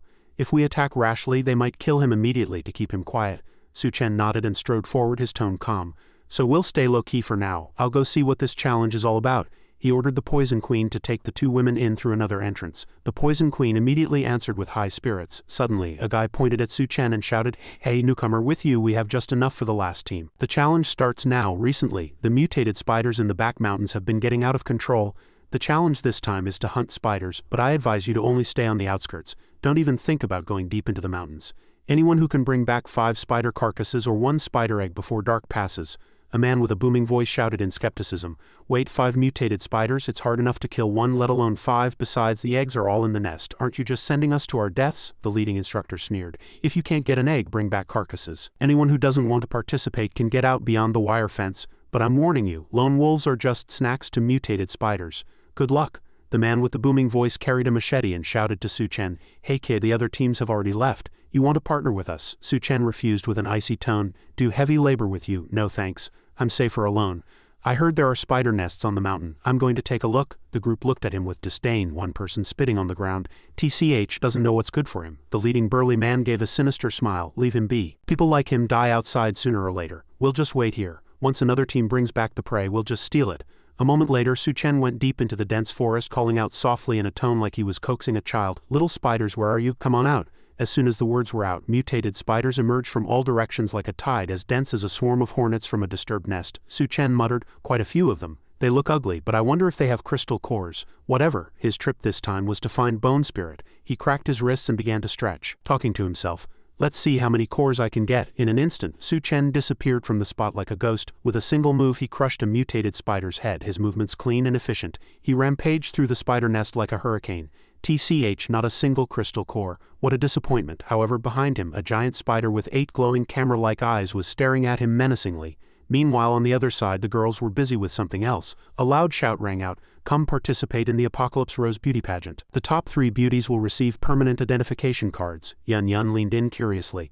"A beauty pageant? Interesting." Not far away, a peddler was shouting, "This is beauty number 7, runner-up from last week's pageant. For just 3 packs of instant noodles, she belongs to the highest bidder tonight." The crowd stirred, shouts following one after another. 4 packs, 5 packs. The Poison Queen sighed and explained that if one couldn't make the top 3, the only way to stay in the new world was to become a tool for men. But with the beauty of you two, it definitely won't be a problem. The 3 entered the competition area. Yun shook her head, lamenting that the girl was truly pitiful.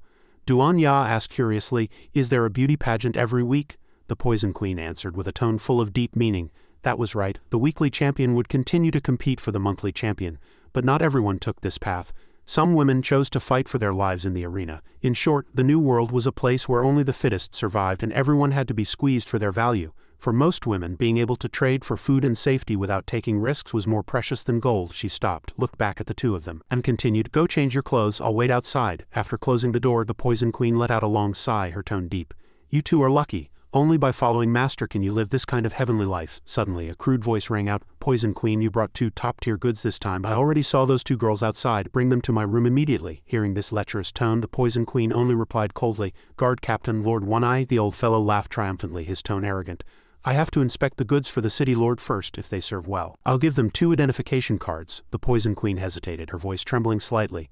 But the old fellow cut her off, his hands behind his back, looking utterly invincible. "No buts. I'm the one in charge here," he sneered, his face full of malice. "That's right, poison them. It's only fun that way." The Poison Queen cursed inwardly. "Damn it, if I offend him, I'll never get those IDs."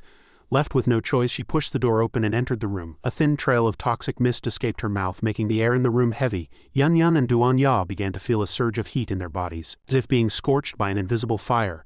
The 2 sisters clung to each other, their voices trembling as they questioned, "Why would you poison us?" Their reactions grew more intense, shivering so violently they could barely stand. They had to support each other, letting out weak cries for help. "Sister Duan Ya, Yun, don't." Outside, the sound of clinking glasses echoed, accompanied by the lewd laughter of 2 men. The leader said, "Big brother sure moves fast. The key is, every time there's a top-tier beauty you never share with me." One-Eye laughed with the face of a lustful pig. Who else are we but brothers? Besides, beauties like these are as rare as fine jade in a stone during the apocalypse. 1 in a million, the other chimed in, his tone excited. Just hearing about it gets me fired up. Why aren't those 2 girls here yet? Don't worry, the Poison Queen has to poison them first. The door was pushed open and 2 graceful figures walked into the room like flowers blooming amidst ruins. Seeing the goods he had chosen, One Eye laughed triumphantly, his tone despicable. Look at those expressions, it seems the medicine has already taken effect. I'm really looking forward to the wonderful times ahead, the lackey chimed in, his eyes glowing. They're all top tier. Look at those curves, I'm practically drooling. Big brother, you pick first, respect your elders after all. One Eye scanned them and fixed his gaze on Duan Ya. I'll take this long-haired beauty then. He lifted her chin with his iron hook. I've always liked this type. Seeing Yun Yun seemingly throw herself into his arms, the lackey laughed smugly. Big brother, it's my first time meeting such a proactive top-tier girl. One Eye roared with laughter. That's all thanks to the Poison Queen. I'll have to reward her well once we're done. Their eyes shone like high-beam headlights as they laughed in unison. Now brother, it's time to feast. The 2 of them excitedly embraced and kissed as if every moment were worth a fortune. But something felt off. Suddenly, Duan Ya, Yun Yun and the Poison Queen appeared behind them. The scene before them was entirely different. The 2 brothers were actually clutching each other in a passionate embrace, completely lost in a hallucination. Duan Ya smiled slightly, her tone icy.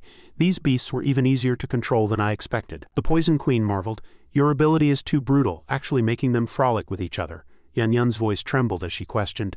You actually poisoned us for these 2 jerks? You've left us suffering like this. The Poison Queen explained with an aggrieved look. Of course not. Master said my poison can enhance resistance to brainworms. I was worried you'd be infected by brainworms if you came into contact with the City Lord's guards. Duan Ya instinctively touched her body and nodded. You did the right thing. To prevent a brainworm invasion, we must maintain this state while in the new world. I can still endure, but Yun Yun is almost at the point where she needs to take care of things herself. Yun Yun, what are you moaning about? This is way too uncomfortable. We need to get those IDs fast, the Poison Queen asked worriedly. What about them? Duan Ya replied coldly. Let them entertain themselves. If you want to watch, stay behind. The Poison Queen listened to the nauseating sounds of intimacy coming from behind her. Oh baby, you're so strong. She couldn't take it and hurried out shouting, wait for me, let the 2 of them go sword fighting on their own. The scene shifted to the forest where a guy was muttering, what kind of broken lighthouse? It's a total scam. We came for the Spider King's crystal core, but where the hell is the spider nest? The lackeys behind him whispered. Is the boss lost? He cursed. Up is north, down is south. What was the rest? Suddenly, everyone froze. Why were there so many spider corpses, and all of them were missing their heads? A lackey shouted in a trembling voice, Boss, looks like someone beat us to it. Just then, the sound of a fierce battle came from ahead. Su Chen was weaving through the swarm of monsters alone, dodging the mutated spider's attacks with movements as light as a ballet dancer. Suddenly, a strand of spider silk shot out from the shadows, sticking to his hand. Su Chen frowned. I was careless. He gave a violent tug, tearing the silk apart. A giant spider emerged from above as large as a truck, its 8 eyes glowing like searchlights, he remarked. I didn't expect such a big fellow to be hiding here. Looks like it's almost level 2, but in my eyes level 2 or 3 is just a matter of picking it up. A few youths hiding in the grass observed. Who is this guy? Daring to break into a spider nest alone? Another whispered. Boss, that guy doesn't look weak. What should we do? The boss smiled sinisterly. What should we do? Watch the show, of course. I want to see a fool who overestimates himself end up as a snack on a spiderweb. But Su Chen was now filled with murderous intent. He easily tore the silk from his hand, his eyes cold as steel blades. He suddenly exerted his power and the Spider King was terrified. Su Chen lunged upward, delivering a heavy punch like a mountain crashing down, instantly shattering the Spider King's head. Witnessing this terrifying power, the group of youths turned pale with fright. One blurted out, "Is this guy Saitama's reincarnation?" He killed the Spider King in one punch. The lackeys immediately drew their weapons, their gazes sinister, preparing to snatch the crystal core. But at the moment the order was given, the situation flipped. A sword was pressed against the boss's neck by his own confidant, whose gaze was cold. They answered in unison, "We're ready, boss." Instead of being afraid, the boss burst into a raucous laugh. "Ha ha ha, good, very good. The blades are sharp enough. It was worth having you follow me for so long. This operation has been practiced to perfection." The 2 lackeys sneered. The boss continued, "We've used this trick so many times, how could we not be familiar with it? It works every time." One lackey stared at Su Chen and roared, "Brat, just you wait, we'll show you what we're made of in a bit." On the other side, Su Chen was examining the shimmering crystal core, completely unaware of the plot behind him. "Oh, found it, here's the core," he muttered with satisfaction. Just then, the boss activated his ability, space shifting. In just a few seconds, Su Chen was startled to find the space around him warping. 2 cold steel blades were held to his neck and his torso was tidally bound by chains. The boss held the crystal core and laughed maniacally. "Haha, the core is mine after all, what a great bargain." Su Chen looked calm, his gaze slightly cold. "Shifting, that's a rare ability. And you even prepared chains in advance. Seems you've trapped a lot of people with this move, haven't you?" The boss looked mocking and sneered. "Haha, you sure talk a lot for someone in this position. Don't you know how to spell the word death yet?" The corners of Su Chen's mouth curled up, his tone deep and dangerous. "A waste, so you think you're the hunter, but even a seasoned hunter can be killed by the prey." This murderous statement made the boss's heart tremble. He roared, "I want to see how you turn the tables. Kill him." The lackeys swung their blades down, shouting, "You think someone like you can turn the tables? Die." However, when the sharp blades struck the moment they touched Su Chen's body, they shattered into two pieces as if they had hit a steel wall. Witnessing this, everyone was scared out of their wits. The blades broke. They looked at the broken metal in their hands, unable to believe their eyes, wondering what kind of powerhouse this man was. The boss, who had been arrogant minutes ago, was now drenched in sweat, trembling. "His skin is as hard as iron. Is he a level 2 ability user?" The lackeys cried out in shock. "What? You're level 2? The boss nodded, his voice shaking. "Absolutely. He has the copper skin and iron bones of a level 2 mutated beast." Just then, with a snap, the chains shattered to the ground. The boss shrieked in terror. "Crap, the chains broke. Retreat, run." Everyone fell into a panic, scrambling to flee for their lives, muttering, "Damn it, how can someone level up so fast?" Su Chen revealed a wicked smile, tore off the remaining chains and began the hunt. Their eyes were filled with fear, like prey being watched by a predator. "Want to run? It won't be that easy." The murderous intent erupting from his body enveloped the entire dense forest. The boss fled with all his might, still acting tough. "So what if you're level 2? Once I get a few more cores, I'll reach level 2 sooner or later." But he felt that killing intent behind him, and his face twisted with fear. Su Chen descended like the god of death, shouting, "Give me back the crystal core." A heavy punch whistled past the boss's face. If it had hit, it would have been fatal. He had a sudden flash of wit and roared, "Space shifting." Instantly, a fleeing lackey appeared in his position. Before he could grasp the situation, the boss had escaped death, collapsing to the ground and panting heavily, muttering, "That was close. Luckily I have this life-saving ability.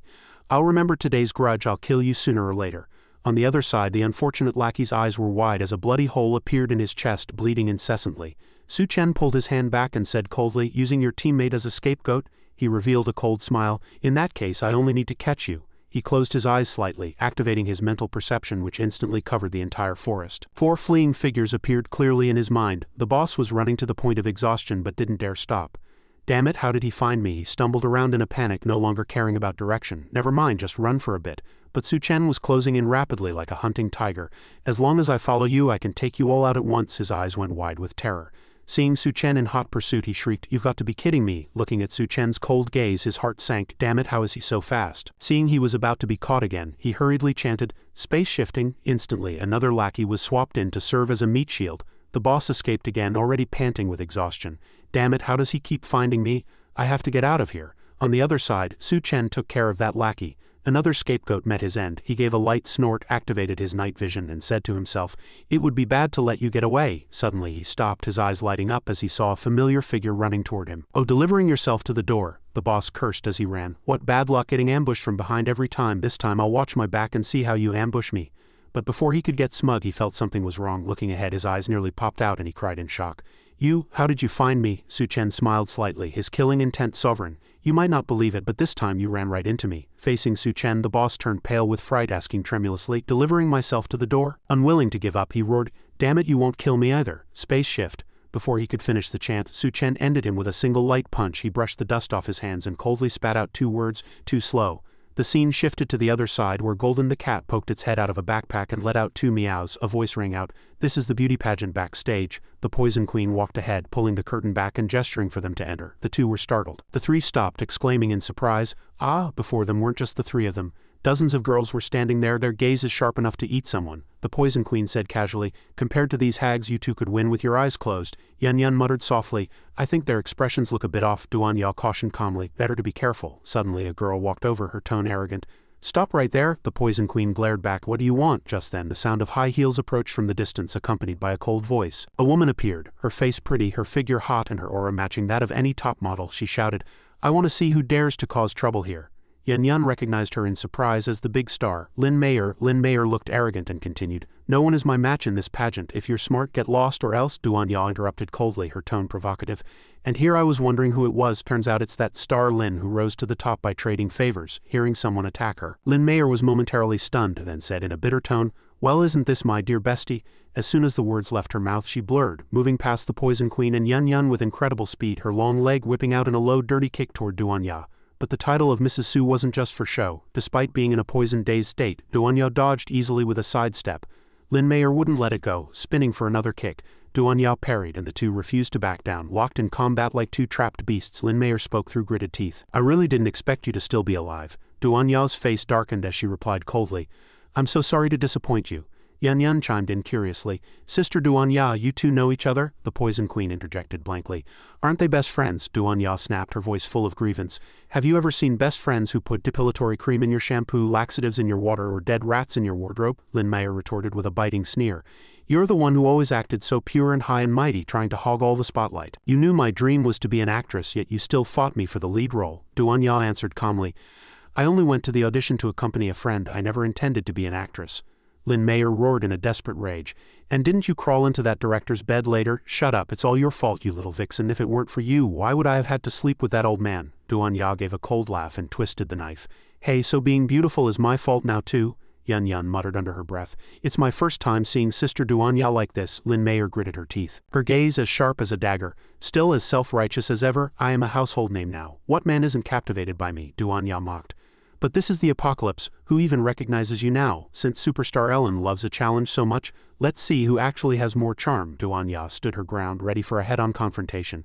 One look will be enough to know who the real champion is. Just then, the announcer's excited voice rang out. Ladies and gentlemen, the wait is over. The New World Beauty Pageant officially begins. The crowd erupted in thunderous cheers and applause. Whoa, it's starting. This is the kind of life dreams are made of in the apocalypse. We fight for the City Lord precisely for moments like this.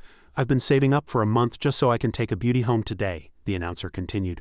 Furthermore, today's champion will be granted a personal audience with the City Lord. Hearing this, everyone turned in unison to look at the window glowing with red light, gasping, What? Even the City Lord is here? On the other side, Duanya whispered.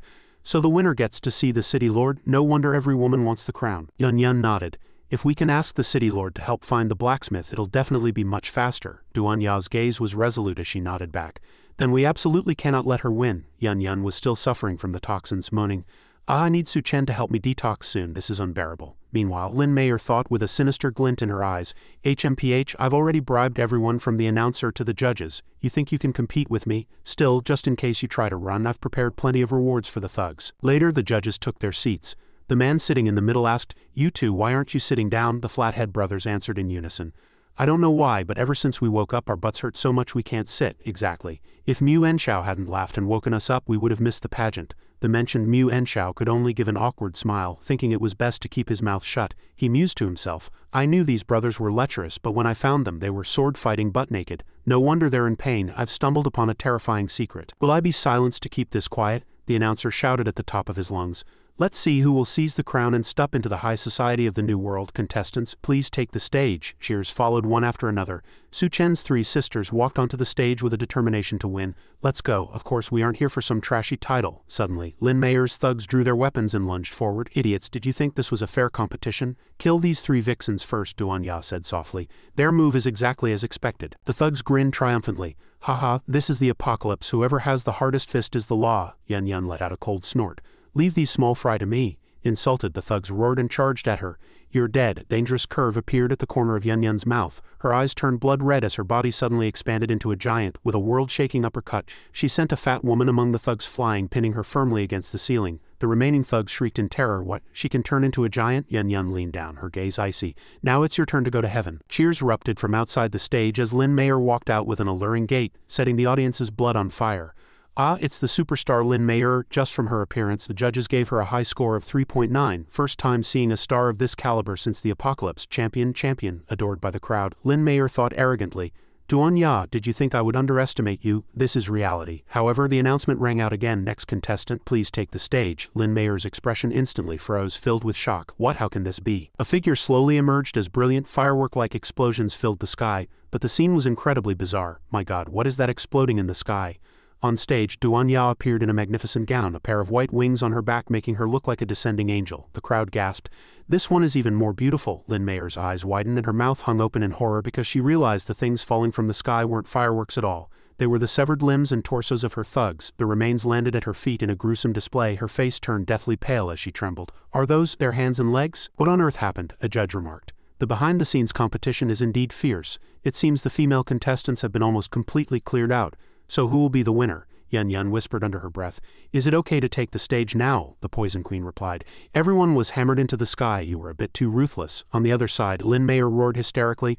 Duanya, you forced me to do this. She reached out and tore open her bodice, shredding her clothes and exposing her naked body before the public. The men below shrieked with nosebleeds. 3.10 points. I'm the winner. Duanya gave a contemptuous cold laugh and turned to leave, tossing back a single curse. This woman is truly insane. On the highest floor, the old city lord gave a deep-voiced order. Send the ID cards down. The bunny girl responded respectfully and then carried 3 ID cards downstairs. Mu Enshao said in surprise.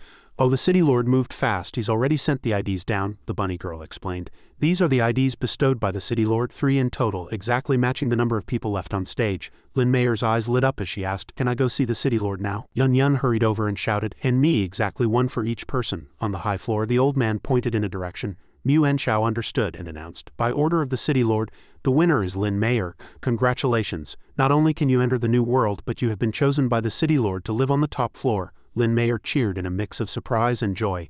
I'm finally going to the top floor? To become one of the elite? The bunny girl led the way, but suddenly asked, Does she like eating fish? Lin Mayer looked blank, not understanding the meaning. Yun Yun turned to Duanya. Are you disappointed? Did Sister Duanya lose? Can we not see the city lord? Duanya replied indifferently. The ID cards are in hand. We'll worry about the rest later. A moment later they entered the inner palace. The bunny girl reported respectfully, City lord, Miss Lin is ready. Though the city lord Kang Ming was aged, his appearance was young. He sighed. To be young is grand. Unfortunately, I am old. My desires have long since faded. For an old man like me, it's truly boring. He looked at Lin Mayer, who had now been transformed into a mermaid, or more accurately, a bizarre water monster. He let out a sinister laugh. As expected of a superstar, you are indeed beautiful, but don't look at me with those eyes. You should be grateful to have become a fish. A maid stepped forward. City lord, the child has been brought here. After an inspection, the boy was found to be in excellent health. The old man took one look and revealed a wicked smile. Very good. He turned and asked the little boy, Little guy, are you afraid? The boy answered with a trembling voice, I'm not afraid. If the city lord hadn't taken us in, we would have starved to death long ago. Kang Ming clutched a writhing centipede, his gaze malicious. Don't be shy, after all, you are the future. His ability activated, and he began to slowly devour the boy's life force. Lin Mayer was struck with absolute terror, screaming incessantly. Kang Ming immersed himself in the sensation, murmuring, Oh, these youth genes can only be found in children. Unfortunately, each absorption doesn't last very long, the maid said respectfully. You control all the women here. You can have them bear as many children as you want, the old man nodded. It's not enough. I must collect enough crystal cores to upgrade my ability. Only a decaying man like me can become the eternal master of this place. This will be the starting point of an immortal life. Go deal with that group of women below. Duanya cried out in pain. Ah, the Poison Queen's toxin, it's too much. The 2 sisters clung to each other as Yun Yun moaned. This is so hard. The Poison Queen comforted them. Be strong, only this can resist the brainworms. Now that we have the IDs, I'll take you into the city. Suddenly, 2 figures rushed over. Duanya questioned, What are you trying to do? The Flathead brothers smiled lecherously. It's rare to see beauties like you, little sisters. We've decided to sell blood again to buy you. Standing nearby, Mu Enshao remarked, How generous. Duanya was displeased and asked, What does he mean? The Poison Queen explained. Remember I told you women here are just goods? Even with an ID it's the same. Everyone's value is 1 crystal core. Everyone knows how precious cores are, so not many people. The Flathead brothers interrupted her with a greasy grin. Haha, but the 2 of us are strong. The key is your scent is truly addictive. Yun Yun let out a cold snort. I suspect this desire isn't aimed at us. Let me help you get your memories back. Duanya unleashed her mental ability. The 2 guys froze, the memory of the sword fighting and their aching butts resurfacing as they stared at each other. Elsewhere, a youth stood before the corpse of a mutated spider and sighed. He was a step too late. The Spider King is dead and the crystal core is gone, but he smiled.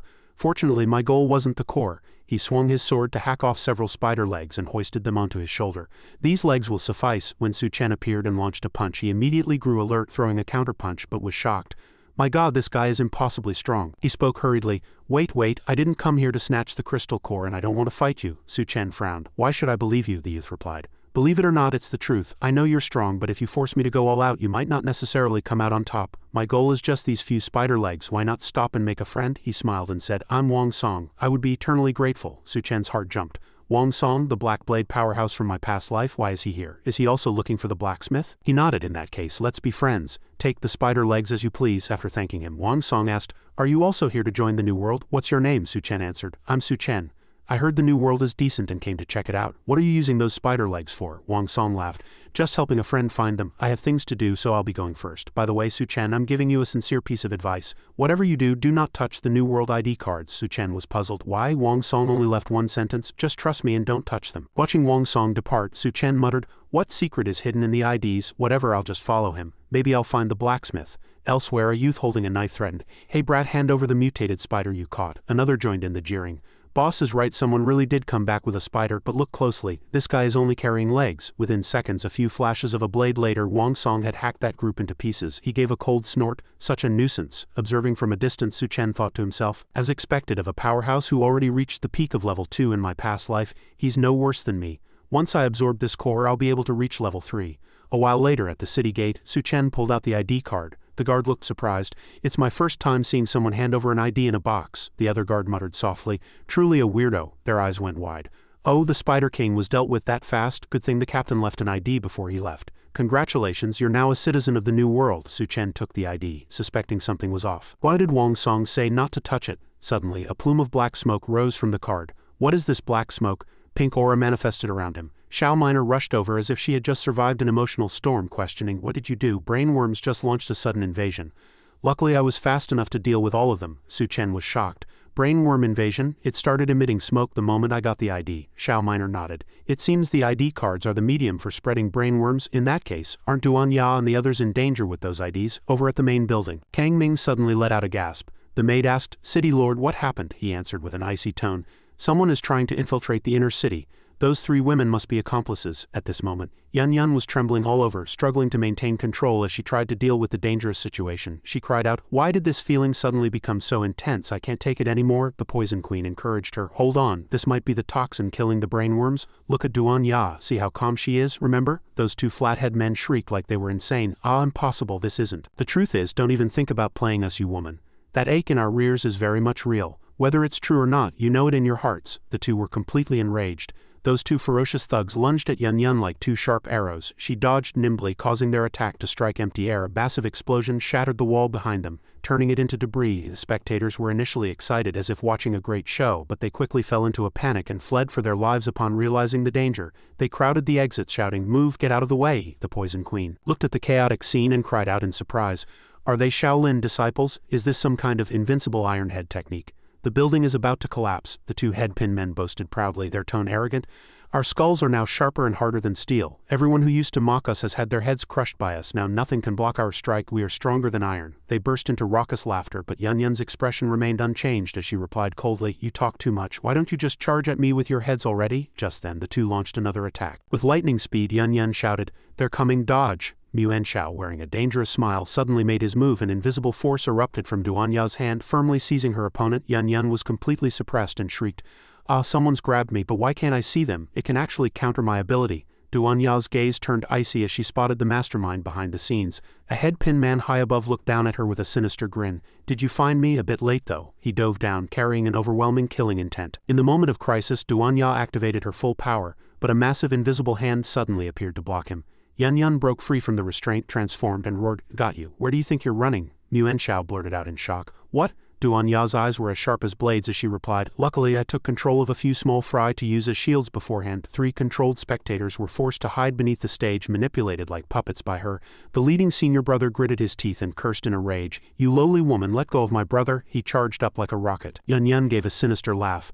Guess which of your heads is harder? The man shrieked in terror. What are you trying to do? Stop, you bitch, no. In an instant, Yun Yun made the older brother's head collide with the younger brother's lower half, creating what could be called the most disastrous collision in history. The older brother became the younger brother's powerful laxative, the pain distorting his face. After dealing with the headpin brothers, Yun Yun tossed them aside like trash and said coldly, hey, it's your turn to be on the list. Mu Enshao replied arrogantly. You aren't worthy of me taking action. He prepared to launch a decisive strike, but suddenly an invisible force tightly bound Yun Yun's legs, leaving her unable to move even after she returned to her normal state. She cried out in surprise, my ability is being forcibly suppressed? The Poison Queen hurriedly answered, I'll help you. Invisible attacks followed one after another, locking both sisters down. They screamed, damn it, stop. I bet many spectators would love to have Mu Enshao's ability after seeing it. Haha. Seeing Yun Yun at a disadvantage, Duan Ya shouted, Yun Yun, but she immediately grew alert. Sensing a new threat, she used her ability to control several small fry as human shields, forcing them to exit in terror. Mu Enchao sneered with a sinister look, sacrificing your shields without hesitation the moment you feel danger. You truly are cold-hearted. At this moment, Yun Yun and the Poison Queen were bound tidily from head to toe. The more they struggled, the tighter the restraints became. Yun Yun shouted, "Let us go, Sister Duan Ya, I was careless again." Mu Enchao cried out in surprise. "Do you actually plan to use those wings as weapons?" Duan Ya detached her wings. Holding two sharp weapons, she said coldly, "These will be enough to deal with you." Having been provoked, he laughed coldly.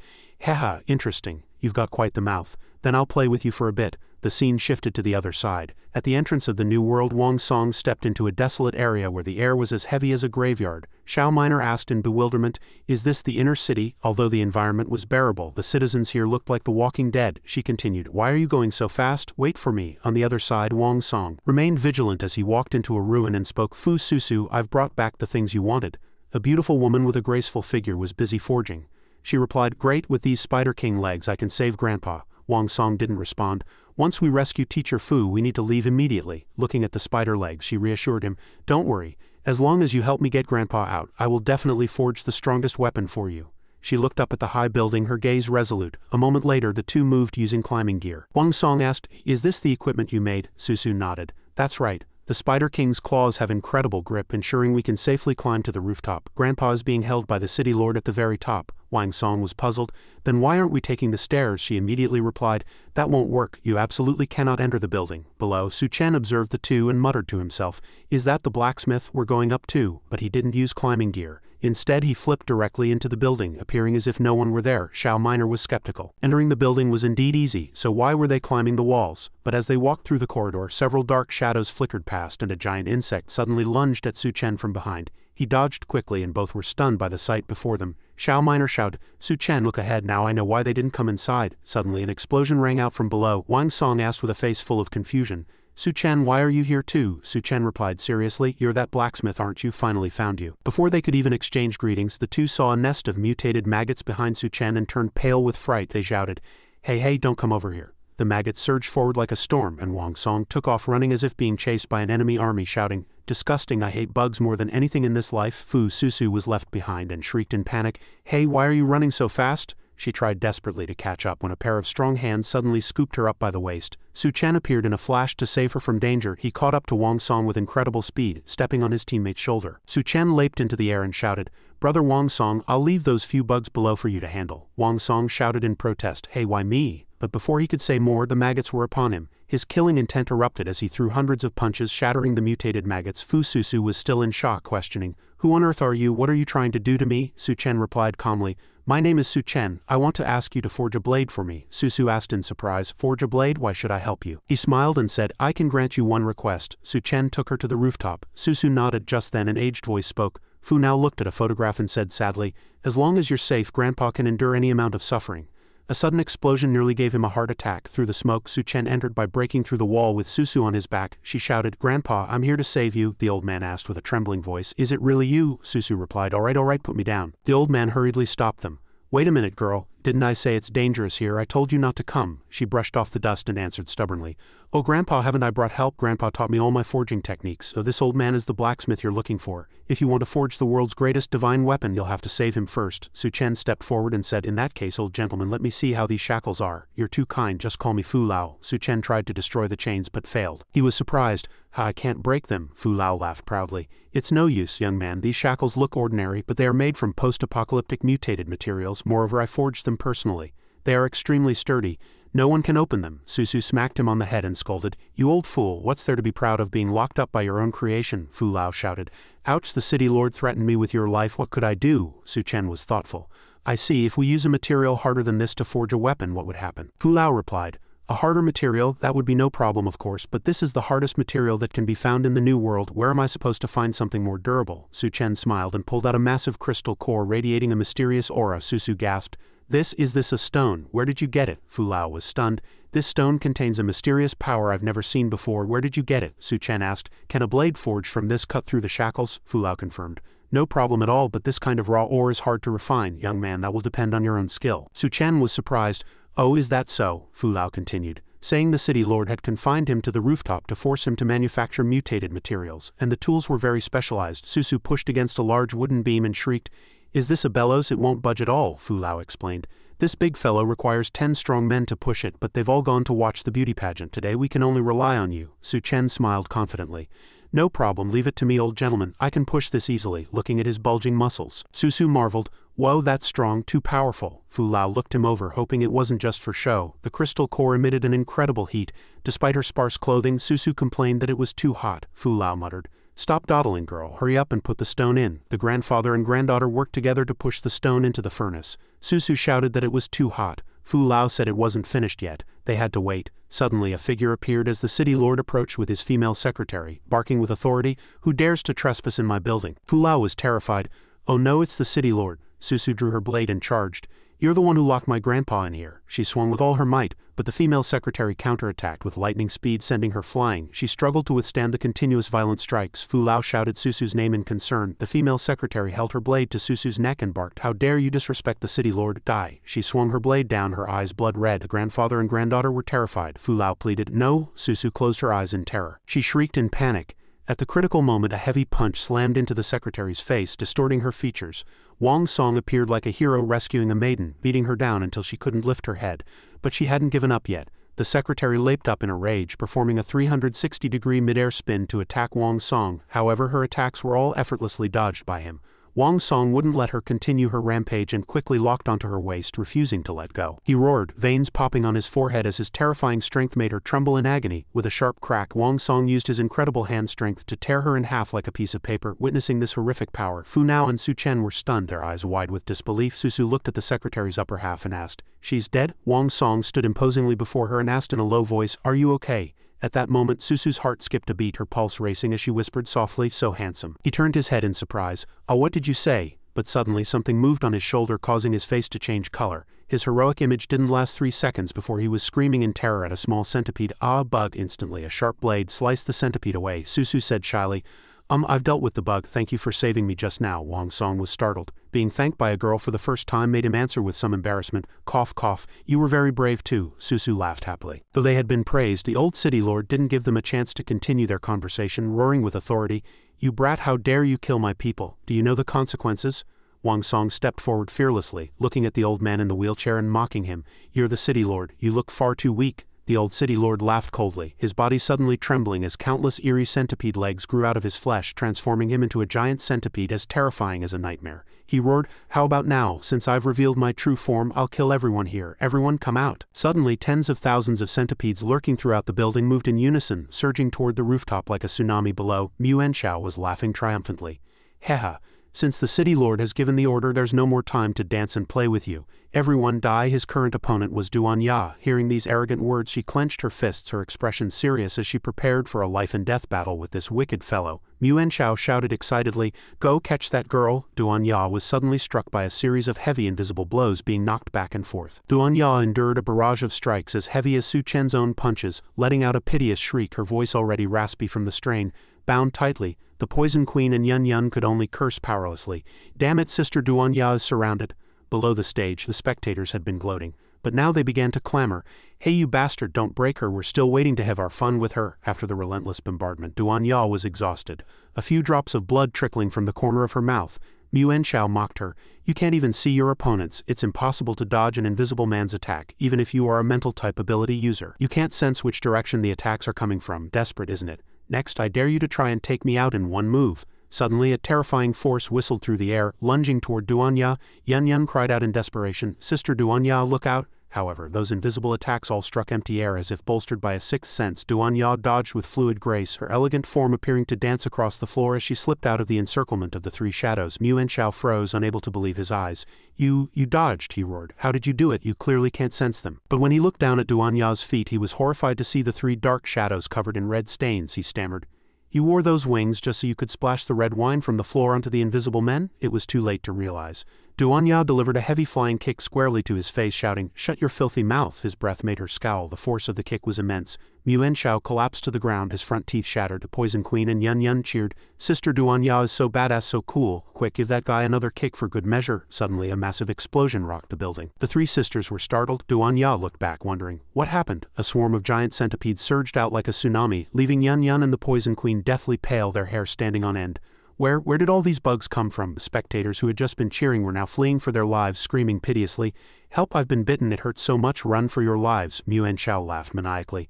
"Ha, the insect tide has erupted, every single person here will become food, you're all going to meet the king of hell." Not wanting to hear another word, Duanya stepped on him with all her might, making him gag repeatedly. Mutant tried to call for help, but the three shadows behind him launched another attack. Duanya asked coldly, "Do you want to die?" She slipped off her high heels and unleashed a kick of monumental power. Mutant flew through the air like a ball. The three shadows hit the ground, unable to resist any further. The Poison Queen marveled, "So these invisible men were just paper tigers?" A controller fell out of Mutant's pocket. Duanya picked it up curiously and fiddled with it, recalling the days she spent playing online games with friends. The game controller, when she infused it with her mental power, the mutated puppets actually stood up. The puppets' malevolent eyes flickered. Duanya immediately understood and began using the controller to manipulate them. Instead of sending them to attack, she turned them into servants. One acted as a chair while the others provided professional massages. She smiled. "Not bad, not bad. These two puppets are quite useful. The pressure is just right and they're easier to control than I thought." Suddenly, Yun shrieked in terror. "Help!" A swarm of mutated centipedes rushed toward them like a storm. Startled, Duanya realized her two sisters were still in danger. The puppets immediately stood before the Poison Queen and Yun, some picking up boulders to crush the approaching centipedes. With the puppets acting as a shield, a stone wall was built, temporarily securing the safety of the three sisters. They breathed a sigh of relief. They were safe for now, her heart still pounding. Yun asked, "There are bugs everywhere outside. What should we do?" Duanya reassured her. "Don't move, I'll help untie you." On the other side, Wang Song flew across the room, using his body to shield Susu from a violent attack. The heavy blow sent tremors through his entire frame, causing him immense agony. Susu was stunned, her mouth hanging open as her legs gave out and she collapsed to the floor, staring up at him. She shrieked tremulously, "Wang Song, have you fallen?" Wang Song's body remained motionless. Susu rushed over and hugged him tightly, asking anxiously, "How are you?" Wang Song gritted his teeth, his pupils constricting as his icy gaze locked onto the monster. "This guy is tough. Find a way to lead everyone out of here first." Suddenly, countless sharp insect legs burst from the ground, trapping the two of them in a death zone. The monster let out a blood-curdling, sinister laugh. "No one is leaving. Stay here obediently and become my food. Become my offspring." Wang Song felt hope slowly slipping away, a final look of concern in his eyes. "We're finished." Terrified, Susu shivered and instinctively closed her eyes, screaming as she tried to escape reality. Just as they fell into despair, a familiar figure suddenly appeared and rescued them from the danger. Susu was startled and opened her eyes. Wang Song also recognized the newcomer and let out a soft cry. "HMPH?" The monster's cold eyes narrowed, staring loathsomely at the uninvited guest. A powerful hand gently withdrew from Susu's waist and Su Chen's steady voice rang out, "Are you okay? Go over there and help Elder Fu. Leave this big bug to me." He slapped a piece of wood heavily, taunting, "Not done yet?" Suddenly, Elder Fu appeared, his form swaying beside a roaring red glow. He trembled, his gaze scanning his hands in a panic. "Strange, why hasn't this black stone shown any sign of melting? Can even a fire this fierce not break it down?" Hearing this, Su Chen frowned in confusion. "Is there something wrong with the black stone?" Elder Fu immediately shook his head, his tone certain. "No, rather this black stone is too perfect. I'm afraid only that method can refine it, but that method requires a price. You must promise me one thing."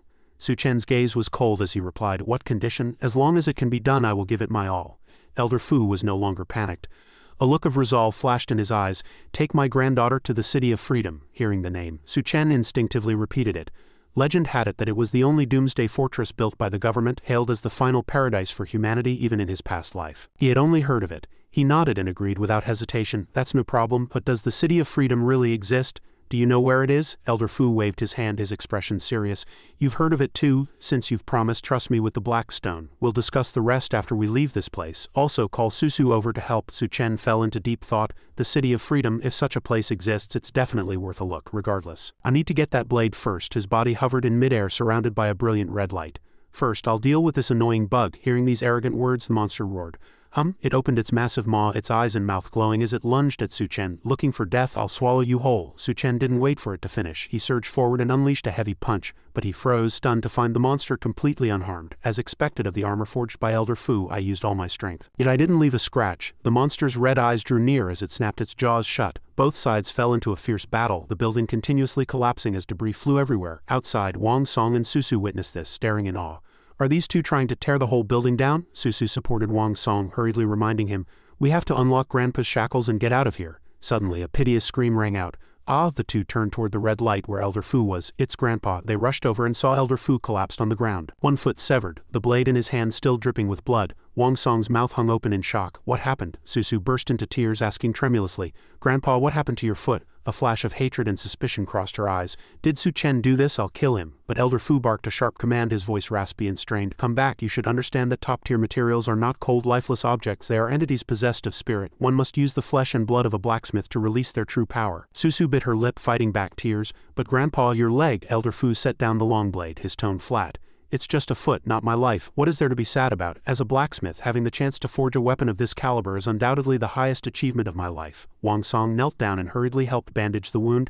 Elder Fu, you can't die, you still owe me a weapon. Elder Fu looked at them seriously. This place won't hold out much longer, you two have to help me. The two answered in unison. Understood. In another corner, a graceful figure appeared. A black cat emitting a fiery glow entered the laboratory where those poor girls were being held. They were trapped in test tubes, their eyes rolled back, their mouths covered in strange marks. Suddenly the black cat noticed something unusual. The girls' eyes lit up and bizarre bugs crawled out of their mouths. In the smoke-filled forge, Elder Fu nodded. The blood sacrifice method is indeed effective. Let's proceed to the next step. Wang Song picked up the black stone with large tongs. Elder Fu, with such a large piece of material, can you forge a blade for me too? Elder Fu shook his head and teased, in your dreams. After this one is finished, there's only enough for one. It's a shame, this stone always gives me a very familiar feeling. Wang Song threw himself back into the work. Old stubbornhead, you take a rest, leave the rest to me. Susu gripped the iron rod, took a deep breath and began a series of powerful rhythmic strikes. On Su Chen's side, the monster smashed through the building as it approached. You're strong, but I've seen stronger. This armor of mine was originally prepared for that person. But now I'm going to use you as a sacrifice for my flags, Su Chen asked without changing his expression. Who is this stronger person you speak of? The monster replied contemptuously. You're going to die today anyway, there's no need to know that much, Su Chen answered with confidence. With just you, the monster grinned hideously. I know you're having that old man forge a weapon for you, but I've already taken precautions. Su Chen's gaze shifted slightly. Over by the black cat, the zombies in the test tube stopped moving as blood began to flow out, just as it was about to leave. A swarm of toxic insects surged out, shattering the test tubes. The black cat shrieked in panic, meow meow, as it bolted toward the furnace. Susu spotted it and hurried forward. Where did this kitten come from? Little cat, get away from here, it's dangerous. However, the surrounding walls collapsed with a boom and dense swarms of toxic insects surrounded them. Meow, we're surrounded by bugs. My god, where did this stinking cat lure so many bugs from? Elder Fu's shout caught Su Chen's attention, but that split-second distraction led to him being hit. The monster roared. You'd better look out for yourself first. Su Chen barely managed to defend. By now, toxic insects had covered the entire building. From the sky, a giant foot descended from the insect swarm, stomping straight toward the furnace. We're going to be crushed. Suddenly, Yun Yun appeared, her hand straining to hold it back, but toxic insects crawled onto her arms. She shrieked in pain. It hurt so much. Still, she protected Duan Ya and the Poison Queen. The Poison Queen was filled with anxiety. This is bad. Those bugs are burrowing into Yun Yun's arms. Damn it, it's too far. My toxic gas can't reach. Duan Ya's brow furrowed as she said decisively, we can't go on like this. Let me try. Since these insects are living things, I can influence them too. She raised her hand and a shockwave of red light forced the toxic insects back. Yun Yun's body, flushed red with pain, began to relax under the circle of red light. The Poison Queen asked in surprise, something like an air wall is blocking the bugs. Has Duan Ya already reached level 2? Duan Ya was surrounded by a pink glow and her eyes shone with the same light. The Poison Queen blurted out, mental shockwave ability Yun Yun, go. Yun Yun revealed a confident smile. She lunged forward, her eyes glowing red as she kicked the toxic insects away. Sister Duan Ya is the best. Under the cover of Duan Ya's level 2 ability, Yun Yun poured her rage into a flurry of consecutive kicks, precisely striking every insect man. But just as she prepared an uppercut to finish her opponent, a sudden sharp pain shot through her arm. She had been corroded by larvae. She wailed and trembled. It hurts. Is there no end to these bugs? The two older sisters immediately gestured. Yun Yun quickly took them and leapt to a high point with an excellent vantage. The Poison Queen immediately spoke up. There are bugs on your arm. I'll destroy them. But because the path was treacherous, she nearly fell into the valley. After steadying herself, the Poison Queen unleashed her ability and shouted, Get lost, you pests! Suddenly, a world-shaking vibration rang out. Everyone looked up in shock. What's that noise? Yun Yun froze as she saw the centipede lord rushing toward them like a savage beast at an incredible speed. She saw Su Chen was at a disadvantage, straining to block a fatal blow which filled the sisters with worry. Suddenly, several sharp spikes grew out of the centipede lord's giant claws, catching Su Chen off guard against the insect man's dirty trick. As expected, Su Chen was wounded by several claws. Blood flowed freely as he let out a muffled groan of pain. Seeing her lover severely injured, Yun Yun was struck with terror, her face turning pale as she screamed, Su Chen, the Poison Queen hurriedly shouted, Yun Yun, it's coming this way, get out of the way. But before she could react, the insect man's massive hand had already gripped her arm firmly. It was too late to realize the danger. The insect man held Yun Yun in a death grip, revealing a sinister smile. She was gripped with panic. This is bad, I can't move. Receiving a signal from his accomplice, the centipede lord accelerated and charged over. The intention was to wipe out Su Chen's entire group in one fell swoop. Yun Yun struggled feebly on the verge of being crushed. At this critical moment, Su Chen unleashed Xiao Miner's ability. Tentacles took root in the earth, causing the Centipede Lord's attack to veer off by a mere hair's breadth, having escaped death. Yun Yun's eyes widened in surprise. Su Chen was all right. She turned to her sisters, her tone resolute. "Everyone hold on tight, I'm striking back." The Poison Queen was shocked. What are you going to do?" Yun Yun didn't answer. She delivered a heavy kick to the insect man's leg and expertly flipped over, turning the tide of the battle. With a massive, powerful kick, she sent the insect man flying, failing to seize the beauty. The Centipede Lord roared in fury. "Damn it, you have an ability like that too." Sensing an approaching presence, he started to turn around, only to have his own subordinate crash straight into him. The impact was painful and left him absolutely livid. Su Chen crawled out from the ruins, covered in blood, staring coldly at the Centipede King. This monster was indeed troublesome. Yun Yun asked worriedly, "Is everyone okay?" Duan Ya replied calmly, "We're fine, we can still hold on." Su Chen was somewhat surprised. "Oh, Duan Ya reached level 2, as expected of my woman." He stood up, cracked his neck and muttered under his breath, "Why do I feel a bit dizzy?" Although the Centipede King had just been struck, he was largely unharmed. He roared, "You ants, do you wish for death? Then I shall grant it." The Centipede King's body suddenly underwent a bizarre mutation, his power surging. Yun Yun cried out, "The insects are merging, he's getting bigger." Su Chen's brow furrowed as he whispered, "This is bad, I hope Elder Fu can make it in time." Meanwhile, over with Wang Song, he announced proudly, "I am the descendant of traditional martial arts. By combining it with my ability, I have created a unique power." He punched back the insect swarm, unleashing a new skill, the power-breaking ability. What's there to fear from mere pests, however? His heavy punches landed on the swarm as if striking thin air. Wang Song howled in frustration, realizing they were simply impossible to kill off. Fu Susu spoke up, "I'll go help." "You old stubborn head, don't get in the way." Elder Fu stepped forward on his prosthetic limb and replied bluntly, "I'm not so useless yet, girl. Don't worry." His eyes glowed intensely, and the veins on his body bulged. His muscles expanded violently like a superhero transformation. He let out a long roar toward the sky, a deep red aura erupting from his back, his presence as magnificent as a rainbow. "It's been a long time since I've used my full strength. Let's see what kind of weapon I've forged." Elder Fu raised his forging hammer and brought it down with earth-shattering force. Every strike stirred up a wild gale, sweeping away the surrounding insects. The terrifying power nearly sucked Wang Song and Fu Susu into the fray. A formidable force erupted from the rooftop, clearing out the mutated insects completely. The City Lord, locked in a life-and-death struggle with Su Chen, sensed this power and was greatly alarmed. "What is this power? That old man isn't dead yet?" Fearing that further delay would lead to complications, he roared and charged toward Fu Susu and Elder Fu. "I'll take your lives personally." But before he could get far, the City Lord realized his speed was being suppressed. Yun Yun had transformed into her giant form and was riding firmly on his neck, shouting with resolve, "Whatever you're planning, I'm stopping you. If you have the guts, step over my dead body." The City Lord roared in a desperate rage, "Damn it, another woman in my way." Suddenly, he easily broke free from the restraint. The City Lord moved with lightning speed, encircling Yun Yun. Duan Ya sensed the anomaly and shouted, "Yun Yun, watch out." She unleashed a mental shockwave, condensing a shield to protect her sister. But the City Lord coiled tightly around Yun Yun, squeezing the breath out of her. Due to the vast difference in strength, Duan Ya's shield shattered. She fell to the ground exhausted and began to plummet. The City Lord opened his massive maw filled with fangs and roared, "I'll eat you first, then it'll be the little one's turn." Yun Yun cried out weakly, "Hubby, save me." Su Chen arrived in a flash, reassuring her, "Don't be afraid, I'm here." He used his ability to pull Yun Yun from the monster's mouth. Using the momentum, he dove down and delivered a heavy punch that dented the City Lord's skull. The terrifying force cracked the ground and shattered the terrain.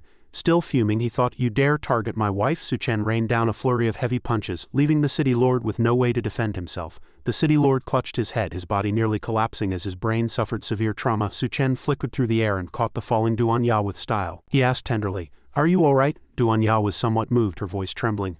"I'm fine." Just when it seemed the battle was over, the City Lord's tail suddenly opened into a giant mouth, launching a sneak attack that swallowed Su Chen and Duan Ya in one gulp. Yun Yun's face turned deathly pale, filled with horror. "What, brother Su Chen and sister Duan Ya?" The City Lord laughed triumphantly. "Haha, didn't expect that, did you? My tail has a mouth too. In just a second you'll be digested into nutrients." The commotion in the building caught his attention. "Oh, that old stubborn head hasn't stopped yet." Finished, he swung his tail a few times, and the building collapsed with a roar, dust filling the air. He looked at Yun Yun with a wicked smile. "Now only you big booty babe are left." Suddenly, a figure flashed from the ruins. Golden the cat transformed into the likeness of a divine beast, looking imposing yet let out a dainty meow. The City Lord was surprised. "Another one that slipped through the cracks?" He grinned lewdly. "Just right for a snack. I'll make a dish of stir-fried cat meat." But Golden launched a counterattack, unleashing a lethal swipe of his claws. An arm pierced through the City Lord's body, pinning him down firmly. Su Chen held Duan Ya, riding on Golden's back in perfect synchronization. Golden spat out a war blade. Su Chen was surprised. "The blade forged by Elder Fu," Duan Ya nodded. "It looks quite extraordinary." Su Chen's gaze turned sharp. I'll use this pest to test the blade. Golden raced out. Su Chen swung the blade down, his presence like a descending god of war. The city lord was thrown into a panic, his soul nearly departing as he shrieked, "Wait, don't come any closer." The blade fell, and the city lord was sliced in half, his body exploding with a roar despite his extreme regeneration and hardened armor. Before Su Chen's blade, he was as fragile as a weed. Yun Yun was stunned. Is it over? But she suddenly noticed something unusual. In the sky, the city lord had transformed into a swarm of flies, attempting to flee. Damn it, the base I worked so hard to build is destroyed. Consider me lucky. I'll go join the zombie queen and get my revenge later. Before he could gloat, Yun Yun suddenly grew into her giant form, her eyes flashing with murderous intent. You think you're safe just because you're flying high? Yun Yun's massive palm reached out from the clouds and delivered a slap that sent the city lord flying, making him vomit blood incessantly in agonizing pain. His fate was like that of a fly, crushed to pieces in an instant. Yun Yun unleashed a move like the Tathagata palm. The power was incredible, and the ground exploded instantly. The city lord took the hit, letting out a piteous scream as he lay on the ground unable to move. Yun Yun barked sharply, "Get down there!" She returned to her original form and let out a long sigh of relief. Su Chen, Golden, and the sisters ran over. Yun Yun collapsed weakly into Duanya's arms. Duanya asked with concern, "Why did you grow so big? Did you forget your body can't handle it?" Yun Yun gave a weak smile. "Just for a moment, it's fine. I couldn't let that pest get away." Su Chen and Golden stepped forward to inspect the city lord. Golden was excitedly trying to gnaw on the skeletal remains but was stopped by Su Chen. "You can't eat that, it's too disgusting." He looked at Golden and whispered, "I'll give you extra cat food when we get back." Suddenly, there was movement in the ruins. Wang Song crawled out panting, exerting his strength to push aside the massive rocks trapping Elder Fu and Susu. Susu asked worriedly, "Old stubbornhead, how are you?" Elder Fu replied calmly, "I won't die." Suddenly, snowflakes began to drift from the sky. Susu was surprised and confused. "It's snowing?" Su Chen's group converged with Elder Fu. Duanya looked up at the sky. "It really is snowing. Is winter coming this early?" Although the climate was chaotic, snowing was far too abnormal. Su Chen suddenly sensed something was off, his gaze turning sharp. Wang Song pointed to the sky and shouted in terror, "Everyone look at that black cloud, it's pitch black." It blotted out the sun, as dark as a bleak future. Su Chen's expression was grim as he said in a low voice, "That's not a black cloud, it's volcanic ash drifting over." Everyone was shocked.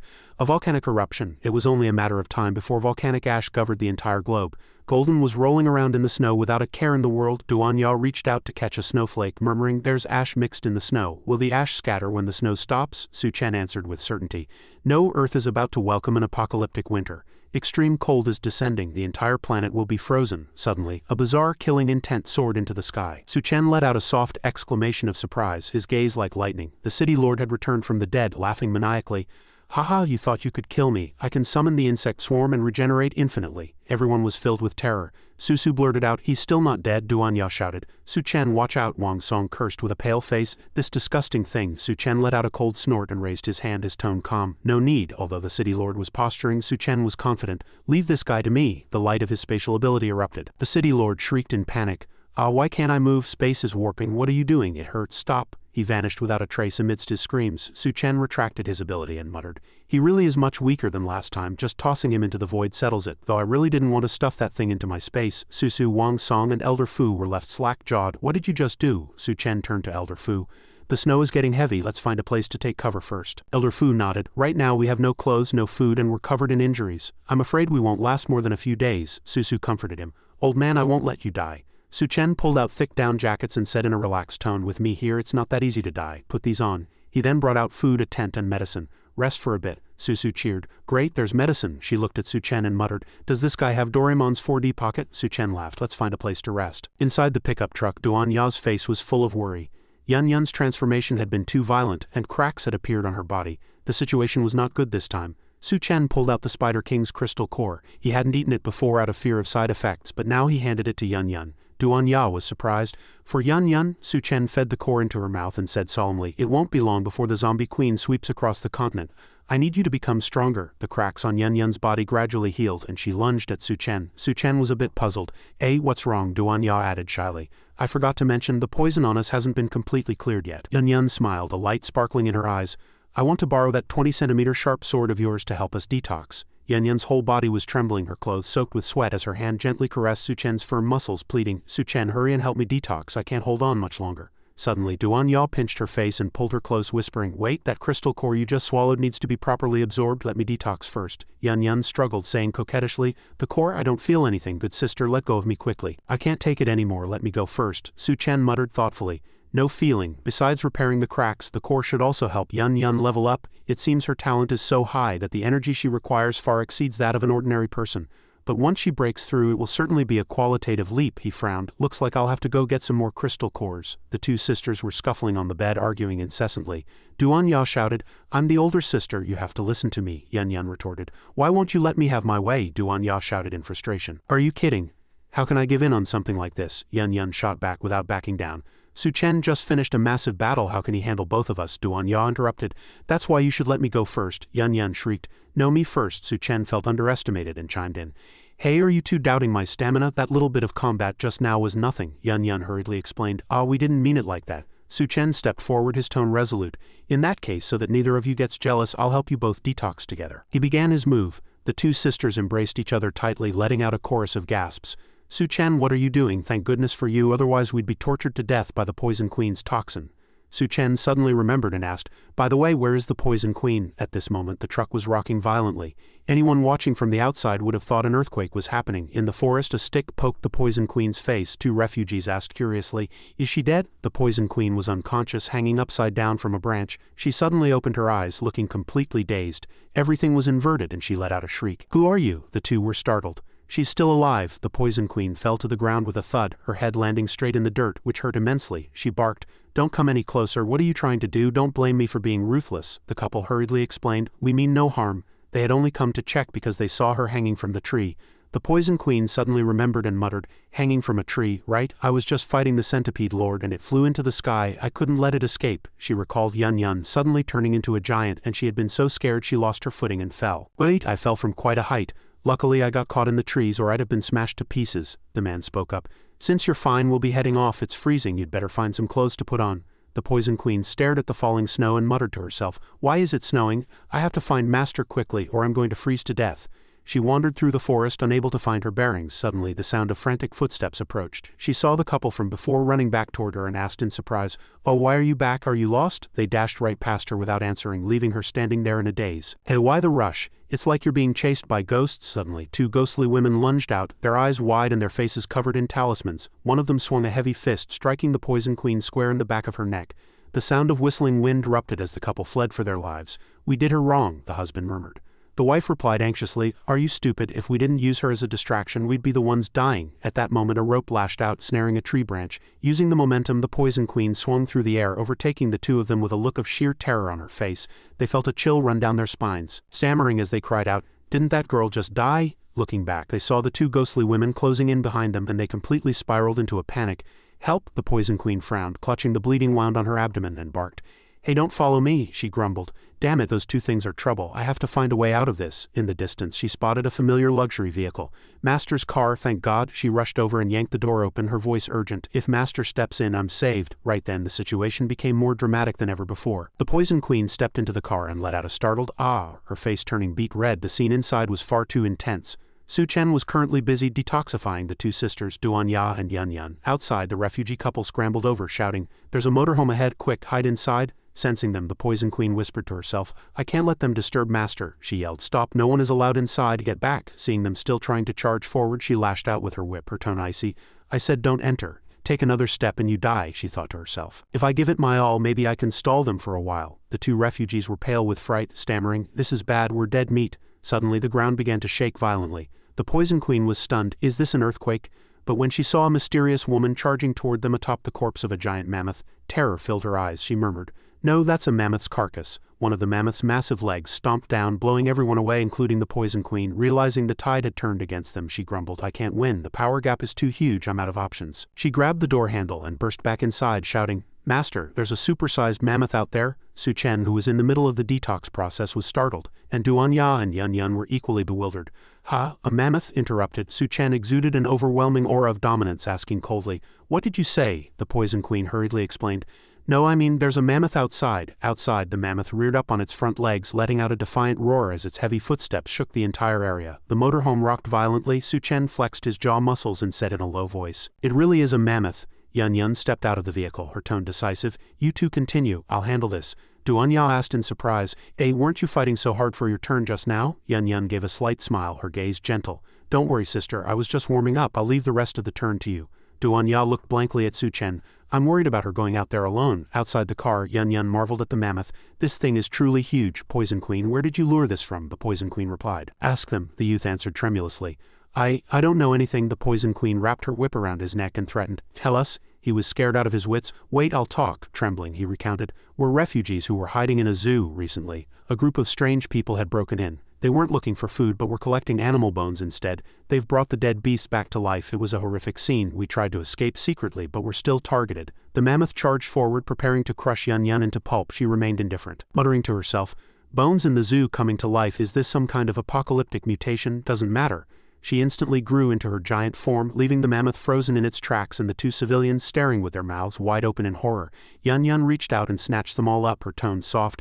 I'll grab you all to study for a bit first. Come here, baby elephant. She grabbed the mammoth by its trunk and hoisted it up, spinning it around like a toy, singing as she went, Elephant, oh elephant, why is your nose so long? The scene looked like Yun Yun playing with plastic toys while the two civilians turned green with fear. They muttered, You call this research? Su Chen and Duan Ya stepped down from the vehicle. He spoke in a low voice, There's no need for research. That is a beast corpse soldier, part of the zombie queen's final army. The youth recognized him in shock.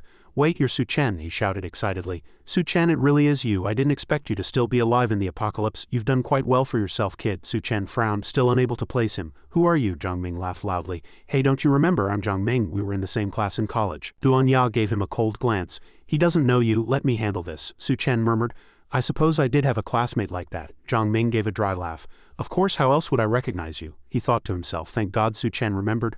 I rarely went to class back then, otherwise I would have been exposed. I should have studied more and built better connections back then. He looked toward Yun Yun and asked, By the way, won't you introduce this beauty? He was also wondering what to call the giant girl. He glanced at Yun Yun, who was still playing with the mammoth, thinking she must be the leader of this group. If I can latch onto her, I'll be set. Suddenly, Yun Yun used too much force and the mammoth's trunk snapped into two. She looked dazed.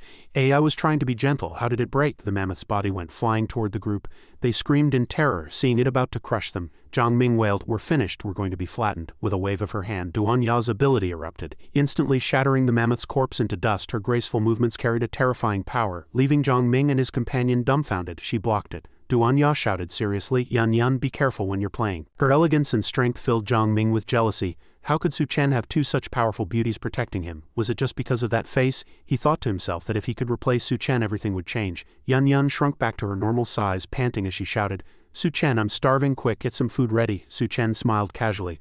All right, I'll go make something good. Zhang Ming curled his lip, thinking Su Chen was nothing but a cook and that replacing him would be all too easy. His companion asked, Brother, what are you planning? Zhang Ming pulled out some jerky and walked toward Yun Yun. Miss Yun Yun, this is some jerky I've been saving. Have a taste if you're hungry. Yun Yun looked at the dark charred piece of meat and pulled back in disgust. What is that? It's so black. Zhang Ming laughed. This is gorilla jerky from the zoo made with a secret recipe. I guarantee you'll be addicted. Yun Yun shrieked and dodged away.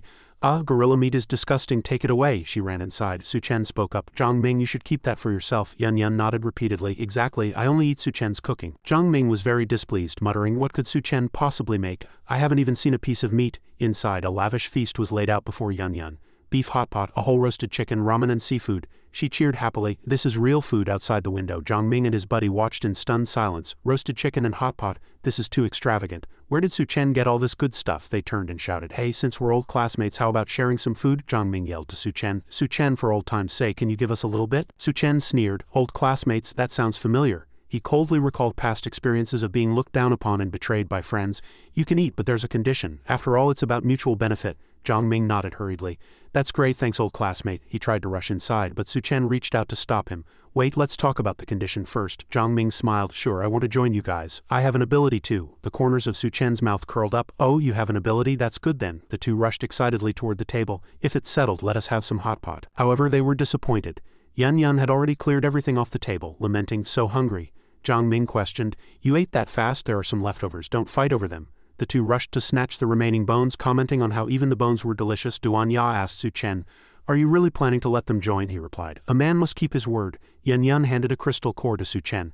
I found this in the mammoth's brain. You should absorb it. Su Chen shook his head. You keep it. After all, you're the one who killed it, he thought to himself. Is the drop rate for cores from the zombie queen's soldiers really this high? I'll have to keep an eye on that.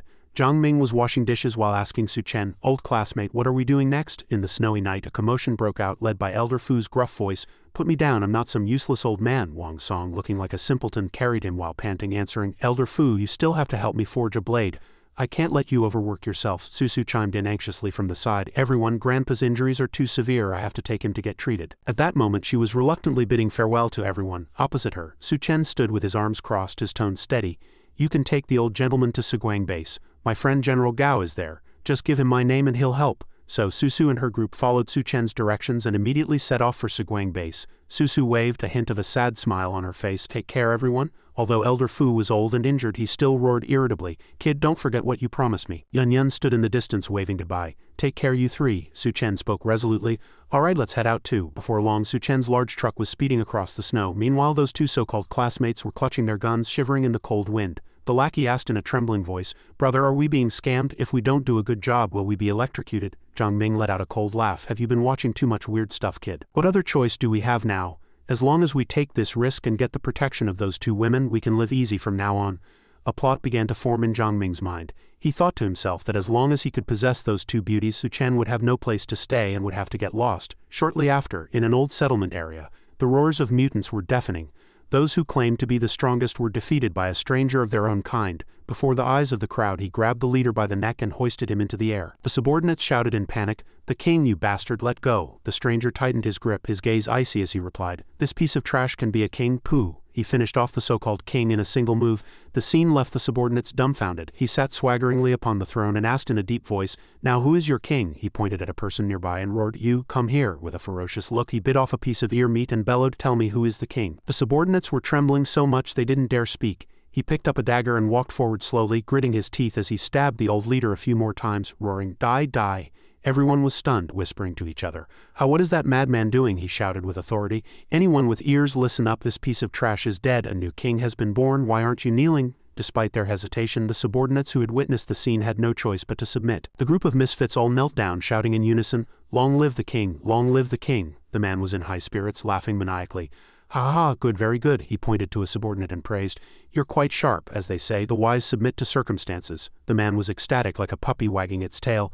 "Thank you for your appreciation, your majesty." Suddenly, a subordinate came running in to report, "Your majesty, this is bad. There are two fools outside challenging us." Hearing this, he flew into a rage. "Who has the guts to come looking for death?" Outside the base, the shouting continued. "You cowards inside, get out here or I won't be polite." Zhang Ming stepped forward arrogantly, holding his rifle. The lackey beside him asked worriedly, "Brother, are we really doing this? Just the two of us can't take down this settlement." Zhang Ming replied confidently, "Are you stupid? I know we can't take it down, but this is actually a test." His eyes flickered. "This is a great opportunity to prove our strength." The subordinate remained hesitant. "But why do I feel like something isn't quite right?" Zhang Ming patted his shoulder to reassure him. "Relax, kid. No matter what, Su Chen and I are old classmates. Didn't he give me this thing for self-defense?" Just then, the settlement gates slammed open. The subordinate cheered, pointing ahead as he shouted, "Look, the gates are open." Zhang Ming had already leveled his gun, roaring, "Don't be afraid, even if it's the Dao tribe, they're just a bunch of idiots. I'll send them to the afterlife with one shot. Before cannons, all are equal. And whoever has the rocket launcher is superior." But unexpectedly, Zhang Ming froze, his hand slipping as he pulled the trigger, sending the bullet straight into the gate. The newly ascended king stepped out, roaring, "Which gutsy opportunist dares to?" Before he could finish his sentence, the uninvited guest delivered a bullet to him.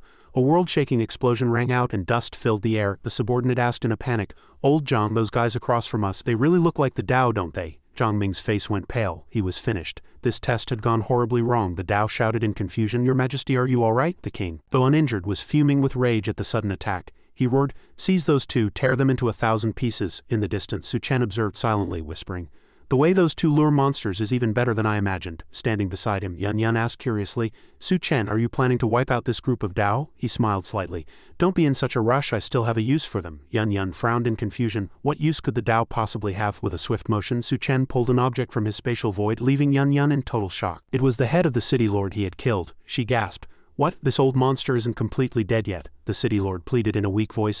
"I beg of you, have mercy and kill me. Don't send me back to that bizarre place." He groaned in agony, his voice filled with despair. Every moment spent enduring the pain of spatial tearing was 1,000 times worse than death. Su Chen exuded a dominant aura as he replied, "Since you want to die, I'll grant your wish, but first, you must do something for me." The defeated city lord, now with only a breath of life left, asked in a trembling, feeble voice, "What exactly do you want?" Su Chen answered bluntly, saying he only wanted the city lord to stop breathing forever.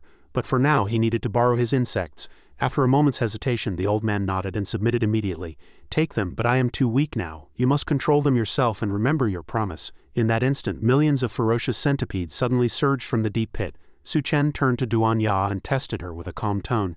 "See if you can control these insects." She nodded slightly and answered briefly, "I'll try." Immediately, the swarm changed from a fiery red to a seductive pink, appearing like a river of dreamlike colors flowing along. In the distance, the cannons held by the foolish Zhongming brothers let out a world-shaking explosion. The leading Dao youth froze, as if suddenly recalling something from long ago. He murmured to himself, his voice filled with shock. Wait, the last time I was injured was because of a woman and that stinking cat she kept, that fellow named San Mao, Fatty Feng's son. That was the first time he had tasted the bitterness of defeat, and ever since his heart had become as wild as a lost dog to consolidate his power. He had unhesitatingly devoured the flesh of his own kind, transforming into something more savage with each passing day.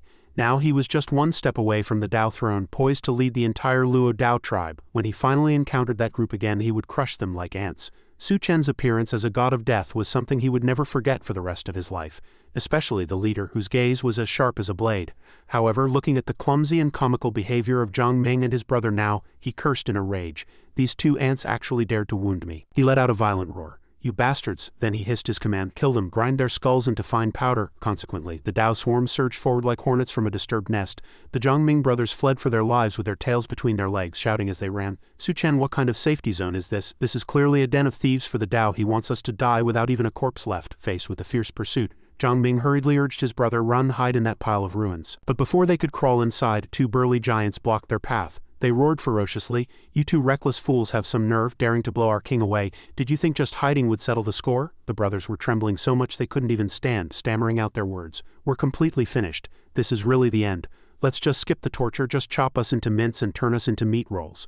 Listening to them discuss themselves as if they were ingredients for a banquet, the brothers' faces turned deathly pale. Just then, two sharp blades swung down and they let out a piteous cry for help. Ah, someone save us! Suddenly, just as the blades were about to touch flesh, they jerked to a stop. This left the group of Dao stunned. One companion asked, hey, why did you stop? Did you not eat breakfast? But the only answer he received was an incredibly eerie expression. The Dao whispered in a panic, where did those bugs on your faces come from? What on earth are these things? The two turned abruptly, weapons in hand, and launched a sudden attack on their own companions. Before the rest could even fight back, everything fell into chaos. Have you all gone mad? Several others felt a strange aura rushing toward them. What is that? Immediately after, the insect storm swept through like a flood. Wherever it passed, the Dao vanished in an instant, leaving behind nothing but a floor of ash. Not even a fragment of bone remained. On the other side, the clever subordinate tentatively asked, what exactly is that thing, Your Majesty? Do you know what it's for? Watching the rolling, seductive pink torrent, a spark of inspiration flashed in San Mao's mind, but its speed left him terrified. Suddenly, a hand clamped tightly around his throat, startling the talkative subordinate.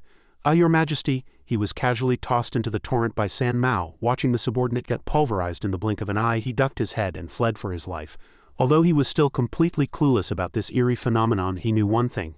No, I have a bad feeling about this. He leapt onto a roof and temporarily hid in a corner. Below, the two youths squeezed their eyes shut, until Duan Ya's voice rang out, hey you two. Zhang Ming opened his eyes, his mouth hanging open in shock. He thought he had already received a one-way ticket to the underworld. But Duan Ya spoke up. How long are you going to keep playing dead? Zhang Ming stammered. How can it be you? Those Dao just now, you mean the group over there? At that moment, the group of Dao was facing away from them, directly toward the high ground where Su Chen's group stood. He smiled slightly, praising Duan Ya in a gentle tone. You did well. This single sentence made her face flush bright red with shyness. She replied, without the interference of an insect king, my mental control can easily master these insects. Su Chen asked again, how many do you estimate you can control? Duan Ya continued, saying that controlling 300 to 500 was easy, but exceeding 300 would be a bit taxing, so she would prioritize having them perform delicate tasks. He shook his head slightly. There's no need for anything too delicate, as long as they aren't afraid to die when they encounter the enemy. Duan Ya hesitated for a moment, then nodded. In that case, it's no problem at all. Instantly, under Duan Ya's control, that Dao army dropped to its knees, bowing submissively. On the top floor, that familiar silhouette still stood tall. San Mao gritted his teeth. Seeing this group of people who had once tormented him, his heart was filled with resentment. It's them again, he mocked them in a contemptuous tone. Just a few weak humans, yet you think you can control the Dao, just you wait. The tables will turn sooner or later. Meanwhile, at another Dao tribe, a group of beautiful young girls was locked in iron cages. From outside the iron windows came the conversation of two Dao men. This cursed weather. Fewer and fewer people dared to show their faces. Luckily, the king kept a few, watching them draw near. The girls shouted in a panic, what do you want? I'll let me go. No matter how much they struggled, it was in vain. They could not escape this disaster. The two grim-faced men barked at them to shut up and prepare to see the king. A moment later, in a sinister space, thousands of eyes were staring intently as the king watched with great interest. Reporting to Your Majesty, the subjects have been brought. Seeing the scene, the girl's eyes widened in horror. On the other side, another woman was suffering the king's brutal torture, collapsing from exhaustion before the first round was even over. The king muttered with boredom, passed out, how dull. He casually tossed the woman to the Dao below. She's your reward, the group cheered excitedly. Thank you for the reward, your majesty. Let me go first. I caught her one at a time. He sat triumphantly on his throne. It's your turn. The girl struggled in despair. No, please, I don't want this. Let me go. Let me go. At the command to kneel, the woman was ruthlessly stepped on. He asked, is this the meaning of your lives? Don't you want to? The girl, face covered in tears, murmured weakly, I do, but I haven't eaten for days. He laughed loudly, spreading his legs as he asked, isn't food right in front of you? Looking at the sharp blade held to her throat, the girl was terrified. What? Suddenly a voice rang out in his ear. Have you had enough fun? Who is it? Before he could finish his sentence, his head was spun 360 degrees and he died instantly. This sight scared the wits out of them, and even the subordinates couldn't believe their eyes. Just then, San Mao walked over with an imposing air. From now on I am your new boss.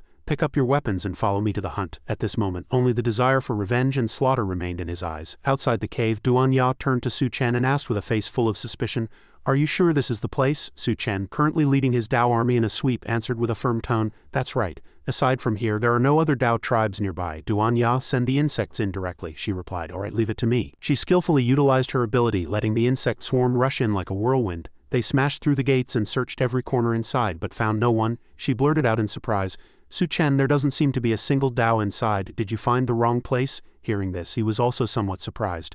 Impossible. I wouldn't remember it wrong. He recalled how he had nearly died here in his past life, only to find out later that this was Dao territory. Suddenly, San Mao's laughter echoed from above. Ha ha ha, you've finally arrived. I've been waiting for you for a long time. Today is the day you die. At this moment, the Dao had completely surrounded Su Chen's army, he said in a calm tone. It seems we've fallen into a trap, but I don't believe we've ever met. Duan Ya interjected. This Dao, he asked her in surprise. You recognize him? San Mao roared. HMPH, do you remember now? The bitch who was attacked by your stinking cat. You caused me no small amount of suffering. For the sake of revenge, I specifically subdued the surrounding Dao tribes. As Duan Ya listened to his grievances, she observed him carefully with a thoughtful look. She blurted out, As expected, I don't have the slightest memory of you. Duan Ya's talent for adding fuel to the fire was truly improving, and it enraged San Mao into roaring, Are you fucking playing me? Kill them all. All the Dao charged down like a swarm of hornets waving their long swords. Su Chen smiled slightly. Since they've all gathered here, it saves us a lot of trouble. Duan Ya called back the insect swarm. We'll go up and block them first. She unleashed her ability. Leave it to me. But San Mao suddenly transformed into a giant cleaver and flickered behind her. The terrifying speed made the back of Duan Ya's neck turn cold, her hair standing on end. He roared, While I'm here, don't even think about summoning those insects. The cleaver swung down instantly. San Mao, carrying a world-shaking killing intent, lunged forward, determined to finish Duan Ya with one strike as he let out a roar. Go to hell! Duan Ya was stunned by the incredible speed, but luckily she had already leveled up. Her reaction time was fast enough to instantly activate her ability. Propping up a shield just before the fatal blow, he laughed loudly, his face full of interest. Are those insects your only trump card? Using them to turn everyone into puppets. You truly have deep schemes. I wasn't wrong. You're the one controlling everything, aren't you? If you're allowed to go any further, you really might rule the apocalypse. Duan Ya's face was distorted by the effort of resisting San Mao's terrifying power. As the defensive shield began to crack, he continued with a vicious tone, That's why I absolutely cannot let you live. In that moment, extreme terror suddenly appeared in her eyes. Her pupils constricted as the cleaver in his hand lunged down. He thought he could easily take her life, but just then a hand suddenly appeared, blocking the blade effortlessly. Su Chen appeared with an authoritative and resolute expression, letting out a contemptuous snort. You want to touch her, you're not worthy. Upon hearing this, San Mao immediately lifted his face arrogantly and asked back with a provocative tone, Oh, is that so, kid? Suddenly, San Mao vanished from sight. Su Chen was slightly startled. Teleportation? By then he had already flickered to the side of the group of Dao who still retained their sanity. He pointed at Su Chen and barked, Kill this kid for me. Upon receiving the order, the Dao tribe surged forward, surrounding Su Chen in a tight circle. Ferocious roars also echoed across the sky from Yun Yun's side, where she was equally besieged. A few nearby Dao men smirked lewdly. Hey brothers, this babe isn't half bad. Standard rules, whoever catches her first gets her. Their foul language made Yun Yun feel utterly nauseated. She roared in anger, You bastards, none of you will get within a single step of me. The crowd shrieked in terror, Whoa, she's growing, run! Immediately after, a world-shaking explosion resounded in all directions. The massive force of the impact sent all the surrounding Dao flying, with a single heavy blow that felt like a falling meteor. Yun Yun's gaze turned contemptuous. You really think a few of you have what it takes to target me? On the other side, the Poison Queen was engaged in a fierce struggle. While those hedonistic young masters took advantage of the chaos to slip away, Duan Ya immediately issued an order to her controlled puppets. Everyone charge. For a time, two waves of Dao clashed like a violent storm. The battle was exceptionally brutal, but it inadvertently created an advantage for the humans. HMPH, you bunch of traitors. Kill them all. Back to. Although Su Chen was heavily surrounded, he didn't show the slightest hint of panic. for he had never feared anyone. He charged straight into the enemy ranks, every punch he threw shattering a foe into pieces. However, his greatest concern remained Duan Ya. He shouted at the top of his lungs, "Where is Golden?" At that moment, the little emperor was seizing the chance to nap. Having just woken up, he let out a few meows. Just as the little fellow was about to run off elsewhere to frolic, Su Chen snatched him up. Looking at the little guy's dazed face, Su Chen threw him directly toward Duan Ya's side and gave a decisive order, "Go protect Duan Ya. If you slack off, you're grounded from food for a week." Meanwhile, the hideously deformed San Mao was leisurely toyed with Duan Ya. He spoke greedily, "I want that ability too." Duan Ya whipped her head around, realizing that he had somehow sneaked up behind her. A swift, accurate, and ruthless slash descended, intended to end the fight. With a piercing sound of tearing fabric, Duan Ya's specialized combat suit was shredded. San Mao wore a victor's smile, stating coldly, "Leaving you alive would only cause more trouble." However, his smile instantly froze, his eyes filling with shock. Duan Ya was completely unharmed. That terrifying strike had been entirely blocked by Golden. San Mao questioned in a panic, "What? How is this possible? Where did this damn cat come from?" Having narrowly escaped death, Duan Ya hurriedly asked with concern, "Golden, are you okay?" Having taken a blade to the back, Golden was utterly infuriated. He let out a series of angry meows and leapt into the air, a single swipe of his paw swatting San Mao against a stone pillar, leaving him in a pathetic state. Ravaged so badly by an animal, San Mao roared in a rage, "Don't think the same trick will work on me twice." Golden immediately unleashed his full strength, transforming into a massive super divine beast. With a flying pounce, he used his finishing move, pinning San Mao firmly to the ground. Amid San Mao's agonizing screams, Golden easily suppressed the loudmouth. Looking at him with utter disdain, Golden was about to bite his head off when Duan Ya stopped him just in time. She said, "Golden, wait. It's not bad to keep this guy as a meat shield. Don't let him go to waste." She then controlled the insect swarm, letting them slowly surge toward San Mao and crawl into his mouth. As the mutated insects invaded, San Mao gradually lost consciousness. In his fading subconscious, he felt so many, "They're all crawling into my mouth. My mouth is completely filled. It reminds me of the past when I would desperately stuff food into my mouth just like this." Whether it was corpses, mutated rats, mutated zombies, Dao tribesmen, mutated beasts, or even ability users, in short, the more I eat the stronger I get. As long as I swallow it, it turns into my power. He opened his mouth wide and roared, "Get into my mouth, all of you. I'm going to eat you all." The devouring ability grew increasingly violent, and Su Chen's group faced a massive crisis, watching San Mao frantically devouring the insect swarm. Su Chen immediately sensed that something was wrong. This guy wasn't just resisting, he seemed to possess a near uncontrollable frenzied devouring ability. He shouted an urgent warning to Duan Ya. However, Duan Ya and Golden remained frozen in terror, their bodies so stiff with fear they couldn't move. A world-shaking explosion rang out as a shockwave and violent aura scattered in all directions. Amidst the swirling dust and smoke, San Mao reappeared. His appearance had completely transformed, and his body radiated in staggering dominance and intense killing intent. Duan Ya cried out in terror, "Did this guy level up?" Su Chen replied immediately, "It seems he can level up by devouring other creatures. His current strength is likely that of a level 3 Dao." San Mao was already growling like a mad dog, prepared to pounce and shred everything in his path. Suddenly, Xiao Minor rushed over with a look of panic, shouting, Su Chen, I sense the female zombie king." Su Chen was startled and asked back, "Right now, where?" She answered hurriedly, "Not far, right behind those buildings. A powerful force is awakening." Back to San Mao's side. He burst into a raucous laugh. "Haha, now these little bugs are under my control too. I have to thank you for this great gift. Now all of you become my puppets." He threw his head back and took a deep breath, then spat out tens of thousands of insects that charged straight toward Su Chen's group. Su Chen suddenly called her name urgently, "Duan Ya." In that moment, she let out a soft hum in response, seemingly understanding Su Chen's deeper intent. The insect vortex erupting from his mouth instantly swallowed the entire landscape. He finally closed his mouth, mocking them triumphantly. "Well, how does it feel to be a puppet?" Suddenly he froze, realizing that Su Chen and his group had vanished. Su Chen erupted with staggering power, launching a head-on assault with the force of a thunderbolt. He shrieked in terror, "You dare charge at me head-on?" Looking at Su Chen's incoming punch, he let out a contemptuous cold laugh. "Pity you're nothing more than a level 2 human. I'll just stand here and let you." Before he could finish, Su Chen's terrifying punch struck his face directly, distorting his features and making him spit out several mouthfuls of blood. That level 2 human he had once mocked now made him regret his underestimation. The force of the blow sent him flying nearly 10 kilometers, landing in a desolate wasteland. At this moment, Su Chen was covered in the opponent's previous attack. But to him, these insects were no different from ants. He stood tall, his tone full of provocation. "So what if I'm level 2, I'll still knock you flying?" Beside him, Duan Ya called his name with a trembling voice, full of worry. "Are you all right?" The Poison Queen rushed forward, using her toxins to disperse the clinging insects. "Master, let me help you." Xiao Minor immediately scolded, "Even though I can help protect your head, you're being too reckless." She looked toward the back of the buildings and added worryingly, "That Dao King was just sent flying toward the female zombie king by your punch. If they team up," but on second thought the possibility was extremely low. After all, 2 tigers cannot share one mountain. It was a perfect chance to test the Zombie King's true strength. Meanwhile, affected by the aftermath of that punch, San Mao had been sent nearly 10 kilometers away, falling by the seaside. It took him a long time to struggle back to his feet. HMPH, I underestimated him. I didn't expect that kid's strength to be so great. Suddenly, the Tao King sensed an unfamiliar presence behind him. The surface of the sea instantly froze into a thick layer of ice, which then began to crack. With a thunderous boom, something broke through the ice from deep below. He shrieked in terror. What's happening? At that moment, sharp ice spikes spread out in all directions as if stirred by some invisible force. Witnessing this eerie scene, a premonition rose in San Mao's heart. Is some monster about to crawl out of the sea? Suddenly, a crystal-clear glass slipper stepped out in a slow rhythm. A slender figure appearing and disappearing in the wind and snow, approaching with composure. Accompanying her was a majestic aura and imperial, domineering eyes.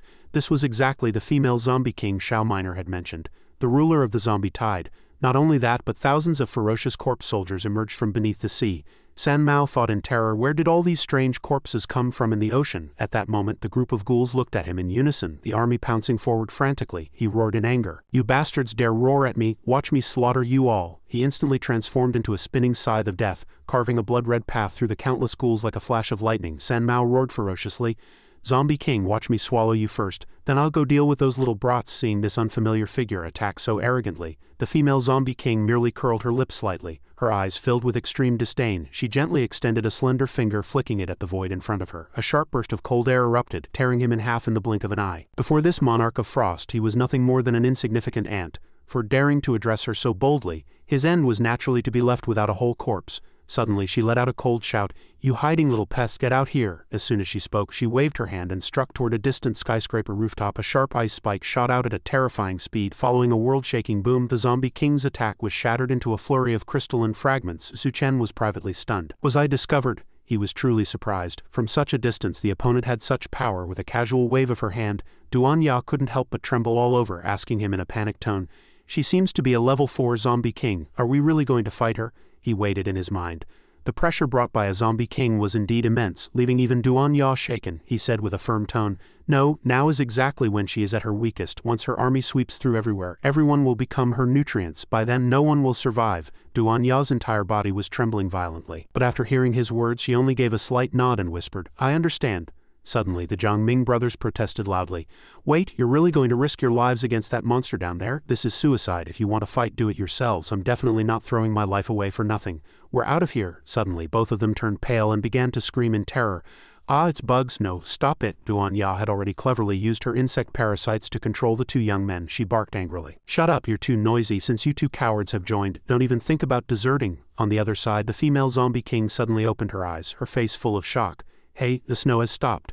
Duan Ya immediately gathered all the Dao army who stood in a long line on the skyscraper rooftop holding thermal weapons. The Zombie King mocked, These little pests are finally willing to show their heads, quite a few of them too. A clear look of excitement appeared on her face. Even so, it didn't matter because before her army, those people were nothing but lowly dust. Suddenly, countless giant tentacles emerged from the deep sea, accompanied by a world-shaking vibration. Two behemoths, a mutated giant mantis shrimp and a bizarre giant octopus, appeared. She issued a proud and decisive order, kill them all. Not far away, Yun Yun let out a series of startled cries.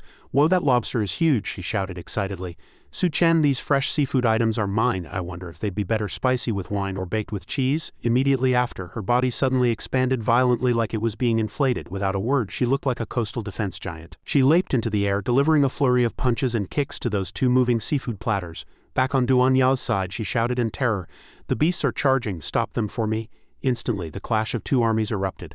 500 Dao tribesmen brandished their weapons and charged into the battlefield. Both sides were evenly matched, fighting a bitter and inseparable battle. At this moment, Su Chen drew the borrowed warblade and announced forcefully, I'll leave this to you. I'm going to deal with that female Zombie King. Duan Ya reminded him worriedly. Su Chen, you must be careful. He smiled confidently. Don't worry about me. Just as he spoke, accompanied by a roar, Su Chen moved with supersonic teleportation. He charged straight into the zombie tide below, sweeping through a vast area with a single strike, carving a blood-red path toward the female Zombie King. Xiao Minor suddenly appeared, her tone carrying a bit of calculation. The Zombie King's essence isn't that strong. As long as you can beat her to half-death, I'll have a chance. Su Chen widened his eyes and replied, Hey, you make it sound so easy. Beat a level 4 Zombie King to half-death. On the other side, the female Zombie King was surprised by Su Chen's desperado stance. Oh, you actually dare to take the initiative and charge into the zombie tide to die? You're looking for death. She unleashed an ice palm. Su Chen merely retreated a few steps, his movements agile as he dodged the fatal blow. He turned and asked, "Can't you see how strong she is?" Minor interjected to persuade him. "But what if it works? Don't forget your crystal core is still in my hands. Don't you want to defeat a zombie king-level opponent?" At this moment, Su Chen stood majestically before the female zombie king. He pondered to himself. At most he was at the peak of level 2. The gap in strength was still like a chasm. If he had a choice, he could choose not to act. But if he truly subdued a level 4 zombie king, wouldn't he be able to walk tall in this apocalypse from then on? In short, this battle was unavoidable from the start. Su Chen stood tall and proud, striking a heroic pose, looking incredibly imposing. At that moment, a strange light flashed in her eyes, accompanied by a playful smile. A strong killing intent erupted around Su Chen as he thought privately. "Then I can only fight with everything I've got." Looking at his composed expression, it was clear he had never feared anyone. Under Su Chen's icy gaze, his expressionless face seemed to harbor a storm about to erupt. He was clearly prepared for a life-and-death struggle with the zombie queen. Her voice, as cold as frost, echoed through the space. "The ants you brought along were gathered by you, weren't they? Your greatest stupidity is not knowing how weak you truly are. It won't matter if you assemble an army of thousands." On a block of ice floating on the sea, San Mao's body hovered, his wounds gradually healing. Though his consciousness was entirely controlled by the zombie queen, she spoke coldly through his mouth. "Someone as weak as you, even with a multitude of 10,000, will ultimately only become another member of my zombie tide." She curled her lips slightly, her gaze filled with interest as she mocked him. "However, you do have some courage, daring to stand alone on this freezing beach almost as if you were waiting for me. Give me your name. After you die, I will let you become a herald." Hearing this, Su Chen was filled with boiling rage, his teeth gritted and his eyes shooting out cold light like sharp blades. "You don't need to know who I am. You only need to remember that of those who dared to speak such words to me today, not a single one survived." This was a common line for an antagonist. He charged forward without hesitation, his momentum exploding like a fierce tiger as he decided to face her head-on. The zombie queen merely gave a contemptuous smile. "Quite the big mouth. I'm afraid you can't even withstand the casual chill I emanate." With a light wave of her hand, streaks of light flashed, followed by a world-shaking explosion as a wide-range lethal move erupted. Su Chen was as fast as lightning, dodging with ropes like Spider-Man, but he still couldn't escape the freezing effect brought by her technique. The zombie queen didn't stop, continuing to release tentacle-based abilities while mocking him. "HMPH, a fellow who only knows how to run and hide." Daring to speak so boastfully, Su Chen rolled to dodge as sharp ice pillars pursued him relentlessly. Although he had activated his super state, he still felt the strain against her power. Looking at the frost forming on his shoulders, he gritted his teeth and cursed inwardly, thinking that if he didn't dodge in time, he really would be turned into a popsicle. Fortunately, he shattered the ice layer with a powerful jolt, but his heart was filled with worry, realizing that she had only used a small fraction of her power and yet had already left him in such a pathetic state. Suddenly, a sharp shout came. "Hey, what are you dazing off for?" Su Chen was startled and hurriedly dodged another wide-range attack. But at that moment, his face changed drastically. San Mao's figure suddenly appeared behind him. Currently controlled, he locked Su Chen in a death grip. The zombie queen pointed her icy fingers at him. "Oh, I didn't expect you to not only be a dual-system ability user but also have a physical type. Pity you're still too weak." Locked in place, Su Chen was unable to move, seemingly about to suffer a fatal blow. Just then, a massive tentacle appeared out of thin air, violently piercing the frozen sea and dragging San Mao down into the depths with it. The zombie queen remained unfazed, not even bothering to give chase, merely standing there leisurely. "Do you think hiding in the water will save you? I thought your strength was decent and considered making you my subordinate. Forget it. Now you can only be fed to the children in the water." Beneath the sea, the hideous face of a water monster gradually emerged. She looked around. There seemed to be a few decent prospects here as well. She scrutinized each opponent. On one side was one with poison skills but whose strength was too weak to catch her eye. On the other was a queen with a sharp tongue whom she also didn't care for. Suddenly her eyes lit up, her gaze resting on Duanya. "Mental type, not bad, I like it." But immediately after, she noticed Yun Yun, who was rampaging through her swarm of lobster corpse beasts. Yun Yun had transformed into a one-punch man, each punch sending the zombie tide flying. But in an instant, several tentacles reached out, binding her tidily from head to toe. A massive maw opened, prepared to devour Yun Yun. Right then, Yun Yun let out a roar, transforming into a violent whirlwind that blew away everything within a 10-mile radius. From the zombie queen's perspective, Yun Yun was suspended in midair, piercing through the clouds. She nodded and said decisively, "I choose you." But the surprises didn't stop there. Her eyes widened. "Oh, water-type ability." A world-shaking explosion rang out, the sea surface erupting in massive waves as a dark shadow shot out at high speed, holding the water monster's head in his hand. Su Chen appeared, his landing posture dashing, leaving the sisters in awe. Although fatigue was written all over his face, the zombie queen grew even more interested. "Yo, it seems you've become stronger, haven't you?" The zombie queen watched Su Chen, who was not only alive but had made leaps and bounds in strength. A trace of surprise flashed across her face, her eyes narrowing slightly. "Truly strange, your ability has actually grown a bit stronger. Could I have misjudged you?" Su Chen responded with an icy gaze sharp enough to pierce her. He roared, "What's going on? You'll find out once you try it." She let out a contemptuous cold laugh, her tone mocking. Try it, even if you're slightly stronger than before, you're still just a slightly stronger ant. You really think you can actually fight me like this? Su Chen showed no fear, his eyes burning with a resolute fighting spirit. A challenge? How will I know if I don't try? If you have the guts, then bring it on. As soon as the words fell, he leapt forward, the dagger in his hand flashing with cold light as it pressed toward her. The zombie queen revealed an innocent yet deadly smile. In that case, I'll fulfill your wish. Dozens of sharp ice spikes appeared out of thin air, surrounding Su Chen from all directions. A massive explosion rang out, the frozen sea vibrating violently, leaving behind giant blocks of ice standing like mountains. This was precisely her ultimate move, Frozen Firmament. This was her terrifying sealing technique. Su Chen was trapped firmly within an ice cage. Unable to move, she walked forward, her voice cold. Now you know how great the strength gap between us is, don't you? Pity you can't talk back anymore. I'll just keep you here as an exquisite toy to serve as a souvenir. The giant block of ice, twice the size of a skyscraper, shimmered with a cold light as if it were about to swallow everything. Witnessing this, Duanya felt a heart-wrenching pain, thinking worriedly, "Oh no, has Su Chen failed to hold on? No, I can't panic. He said he could block the zombie queen. I must gather enough crystal cores as quickly as possible. That was the only way to defeat her." Looking at the ghouls before her, she gritted her teeth in resolve. "I must hold on. As long as I gather enough cores, I can save him." The cannon fodder was getting fewer and fewer. If this continued, everyone would be buried here. There was no time to hesitate. She had to act according to the plan. Suddenly a ghoul targeted Duanya, lunging at her with a lecherous gaze. She immediately swung her palm and shouted, "Su Chen, you must hold on." The ghoul was decapitated. The first crystal core shimmering as it fell, Duanya was quick and snatched it, finally obtaining one. But just then a massive figure appeared, suddenly seizing her. It was a Dao corpse transformation. The more she struggled, the tighter it bound her, making her let out a groan of pain. On the other side, Yan realized this was the zombie queen's ability. If Su Chen was so strong, how could he be trapped by her? She scolded angrily. "You idiot, get your butt over here." She reached out like lightning and grabbed a zombie lobster. Giving it a violent twist, the monster fell, and a crystal core fell to the ground with a shimmer. Yan discovered that the drop rate for cores from these guys was far higher than that of ordinary mutated creatures. She shouted, "Sister Duanya, I found one." But just then a tentacle shot out from beneath the ice, launching a surprise attack. Yan was struck by high-voltage current and collapsed to the ground, her whole body paralyzed.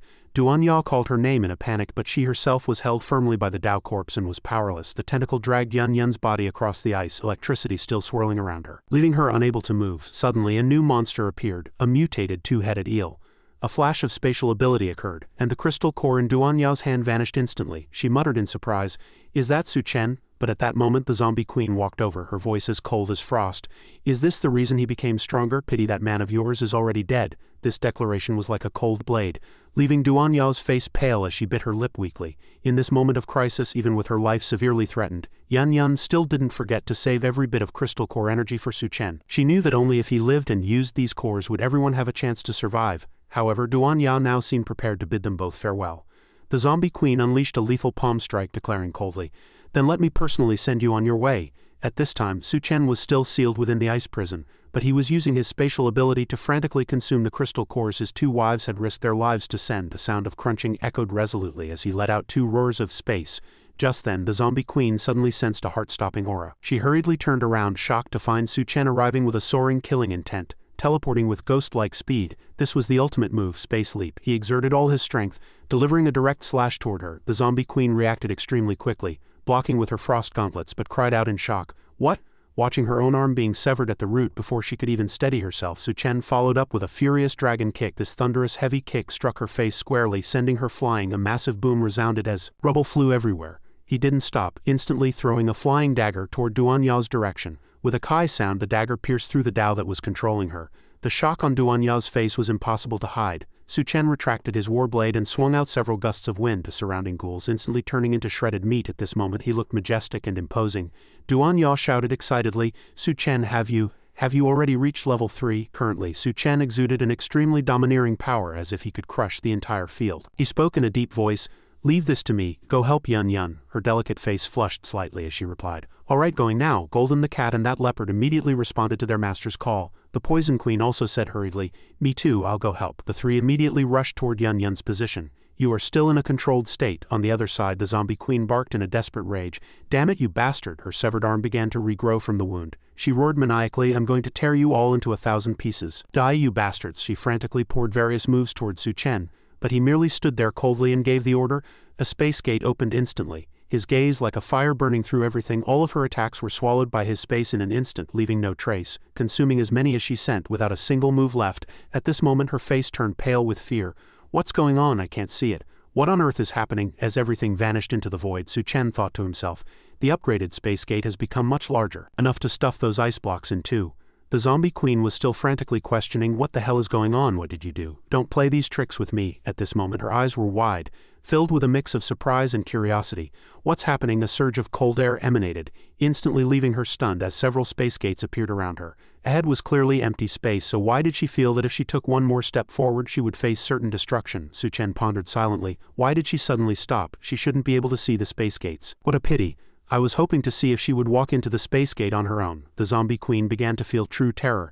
He possessed tentacle type, physical type and water type abilities, and his schemes were endless. She gritted her teeth and asked bluntly, "Are you hiding even more abilities?" Su Chen looked at her and deduced that she really couldn't see the space gates, likely only sensing the danger through instinct. He raised his hand, his tone icy. "You want to know? Then I'll let you see clearly." In an instant, familiar techniques emerged within the space, launching a counterattack. The zombie queen was stunned, not knowing why her own moves were being turned against her, as countless sharp ice pillars attacked simultaneously from all directions. Su Chen said that ice blocks formed from the space maintained the same power they had when they entered, meaning many things could be used as weapons. At this moment the surrounding ice layer showed countless cracks, and the zombie queen shattered the seal to escape. She forced herself to remain composed.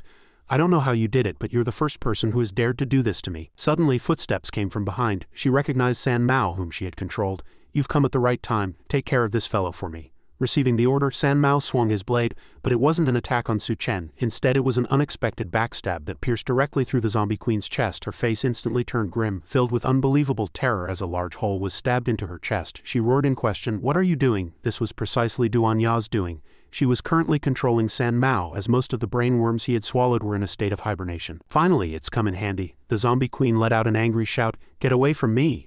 She immediately activated her ultimate move, firing hundreds of ice arrows from her back. San Mao was struck like a meat-shield hedgehog and sent flying, while the zombie queen, having suffered a heavy blow, collapsed weakly to the ground. Suddenly a voice came, "Are you ready?" She looked up in shock, seeing Su Chen's pitch-black palm pressed firmly against her forehead. A terrifying pressure emanated, leaving the zombie queen unable to move for a moment. He shouted, "The time has come, it's now." Receiving the signal, Xiao Minor manifested, instantly surging into the space between the female zombie queen's brows. The zombie queen's face was filled with horror, not yet understanding what that pink light boring into her body was.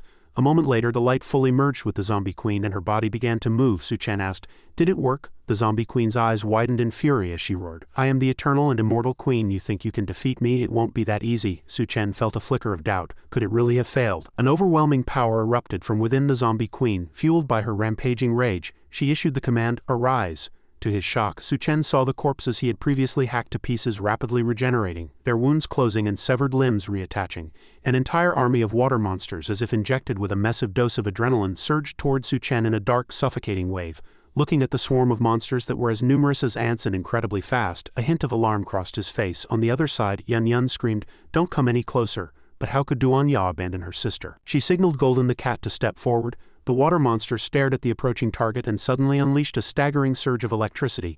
Yun Yun shrieked in agony as she was electrocuted. Duan Ya and Golden were also hit, their entire bodies paralyzed and unable to move. The Poison Queen gasped in surprise. A mutated electric eel, the ice beneath them shattered, and Yun Yun plunged into the freezing seawater, reaching out a hand in desperation. Duan Ya called her name helplessly. Just then, the water monster was suddenly struck by a violent attack. Duan Ya broke free and discovered tanks from Don Base. Bai Kang was leading the entire strength of Seguang Base. Arriving for the rescue with warships and an army, she shouted, "Hold on, we're here." They gathered their firepower and launched an all-out assault. Leading the charge was Lu Xiaofeng's squad. "Su Chen, you're way too inconsiderate. You didn't even call us for a fight." Wang Song followed closely behind. "How could a good thing like this happen without me?" Fu Susu followed as well. Wang Song asked her grandfather, "Old man, are you really not afraid at all?" "Afraid of my ass. Kill every one of these bastards." Lu Xiaofeng cleared the way, delivering a frenzied, violent beating to the monsters. The zombie queen was shocked. They actually had reinforcements. Suddenly, she clutched her head in agony. "Aha, it hurts. What's happening?" Her face turned deathly pale as she discovered with horror that her hair had turned pink. What exactly was going on? Amidst the layers upon layers of monsters, Su Chen carved a path through the encirclement, but these aberrant corpses were endless. What a nuisance. He had to take out the zombie queen first, but when Su Chen looked over, he realized the aura and power emanating from her were completely different from moments ago. She revealed a smile. Now I am the eternal and immortal queen. At this moment, Xiao Minor, who had occupied the body, was startled by Su Chen's murderous words. The immortal queen, is it? Then I'll see if you truly can't be killed. Xiao Minor stared at Su Chen in bewilderment, not yet having a chance to react. What? Seeing him prepare to strike, she hurriedly shouted, Wait, it's me. I successfully took over the body. Su Chen froze. Successful? Suddenly he began to cough violently and spit blood, his power dissipating. He thought to himself, the side effects of consuming 2 crystal cores have been suppressed until now. Is it finally spiraling out of control? He collapsed weakly toward her. Minor said in surprise, Hey, what are you doing? Are you pulling a scam on me? Su Chen's heavy body pressed her backward. Seeing him motionless, she muttered, Did he really pass out? A flash of cunning crossed her eyes. Wasn't this the perfect opportunity to take back the crystal core? She felt around Su Chen's body but couldn't find it anywhere. Where on earth was it? She turned her gaze toward his private areas. That was the only place left to check. Gritting her teeth for the sake of her freedom, she thrust her cold hand inside. Just then, the sound of urgent footsteps approached, and Bai Kang gasped, Su Chen. Su Chen's face instantly turned bright red, his entire body freezing up. What was the situation? Xiao Minor blushed as she looked at Bai Kang, stammering incoherently. The two shared an awkward stare. Bai Kang pointed at her and demanded, What do you think you're doing to Su Chen? Let him go. Xiao Minor immediately retracted her hand with an innocent look, but then she suddenly reached out with her other hand. Before Bai Kang could react, she was hoisted into the air by her throat. Minor frowned. This woman is so annoying. Suddenly, Bai Kang's eyes shone as bright as searchlights. Xiao Minor sensed something was wrong and hurriedly ducked to the side. Almost simultaneously, another Bai Kang appeared, delivering a furious dragon kick. The two quickly put distance between each other. Minor stared at these two identical women, stunned by the fact that their looks and clothes were exactly the same. Twins? No, it was the shadow clone jutsu. Did she learn that from Naruto? Just then, Su Chen's deep voice rang out. Were you looking for this just now? He was holding Xiao Minor's crystal core, making a motion as if he were about to crush it.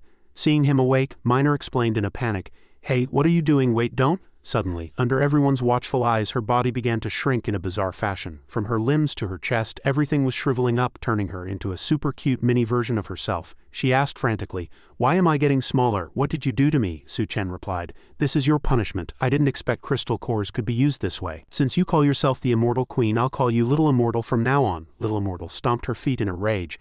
You bastard, I'd rather you just kill me. Bai Kang walked over and asked with concern, Su Chen, are you okay? He was a bit surprised. Bai Kang, you came too? She nodded. Everyone from Seguang base is here. The zombie tide has dispersed and the battle is basically over, but Yun. Hearing this, Su Chen spit blood again from the emotional agitation, clutching his chest tightly. Bai Kang looked worried. Xiao Minor said, This is the side effect of absorbing the crystal cores acting up. Suddenly, Bai Kang's face turned bright red.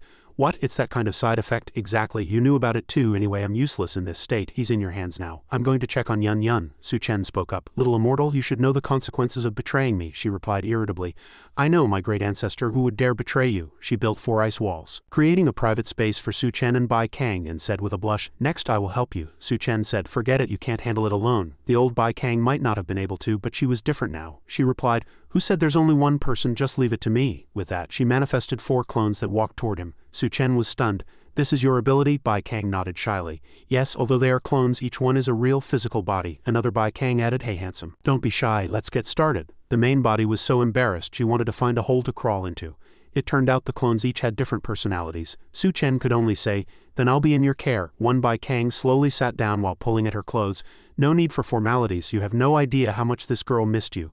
Don't talk nonsense, I didn't miss him that much. A sudden surge of inexplicable pleasure caused the main body to cry out. She couldn't understand why the clone's sensations were transmitted back to her, and she screamed in sheer embarrassment. Xiao Minor cursed under her breath as she walked. Damn it, I finally managed to snatch this body and it ended up looking like this ghost of a thing. At this moment, Duan Ya was searching for Yun in a panic.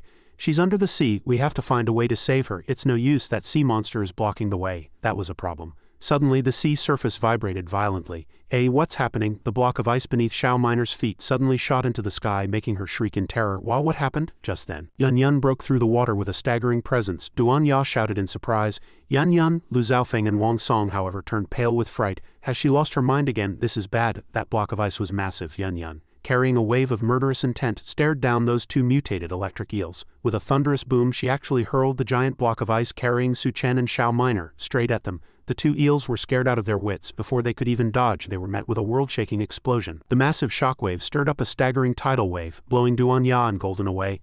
Lu Zhaofeng's group struggled to withstand the strong winds while dodging shards of ice. Even Su Chen and Bai Kang, who were in the middle of treatment, were affected. At the critical moment, Bai Kang froze when she saw the object crashing toward them. Luckily, Su Chen stood in front, but her clones were all shattered by the impact. He put on his clothes and instructed, "Get out of here quickly," she replied. "You be careful too." By now, the families and people from Subduing base were in a desperate race for their lives. "Run, the ice is going to crash down, the ice layer is cracking, get to shore." Because she was so massive and heavy, Yun Yun crushed the ice surface, triggering a massive tsunami. Several youths fleeing the danger zone lamented bitterly. "Damn it, it's a tsunami again." Yun Yun gradually sank into the deep sea. Just as she closed her eyes in exhaustion, she caught a glimpse of a silhouette diving toward her without regard for their own life. On the other side, after everyone reached the shore, Duanya was desperate to go back for Yun Yun. "Don't stop me, Sister Duanya, stay calm, jumping in now is suicide. Get lost," she insisted on going into the water, but was surprised and overjoyed to find Su Chen surfacing while holding Yun Yun. He had saved her. She asked anxiously, "How is Yun Yun?" He replied, "She's badly injured, we have to find a way to make her level up as soon as possible." Elsewhere, amidst the ruins, the surviving ghouls were rampaging. "Kill anyone who dares to come close." The youth San Mao was actually still alive, and he was currently kicking and punching the ghouls. "What are you doing hiding here? The queen is calling you." "The queen is gone, I can't sense her." "Who the hell do you think you are?" San Mao, filled with rage, delivered a violent beating. "I am the queen's envoy, follow me." The ghouls seemed to have found their leader, shouting in unison, "Long live the queen." At the same time, the human side was urgently constructing a defense line. "Everyone hurry up, use abandoned vehicles to block the intersection. The zombie tide could counterattack at any moment." "I'm exhausted. We haven't even had a breath of air since the fight ended." "Exactly. The zombie tide hasn't actually dispersed." Lu Zhaofeng asked General Gao. Old Gao said, "Since Su Chen requested it, there must be a deep meaning behind it." Do as he said. Inside Su Chen's car, Yun Yun had lost her physical limit break and the previous treatment method had failed. Currently, they could only help her reach level 2 to strengthen her physique. But Yun Yun needed a massive amount of crystal cores to level up. Bai Kang said worriedly, "Where are we going to get so many cores in such a short time?" Su Chen's expression was grim. "I'll handle the cores, you guys look after her." Just then, an iron cage landed. The Poison Queen reported, "Master, I caught her on the shore, locked inside." Xiao Minor screamed, "Let me out, you stinking woman!" The Poison Queen barked, "Shut up, if I'd known I would have let you drown." Su Chen gave a cold signal to let her out. Afterward, Su Chen took Xiao Minor to a patch of ruins. Minor asked, "Why did you bring me here?" Without a word, Su Chen kicked her straight into a wall. "What are you doing?" he said coldly. "Let that fellow come out." "What do you mean, who?" Su Chen let out a cold snort. "The real female zombie queen isn't so easily suppressed. Stop faking it." Suddenly, her eyes turned a deep azure. The zombie queen manifested once again. "If I hadn't been injured, how could I have been occupied by that little blonde brat? I didn't expect you to find me out after all." Her eyes were filled with bloodthirsty madness as she launched an instant attack. Su Chen, however, calmly opened a space gate. The zombie queen sensed extreme danger and recoiled in terror. It was that feeling again. One more step forward meant total destruction. Immediately after, Su Chen unleashed an ice skill, and the entire building exploded with a roar. Everyone below was stunned. The Poison Queen comforted them. "That's Master up there." Just then, a team member ran over in a panic. "General, this is bad. The zombies are attacking." San Mao was directing the zombie army to launch an attack, while the female zombie king summoned her kind from the front. He wore a sinister, cold smile. Back on the battlefield, the female zombie king was spiraling into chaos. Surrounded by danger on all sides, she could only strike out incessantly in self-preservation. As she frantically poured out her moves, Su Chen spoke with a leisurely air. "You look quite terrified, don't you? What was it you were saying?" In the split second she was distracted. The female zombie king was trapped within a spatial cage ability rendered completely immobile. Su Chen stepped forward and said, "Thanks for summoning all these fellows here. What do you mean by that?" "As expected, it saves me the effort of hunting for crystal cores. They've delivered themselves right to my door." Su Chen used his spatial ability to transport massive blocks of ice. As the zombie tide surged forward, a hail of ice fell from the sky, easily crushing the walking dead. Lu Zhaofeng's group gasped in awe. "What? He took them out in the blink of an eye?" The female zombie king was stunned. "You actually used my own ability to wipe out my legion? Was leading me here and forcing my hand all part of your calculation?" Su Chen replied. "Exactly. Only your ability could create such large-scale destruction." "All right, now hand over your crystal core." Seeing Su Chen steadily approaching, the female zombie king's face turned rigid. She knew she was about to be completely extinguished. Su Chen demanded in an icy tone that she hand over the core voluntarily. But how could she yield so easily? Even trapped firmly, she was absolutely unwilling to surrender her life into the hands of another. Seeing this, Su Chen continued his threat. "Otherwise, I will let you be swallowed by the endless hell right before your eyes. Do you have any idea how terrifying that is?" she retorted. "Do you even dare? You've certainly got some nerve. I am the queen who commands the zombie tide. How dare you threaten me?" HMPH, cut the nonsense. "If you stall any longer, don't blame me for being ruthless." Hearing the words endless hell, the female zombie king began to feel a surge of fear. A thought flashed through her mind. Does he want to send me back to that pitch-black darkness beneath the sea? That feeling of despair, cold, and loneliness was something she never wanted to experience a second time. Su Chen's face now became exceptionally hideous as he spoke through gritted teeth. The endless hell is 10,000 times more terrifying than that wretched darkness. A single look from him was enough to turn her face deathly pale. His gaze completely sapped her of any will to resist. She was certain he would absolutely follow through on his word. She shrieked, "I agree, I'll give you the crystal core, just don't throw me into hell. I don't want to go to a place like that." A shimmering crystal core slowly drifted out from her body. Su Chen laughed triumphantly. "HMPH, if you'd been this sensible earlier we wouldn't have had to waste so much breath." Once the core was taken, she was released, but she immediately fell into a state of temporary paralysis. Even so, she remained stubborn. "Even if you take my crystal core, you will never be able to destroy me," he followed up. "Destroy you? I never even considered it. Why would I go through so much trouble to kill you? Having you in my possession is enough." She questioned him in confusion.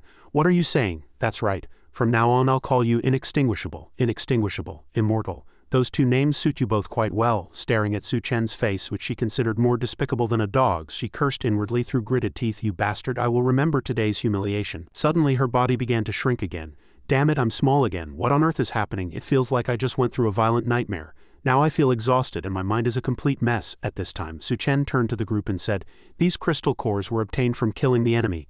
According to base regulations, the cores belong to the one who made the kill. These are all yours now." "Thanks," one member responded. Su Chen said to Bai Kang, "Take these and deliver them to Yun Yun first. Her level up requires consuming a massive amount of ability energy, so don't worry about running out of cores," she replied. "Understood." General Old Gao stepped forward and asked, "The zombie tide has retreated. Do you plan to return to the base next? The base will always welcome you."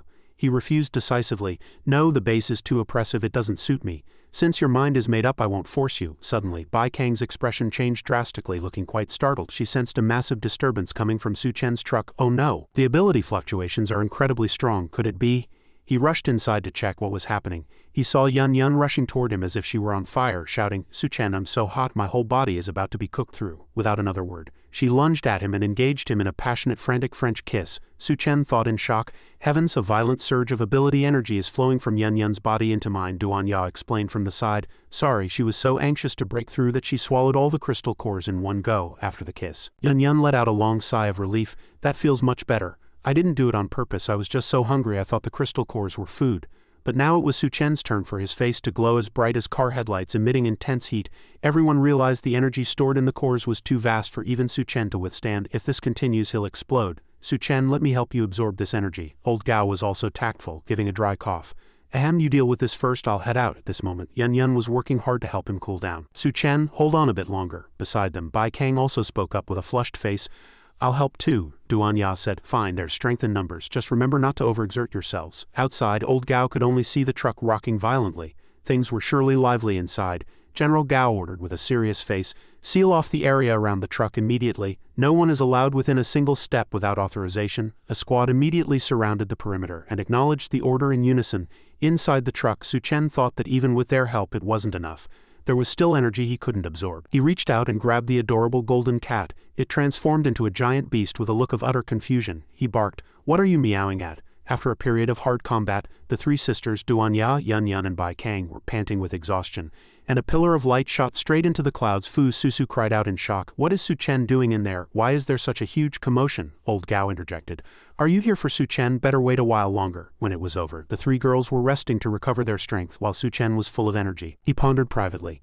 Yun Yun has leveled up twice in a row and her ability has finally stabilized. Duan Ya has reached the peak of level 2, Bai Kang has risen to level 2, and even that clumsy cute golden cat has reached level 3.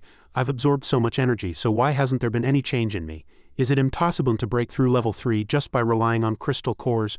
Just as he pushed the door open, he asked in confusion, "What are you all doing?" Old Gao said, "You are the base's benefactor. We're here to ensure you aren't disturbed. Since it's over, we'll head out." Fu Susu looked dazed. "Just leaving like that?" She turned to Su Chen. "Su Chen, what exactly were you doing in there? What does that have to do with you?" "Fine, let me ask you, does your promise to my grandpa about taking me to the City of Freedom still stand? Is the apocalyptic base of the City of Freedom hidden deep within Mount Mongxing?" "Of course I remember. Then we have to hurry. Grandpa said a substance even more powerful than crystal cores has appeared in the City of Freedom." "More powerful than crystal cores?" "Yes. A type of exotic fruit filled with ability energy." Having resolved the level up issue, Su Chen intended to set off immediately. He said, "General Gao, we don't know if we'll be able to return from this trip to the City of Freedom, so there's no need for everyone to see us off." Old Gao replied. Safe travels. The City of Freedom might be nice, but the base's gates will always. Before he could finish his sentimental speech, a sudden thunderous bang echoed, sending debris flying.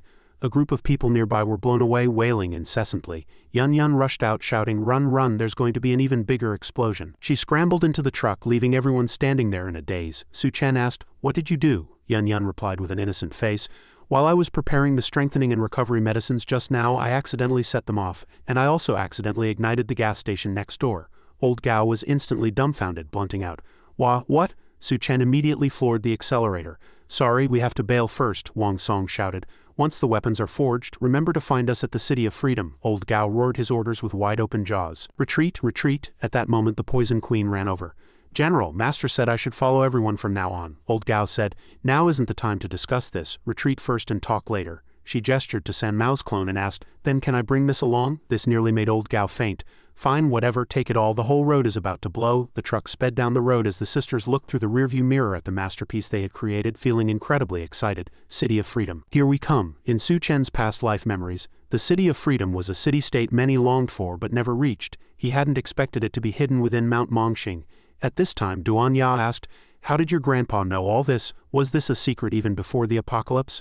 Fu Susu explained that her grandfather was a senior engineer who had participated in the construction of the City of Freedom.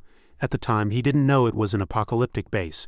The secrecy level was extremely high, and he was only responsible for the peripheral construction. Back then, many top researchers from various fields had remained there. Su Chen also knew of Mount Mongxing. In his past life, it was the lair of mutated beasts and no one dared to approach. At this moment, Yun was yawning incessantly. "I'm so sleepy. Are we almost there? Why did the truck stop?" He said the road ahead was impassable for the truck, so they had to continue on foot. The group began their mountain climb. "By the way, what exactly is that exotic fruit you mentioned?" Susu said an old colleague of her grandpa's told him later that because of the appearance of the exotic fruit, level 4 ability users had already been born in the City of Freedom. Hearing this level, Su Chen was also taken aback. He thought to himself, "A level 4 ability user, in my past life until the day I died, the strongest human combat power had only reached the peak of level 3. She added that the City of Freedom now restricted entry and exit unless one could contribute a massive amount of supplies or possessed powerful personal strength. Speaking of supplies, he wasn't lacking, but since everything in his space was brand new from before the apocalypse, bringing it out directly would easily arouse suspicion. It seemed he had to find a way. If one compared the supplies in his personal space to apocalyptic supplies, it was truly the difference between heaven and earth. Just then, Yun sensed something was wrong. Wait a second. Didn't we just walk past this area? Are we lost? Hey, don't you know where Mount Mongxing is? This is Mount Mongxing. We're looking for the City of Freedom right now."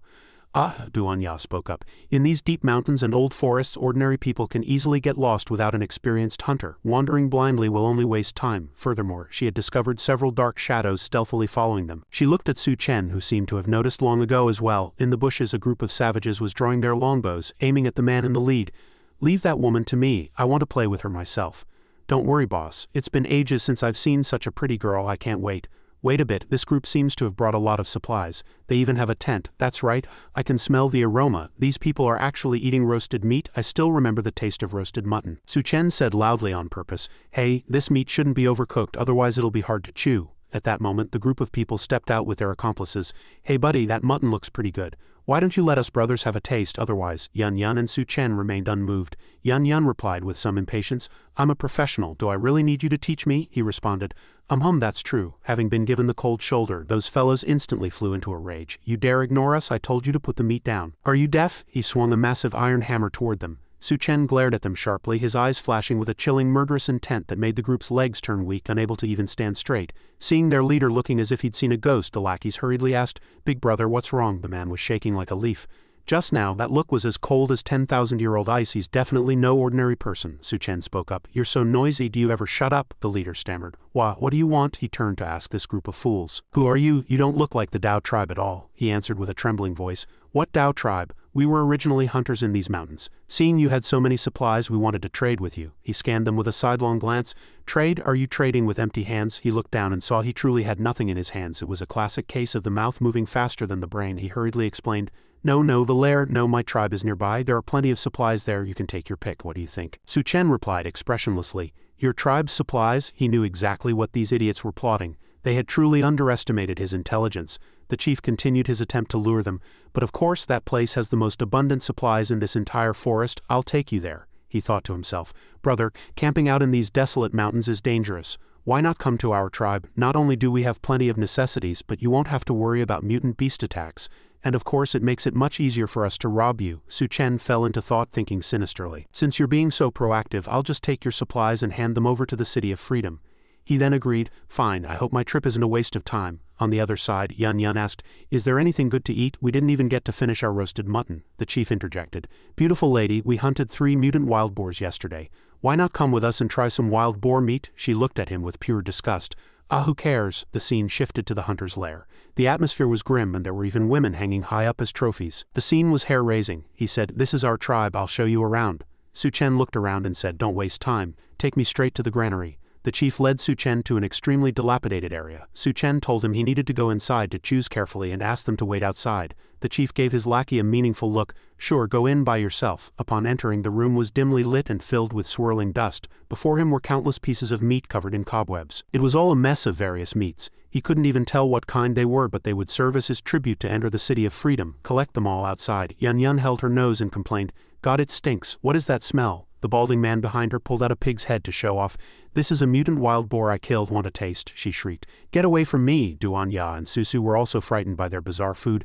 Beautiful ladies, don't be fooled by appearances. This is the top delicacy of the forest. Just then, Su Chen walked out after finishing his collection. He said coldly, none of this meets my requirements. It seems I've made a trip for nothing. The old man glared and asked, with so much stuff, none of it is what you want? HMPH, you dare play us? Not one of you is leaving today. They immediately led their men to surround Su Chen's group. The bald man had long since set his sights on Yun Yun, harassing her. Since you're not leaving, try some of Big Brother's mutant wild boar meat. How about Big Brother feeds you, little beauty? She roared in a rage. Shut up. With that, she activated her ability and began to transform. A fist the size of a casserole dish slammed down, making the opponent spit blood with a single punch. The power of the punch even blew away their granary. Seeing this staggering destruction, the group turned pale with fright, realizing they were facing an ability user. Duan Ya and Bai Kang were also left slack-jawed. They hadn't expected Yun Yun's arm to become so massive. Her rage still simmering, Yun Yun let out a cold snort. Looking for death, do you want to try it too? Su Chen stepped in to stop her. Yun Yun, don't be in such a rush. We've just arrived after all, we should keep a low profile, the chief said in terror. Haha, right, we just wanted to trade for some mutton. Brother, can you reconsider? Su Chen suddenly burst into loud laughter. Haha, of course. The chief had thought he could catch a fat sheep, but he ended up not even getting a single hair. He could only watch helplessly as they departed. A moment later, once Su Chen's group was far away, these people didn't look like humans, nor did they look like the Dao. What on earth were they? They called themselves hunters. They had likely eaten too much mutant meat to end up looking like such freaks. Susu, look how impressive my new skill is. Her arm had suddenly expanded, scaring them to death. By the way, besides your arm, can other parts grow larger? Should we try it tonight? Hearing this suggestive remark, Yun Yun's face flushed as she questioned, Su Chen, you bastard, what are you trying to do? Back with the hunters. Big brother, why did you let them go? Ability users are like wolves, fighting them only leads to mutual destruction. Don't forget our rivals are still in the forest. A lackey came running in frantically. Big brother, this is bad, all our supplies are gone. What? Make yourself clear. What do you mean gone? After that man went in, all the supplies vanished. The leader's face trembled with rage. That guy, could he have a space ability? Big brother, I'll take men to chase them. He slapped the lackey. Shut up, do you have any idea what a space ability means in this forest? It means those people aren't wolves at all, he laughed sinisterly. They are fat sheep in everyone's eyes, exactly. So we must find them before other factions do. All the supplies in his space will be ours. Meanwhile, Su Chen's group continued toward the City of Freedom, unaware of the hidden dangers ahead. Just then, the black cat Golden came running back and curled up in its familiar cushion. Duan Ya shouted in surprise. Golden, you're back, Su Chen scolded. Where did you go running off to this time, you damn cat? Duan Ya immediately protected it. It must have been so happy to see the woods like it was patrolling its territory. I think it's in heat. Hearing this, Golden screeched at him in a rage, looking for a fight. Yun Yun asked curiously, by the way, is Golden male or female? I bet it's female. Duan Ya said, so what? Just then, Golden acted strangely, breaking free from Duan Ya's embrace and vanishing. Duan Ya shouted as she gave chase in confusion, hey Golden, where are you going again? Right then, her expression darkened as she realized they had fallen into a trap. A trap, watch out! The four were instantly ensnared by a massive net. Before they could react, they were hoisted into midair. The most miserable was Su Chen. With the three girls squeezed together, he felt like he was being crushed by 6 massive mountains. They shrieked, ah, it's too crowded, let us down. At that moment, the earlier group of natives appeared.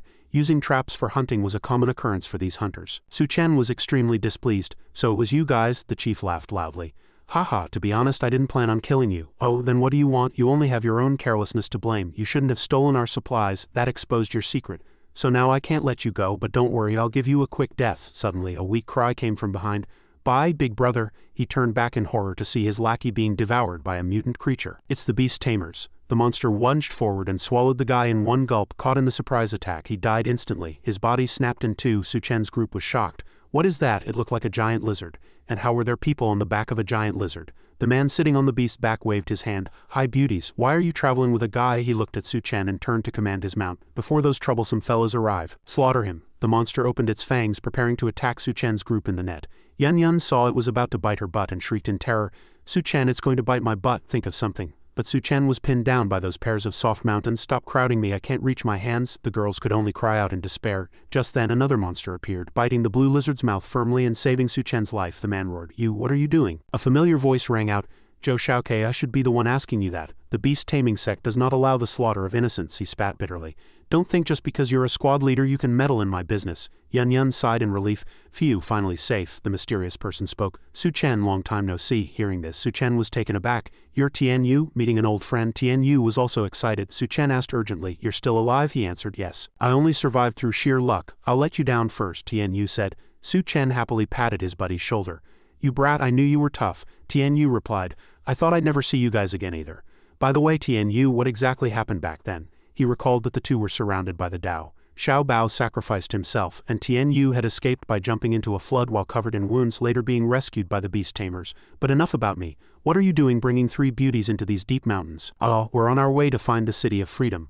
Oh, the City of Freedom. Do you know where it is? But things are a bit complicated. Come back to the beast taming sect with me first. Meanwhile, in another corner of the forest, a mini version of the female zombie queen was cursing Su Chen.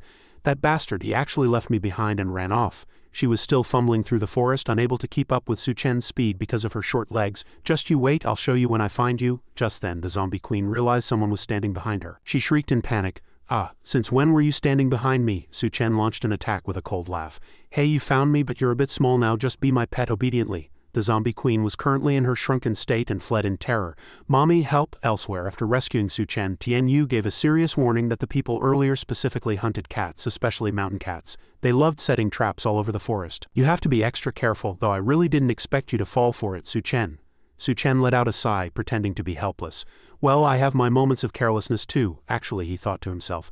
There were two groups hiding in the shadows. I just wanted to go along with their plan to avoid making too much noise. Yun Yun looked at Tian Yu with admiration. Brother Tian, long time no see. You've already reached level 2, Tian Yu said modestly. I got lucky. I happened to find an exotic fruit in the woods. She shouted in surprise. You reached level 2 just by eating that? A lackey beside Tian Yu interjected. That's right, I heard the boss rescued it from the jaws of a beast. The energy in an exotic fruit is nothing compared to an ordinary crystal core. Tian Yu gave a bitter smile. Don't get greedy just because exotic fruits are powerful. They are actually extremely hard to find. Each tree only produces one fruit, and once it ripens it's eaten by nearby beasts, even if it's not eaten. If it's not harvested in time, it will quickly self-destruct and its energy will dissipate into the void, he recalled with lingering fear. Moreover, the energy in an exotic fruit is too strong. After eating it, I felt like I was going to explode, so I really was very lucky. Although finding an exotic fruit in the forest is like looking for a needle in a haystack. Rumor has it, there's a magical tree in the City of Freedom that fruits continuously. Duan Ya was overjoyed to hear this. That's great, we've even prepared supplies to enter the city. Tian Yu shook his head. Supplies can no longer be used as a ticket into the city. Entering now requires completing tasks issued by the City of Freedom. A while later, the group arrived at a fortified camp. Wow, is this the base of the beast taming sect? Tian Yu nodded. Su Chen, I've already mentioned you to the sect leader. He wants to meet you too when the time comes. If we ask for his help, there will surely be a way. Su Chen sized up Tian Yu's mount and asked curiously, what do you usually feed it? He evaluated privately. I didn't expect Tian Yu to not only join the beast tamers but also be highly valued by the sect leader. His luck really is extraordinary. The beast taming sect is a powerful force in the apocalypse.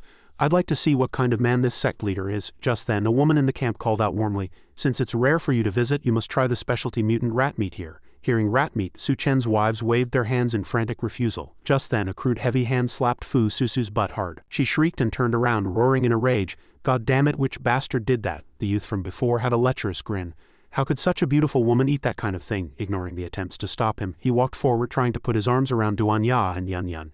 How about it? Why don't you three beauties come to my place to play? I've got half a pack of instant noodles stashed away. What kind of life can you have following this pretty boy? Su Chen stepped forward, his gaze as cold and sharp as a blade. Was it this hand that did it just now? The youth pushed his luck, pointing a finger at Su Chen's face in provocation. Oh, is that so? You have something to say? Swish, the sound of whistling air cut through the silence. Su Chen struck like lightning, his blade instantly severing the youth's arm. The youth's face turned from smug to deathly pale in a heartbeat, followed by sheer, agonizing terror. He clutched his blood-spraying stump and let out a piteous scream. "Aw, you bastard, you actually cut off my hand." Tianyu added a heavy follow-up kick squarely to the guy's abdomen, cursing, "Damn it, you think you can touch my brother's woman? You looking for death?" Suddenly a chorus of wolf howls filled the air. Where did wild wolves come from? We're surrounded. 3 massive mutated wolves lunged forward, baring their fangs in a vicious attack. Tianyu immediately countered with a punch, roaring, "Vice sect leader, I know this is your handiwork, show yourself." An old man stepped out from the shadows, his tone biting. "Tianyu, you have severely wounded a brother of the sect. I suspect you all of being spies. Seize them, kill anyone who resists." Tianyu stepped forward to confront him. "Wei Minghai, stop your delusions. Don't think you can just pin a label on us just because you're some petty vice sect leader." The old man burst into laughter. "The sect leader is away, so I'm the one in charge of all matters, large and small. To tell you the truth, you've been getting too much favor from the sect leader lately. You're practically the third in command now, so prestigious that even a vice sect leader like me is being overshadowed by you. I was worried I wouldn't have an excuse to get rid of you, but I didn't expect you to walk right into my hands," a lackey nearby chimed in. "Vice sect leader, why waste words with them? Let's just kill them all. Once they're dealt with, Brother Joe's status will rise and we'll all benefit from it." Tianyu roared in fury. "Since you're looking for death, I'll grant it to you." He stopped wasting words and charged into the enemy ranks. Man or beast, anyone who stood in his path was ruthlessly cleaved in two. Yun watched from the side in surprise. "Brother Tian is amazing." Tianyu's momentum was like a rising tide. "That's right, you brought this on yourselves. Don't blame me for being heartless." The vice sect leader gave a sinister laugh. "Haha, you still dare to commit murder? The traitor Tianyu has colluded with outsiders to stage a rebellion. His crime is unpardonable." He began to activate his ability as well. The old fox was a wood-type ability user. He summoned a spiked cage and countless vine tentacles erupted from the ground, spreading like a tidal wave. He boasted arrogantly, "I am a wood-type user. This forest is my domain. You have no escape now." In an instant the group was heavily surrounded by a forest of thorns. Tianyu was shocked. "He's trying to trap us to death." He immediately let out a sharp whistle. His mutated lizard mount appeared in an instant. Tianyu leapt into the saddle and shouted to Su Chen, "Sorry Su Chen, I've dragged you into the internal war of the beast-taming sect. You take the girls and run. Leave this to me."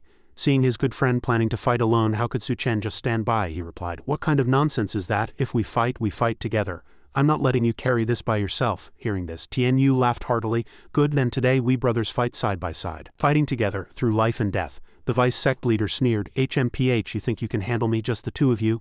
Tianyu roared. As for that lackey subordinate, he planned to settle it with his fists. "I'm enough to deal with him alone. Once you're finished, I'll go ask the sect leader for forgiveness." The old man replied, "The more I hear, the more ridiculous it sounds. In that case, leave no survivors. I'll kill every last one of you." With a wave of his hand, the hound squad lunged forward frantically. Tianyu led the charge. "Su Chen, protect everyone. I'm going to settle this with that old thief." Seeing his hounds being easily blown away, the vice sect leader stepped in personally. "You're looking for death." Tianyu swung his blade to parry the attack. But it was just a smokescreen. Several massive mutated carnivorous flowers suddenly emerged from the ground. Tianyu hadn't expected the old thief to be so insidious and nearly became a meal for the flowers. "HMPH, overestimating yourself. Did you really think I didn't have a few trump cards? Become fertilizer for my flowers." Immediately after, before he could finish his sentence, the old man's eyes widened in sheer shock. Duanya stepped forward with a murderous aura, saying coldly, "I advised you to stop earlier and keep your corpse intact, otherwise you'll die a miserable death." She then activated her mental ability, controlling the enemy's mutated beasts to turn and attack their masters. It was also Yun's time to shine. Seeing the enemies lunge at her, she leaped into the air. She cursed, "You're a bit too ugly." Her giant form ability activated, and a heavy punch as massive as 2 mountains descended, easily crushing the enemies. Even Fu Susu activated her ability, her slender frame instantly transforming into a muscular battle form. "I didn't want to get my hands dirty, but if anyone dares to stick their neck out, they're getting a taste of my rapid-fire punches. This lady doesn't hold back in a fight." The vice sect leader's face was now wrinkled like a hairless monkey. He roared, "Who on earth are you people? You're playing with my wolf warriors like they're toys." Su Chen casually snapped several people's necks and said coldly, "What's the old man muttering about? Instead of wasting time, why don't you worry about your own situation?" Having been provoked, the old man's veins bulged with rage. He couldn't stand such humiliation, but even his mutated flower weapons were casually cleaved in half by Su Chen. Tianyu flew over, shouting, "Old thief, die!" Although the fatal blow was dodged, only wounding a few tentacles, the old man gasped for breath and cursed, "You brat, it seems I underestimated you. I guess I have to use my ultimate move." His lackeys all pulled out strange potion bottles and gulped them down in one go. This action left Su Chen and Tianyu somewhat confused. "What is that? What exactly are you trying to do?" After drinking the medicine, everyone's eyes turned blood red like bloodthirsty beasts. They charged at Tianyu with incredible speed, forcing him to defend frantically and with great difficulty. What's wrong with these people? They're like crazed beasts. Su Chen narrowed his eyes and said, they've drunk heart-eating liquid. Their level, speed and strength will surge in a short time, and they will attack frantically without feeling pain until their life force is completely exhausted. The vice sect leader's face darkened as he questioned, hey, how do you know about heart-eating liquid? Su Chen sneered. Hey, what's heart-eating liquid? I even know you're a mole for the Genesis cult. Tianyu was startled. How? What the hell is the Genesis cult? Su Chen explained while fighting. Genesis is a mysterious organization expert at infiltrating others and brainwashing members, eventually using heart-eating liquid to seize total power. I encountered this situation in my past life. The old thief screamed maniacally. I don't care who you are. How do you know these things? But the secrets of Genesis must never be leaked. Kill them all. Su Chen drew his close combat short blade and said coldly, this beast-taming sect is still useful to me, so your plot ends here. With a single sweep he instantly cleaved those mutated soldiers in half. Seeing the tide turn and his tentacles severed by Su Chen, the vice sect leader howled in pain. His previous arrogance vanished, replaced by a pathetic, death-fearing plea for mercy. Little brother, spare me. I have no grudge against you. Why help this kid Tianyu against me? Su Chen's gaze was as cold as frost. In this apocalypse, the thing I hate most is you scum from the Genesis cult. Since I ran into you today, then, suddenly, an authoritative shout echoed from the sky. What is happening here? A massive mutated crane appeared above them, and an extremely mysterious figure sat upon its back. What are you doing? Tianyu shouted in surprise and joy. Sect leader, you're finally back. Wei Minghai is a Genesis spy who tried to rebel while you were away. The old thief Wei Minghai scrambled over, only to find his leg was gone, so he could only wave his hand and explain. Wait, sect leader, let me explain. The sect leader raised a hand. No need. Tianyu, I want to hear his explanation. The vice sect leader was secretly delighted and hurriedly shouted, Sect leader, I've been wronged. Tianyu colluded with outsiders to frame me. I am loyal to you. How could I possibly rebel? He thought to himself smugly. I'm the vice sect leader after all. The sect leader might not believe him over me. The sect leader spoke coldly. Wei Minghai, I know exactly what kind of person you are. Stop acting aggrieved. Wei Minghai was instantly scared out of his wits. Before he could even beg for mercy, a burst of energy swept past and he was killed by the sect leader in a single move. This scene sent a chill down Duan Ya and Yun Yun's spines, to be executed on the spot. The leader of the beast-taming sect was incredibly decisive and lethal. The sect leader dusted her hands and said, This old fellow Wei Minghai only climbed to the second-in-command spot because of a special ability, but he spent every day coveting my position as leader. He got what he deserved. Tianyu said, Sect leader, fortunately brother Su Chen discovered his spy identity. Su Chen took the opportunity to ask, We want to enter the City of Freedom. Does the sect leader have a way? We're all family now, no need for formalities. Since you helped me expose a spy, I will definitely help you. However, the mission to enter the city is extremely dangerous. Not just anyone can take it, although Tianyu mentioned you have good skills. I still have to be responsible for you. The sect leader continued, What I mean is you should take care of your own business first. If you want to take a mission from me, it's simple. With that, the sect leader took off her heavy outer coat. Just beat me in a fight. Everyone was stunned. They hadn't expected the leader of the beast-taming sect to be a woman. Moreover, she had an incredibly perfect physique, muscular yet still sexy. Tianyu shouted with a pained look, Sis, here we go again. Now is not the time to look for a fight. Su Chen was also greatly surprised. The woman made a gesture to Tianyu. Shish, don't yell, don't let others hear. Su Chen heard the term and asked, Tianyu, why did you call her sister? She smiled slightly and explained, I was lucky enough to awaken an ability and establish the beast-taming sect, and I also happened to pick up this kid while he was drifting in a lake. Tianyu also explained in a low voice that his sister had him hide his identity to help her secretly monitor the internal affairs of the sect. Yun Yun was shocked. Ah, so you're actual siblings? Duan Ya nodded. No wonder Tianyu wouldn't even listen to the vice sect leader. Su Chen returned to the main topic. Sister Tian, about us going to the City of Freedom. I said it already. Beat me first. As soon as she finished speaking, this big sister launched a sudden attack. Su Chen met the challenge without fear. Since my opponent is Sister Tian, I won't use my abilities. Seeing the two engage in hand-to-hand combat, the onlookers were baffled. They said they'd fight, and they really mean it? Tianyu covered his face and sighed. My sister is a battle maniac. She loves fighting. Back in college, she beat Su Chen and several roommates of ours until they were begging for mercy. By now, Big Sister Tian had already grabbed Su Chen's arm. She gritted her teeth and tried to twist his hand behind his back. Do you yield? Don't force it or your arm will snap. Su Chen asked calmly, Sister Tian, are you for real? HMPH, give up on entering the City of Freedom. That place isn't somewhere you want to go. Suddenly, her expression changed drastically when she discovered Su Chen's arm was as hard as refined steel. Duan Ya and Yun Yun weren't surprised at all by his physical toughness. Su Chen easily lifted Big Sister Tian with one hand, leaving her stunned. He threw Sister Tian onto the roof with great force. This throw carried incredible power. The height was enough to finish a dance in the air. Tianyu's jaw dropped. No way. The height already exceeded the dense canopy of the trees. Sister Tian was already afraid of heights, so her face turned pale with terror and she screamed incessantly. but before she hit the ground Su Chen caught her lightly. He asked with a smile, "How was that? Is this enough?" After this forced high-altitude adventure, Sister Tian was so embarrassed she wanted to find a hole to crawl into, only muttering softly, "I guess it's passable." After being put back on the ground, Sister Tian admitted, "Fine, you passed the test, but don't think the City of Freedom is some paradise. I'd rather stay out here than go in." Su Chen replied, "No problem. By the way, it'll be easy to cause trouble if Susu goes along because of her identity. Let her stay here with us for now." So Sister Tian agreed to look after Fu Susu.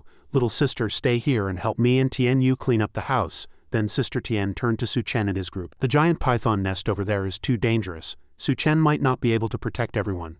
So I'll help these two ladies with a disguise." A moment later, somehow the two ladies came out looking extremely bizarre. Duan Ya asked in confusion, "What is Sister Tian laughing at? Is she trying to turn us into appetizers for the python? Can we really disguise ourselves dressed like this?" The two lightly shook the fake ears on their heads and the cattails behind them. It was a catgirl cosplay outfit. Su Chen urged from the side, "Stop talking and let's go. What if it happens to be exactly to my taste?" After a while, Su Chen and his group arrived at their destination. According to Sister Tian's description, this was the lair of the icebone giant python. They had two primary objectives: obtain the python's crystal core, a crucial token for entering the City of Freedom, and search for the missing scientists. Completing both tasks would grant them entry into the city. Su Chen was somewhat puzzled. There were scientists here. What exactly were they researching? As they ventured deeper into the cave, a blast of frigid air hit them. Su asked, "Su Chen, you're well-traveled and knowledgeable. Which path should we take?" The tunnels here were a tangled maze, proving to be quite a headache. Su Chen decided it would be best for him to scout ahead alone while the girls waited at the entrance. Yun said worriedly, "But it's too dangerous for you to go in by yourself." Duan Ya, however, was more pragmatic. "Let's listen to Su Chen. If all three of us go in and get separated, it'll be even more of a mess. The two of us can stay out here to provide backup." She then turned to Su Chen and urged, "We'll wait for you at the cave entrance. Be careful." Su Chen nodded in response. "Understood." He then began his solitary search through every corner of the cavern. The interior was far more complex than he had anticipated. "Forget it, I'll just pick a path at random." After wandering for over an hour, even Su Chen began to feel fatigued. He had been searching for so long with nothing to show for it. Where exactly was that icebone giant python hiding? Just then he noticed a crystal embedded in the ceiling that looked remarkably like a crystal core. Boom! Suddenly a violent explosion roared through the air, shaking the entire mountain. Outside, Duan Ya and Yun were startled by the massive commotion. "What was that sound?" they asked in shock. The sound had indeed come from the direction of the forest. Inside the cave, the vibration caused the crystal on the ceiling to fall right where Su Chen was standing. At the same time, a loud noise from another tunnel caught his attention, followed by the sound of hurried footsteps and miserable screams. "Doctor, that icebone giant python is too powerful. We've already suffered heavy casualties. We need to retreat now," an aged voice roared back. "You idiot, that is an icebone giant python with space attribute powers. Do you have any idea what that means?" Hiding off to the side, Su Chen heard everything clearly and was inwardly stunned. Space powers. Just then he felt a massive presence slowly emerging from the darkness. The giant python's eyes flickered with a cold, murderous intent. Meanwhile, at the cave entrance a stranger approached. It was an exceptionally beautiful white-haired young woman. Cradling the little golden black cat in her arms, she was softly scolding the kitten. "You little glutton, stealing my exotic fruit. You nearly died from the energy overload. It's a good thing I stepped in. Is that something you can just eat whenever you want?" The girl looked at the kitten, her eyes full of concern. Its body temperature was rising and its breathing was erratic. If this continued, the energy from the exotic fruit would cause it to explode. Only the sub-zero environment of the icebone giant python's lair could counteract the surging energy. She told the kitten to endure a little longer, as they were almost there. At that moment, Duan Ya and Yun, who were dressed in catgirl outfits, found her presence strange and stepped forward to ask, "Who are you?" The white-haired girl looked up and asked with an innocent expression, "Are you two, a rabbit and a panda who just attained human form?" Duan Ya suddenly noticed something off. "Wait, is that Wangjin in your arms? What did you do to him?" Yun also questioned her angrily. "Wangjin never lets strangers hold him. Let him go now." Without a second word, Yun swung a punch and charged forward, but the white-haired girl simply took a light step back, effortlessly dodging the heavy blow. Seeing this, Duan Ya immediately moved to support her. "I don't care who you are, give Wangjin back." She unleashed a mental attack, but the white-haired girl remained standing still, composed and indifferent, seemingly completely unbothered by their assault. As their attacks converged, the girl activated her air wall ability. A layer of transparent shielding easily neutralized Duan Ya's move. She asked coldly, "Attacking me, do you have a death wish?" Before the two sisters could react, they found themselves trapped within a narrow, constricted space. "Ah, what is this? It's so cramped, I feel like I've hit a wall behind me." The girl ignored them and walked straight inside, muttering to herself, "For little black sake, I'll let you two cool your heads here for a while." The sisters could only fret helplessly on the spot. "Sister Duan Ya," she went in. "Su Chen is in danger." Meanwhile, Su Chen was facing the giant python head-on. Despite the python's massive frame, Su Chen maintained an arrogant stance. Found you at last, you big worm. The python opened its bloody maw and lunged. Su Chen dodged with a quick leap and countered with a devastating punch reminiscent of One Punch Man. The heavy blow gave the python a massive concussion, and the impact of the explosion carved a deep crater into the ground. In an instant, the giant python fell unconscious. The aftershocks rippled through the entire mountain, leaving the group of scientists bewildered. What happened? The vibration came from behind us. It seems the python stopped chasing. The doctor, unwilling to give up, commanded, "No, follow me back to check it out." Although the team members were disgruntled, they had no choice but to head back despite the extreme danger. Back with Su Chen, he found the situation somewhat dull. Down in one punch. This thing is way too weak. Whatever, let's get the crystal core first. But no sooner had the words left his mouth than the python woke up. Su Chen felt an unusually familiar ripple of energy. It was a spatial ability. He was being swallowed by the python's power, yet even in the face of such a situation he remained perfectly calm. Just like that, he vanished into the void. The observing team members broke into a cold sweat. "Doctor, did you see that? That man just vanished into thin air," the doctor roared. "Stop babbling and get me the computer. That python has already swallowed over a dozen of my men into its sub-dimension. According to the data, its spatial capacity is almost full. That guy must have taken a mission from the City of Freedom and come here specifically to line up for his own funeral." At that moment, the white-haired girl also walked over and shouted loudly, "Hey big worm, my friend isn't feeling well. I'm borrowing your ice cellar for a bit." She then added, "By the way, what were you doing just now? You made such a huge racket." The python glanced at her and immediately launched an attack. This took her by surprise, and she demanded, "Hey, what are you doing? Have you gone crazy? Wait, don't you recognize me anymore?" Consequently, the girl was also sucked into the python's dimension, vanishing instantly and leaving only the little black cat sitting there alone. "Doctor, what are you looking at? Another one's gone. Haha, heaven is truly on my side." Meanwhile, inside the mental space, the girl was panicking because she had been transported to a different dimension. But when she opened her eyes, she was face to face with Su Chen. It was her first time being in such close physical proximity to a human, and she felt incredibly strange. This was the interior of that big worm sub-dimension, and her body was immobilized. Were all the people here doomed to die because they couldn't escape? No, she had to find a way. But wait, why was this guy getting closer and closer to her? Damn it, there was no way to dodge. "Don't come any closer. Don't you dare take another step." At that moment their lips met. Whether Su Chen did it intentionally or accidentally, he had essentially taken advantage of her, and she was powerless to resist, forced to endure the contact. Humans are truly disgusting creatures. Su Chen slowly opened his eyes and let out a surprised, "Oh, sorry about that." The girl stared at the man in front of her with wide, shocked eyes. He's actually still alive." Su Chen spoke up. "As I thought, I've been transferred into a spatial dimension." She was so stunned that cold sweat began to pour down her face. What exactly is going on? Both he and the little black cat were actually able to move. Looking around the ice-bone giant python's sub-dimension, Su Chen noted that it wasn't particularly large. Surveying the area, it looked like a small room, yet so many people were imprisoned here. Was the python planning to keep them as reserve rations? Su Chen then noticed the girl beside him in her cat ear outfit and felt a surge of curiosity. He asked, "I didn't notice before, but so you're in disguise too? Are you one of Sister Tian's people?" Seeing her dressed exactly like his two wives, he was somewhat surprised. Su Chen reached out and pinched the girl's ears, praising them. "Oh, these ears are made quite realistically." The girl's body was restricted, and she could only roar inwardly, "Ah, that tickles, don't touch me," but he wasn't done. Su Chen then reached for the most sensitive part of a feline. He muttered to himself, "It even has a tail and it feels just like the real thing. Compared to the outfits Duan Ya and the others have, yours is much more authentic." The girl was so furious she wanted to tear him into 10,000 pieces, cursing in her heart, "Vile human, how dare you toy with me once I get out of here. I will definitely slice you into 1,000,000 pieces." Suddenly, he grabbed her arm and began pulling her along. "Since you're one of Sister Tian's people, I have no reason to leave you here. Now that we're inside, let's see what treasures this icebone giant python is hiding in its space." After searching for a while, he discovered that there were actually exotic fruits here. "Excellent, I didn't expect to find exotic fruits here. This is a real jackpot." Although the girl was terrified, she couldn't stop him. "You idiot, don't touch the exotic fruit." But Su Chen's hand had already reached out. A powerful surge of energy instantly swirled around his body. "What's happening? The energy contained within the exotic fruit is automatically flowing into my body." This sensation was more intense than using 10 crystal cores at once. Damn, the side effects of absorbing this power are kicking in. As it happened, the power of the exotic fruit also sucked the white cat girl into its vortex. Su Chen could only apologize to her for dragging her into this mess.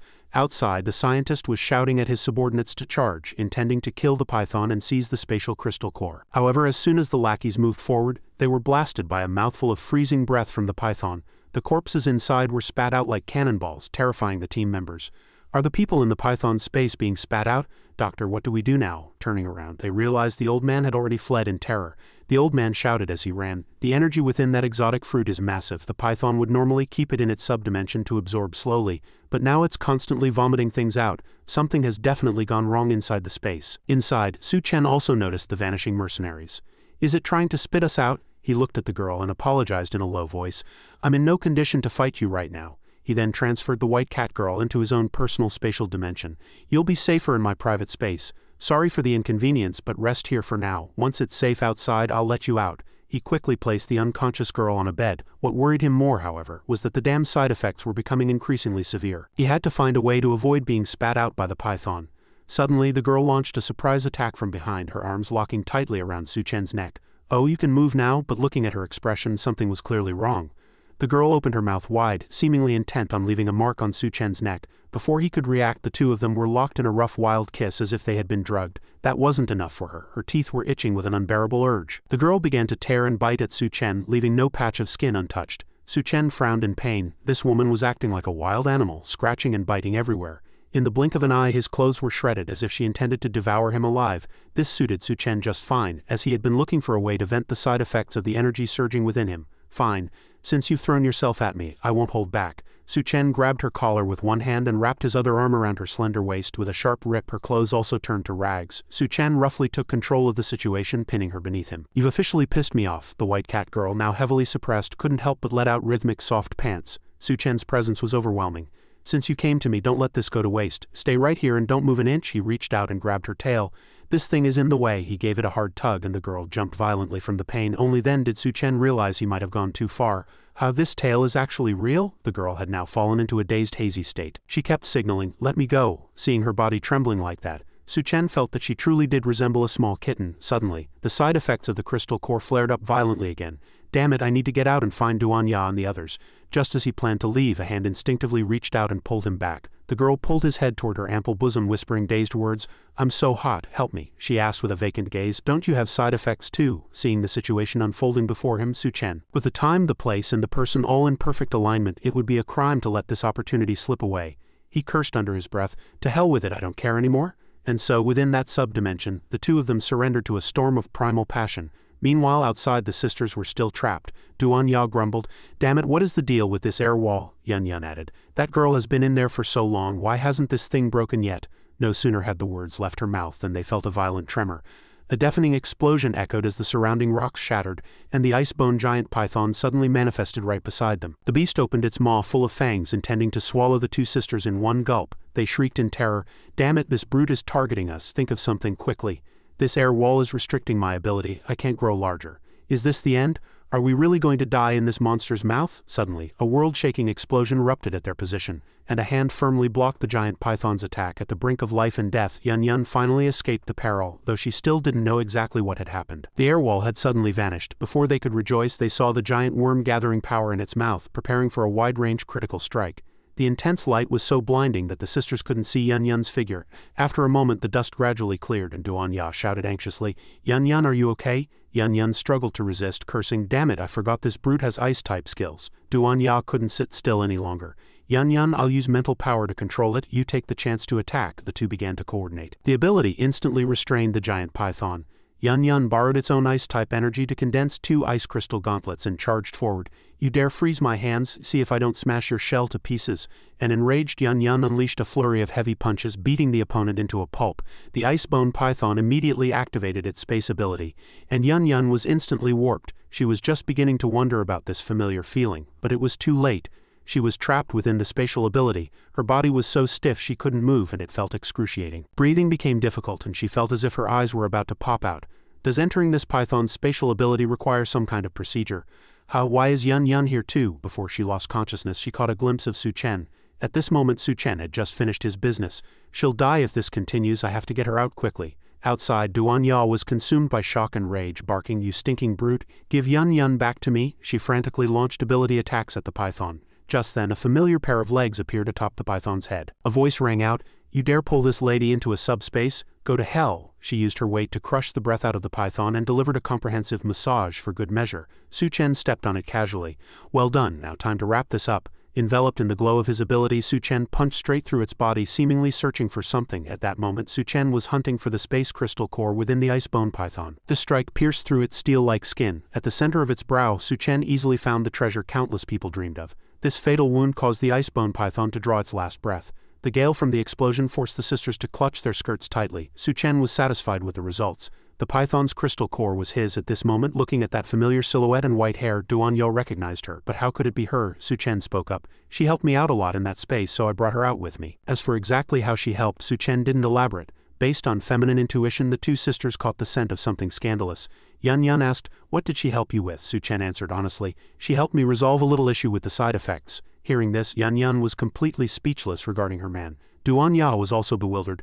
"But Su Chen, she doesn't seem human." Suddenly, the girl snapped, her blood-red eyes open, and Duan Ya's expression changed drastically. The girl charged forward, radiating murderous intent. "I'm going to kill you." Su Chen dodged left and right, shouting, "Hey, you were clearly the proactive one just now. I was the forced one, okay?" The girl grew even angrier. "Shut up, you bastard, don't you dare say it." Su Chen retorted, "Oh, so that's how it is, turning your back on me now, then don't blame me for being impolite." Duan Ya advised, "Su Chen, don't be too rough, it'll be trouble if you truly enrage her. What's there to fear? She was the one who locked us behind an air wall earlier." Duan Ya watched the girl's fury. The three of them knew that only a fight could quell this fire. Su Chen stared at her with a sharp gaze. "Don't worry, isn't handling her simple?" Thus a grand battle erupted. The girl charged at Su Chen with the speed of a beast, her air wall ability activated, instantly locking down Su Chen's range of movement. Su Chen was surprised. "Is this the air wall Yun Yun mentioned?" "Die human." The girl showed no mercy, completely disregarding the previous intimacy. A lethal strike swung down at his head. Su Chen remained calm. "A pity your air wall is useless within my subspace." He pulled a bundle of something resembling green onions from his space and gave the girl's pretty but foul-mouthed face a series of heavy slaps. A single strike sent her flying several hundred meters. He asked, "How do you feel now?" Several ropes instantly bound her tightly. "Damn human, what did you do to me? What on earth is this thing?" The two sisters whispered on the side. "Is that catnip, Sister Ya?" "Catnip can actually handle a beast girl like this," Su Chen chimed in. "This isn't ordinary catnip, it's a mutated strain." "Aw, what's happening? My body feels so strange. This man is too terrifying." The more the girl struggled, the more she felt an overwhelming urge to eat it. Her nervous system was being violently stimulated. Su Chen hadn't expected the effect to be this good. It was truly amusing. On the other side, the hidden doctor and his group finally breathed a sigh of relief. That was close. They almost suffocated. This kid really had incredible luck. He not only killed the python but was surrounded by so many beauties. The old man stepped forward and blustered, "Kid, hand over the python's crystal core and leave these two beauties behind." Relying on their numbers, they were emboldened by lust. "To tell you the truth, whether you get into the City of Freedom depends entirely on a single word from me." Seeing this posturing, the two sisters looked on with disgust. "Who is this old fossil? How annoying." "Sister Ya, ignore them. Watch Su Chen's performance." Just then a loud laugh rang out. "Ha ha ha, human, don't think you can make me yield with this wretched weed." Su Chen pulled out another bundle and asked, "Oh really, you look like you were enjoying it just now. I can have as much of this stuff as I want as long as you call me master." The girl tried to stay tough. "HMPH, fat chance beastmen will never be slaves." Before she could finish, Su Chen slapped her a few more times with the weed. The girl instantly turned docile, answering daintily, "Ah, master, I understand, I won't do it again." Su Chen gave a wicked smile. "Wouldn't it have been better if you acted like this from the start? Follow me and I guarantee you'll live a life of luxury and turn in your homework on time." Seeing themselves being ignored, the doctor's subordinates flew into a rage. "Bastard, you dare ignore us? You're looking for death." They launched a sneak attack from behind, unaware they already had one foot in the grave. These lackeys charged forward recklessly. "Brat, you dare look down on us? We're sending you to the afterlife." Su Chen's gaze turned cold. "A bunch of trash dares to act arrogant before me?" Suddenly their faces turned deathly pale. Accompanied by several piteous screams, they were instantly swallowed by space and vanished. Is this the space ability?" The doctor immediately changed his tune. "Brother, it's a misunderstanding. We're on the same side. I didn't expect you to be a level 4 powerhouse. I've never seen a space-type expert before. I can take you into the City of Freedom. If we cooperate, I guarantee you'll have everything in the city. Power, women, you name it. What kind of thing are you to negotiate terms with me?" Su Chen didn't waste words and sliced him into pieces directly. The two wives were also surprised that Su Chen had become even stronger. Su Chen spoke, "We're heading to the City of Freedom. Are you coming?" The girl, still in the afterglow of the catnip, replied, "I know where the City of Freedom is. I'll lead the way. Are we leaving now?" But Golden hadn't caught up yet. "This isn't the first time. That cat is smarter than most people. It'll follow on its own. No need to wait." Meanwhile, traces of the battle still remained here. Su Chen and the others must have just left. At that moment, amidst the ruins, the undead Queen Shao Minor watched in surprise as a hand reached out. She recognized the individual. "Is it you, Golden? You've actually taken human form?" Even Golden couldn't believe it. The lord of this territory had just died and the surrounding wild beasts all wanted to seize the land. It seemed these low-level monsters took them for rivals. What are you standing there for? Charge, it's time to show these beasts who's boss. The queen's ability erupted, and the dead python leader rose once more, letting out a roar that intimidated the surrounding monsters. Back with Su Chen. The City of Freedom was just ahead, as expected of the City of Freedom. Its scale was magnificent, but could they get in? You folks don't look like locals, do you? Su Chen asked the youth before him. Something on your mind? Haha, don't be nervous. It seems you're new here. Need any help? We're here to turn in the entry mission, he explained. That place is hard to find, but I'm familiar with this area. I can lead the way. Yun Yun asked. Uncle, you're so warm-hearted. How should we address you? Everyone just calls me Old Xing, he said. Old Xing explained he had struggled in the City of Freedom for a long time to survive. The world needs talents like you for there to be hope. Thus, he was more than happy to help newcomers familiarize themselves with the environment. Inside the mission hall. Hello, these folks are here to turn in the entry mission. Which mission? Su Chen said. Beast Taming Sect Icebone Python. This is the python's crystal core. Old Xing gasped. You killed the Icebone Python, brother. How did you manage that? The youth processing the request also snapped to attention, staring at the core. It is indeed the python core, but where is the doctor you were supposed to escort? Su Chen replied. He was already dead when I found him. What? Dead? Friend, you might not know, but the escort target is also part of the entry mission. Only by completing the escort can you prove your value and strength. Otherwise, you'll be seen as a useless burden or even a traitor. Whoa, wait, brother, I can see this man isn't that type. Isn't it just a matter of needing a guarantor? It just so happens my guard unit is short on people. I'll be their guarantor. Put this on my tab, but brother, I've reserved a spot in the mining district for you. You'll have to help me with something there tomorrow. Since you're being so loyal, brother, I certainly won't refuse. With Old Xing as a guarantor, there's no problem. Take them to finish the paperwork. I have to step out for a bit. Everyone hurry and fill out the forms. Su Chen watched the youth leave, his sharp senses detecting something. Excuse me, is there a restroom here? Elsewhere, the youth looked at the Icebone Python crystal core, thinking its quality was excellent. Giving it to the captain later would surely earn him a handsome reward. Maybe he could even pocket something good. Just then, Su Chen stepped out from his space and the youth was terrified. It's you, what do you want? Where did you come from? Su Chen spoke. I risked my life to get this crystal core from that python. Where are you planning to take it? What do you mean? What are you trying to do? I'm a law enforcement officer. Su Chen instantly appeared before him and threw him directly into a subspace. In the blink of an eye, the crystal core was back in its owner's hands. You dare touch my things? It seems I still shouldn't expose my space ability too easily. It'll be trouble if I'm targeted by the City of Freedom's high-ups. I need to keep a low profile. Back in the hall, Old Xing called out, little brother. The entry paperwork is done. I'll take you to your lodgings to get settled. Yun Yun pulled Su Chen. Su Chen, look, they actually sell fruit here. The City of Freedom was a post-apocalyptic fortress that had preserved quite a bit of technology. The white cat girl was also curious. It's my first time in a place like this. It's livelier than I imagined. Haha, while our City of Freedom is a mixed bag, security is still guaranteed. Once you're settled, you can take your time to explore. Just then a sharp shout rang out. Move, everyone, move. Enforcement team on official business. Don't block the way, little brother. You only have temporary residency for now. Whatever you do, don't clash with the enforcement team. Remember to find me at the mining district tomorrow so I can help you apply for permanent residency. What happened? Why is the enforcement team here all of a sudden? Look, it's Captain He 2 and Captain He Huo. Seems things have gotten serious. I heard the officer responsible for receiving crystal cores has gone missing. You newcomers, your origins are unknown. You're our prime suspects. Come back to the enforcement team for questioning. You outsiders really have a death wish, laying a finger on our people. Su Chen challenged them. What evidence do you have that this has anything to do with us? You're going to take me away based on nothing but a suspicion? Kid, don't do this the hard way. In the City of Freedom, a suspicion from the enforcement team is enough to haul you in. If you resist arrest, don't blame us for being ruthless. They joined forces to exert pressure. In an instant, a blinding light erupted, and Su Chen's group quickly shielded their eyes. Taking advantage of the moment, one of them lunged forward with a flaming sword.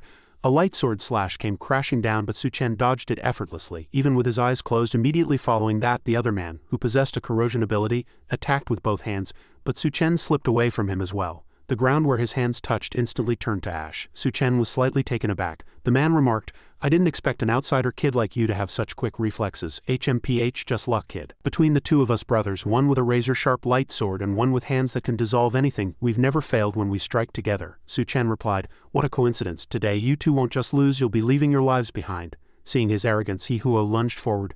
Big talker, I'll block off all your exits and see how you dodge then. I'm going for your vitals head-on. I'll make sure you have no descendants to speak of. Seeing the man's hand reaching for his lower half, he caught nothing but air. Su Chen appeared behind him with eyes full of murderous intent.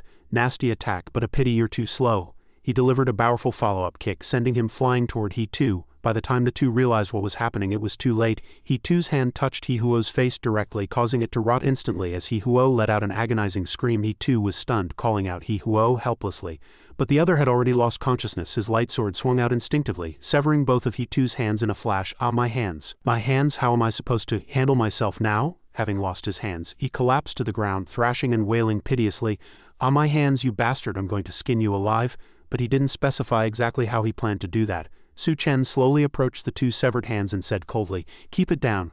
I liked you better when you were acting all arrogant and unyielding." He delivered a flying kick, sending those corrosive severed hands back at their owner, letting the ability backfire on its master. It was truly a case of bringing it on himself. Just as he thought he was a dead man, a surge of sword chi sliced the severed hands into fragments. A voice rang out, startling Su Chen's group. "It was just a minor friction. Why must you take lives?" The surrounding crowd gasped. "It's leader Chin Man. She's a level 4 powerhouse. She actually intervened personally." A young woman with a powerful aura stepped forward. Su Chen asked, "Are you with them, trying to silence me?" Chin Man replied, "You misunderstand.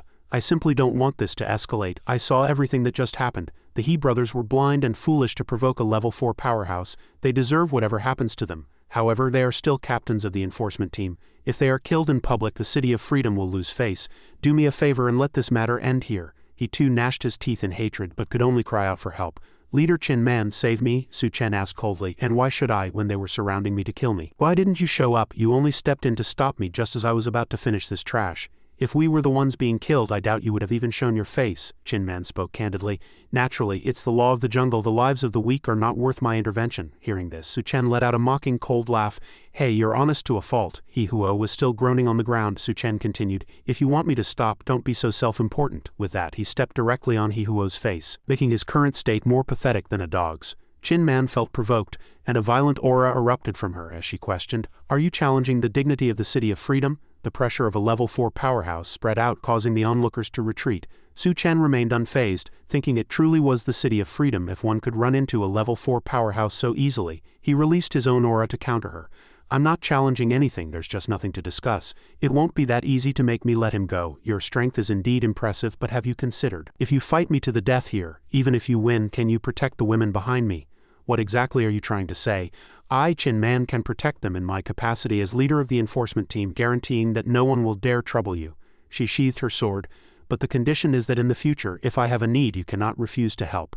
This is a residence permit for the City of Freedom. If you agree, you can go to the residential district and find Black Old Wu. He will arrange lodgings for you." She tossed the permit to Su Chen. He caught it. "I accept. In that case, I'll take my men and leave. By the way, there is a curfew in the City of Freedom at night. Unless it's a real emergency, don't wander around outside. If something happens, I won't be able to protect you." With that, she left with the enforcement team. Duan Ya asked, "Su Chen, aren't you going to ask what she wants you to help with?" He replied, "It's just a promise. We'll deal with it when the time comes. Besides, she's right. There are many experts in the City of Freedom. I need to raise your strength as quickly as possible." Seeing his deep concern, the two women's faces flushed. He handed out the crystal cores.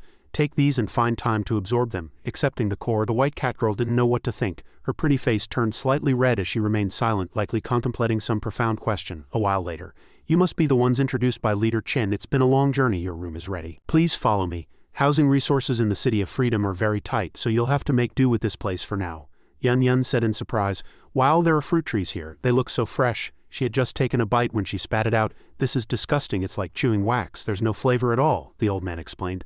"The fruit in the City of Freedom is like that. You're lucky if you can get full. To be honest, if there were any other choice, no one would eat these." Duan Ya asked why. "Even if they taste bad, does no one touch them? Honestly, the land in the apocalypse was polluted long ago. The fruits grow looking beautiful, but they're actually full of toxins inside. Long-term consumption slowly drains your ability energy.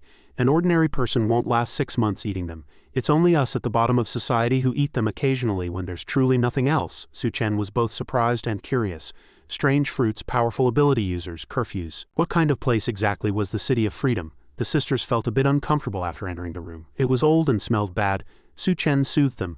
"Stay here for now, safety first. I'll find a place to set up a temporary lab." The old man prepared to leave. "All right, I'm heading out. Remember, the City of Freedom only recognizes ability. No one will help you unconditionally. Don't cause trouble and don't be a busybody. Survival is what matters most." Su Chen spoke up. "Old Lu, wait a moment, I have a few questions." He handed over a few cigarettes. The old man was pleasantly surprised. "Oh, you're quite sharp, little brother. These things are rarer than crystal cores these days. Fine, for these cigarettes I'll chat with you a bit more. What do you want to know? Su Chen replied. Tell me about the rules of the City of Freedom as detailed as possible. The old man was surprised. Rules for ordinary people, there's only one core rule: don't cross the red line. If you're caught red-handed by the enforcement team for murder or robbery, it's immediate execution, no discussion. Su Chen was puzzled. What do you mean by ordinary people? The old man lamented. People without abilities. Ordinary folks like us work ourselves to death just to trade for some mutated fruit. We thank our lucky stars if we don't starve. If you want to trade for good stuff, you either join a hunter group to kill atavistic beasts and trade the corpses for pay, or you do high-risk work where survival is entirely up to fate. By the way, old Lu, have you heard of exotic fruits? The old man stroked his beard thoughtfully. Exotic fruits? I've heard people talk about those. They only appear at auctions, but that's not a place just anyone can enter. You have to be at least at the rank of an enforcement captain. The threshold is ridiculously high. But kid, there's a way. Aren't you on good terms with that Chin man? That woman is a ruthless character in the enforcement team. Even the generals have to give her face. Win her over and getting into the auction will be a breeze. Su Chen was startled. Generals? Are there ranks like that in the City of Freedom? The old man explained. You bet. The City of Freedom has a strict hierarchy, from high to low. City Lord, Governor, General, Captain, and enforcement soldiers. Generals are level 3 late-stage powerhouses. There are only 20 in the whole city, and they command hundreds of captains. They hold massive power. If you could become an enforcement captain, never mind exotic fruits, there's no treasure you couldn't get your hands on. Thanks, Lu. Enforcement captain, auctions, I've noted it down. Just then, the door was pushed open. A youth walked in holding some food. Yo, we got newcomers. Want a steamed bun? Su Chen said politely. Thanks, but no, the youth said to the old man. Old Dong, stop dawdling. If we're late for work, we won't get today's rations. Old Lu said, these two have been working here since the City of Freedom was first established. They stayed after the apocalypse. Su Chen asked, what kind of work are they going to do? The old man interjected, that kind of work, it's best if you don't go. Those with a weak fate can't handle it at all. Hiss, why is it suddenly so cold? Doesn't this dump even have heating? Forget it, I have to get back to work too. Suddenly, Su Chen sensed something wrong. The door was gradually icing over, and a bone-chilling frost was emanating from inside the room. Could it be? He kicked the door open and was shocked. Just as he suspected, Duan Ya was currently struggling painfully against the energy backlash from the ice bone python's crystal core. Yun Yun said in a panic. Sister Duan Ya wanted to absorb the core to level up, but she was blindsided by the residual will of the python within the core. If this continues, she'll be completely consumed, Duan Ya cried out in agony. It hurts so much it's trying to steal my body. Su Chen stepped forward. Don't be afraid, I'll help you stabilize. At this point, the evil intent had already seized her body, and even her voice had changed. With just you? Su Chen was startled, sensing trouble. Duan Ya moved with incredible speed, instantly flashing behind Su Chen to launch an attack, but she was subdued by his counter grip. He shouted, focus your mind, don't let it lead you astray, follow my energy. Su Chen leaned in and kissed her directly. The white cat girl was stunned. Su Chen was trying to draw the icebone python's consciousness into his own body.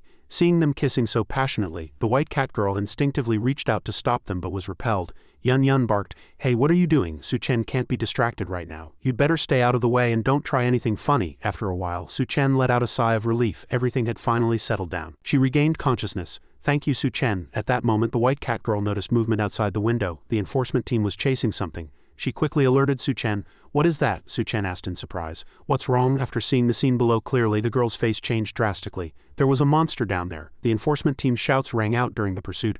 Stop, don't kill me, please let me go. I didn't want to turn into this kind of monster. Amidst the piteous cries for mercy, the pleas for help were in vain. High above on the buildings, a group of mysterious men armed with weapons gave chase through the night.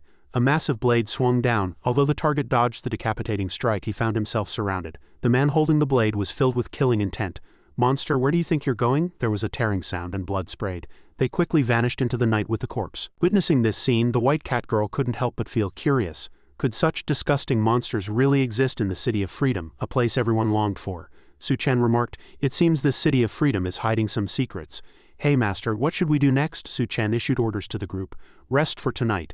Tomorrow I'll find a way to join the enforcement team and then we'll attend the auction. While hunting for news about the exotic fruits, everyone was also to familiarize themselves with the City of Freedom, paying special attention to any information regarding those monsters. The next day at the enforcement team headquarters, Su Chen appeared, but not a single soul could be seen in the corridor. However, they had to be around here somewhere. When he pushed open a door and walked in, he felt it was strange. Was no one there? He continued further in, opening door after door, only to unexpectedly stumble upon Chin Man in the middle of changing her clothes. A sudden roar of power fluctuations erupted within the building, and subordinates hurriedly asked in concern, Leader Chin Man, what happened? They were about to rush in when she shouted sternly, get the hell out of here. Seeing this, the group trembled in fear, answered in unison, and fled in a panic. Now only 2 people remained in the room. With eyes red with fury, Chin Man questioned, Su Chen is it? Give me one reason not to kill you. Our Mr. Su could only answer with his eyes closed, but you can't kill me anyway. Hearing this unsatisfactory answer, Chin Man launched a flying kick straight at his face, but Mr. Su was right. He easily caught her fair slender leg with just one hand. He even took advantage of the momentum to strike a yoga-like pose. Leader Chin Man, listen to me first. Her heart raced as she flushed with shame, thinking, damn it, I can't move. No wait, I can, I said, you bastard. Let me go. Oh, don't be so angry. You bastard, you've got some nerve sneaking into the enforcement team headquarters. He replied, hey, didn't I hear that you're short 2 enforcement captains? I wanted to recommend myself. Isn't it all because you killed the He brothers, and now you have the sheer gall to want to be a captain? Su Chen's eyes filled with confidence as he continued. Then Leader Chin Man, name your terms, negotiate with me, beat me and I'll let you be captain. Her long sword was unsheathed in an instant, and Chin Man immediately swung it toward Su Chen. The attack patterns, combined with movements as fast as light, momentarily startled Su Chen as if he were bracing for the blow. Wherever the crisscrossing sword chi passed, objects were instantly reduced to fragments. The explosion at the top of the building piqued the curiosity of other team members who came rushing over. What happened now? Why did the building blow up? What's going on with Leader Chin Man? Arriving at the scene, they found Chin Man sitting there announcing, let me introduce you. This is your new captain. Take Su Chen to familiarize him with the enforcement team. I want to rest for a while. The group looked at each other amidst the ruins but didn't dare ask questions, only answering in unison. Su Chen teased, well then leader, I'll be going now. She roared, her face bright red. Get lost. Just then another voice rang out. Leader, what just happened? Chin Man watched Su Chen's departing figure with a profound gaze, and a mysterious man followed up asking, is that the level 4 ability user newcomer? Chin Man merely nodded slightly and said, take him to the arena and give him a lesson. Meanwhile in the locker room, Su Chen was selecting a captain's uniform. This cool and handsome outfit earned non-stop praise from his subordinates. Captain, this new uniform suits you perfectly, Captain. Leader Chin Man has issued a new mission. Very well. Now allow me to introduce myself. My name is Su Chen. From now on I am your captain. As for your names, I'm not interested. So I will refer to you as numbers 1, 2, and 3 from now on. The subordinates' faces turned green upon hearing this, but no one dared to talk back at this moment. Furthermore, let me introduce someone. This is your vice captain. Duan Yao walked over wearing a uniform in the same color scheme as Su Chen, her aura fully unleashed, instantly stunning everyone present. On the other side, the White Cat Girl and Yun Yun were conducting an investigation by following the residual traces. This should be a bone spike from that monster last night. How do you know? As a beast, no, as a beastman, our sense of smell is very keen. It still has that monster's scent on it. TCH, acting like it's real. Hurry up, pack it up and take it back, we might discover something, that lecher Su Chen. I don't trust him at all. Who told you to trust him? Just then, 2 lustful youths behind them saw the beauties and began to get ideas. Hey, am I seeing things? 2 cat girls in this place, we're in luck this time. Haha, perfect, one for each of us, let's have some fun. Come here, pretty little things. Seeing the 2 creeps charging over, the White Cat Girl showed off her skills, kicking both of them away. One of them even flew straight into Yun Yun. She roared in a fit of rage, you stinking cat, just you wait. How unlucky, that woman actually dared to kick me. Watch me show you what's what. Just then, a massive silhouette with an icy gaze stared them down, and Yun Yun spoke with an aura that intimidated the entire field. You 2 bastards, get over here and face your deaths. While Yun Yun was dealing with those 2 pieces of trash, the White Cat Girl went out for some air. Unexpectedly, she encountered a brawl in front of the pharmacy department which surprised her. Bastard, you dare cause trouble at the pharmacy, looking for death? You want to buy medicine without money? You think this medicine is charity? Just then, she blocked a fist and subdued the large man with a gentle squeeze. He squinted and questioned her. Oh, and who are you? The White Cat Girl shouted angrily. Bullying the weak in the streets, it's you who deserves to die. With a casual toss, she sent him flying 100 meters away, the force triggering an explosion that happened to land right next to where Yun Yun was. It was unclear if it was a coincidence or intentional. The pharmacy staff recognized her as part of the Beast tribe, and one person stepped forward to introduce themselves. I am the manager of the pharmacy department. I wonder what purpose the Beast tribe has in sneaking into my city of freedom. The crowd began to buzz with discussion. Where did a Beastman come from in the city of freedom? Ah, Beastman. I thought it was just someone in a costume disguise. At this point, Yun Yun ran over to smooth things over. Sorry, she's just my pet. We aren't here to cause trouble. Ha, what pet, exactly? Actually, we are here to make a trade. Ha, trade what? What could our pharmacy department possibly trade with you? Yun Yun pulled out a bottle of medicine. Do you know why I can turn a member of the Beast tribe into a pet? It's all thanks to this secret formula that can control beastmen. I shouldn't need to explain what being able to control them means, right? The White Cat Girl was greatly shocked. This medicine, could it be? Yun Yun casually crushed the bottle and tossed it over. With this, any beastman can be easily mastered.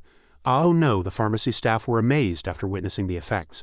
At this moment, the girl's arms trembled slightly, and the onset of that rush of pleasure made her unable to stop her daintily moans. That strange feeling is back. No way, it really seemed like it could control beastmen, or perhaps it was a new mutated substance. If they could get their hands on this formula, it would be an incredible achievement. Yun Yun asked the subordinate who had just been beaten by Chin Man, Hey, what do you want? Why buy this kind of medicine? He replied that anyone who eats in the City of Freedom has to buy medicine frequently, otherwise they'll get constipated. But recently, many workers in the mining district have died mysteriously. So I don't dare go to work. I haven't had money for medicine for days. Yun was surprised. What, the mining district? What happened? At this point, the scene shifts to the mining district where Su Chen and Duan Ya had come together to investigate. Reporting, Captain, this is our mission objective, this mining area. Su Chen then questioned his subordinates about the situation at the mine, since mining had already stopped here. Hey, why can't I see a single person? Reporting, Captain, an accident just occurred here. All the miners have fled. The security captain reported to us requesting that we help them bring back all the escaped miners. Captain, why are we here instead of looking for the miners? Su Chen said. We don't know what happened, so first we need to figure out exactly what's going on, Duan Ya spoke up. I remember old Xing, who brought us into the city, told us to find him at the plaza, right? He confirmed. He likely meant this mining area. It seems something happened here. Today is my first day as captain. I must do my best to help him regardless. At this moment, several figures were peeking curiously. Big brother, it's the enforcement team, looking quite impressive. What are they doing here? Seeing the enforcement team approaching, a person who looked like an old acquaintance recognized him in surprise. Su Chen? The curly-haired youth greeted him awkwardly. Little brother, how did you become an enforcement captain in just one day? Su Chen replied. Just luck. I heard something happened at your mine, so I promised to come and help. Sai, we ran into a bit of trouble in the mine which caused all the miners to run away. Now we can only count on the enforcement team to help us find everyone as quickly as possible. Su Chen asked him suspiciously, why did they run away? Are you hiding something? The youth appeared somewhat uneasy at this point. How could that be? Before he could finish his sentence, a violent earthquake suddenly struck the mining area. The curly-haired youth's face turned pale with terror, thinking, damn it, of all times it has to be now. Su Chen keenly observed, that's quite a commotion. It likely came from deep within the mine shaft. Not only that, but there also seemed to be an ability aura emanating from deep within the mine. Su Chen spoke up, big brother, you helped us so much yesterday. I can't just stand by. Leave the matter of the mine to me. Oh brother, it's really no big deal. We can solve it ourselves. We wouldn't dare trouble the enforcement captain to take action personally. But Su Chen became increasingly certain they were covering something up. He ordered, numbers 1, 2, and 3, guard the outside. Don't let anyone else in. Yes, Captain, one subordinate whispered. Big brother, we can't let outsiders see the things inside. Don't worry, they brought this on themselves, although I don't know how he became a captain. Wasn't the original plan to send them to their deaths? Everyone knows. Mine accidents are common. Go and prepare. The two shared a sinister laugh in the back as the subordinate acknowledged the order. Currently, only Su Chen and Duan Ya were searching deep within the mine. She asked Su Chen, did you find anything? He replied, not sure yet. Let's look around first. Duan Ya also sensed that old Xing was acting. I don't trust those people outside. Let's get out as soon as possible. Suddenly, he stopped in his tracks. What's that? It looks like someone is mining ahead. She peered out curiously. What? Didn't they say work had stopped? But upon closer inspection, her face filled with disbelief. Were these the dead miners? A pile of ore was seen breaking through the miners' withered bodies. They were indeed miners, but they didn't seem to be dead yet. He felt a faint breath. A weak voice came. Kill me. These crystals appeared to be growing out of their bodies. Look, the crystal cores actually contain ability energy. Though it doesn't compare to the energy in the Python's core, if we can continuously collect these spirit stones, it will be a massive source of energy. Su Chen, look, wherever there are more crystals, there are more withered bones. Su Chen said, could it be that these crystals are using living humans to feed the spirit stones in the mine? Meanwhile, back at the pharmacy, the beaten subordinate was recounting eerie rumors about the mining district. Exactly, at first it was just workers going missing one by one, but the working environment in the mine is complex and dangerous, so it didn't attract much attention. But later crystals started appearing around the eyes and mouths of some workers. Soon those people were covered in crystals and couldn't move, left only to wait for death. It turned out those crystals they collected were actually growing from within the body, which left everyone feeling extremely terrified. No one wanted to turn into that, so everyone fled from the mine. But the security team didn't care about our lives at all.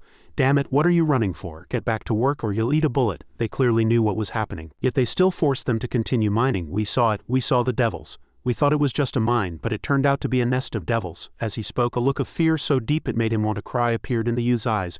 Back with Duan Ya, she and Su Chen were facing the group of creatures known as devils. At this moment, Duan Ya observed her surroundings. She sensed an extremely dark aura in the mine. Just then, an ability monster suddenly attacked. Su Chen shouted upon noticing, watch out. She also discovered the sneak attack just in time. A violent impact sent Duan Ya back several meters. He spoke in surprise. Is this the ability obtained after absorbing the Icebone Python's crystal core? Currently, her entire body was encased in a layer of frost battle armor.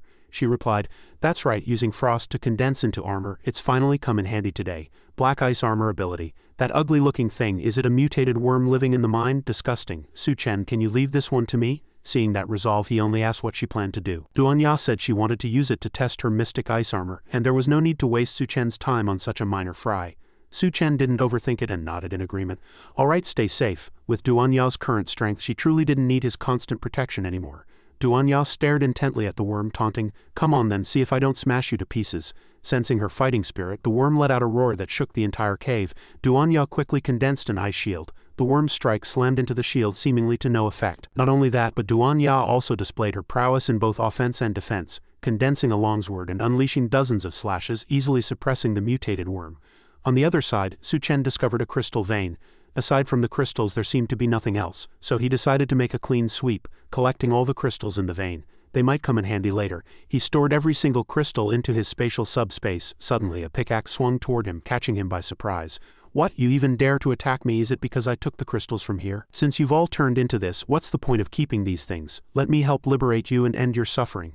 He struck directly, shattering the group of living dead. Just then, a few more charged forward to surround him. Su Chen simply dealt with them all at once, each punch shattering a zombie into fragments. Having quickly cleared the battlefield, he prepared to leave. Clearly zombies, yet they've learned how to ambush. Could something outside be controlling you? Meanwhile, the group outside was quietly planting explosives. "Big brother, will they really die in there? Don't wait any longer, do it. Let them taste what it's like to be buried alive." The lackey guarding the entrance noticed something was off. "There seems to be movement inside. Should we go in and help?" Suddenly, a massive explosion rang out, and dirt and rocks fell like rain. "What's happening? Damn it, the mine is collapsing." Duanya also felt the ground shaking violently. "Is it an explosion? The rocks overhead are falling." She looked up in terror. Behind the crumbling debris, a behemoth had actually appeared. Looking at this grotesque creature, Duanya felt a chill run down her spine, unable to identify what kind of monster it was. The monster shot a bolt of energy from its pale teeth and pleated maw-like mouth. Duanya was forced to exert all her strength to block. Her ice shield was instantly mutated. She shrieked, "Disgusting, the stuff it spits out actually turns into crystal. It's so heavy, if I were hit directly, I'd be a goner for sure." Su Chen is still inside. "I can't let this monster break through. I have to lead it away first." "Hey big bug, chase me if you've got the guts." Duanya successfully lured the behemoth toward the mine exit. However, as she neared the exit, she froze in her tracks. The mine exit had completely collapsed. This time things were looking truly grim. Su Chen was stripping the entire ore vein bare. Had he already reached the end? The crystals in the mine were growing sparse, and it seemed something had crawled out. Sensing trouble from Duanya's direction, he immediately flew toward her. Something must have gone wrong at the exit. Meanwhile, Duanya was at her wit's end, staring at the completely collapsed entrance. With the way out blocked, what was she to do? As the mine monster closed in, she had no choice but to face it head-on. With no room to retreat, she prepared for a desperate struggle. She manifested her ice powers to defend against a heavy strike, encasing herself in a sphere of ice, only to be swallowed whole by the monster. Just then, Su Chen arrived. He was stunned by the sight before him. What kind of monster was this? The entire entrance was blocked by what looked like a massive lump of flesh. Was it some kind of living organism? Watching its mouth contract made him feel sick. Suddenly, the creature attacked. Fortunately, his reactions were sharp, but he never expected it to spit out crystals. Looking at the pile of shimmering stones, he couldn't figure out what this thing was. "Whatever, I don't care what you are." His killing intent surged. "If you stand in my way, I'll hack you to pieces." Su Chen's frantic slashes forced a pained wail from the monster. Driven to madness, it tried to flee the cave. Outside the mine, the crowd grew uneasy. "Wait, what's happening? Something's coming out." With a thunderous bang, everyone was left in shock. Why was a mine worm coming out? Didn't they hate the light? At that moment, a long rupture appeared on the worm's body as Su Chen sliced it clean in half. The onlookers immediately recognized him. He had actually killed the worm just then. Duanya's ice sphere tumbled out from the worm's stomach. Seeing this, the people nearby immediately turned tail and ran. "Damn it, the mine worm is dead. Go report to the general now." Su Chen also noticed the sphere. Why is there a ball here?" He had no idea his wife was inside. Suddenly the sphere cracked open, and Duanya slowly stepped out. He spoke up. "Duanya, so you were in there. You were almost swallowed for good. It's a good thing I cut this giant worm open when I did. Besides, this thing had so many crystals in its body. No wonder they were so scarce in the mine. It had eaten them all, not one to be polite." He immediately swept all the crystals into his pocket dimension. Just then, voices calling for the captain echoed from the ruins. Su Chen asked, "Didn't I tell you all to wait outside? What happened?" We're sorry. The mining crew must have blown the entrance." "I know where they are. I'll take you there." Meanwhile, at the medicine department, they were looking at a drug the humans use to control the beastkin. "Little girl, you have a secret formula for controlling the beastkin? Why not join our medicine department? Be my deputy commander and I guarantee no one will dare trouble you again." Yanyan was uninterested in the offer. She tossed some money to a young man. "Here, take this." "Thank you," Bai Miao asked. "Are there other beastkin in Liberty City?" He replied, "Yes, there are. Take me to them." Yanyan was stunned for a moment.